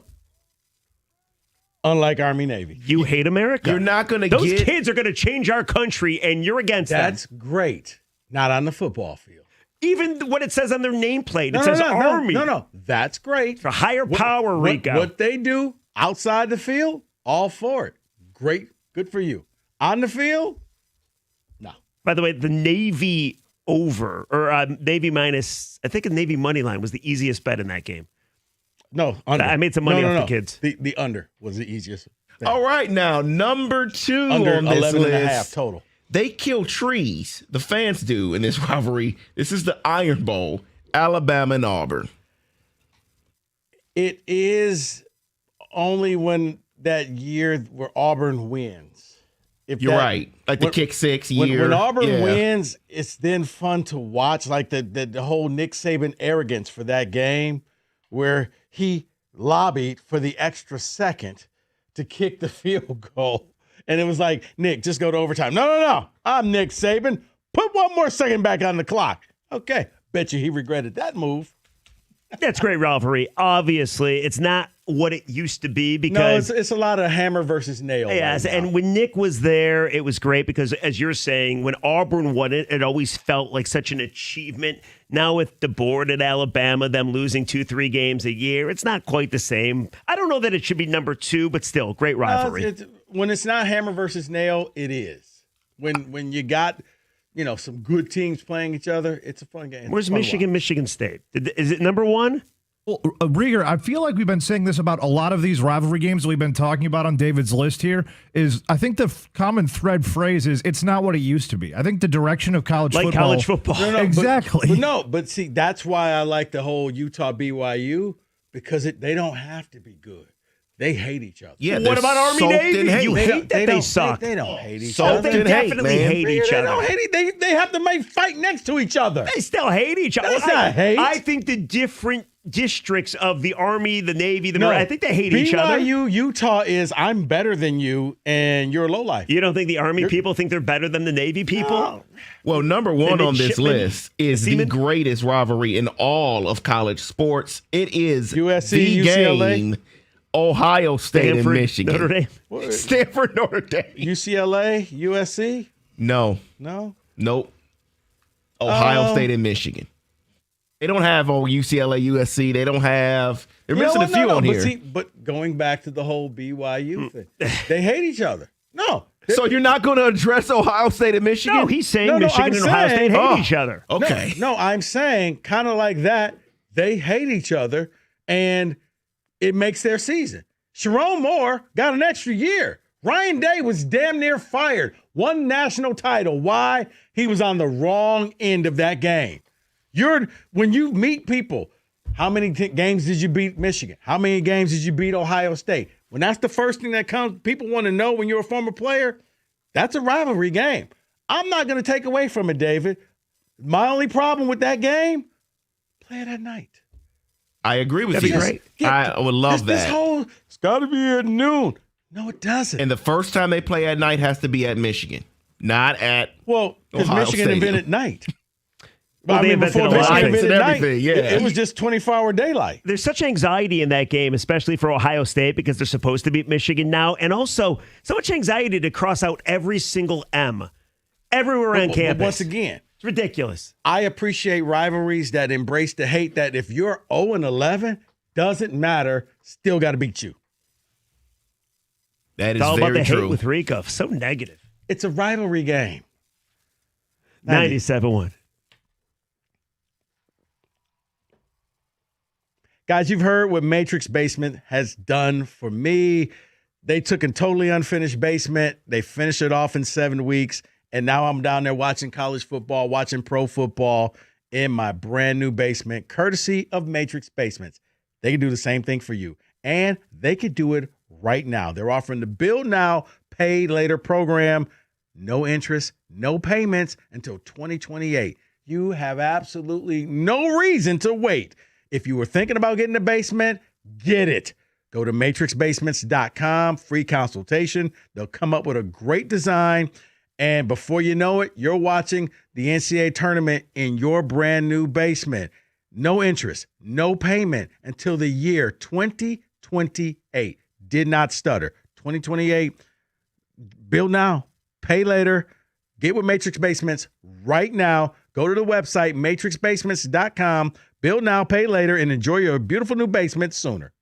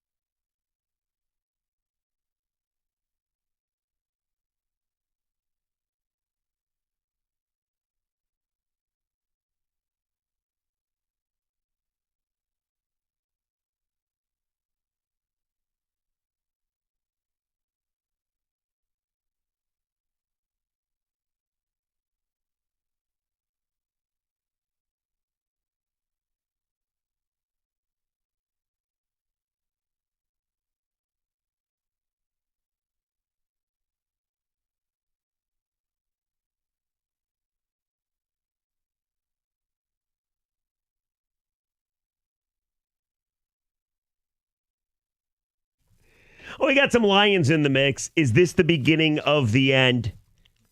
But during the break, Rico, he was hunchback in his chair. He was enjoying the break. He's looking at his mobile device, and he just said, whoa, wait, is this true? And I'm like, what? He's like, wait for it. Go ahead.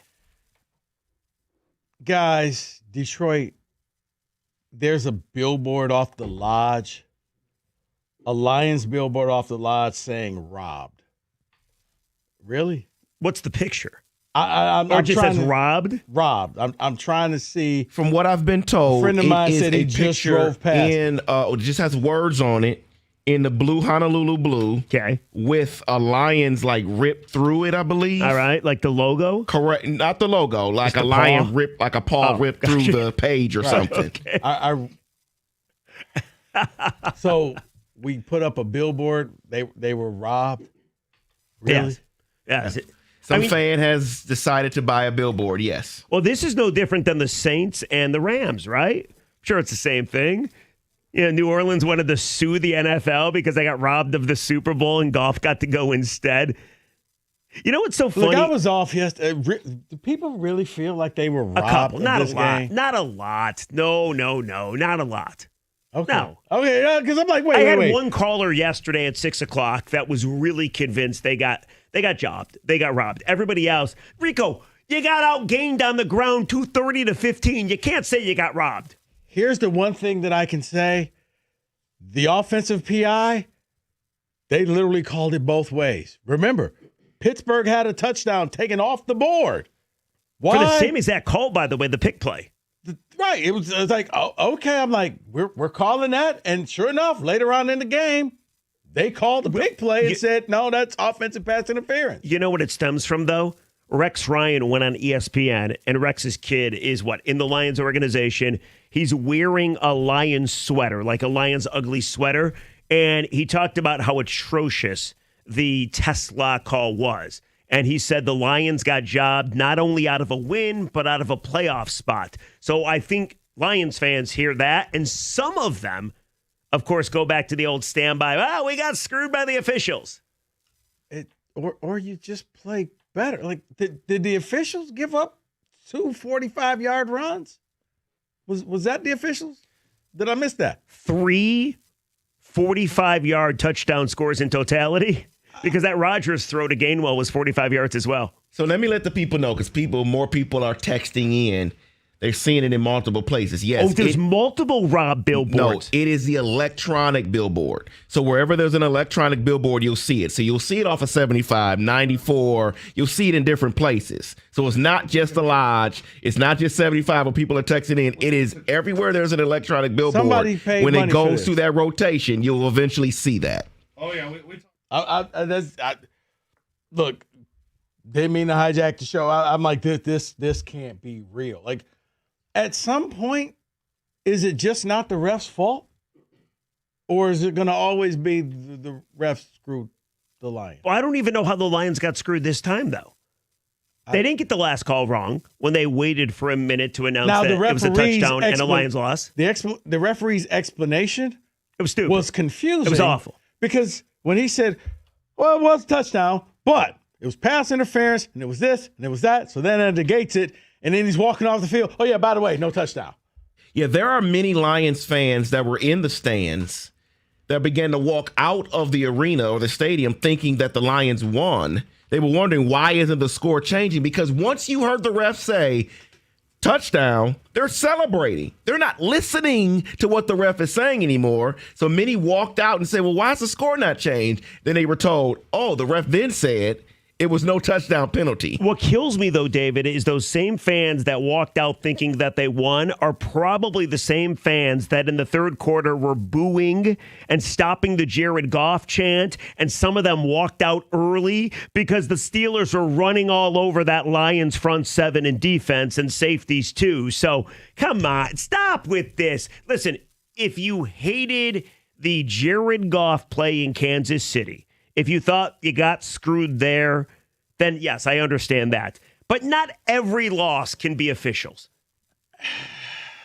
That's what I'm saying. It amazes me that I guess maybe that should have been the question we asked today. What was the last time the Lions just lost a game? And it wasn't on the referees. They just flat out lost. Here's what I would say.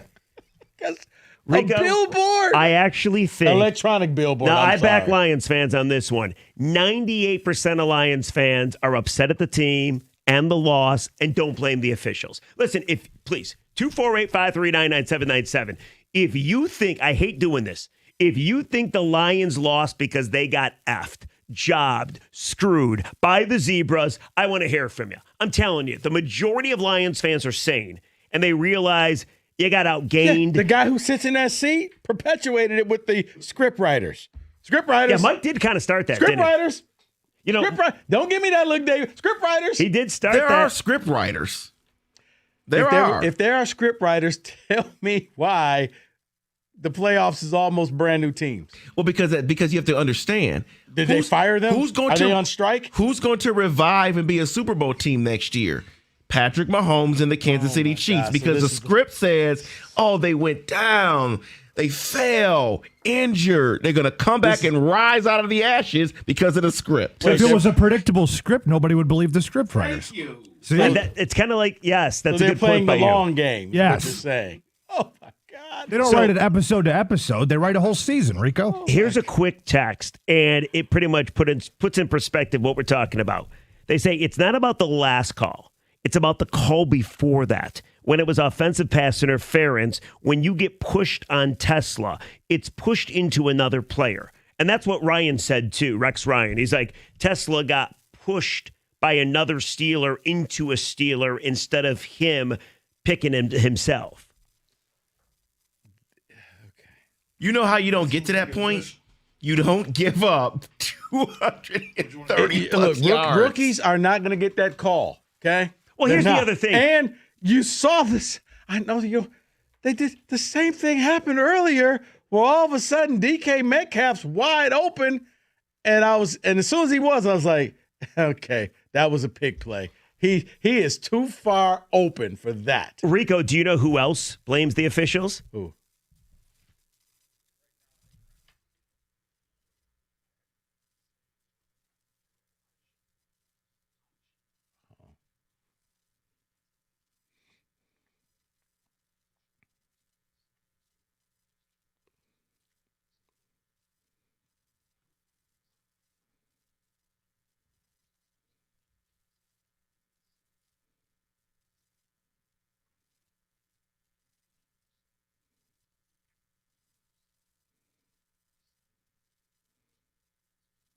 Really?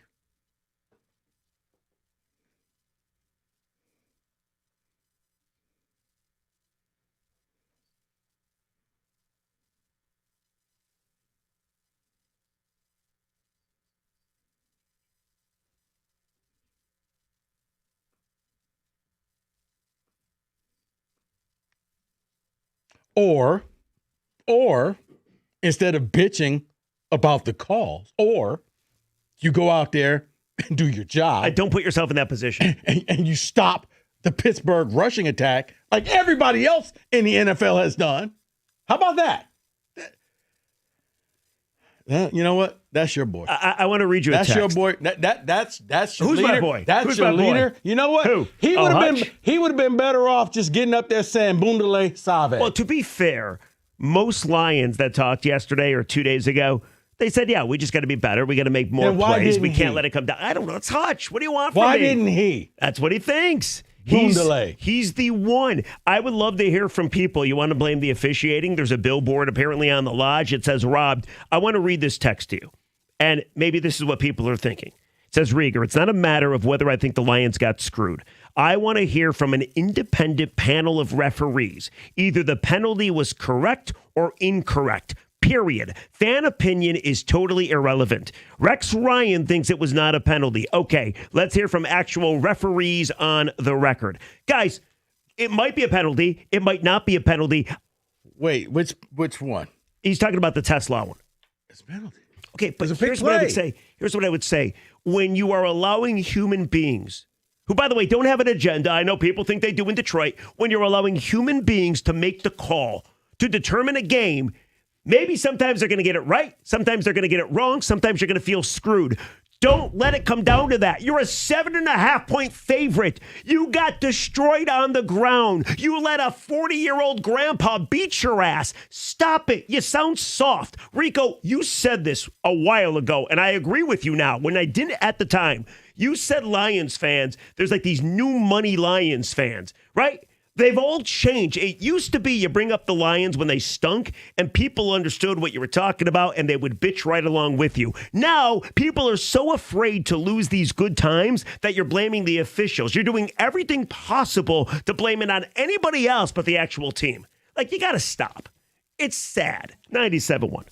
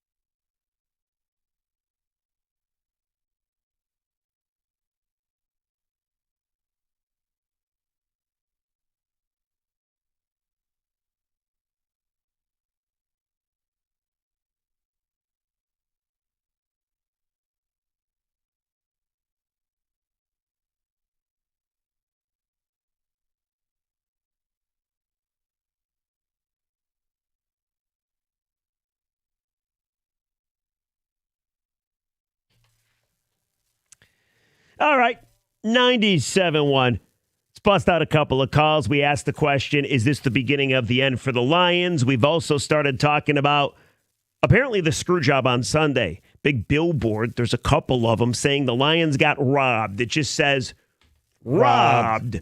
With Lions claws coming through. So are you one of these people that believe the Lions got robbed? Can I just read you one quick text?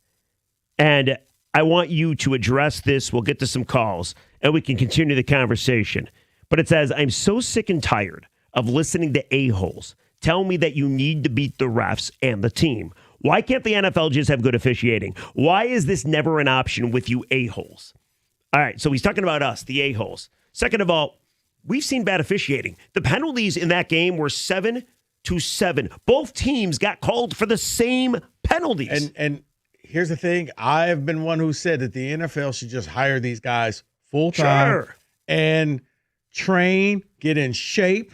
It's your job during the week. You're going over all the bad things. You're going over the good things. Well, just like film sessions for teams. But the one thing I've always said, and I think if you're going to call a play, no matter whether it's baseball, football, basketball, hockey, call it fair for both sides. Both teams had 2 PIs, offensive PIs. Both had a pick play and both had a push-off play. They were called. 2 here, 2 here. Unfortunately, your 2 were at the end of the game where it negated your touchdown. Well, they had a touchdown negated as well, and it was the same play as you mentioned, the pick play. So when you know they call one pick play, odds are they're probably going to call the other pick play. Right. And listen. And no, Tesla. Was it a soft call? Maybe, but it wasn't egregious. Pushed. He was trying to sell it as in, oh, pardon me, like he was falling. The guy had his hands on him. He didn't push him. Like, what is this? What it's come down to now? That anytime anything bad happens, that it's just the ref's fault. Let's go to the phones. Let's go to the people hanging on. Let's pick up Andrew. You're on 97.1. What's going on, Andrew? Hey, what's going on, guys? Hey, dude. Hey, so I think it's more the Lions' fault that they got robbed than anything, because it's their fault they put themselves in that situation and have to go down the field to go win that game. Yeah, I mean, yeah, this is one of those where if you play better, I've often said never leave the game in the hands of the refs so that one call or another cause you to lose. Andrew, play better. And they didn't. I'm a big fan of the term stealing a game. And when you are forced to steal a game, it's a game that you probably don't think you're going to win, or hell, you don't deserve to win.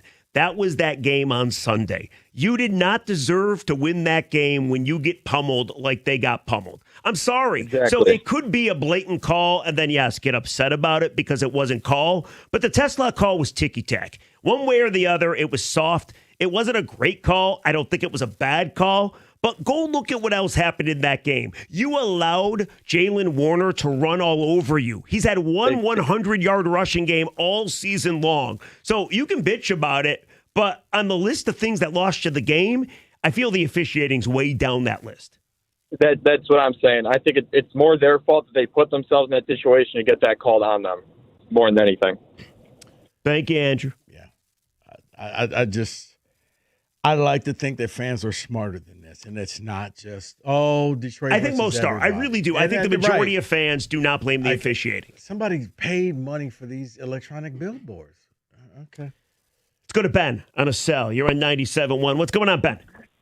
Hey, no way is it the officials' fault. I mean, if anyone who's watched this team over the last 3 years doesn't see this isn't the same team that they were, and the other, I mean, you can go to so many points. You know, Amon-Ra, a great, consistent receiver. The drops he's had this year are so unlike what he's about. Sure, but he got named to the Pro Bowl thing, too. I mean, I could go through a whole bunch of things, but the bigger question is, I mean, if anyone doesn't see, Shepard's gone after this season. I mean, I don't think if Campbell was so quick to. Is it Anthony Lynn, who was the first coordinator that he stopped having call plays his first season as a coach, and then now what happened to Morton? I mean, this team. I mean, last year we had a decimated defense where the defensive coordinator got picked to be a head coach because he did such great things with it. and now we've got, a healthy front seven, and we're giving up these gashing runs, and I'm not, picking on one person, but I mean, that's got to be something that he addresses. I like to think so. I like to think that's – I don't know if you want to continue going forward with him. I think at the time you thought you can keep this thing going, but I do think that you could do better at defensive coordinator. I think the Eagles are always the comp, right? Yeah. They win the Super Bowl the following year, 2 new coordinators. They totally fizzled out at the end, and then you had to get 2 new coordinators, and they won the Super Bowl last year. They went to Vic Fangio, their DC, talking about the Eagles. That is a veteran defensive coordinator that has seen everything, that has done everything. Now, you have a rookie. Yeah, Kelvin Shepherd, who's only been in the system for, 3 years anyway. So, to your point, when you get this job, you got no time to fail. So, I would be shocked if he's not fired. And I think he probably deserves to be fired because you cannot take the chance that you get the defense right personnel-wise next year, but you don't have the right DC. And here's the thing. It's not his fault that there's no Kirby, there's no Branch. Okay? So I don't want people, he doesn't have those guys. I get it. I understand it. But now you have to adjust your defense. Now you have to come up with a new style, a new plan in order to keep teams from running the ball down your throat. Okay? You figured when the Rams did it, they're the Rams, and they're going to do that to a lot of teams. When the Steelers do it to you, when the Giants do it to you, okay, it's a problem, people. Okay? Let's just call it what it is. 248-539-9797. I'm looking at this text. It just says, and now you're calling us stupid. People are very fired up about us judging fans, about the people that are complaining about the officiating. I didn't call you stupid. I think you're better than this. So I do have to read this text, though, because I did mention how the scoreboard later on people were leaving and saw that it didn't change. Yes. Apparently someone wanted to correct me and say that they did change the score to 30-29 at some point on the scoreboard and then changed it back. It was briefly because, like, on the Score mobile app, it was up that the Lions had scored. Right. And then they took it down. I don't know. Because they were hearing what everybody else heard, touchdown, and they probably threw it up there real quick and like, uh-oh. But no, I'll say this. No, I don't think you're stupid. I think Lions fans are better than this. Well, the one thing I would blame the officials about is how they announced that final play. They tugged at your heartstring. They trolled you. They said, under further review, the play on the field was ruled a touchdown. And all the people that were left, they're like, ah! And then they're like, but there's an offensive pass interference call. There's no time left on the clock. The game is over. You lose. Get the hell out. No, because I think he realized, wait a minute. Let me turn this back on. It was like Frank Drebin from The Naked Gun. By the way, touchdown does not count. In case I didn't make that clear, touchdown doesn't count. If I got your hopes up, sorry. Because I was sitting there like, so, I mean, I'm squinting at the TV like, wait, so is it a touchdown or no? Oh, no, it's not a touchdown. I mean, it was if there was no OPI. Right. I mean, because Amon-Ra did a great job of pitching the ball to Goff, and it was a lateral. It was totally legal. Goff, nice athletic play, leapt into the end zone, but there was an OPI. Let's pick up David. You're on 97.1. What's up, David? Hey, I got 3 quick points.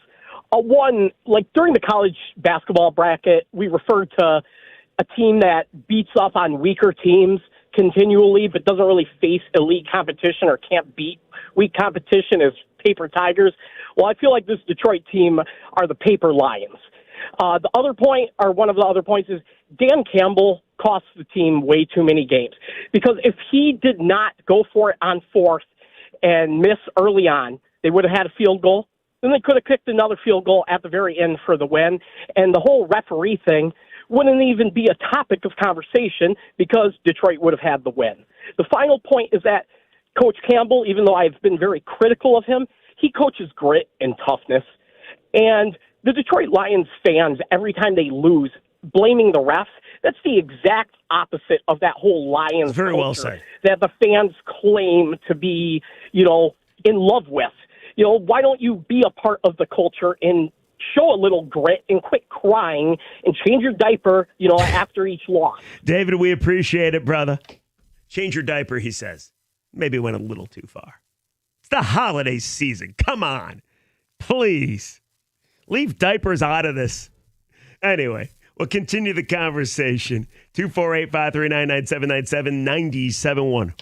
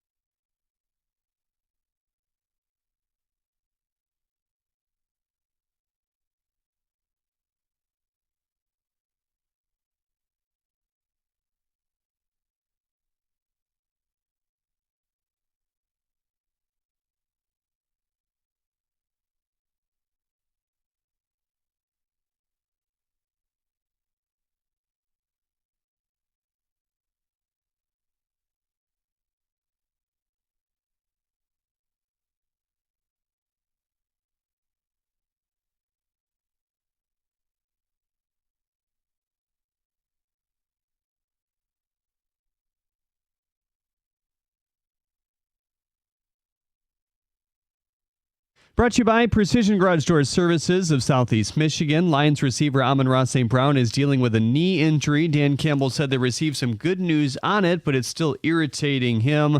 Lions will have to face Minnesota QB J.J. McCarthy this week. He has a hairline fracture. Mac Brosmer will start in his place for just the second time in his career. The Lions injury report also dropped. A lot of names on here. Avonte Maddox and David Montgomery are listed as no practice. Kind of interesting after the cryptic Instagram post from Montgomery earlier as well. Marcus Davenport, Taylor Decker, Christian Mahogany, they were all limited today. The Lions had 5 players named to the Pro Bowl, including Jack Campbell, Jahmyr Gibbs, Aiden Hutchinson, Penei Sewell, and Amon-Ra St. Brown. Jared Goff and Brian Branch were also listed as first alternates. The Wings host the Stars tonight. Patrick Kane remains out. It's his 5th straight game on the shelf. Tom McClellan will start John Gibson in goal. He offered some thoughts on Dallas tonight.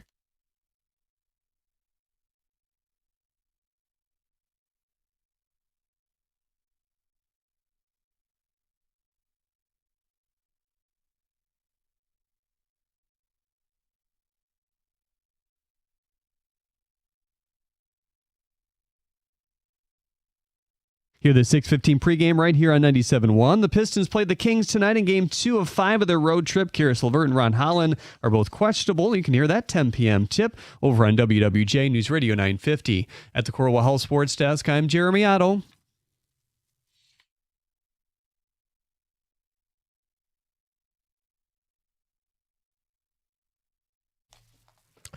Oh, it's the last hour of the program. Rico's in, David Kenny. I'm filling in for Mike. Happy holidays, everybody. 248-539-9797. Now, Rico, I just think we keep the train rolling. We got 2 overriding questions. Number 1, with the Lions losing to the Steelers like they did, with their playoff chances being 6%, do you feel this is the beginning of the end? Meaning other teams are going to pass you. You don't have what it takes to fix this team. You're not going to experience the success you had the last couple of years moving forward. That's out there. And then Rico was exasperated. He saw on his phone, somebody of his sent him a text. I'm not giving away too much information, but there's a billboard on the lodge and apparently other places that somebody bought, and it just says robbed. And there's a claw, lion's claw going through Lions Honolulu colors, blue and silver letters. And we're asking you, are you one of these people that think the Lions got robbed on Sunday? Because Rico's not, I am not, David's not, Kenny's not.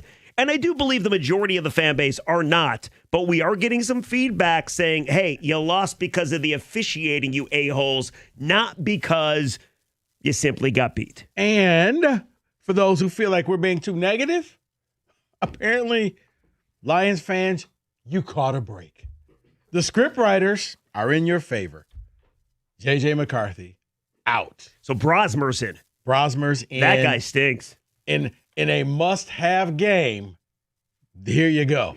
I think he was the quarterback in Minnesota. Is there a chance, Rico, before we go back to the phones, Lions should beat Minnesota? I know we said that about Pittsburgh. I know we said that about Minnesota the first time. They should beat Minnesota.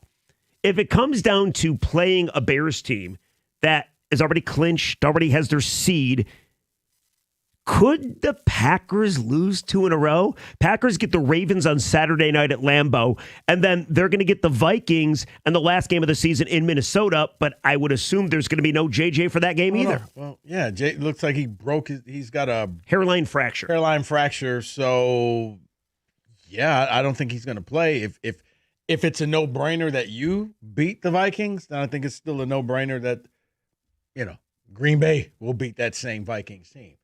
Chicago, they're going up for the number 1 seed. So they got a lot to play for, especially because we don't know the time that this game is going to be played. Well, it's going to be a hell of a game next week against your guys, San Francisco. But because both those teams have a chance at the 1 seed. Right. But imagine, Chicago's, you're still jockeying for where you're going to play.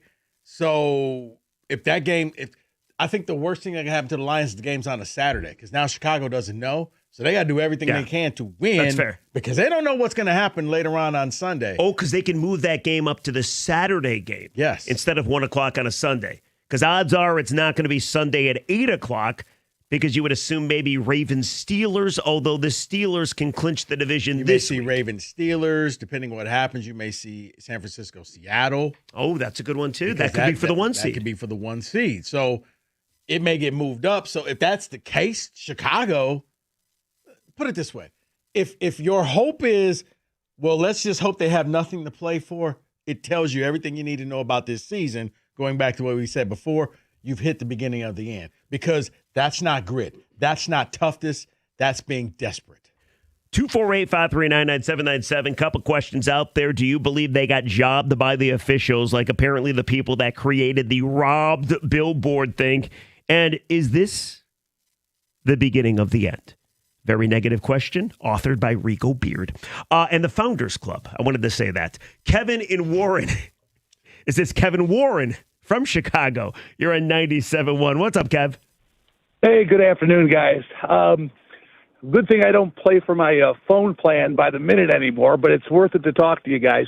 First of all, no, it's not the beginning of the end. And I know you got to make radio interesting, but for all those Lions fans out there who are boo-hooing and even think this is the end, what short-term memory people have.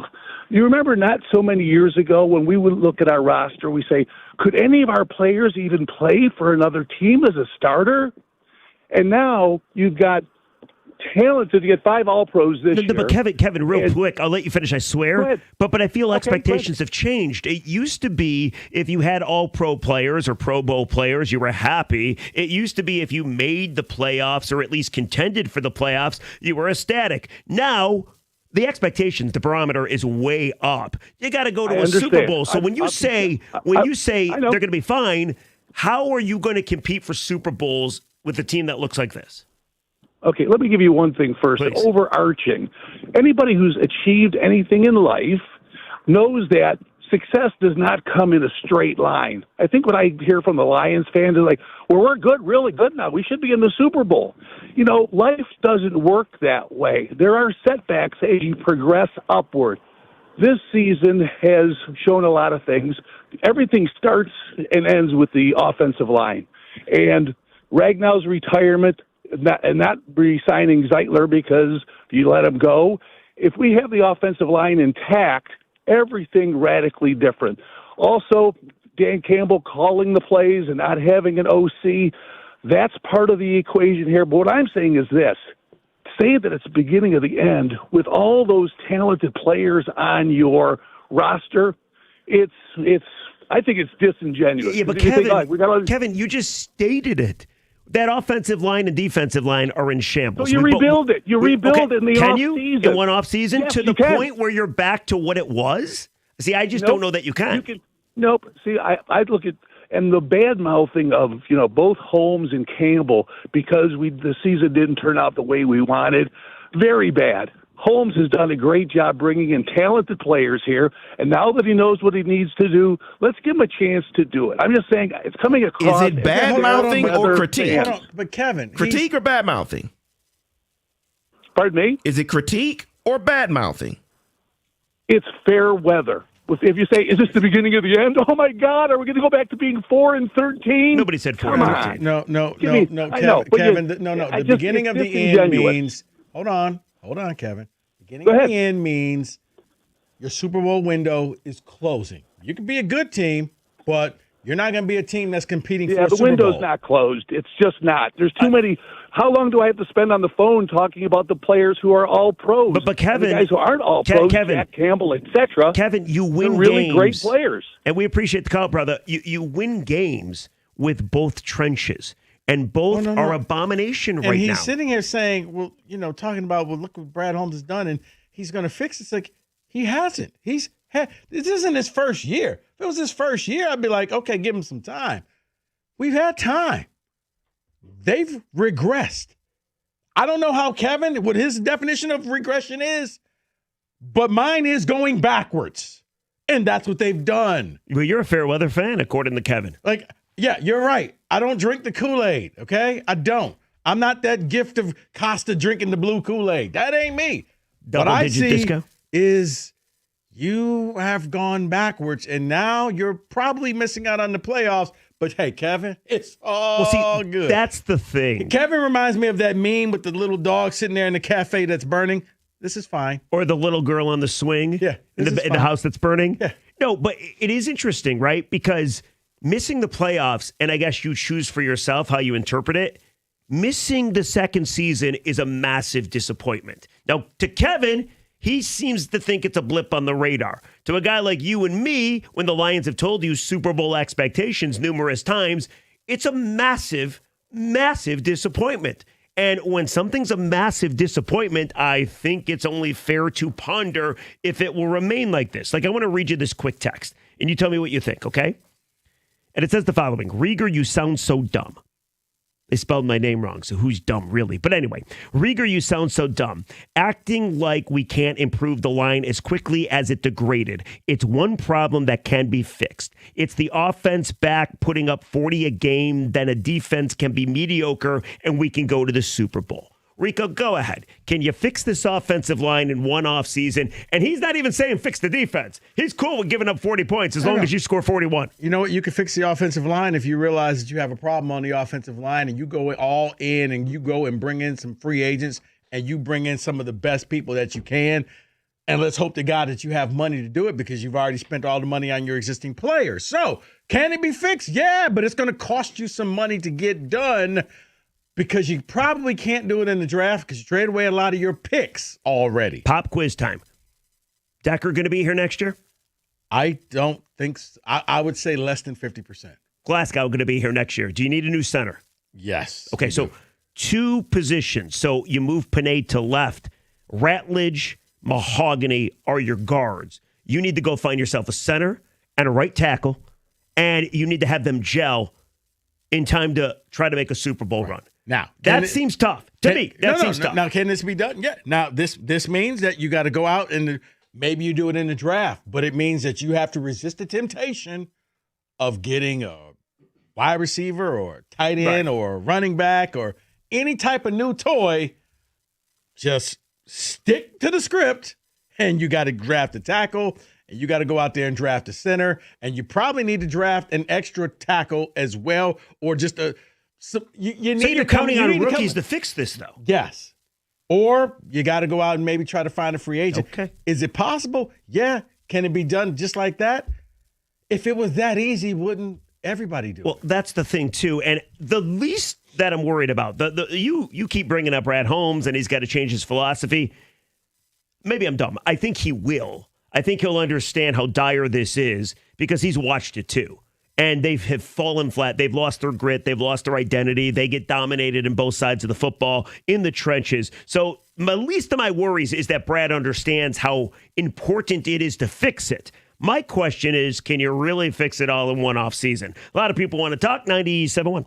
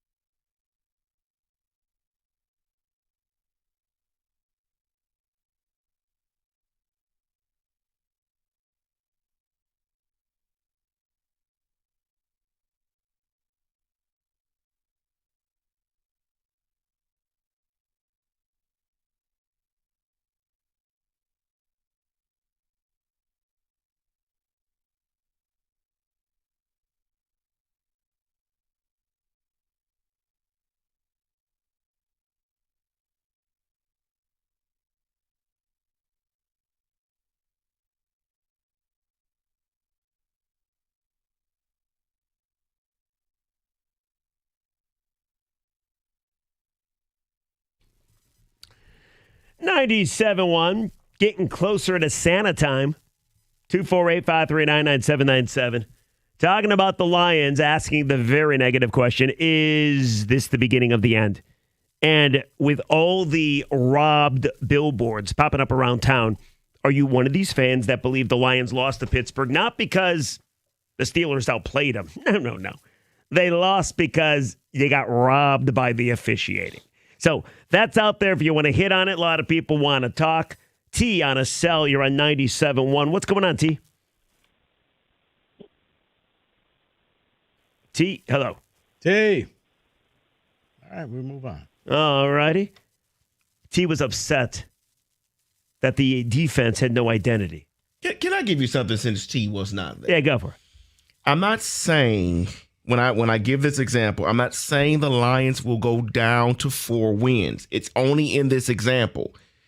But all you have to do is redo and reshape your mindset and do some things differently. The Philadelphia Eagles in 2017 won the Super Bowl. And then a few years after that, in 2020, they won 4 games. Bad. Looks bad, right? They reshaped their mindset, Howie Roseman did, and redid his team, got a new quarterback, everything, and they went right back to being that team a couple years later and then won the Super Bowl 4 years after that. So that's all you guys are saying is that it's not, oh my gosh, you're going back to SOL. Oh my gosh, you're going back to the years where they do not ever win anything. But what you're saying is if you just reshape some things inside that locker room and the way Brad Holmes does some things, then you could be right back to it. Well, one down year is no playoffs. That could be the worst year under Brad Holmes. Right. And David, it happens to a lot of teams. If you go through and you retool, I mean, you look at the Rams win the Super Bowl and they go 5-12. Next thing you know, they're back, though. And then they're back. Remember, they had all those cap issues, F them picks, cap casualties, and now they could win the Super Bowl. With the Lions, I just think it's a lot to ask in 1 year. I also am a tad worried that the Packers and the Vikings and the Bears might end up passing you. But to your point, you make the right decisions. You get the right coordinators. If you're actively fixing both lines, and see, here's you the got thing. talent. Yes, you should be right back there. If you've been actively fixing both lines, then it's like you planted the seeds a few years ago and now it's time to harvest. You haven't been planting anything. All your crops have died. Sure. And now if you start this season, it's going to take some time for these rookies to actually develop into something. Whereas you're seeing other teams who did their work, drafted guys, and now their guys are starting to turn into something. You didn't because you were kind of full of yourself. And, hey, that's why I said, hopefully he's learned his lesson. You think he has? I don't. I think Brad. I think it's going to be a lot like what we see with Harris, where that my way is going to work. Trust me on this. Listen, I was shocked with Harris when he used the phrase, a lot of similar names, but a different team, which I think is totally impossible. But if Brad Holmes, who just missed the playoffs, we think, goes that same route, I'm going to be floored. And then, I don't think he's the guy. I think Brad's a pretty smart guy. But it'll be all because of injuries. But it's now time to prove it.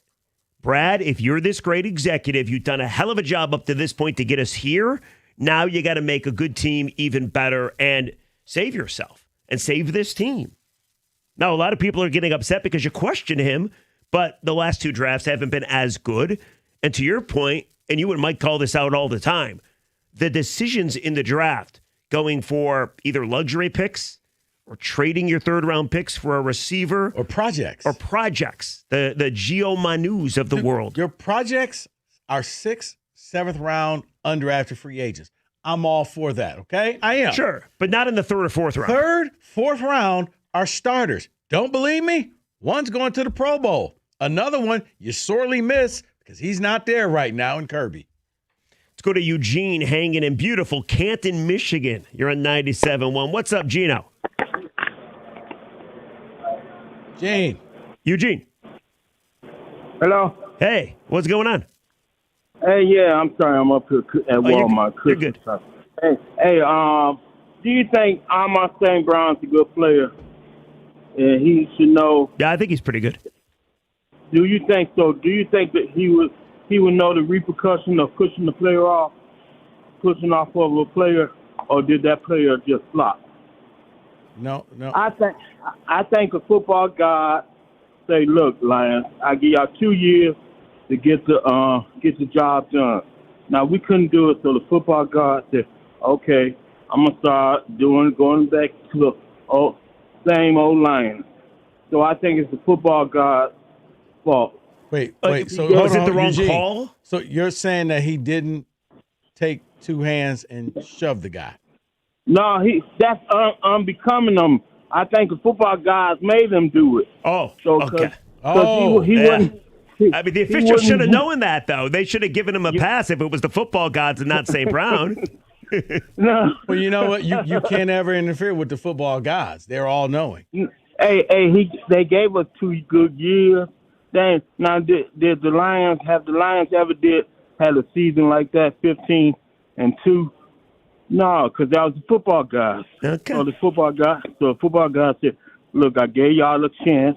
Y'all couldn't even do it right. So I'm taking it back. I'm making y'all the same old Lions."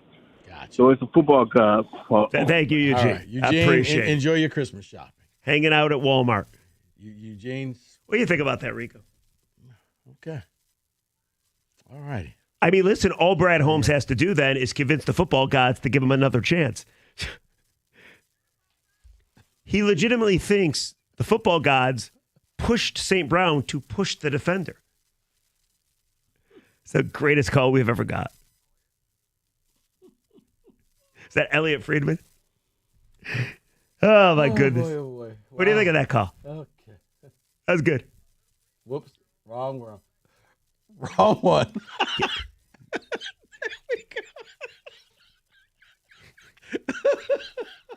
That's your thoughts on the call. Can you play that one again? Not that giveaway, the one you just played. No, I was looking for something's wrong. I got a quick story. I was doing Inside Hockey Town the other day. This is like weeks ago. And Mike's board, your board, was like right at my elbow. Mm-hmm. And I'm on the air with Ken Cal, and we're starting the show. I'm like, Inside Hockey Town, Ken Callen. I hit that by accident, and that's what you heard next. And Ken Cal's like, what the hell? And I started sweating. I'm like, whoops, sorry, Valenti's board, my bad. Dead giveaway. Let's go to Jeff in Detroit. You're on 97.1. What's going on, Jeffrey? Hey, so if I'm first wondering, can we send letters to the football guys like Santa?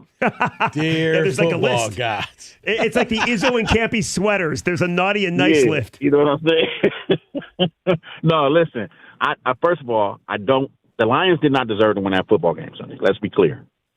But they got robbed. Okay? Any referee, and I'm saying if the situation was reversed, if it was us that received the win and it happened to Pittsburgh, I would say they got robbed. Because I hate when referees take games like that and put it in their hands. You don't make those calls. You made 2 offensive calls. If we watch that game over again, both of those calls happened 10, 15 times. But I guarantee you 10, 15 times. Jeff, you that don't make it right. No. Like I said, I'm Jeff, being clear. no. The Lions did not deserve to win that game. But if you're a referee, swallow your damn whistle and don't make the game about you and let the players decide the game on the field. Okay, but Jeff, Jeff, hold on. 2 things. One, they called the same penalties against Pittsburgh. And 2, I'm a firm believer of this. If it's a penalty in the first 30 seconds, it's a penalty in the last 30 seconds. You don't get to throw the rule books out because it's the end of the game. No, but Rico, that first one was a penalty. Yes. You're talking about Tesla. It was not the guy was pushing Tesla. He did not push Tesla. Tesla was selling. Tesla was trying to sell. Oops, my bad. Didn't mean to hit you. Jeff, I thought it was a penalty too. And it was the same exact pick play penalty that the Steelers lost a touchdown on as well. And I'm not on no homer stuff. Like I said, I'm being clear. The Lions did not deserve to win that football game. They were trash. The Lions are getting Brad Holmes and all. The window is closing, and it's closing because of Brad Holmes' arrogance. And he should have went all in this summer and loaded up this team. If he don't do it in free agency this offseason, That's going to tell us all. Well, I don't think he's everything long they for the deserve. job. And, Jeff, I appreciate the call. Like, Brad cannot have another soft, awful offseason like he did this year. It's just not possible. There's no way you can run it back and say injuries were going to be better. There's no way. You got to fix both lines. You got a lot of work to do. And he's going to try. Now, you don't believe he will. You think it's going to be the same philosophy. So that's where we differ. But where are you at? 248-539-9797. You can text us at the exact same number. I think he's going to do it during the draft, not free agency. Listen, all I know is I got pulled over for speeding the other day, and the cop comes to my window, and I said, the football gods made me do it. He let me off. 97.1. Listen, people, when it comes to throwing a winning football party, the bold flavor of Win Schuler's cheese spreads isn't one thing. No. It's everything. Original sharp cheddar, bacon, pepper jack. Spread them on anything for an unforgettable taste experience. Tomorrow is Christmas Eve, which means you're going to need a ton of Win Schulers on hand for friends and family. It's going to be the hit of your party. And instead of cookies and milk for Santa, leave them some delicious Win Schuler's cheese spreads. St. Nick is going to thank you, put you on the good list, and get you some great gifts. Elevate your taste game and your party. Grab Win Schuler's in the dairy section before kickoff or Christmas. Go taste. Go Win Schuler's.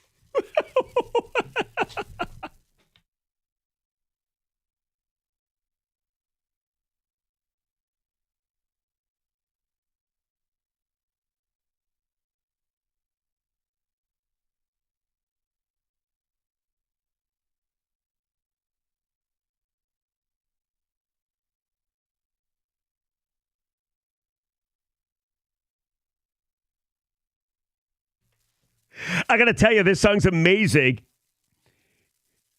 Everybody in the studio, David, Kenny, Rico, me, bobbing their head like it's Night at the Roxbury on Saturday Night Live. Crank it up a little bit. Come on. So good. You know what I like the most about this song? It's not Christmas music.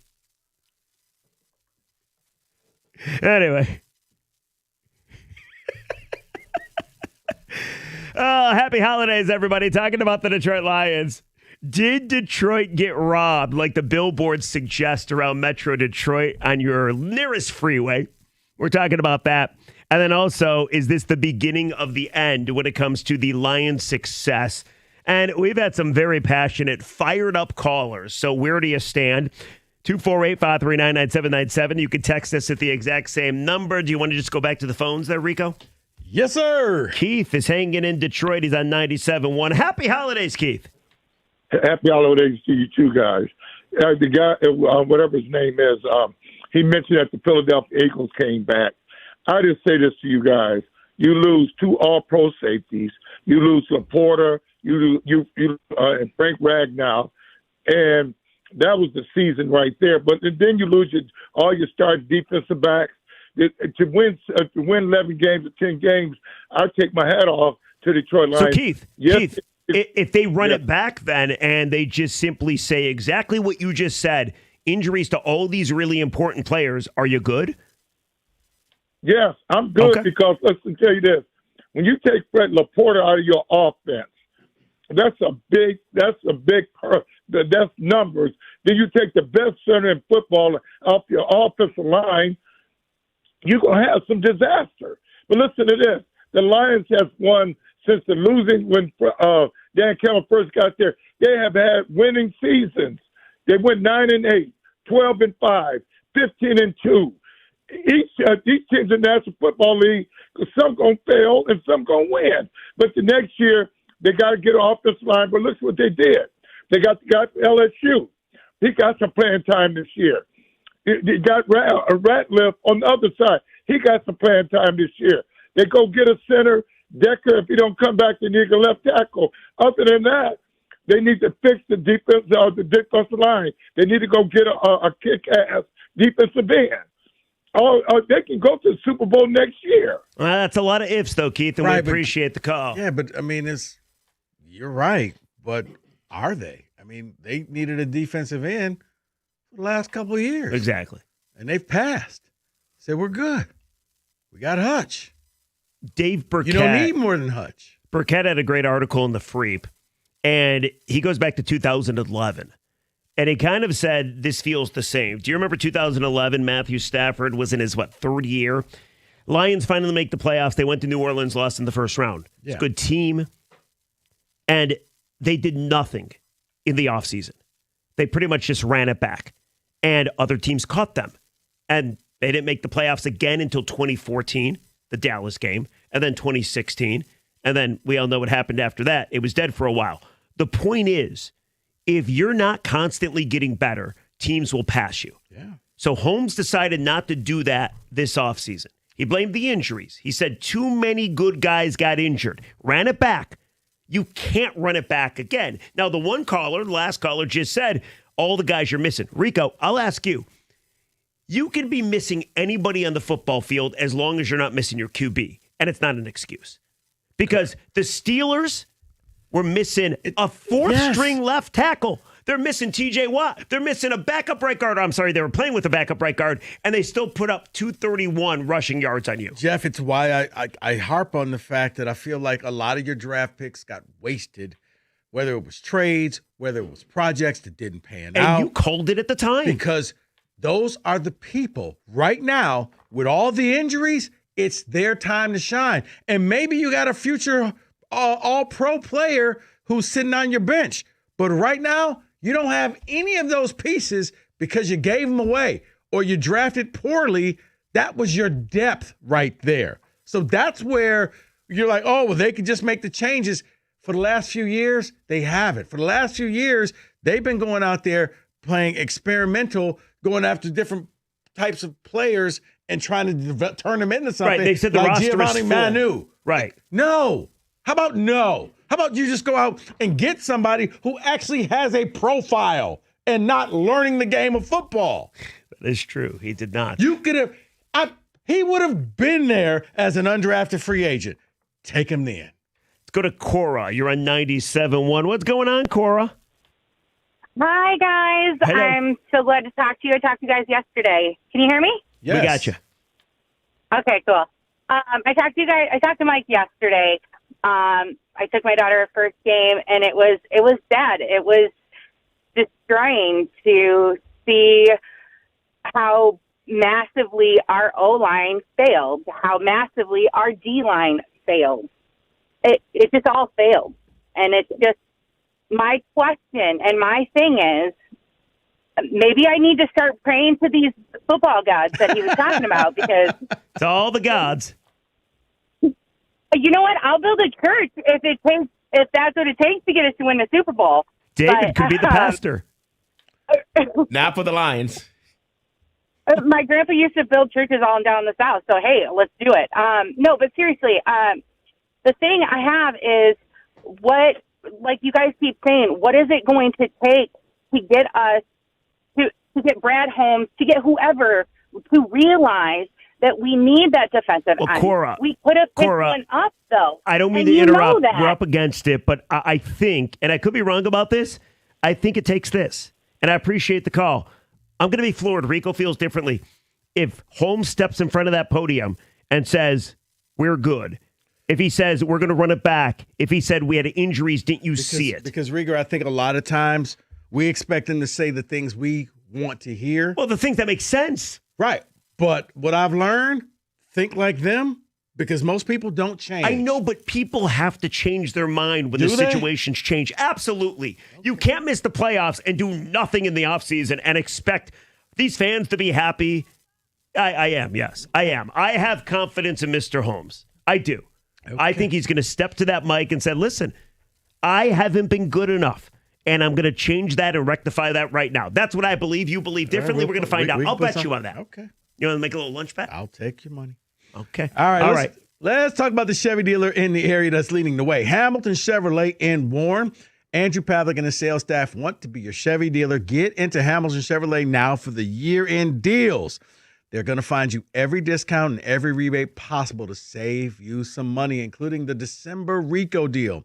A new 2026 Chevy Silverado Crew Cab 4x4 as low as $199 a month for 24 months. Yes, a hard-working Silverado for under $200. It includes 10,000 miles a year. Just walk into Hamilton Chevrolet with $995 down and you'll drive off in the Rico deal.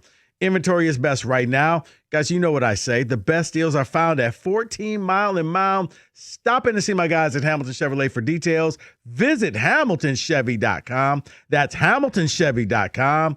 Chevrolet together, let's drive.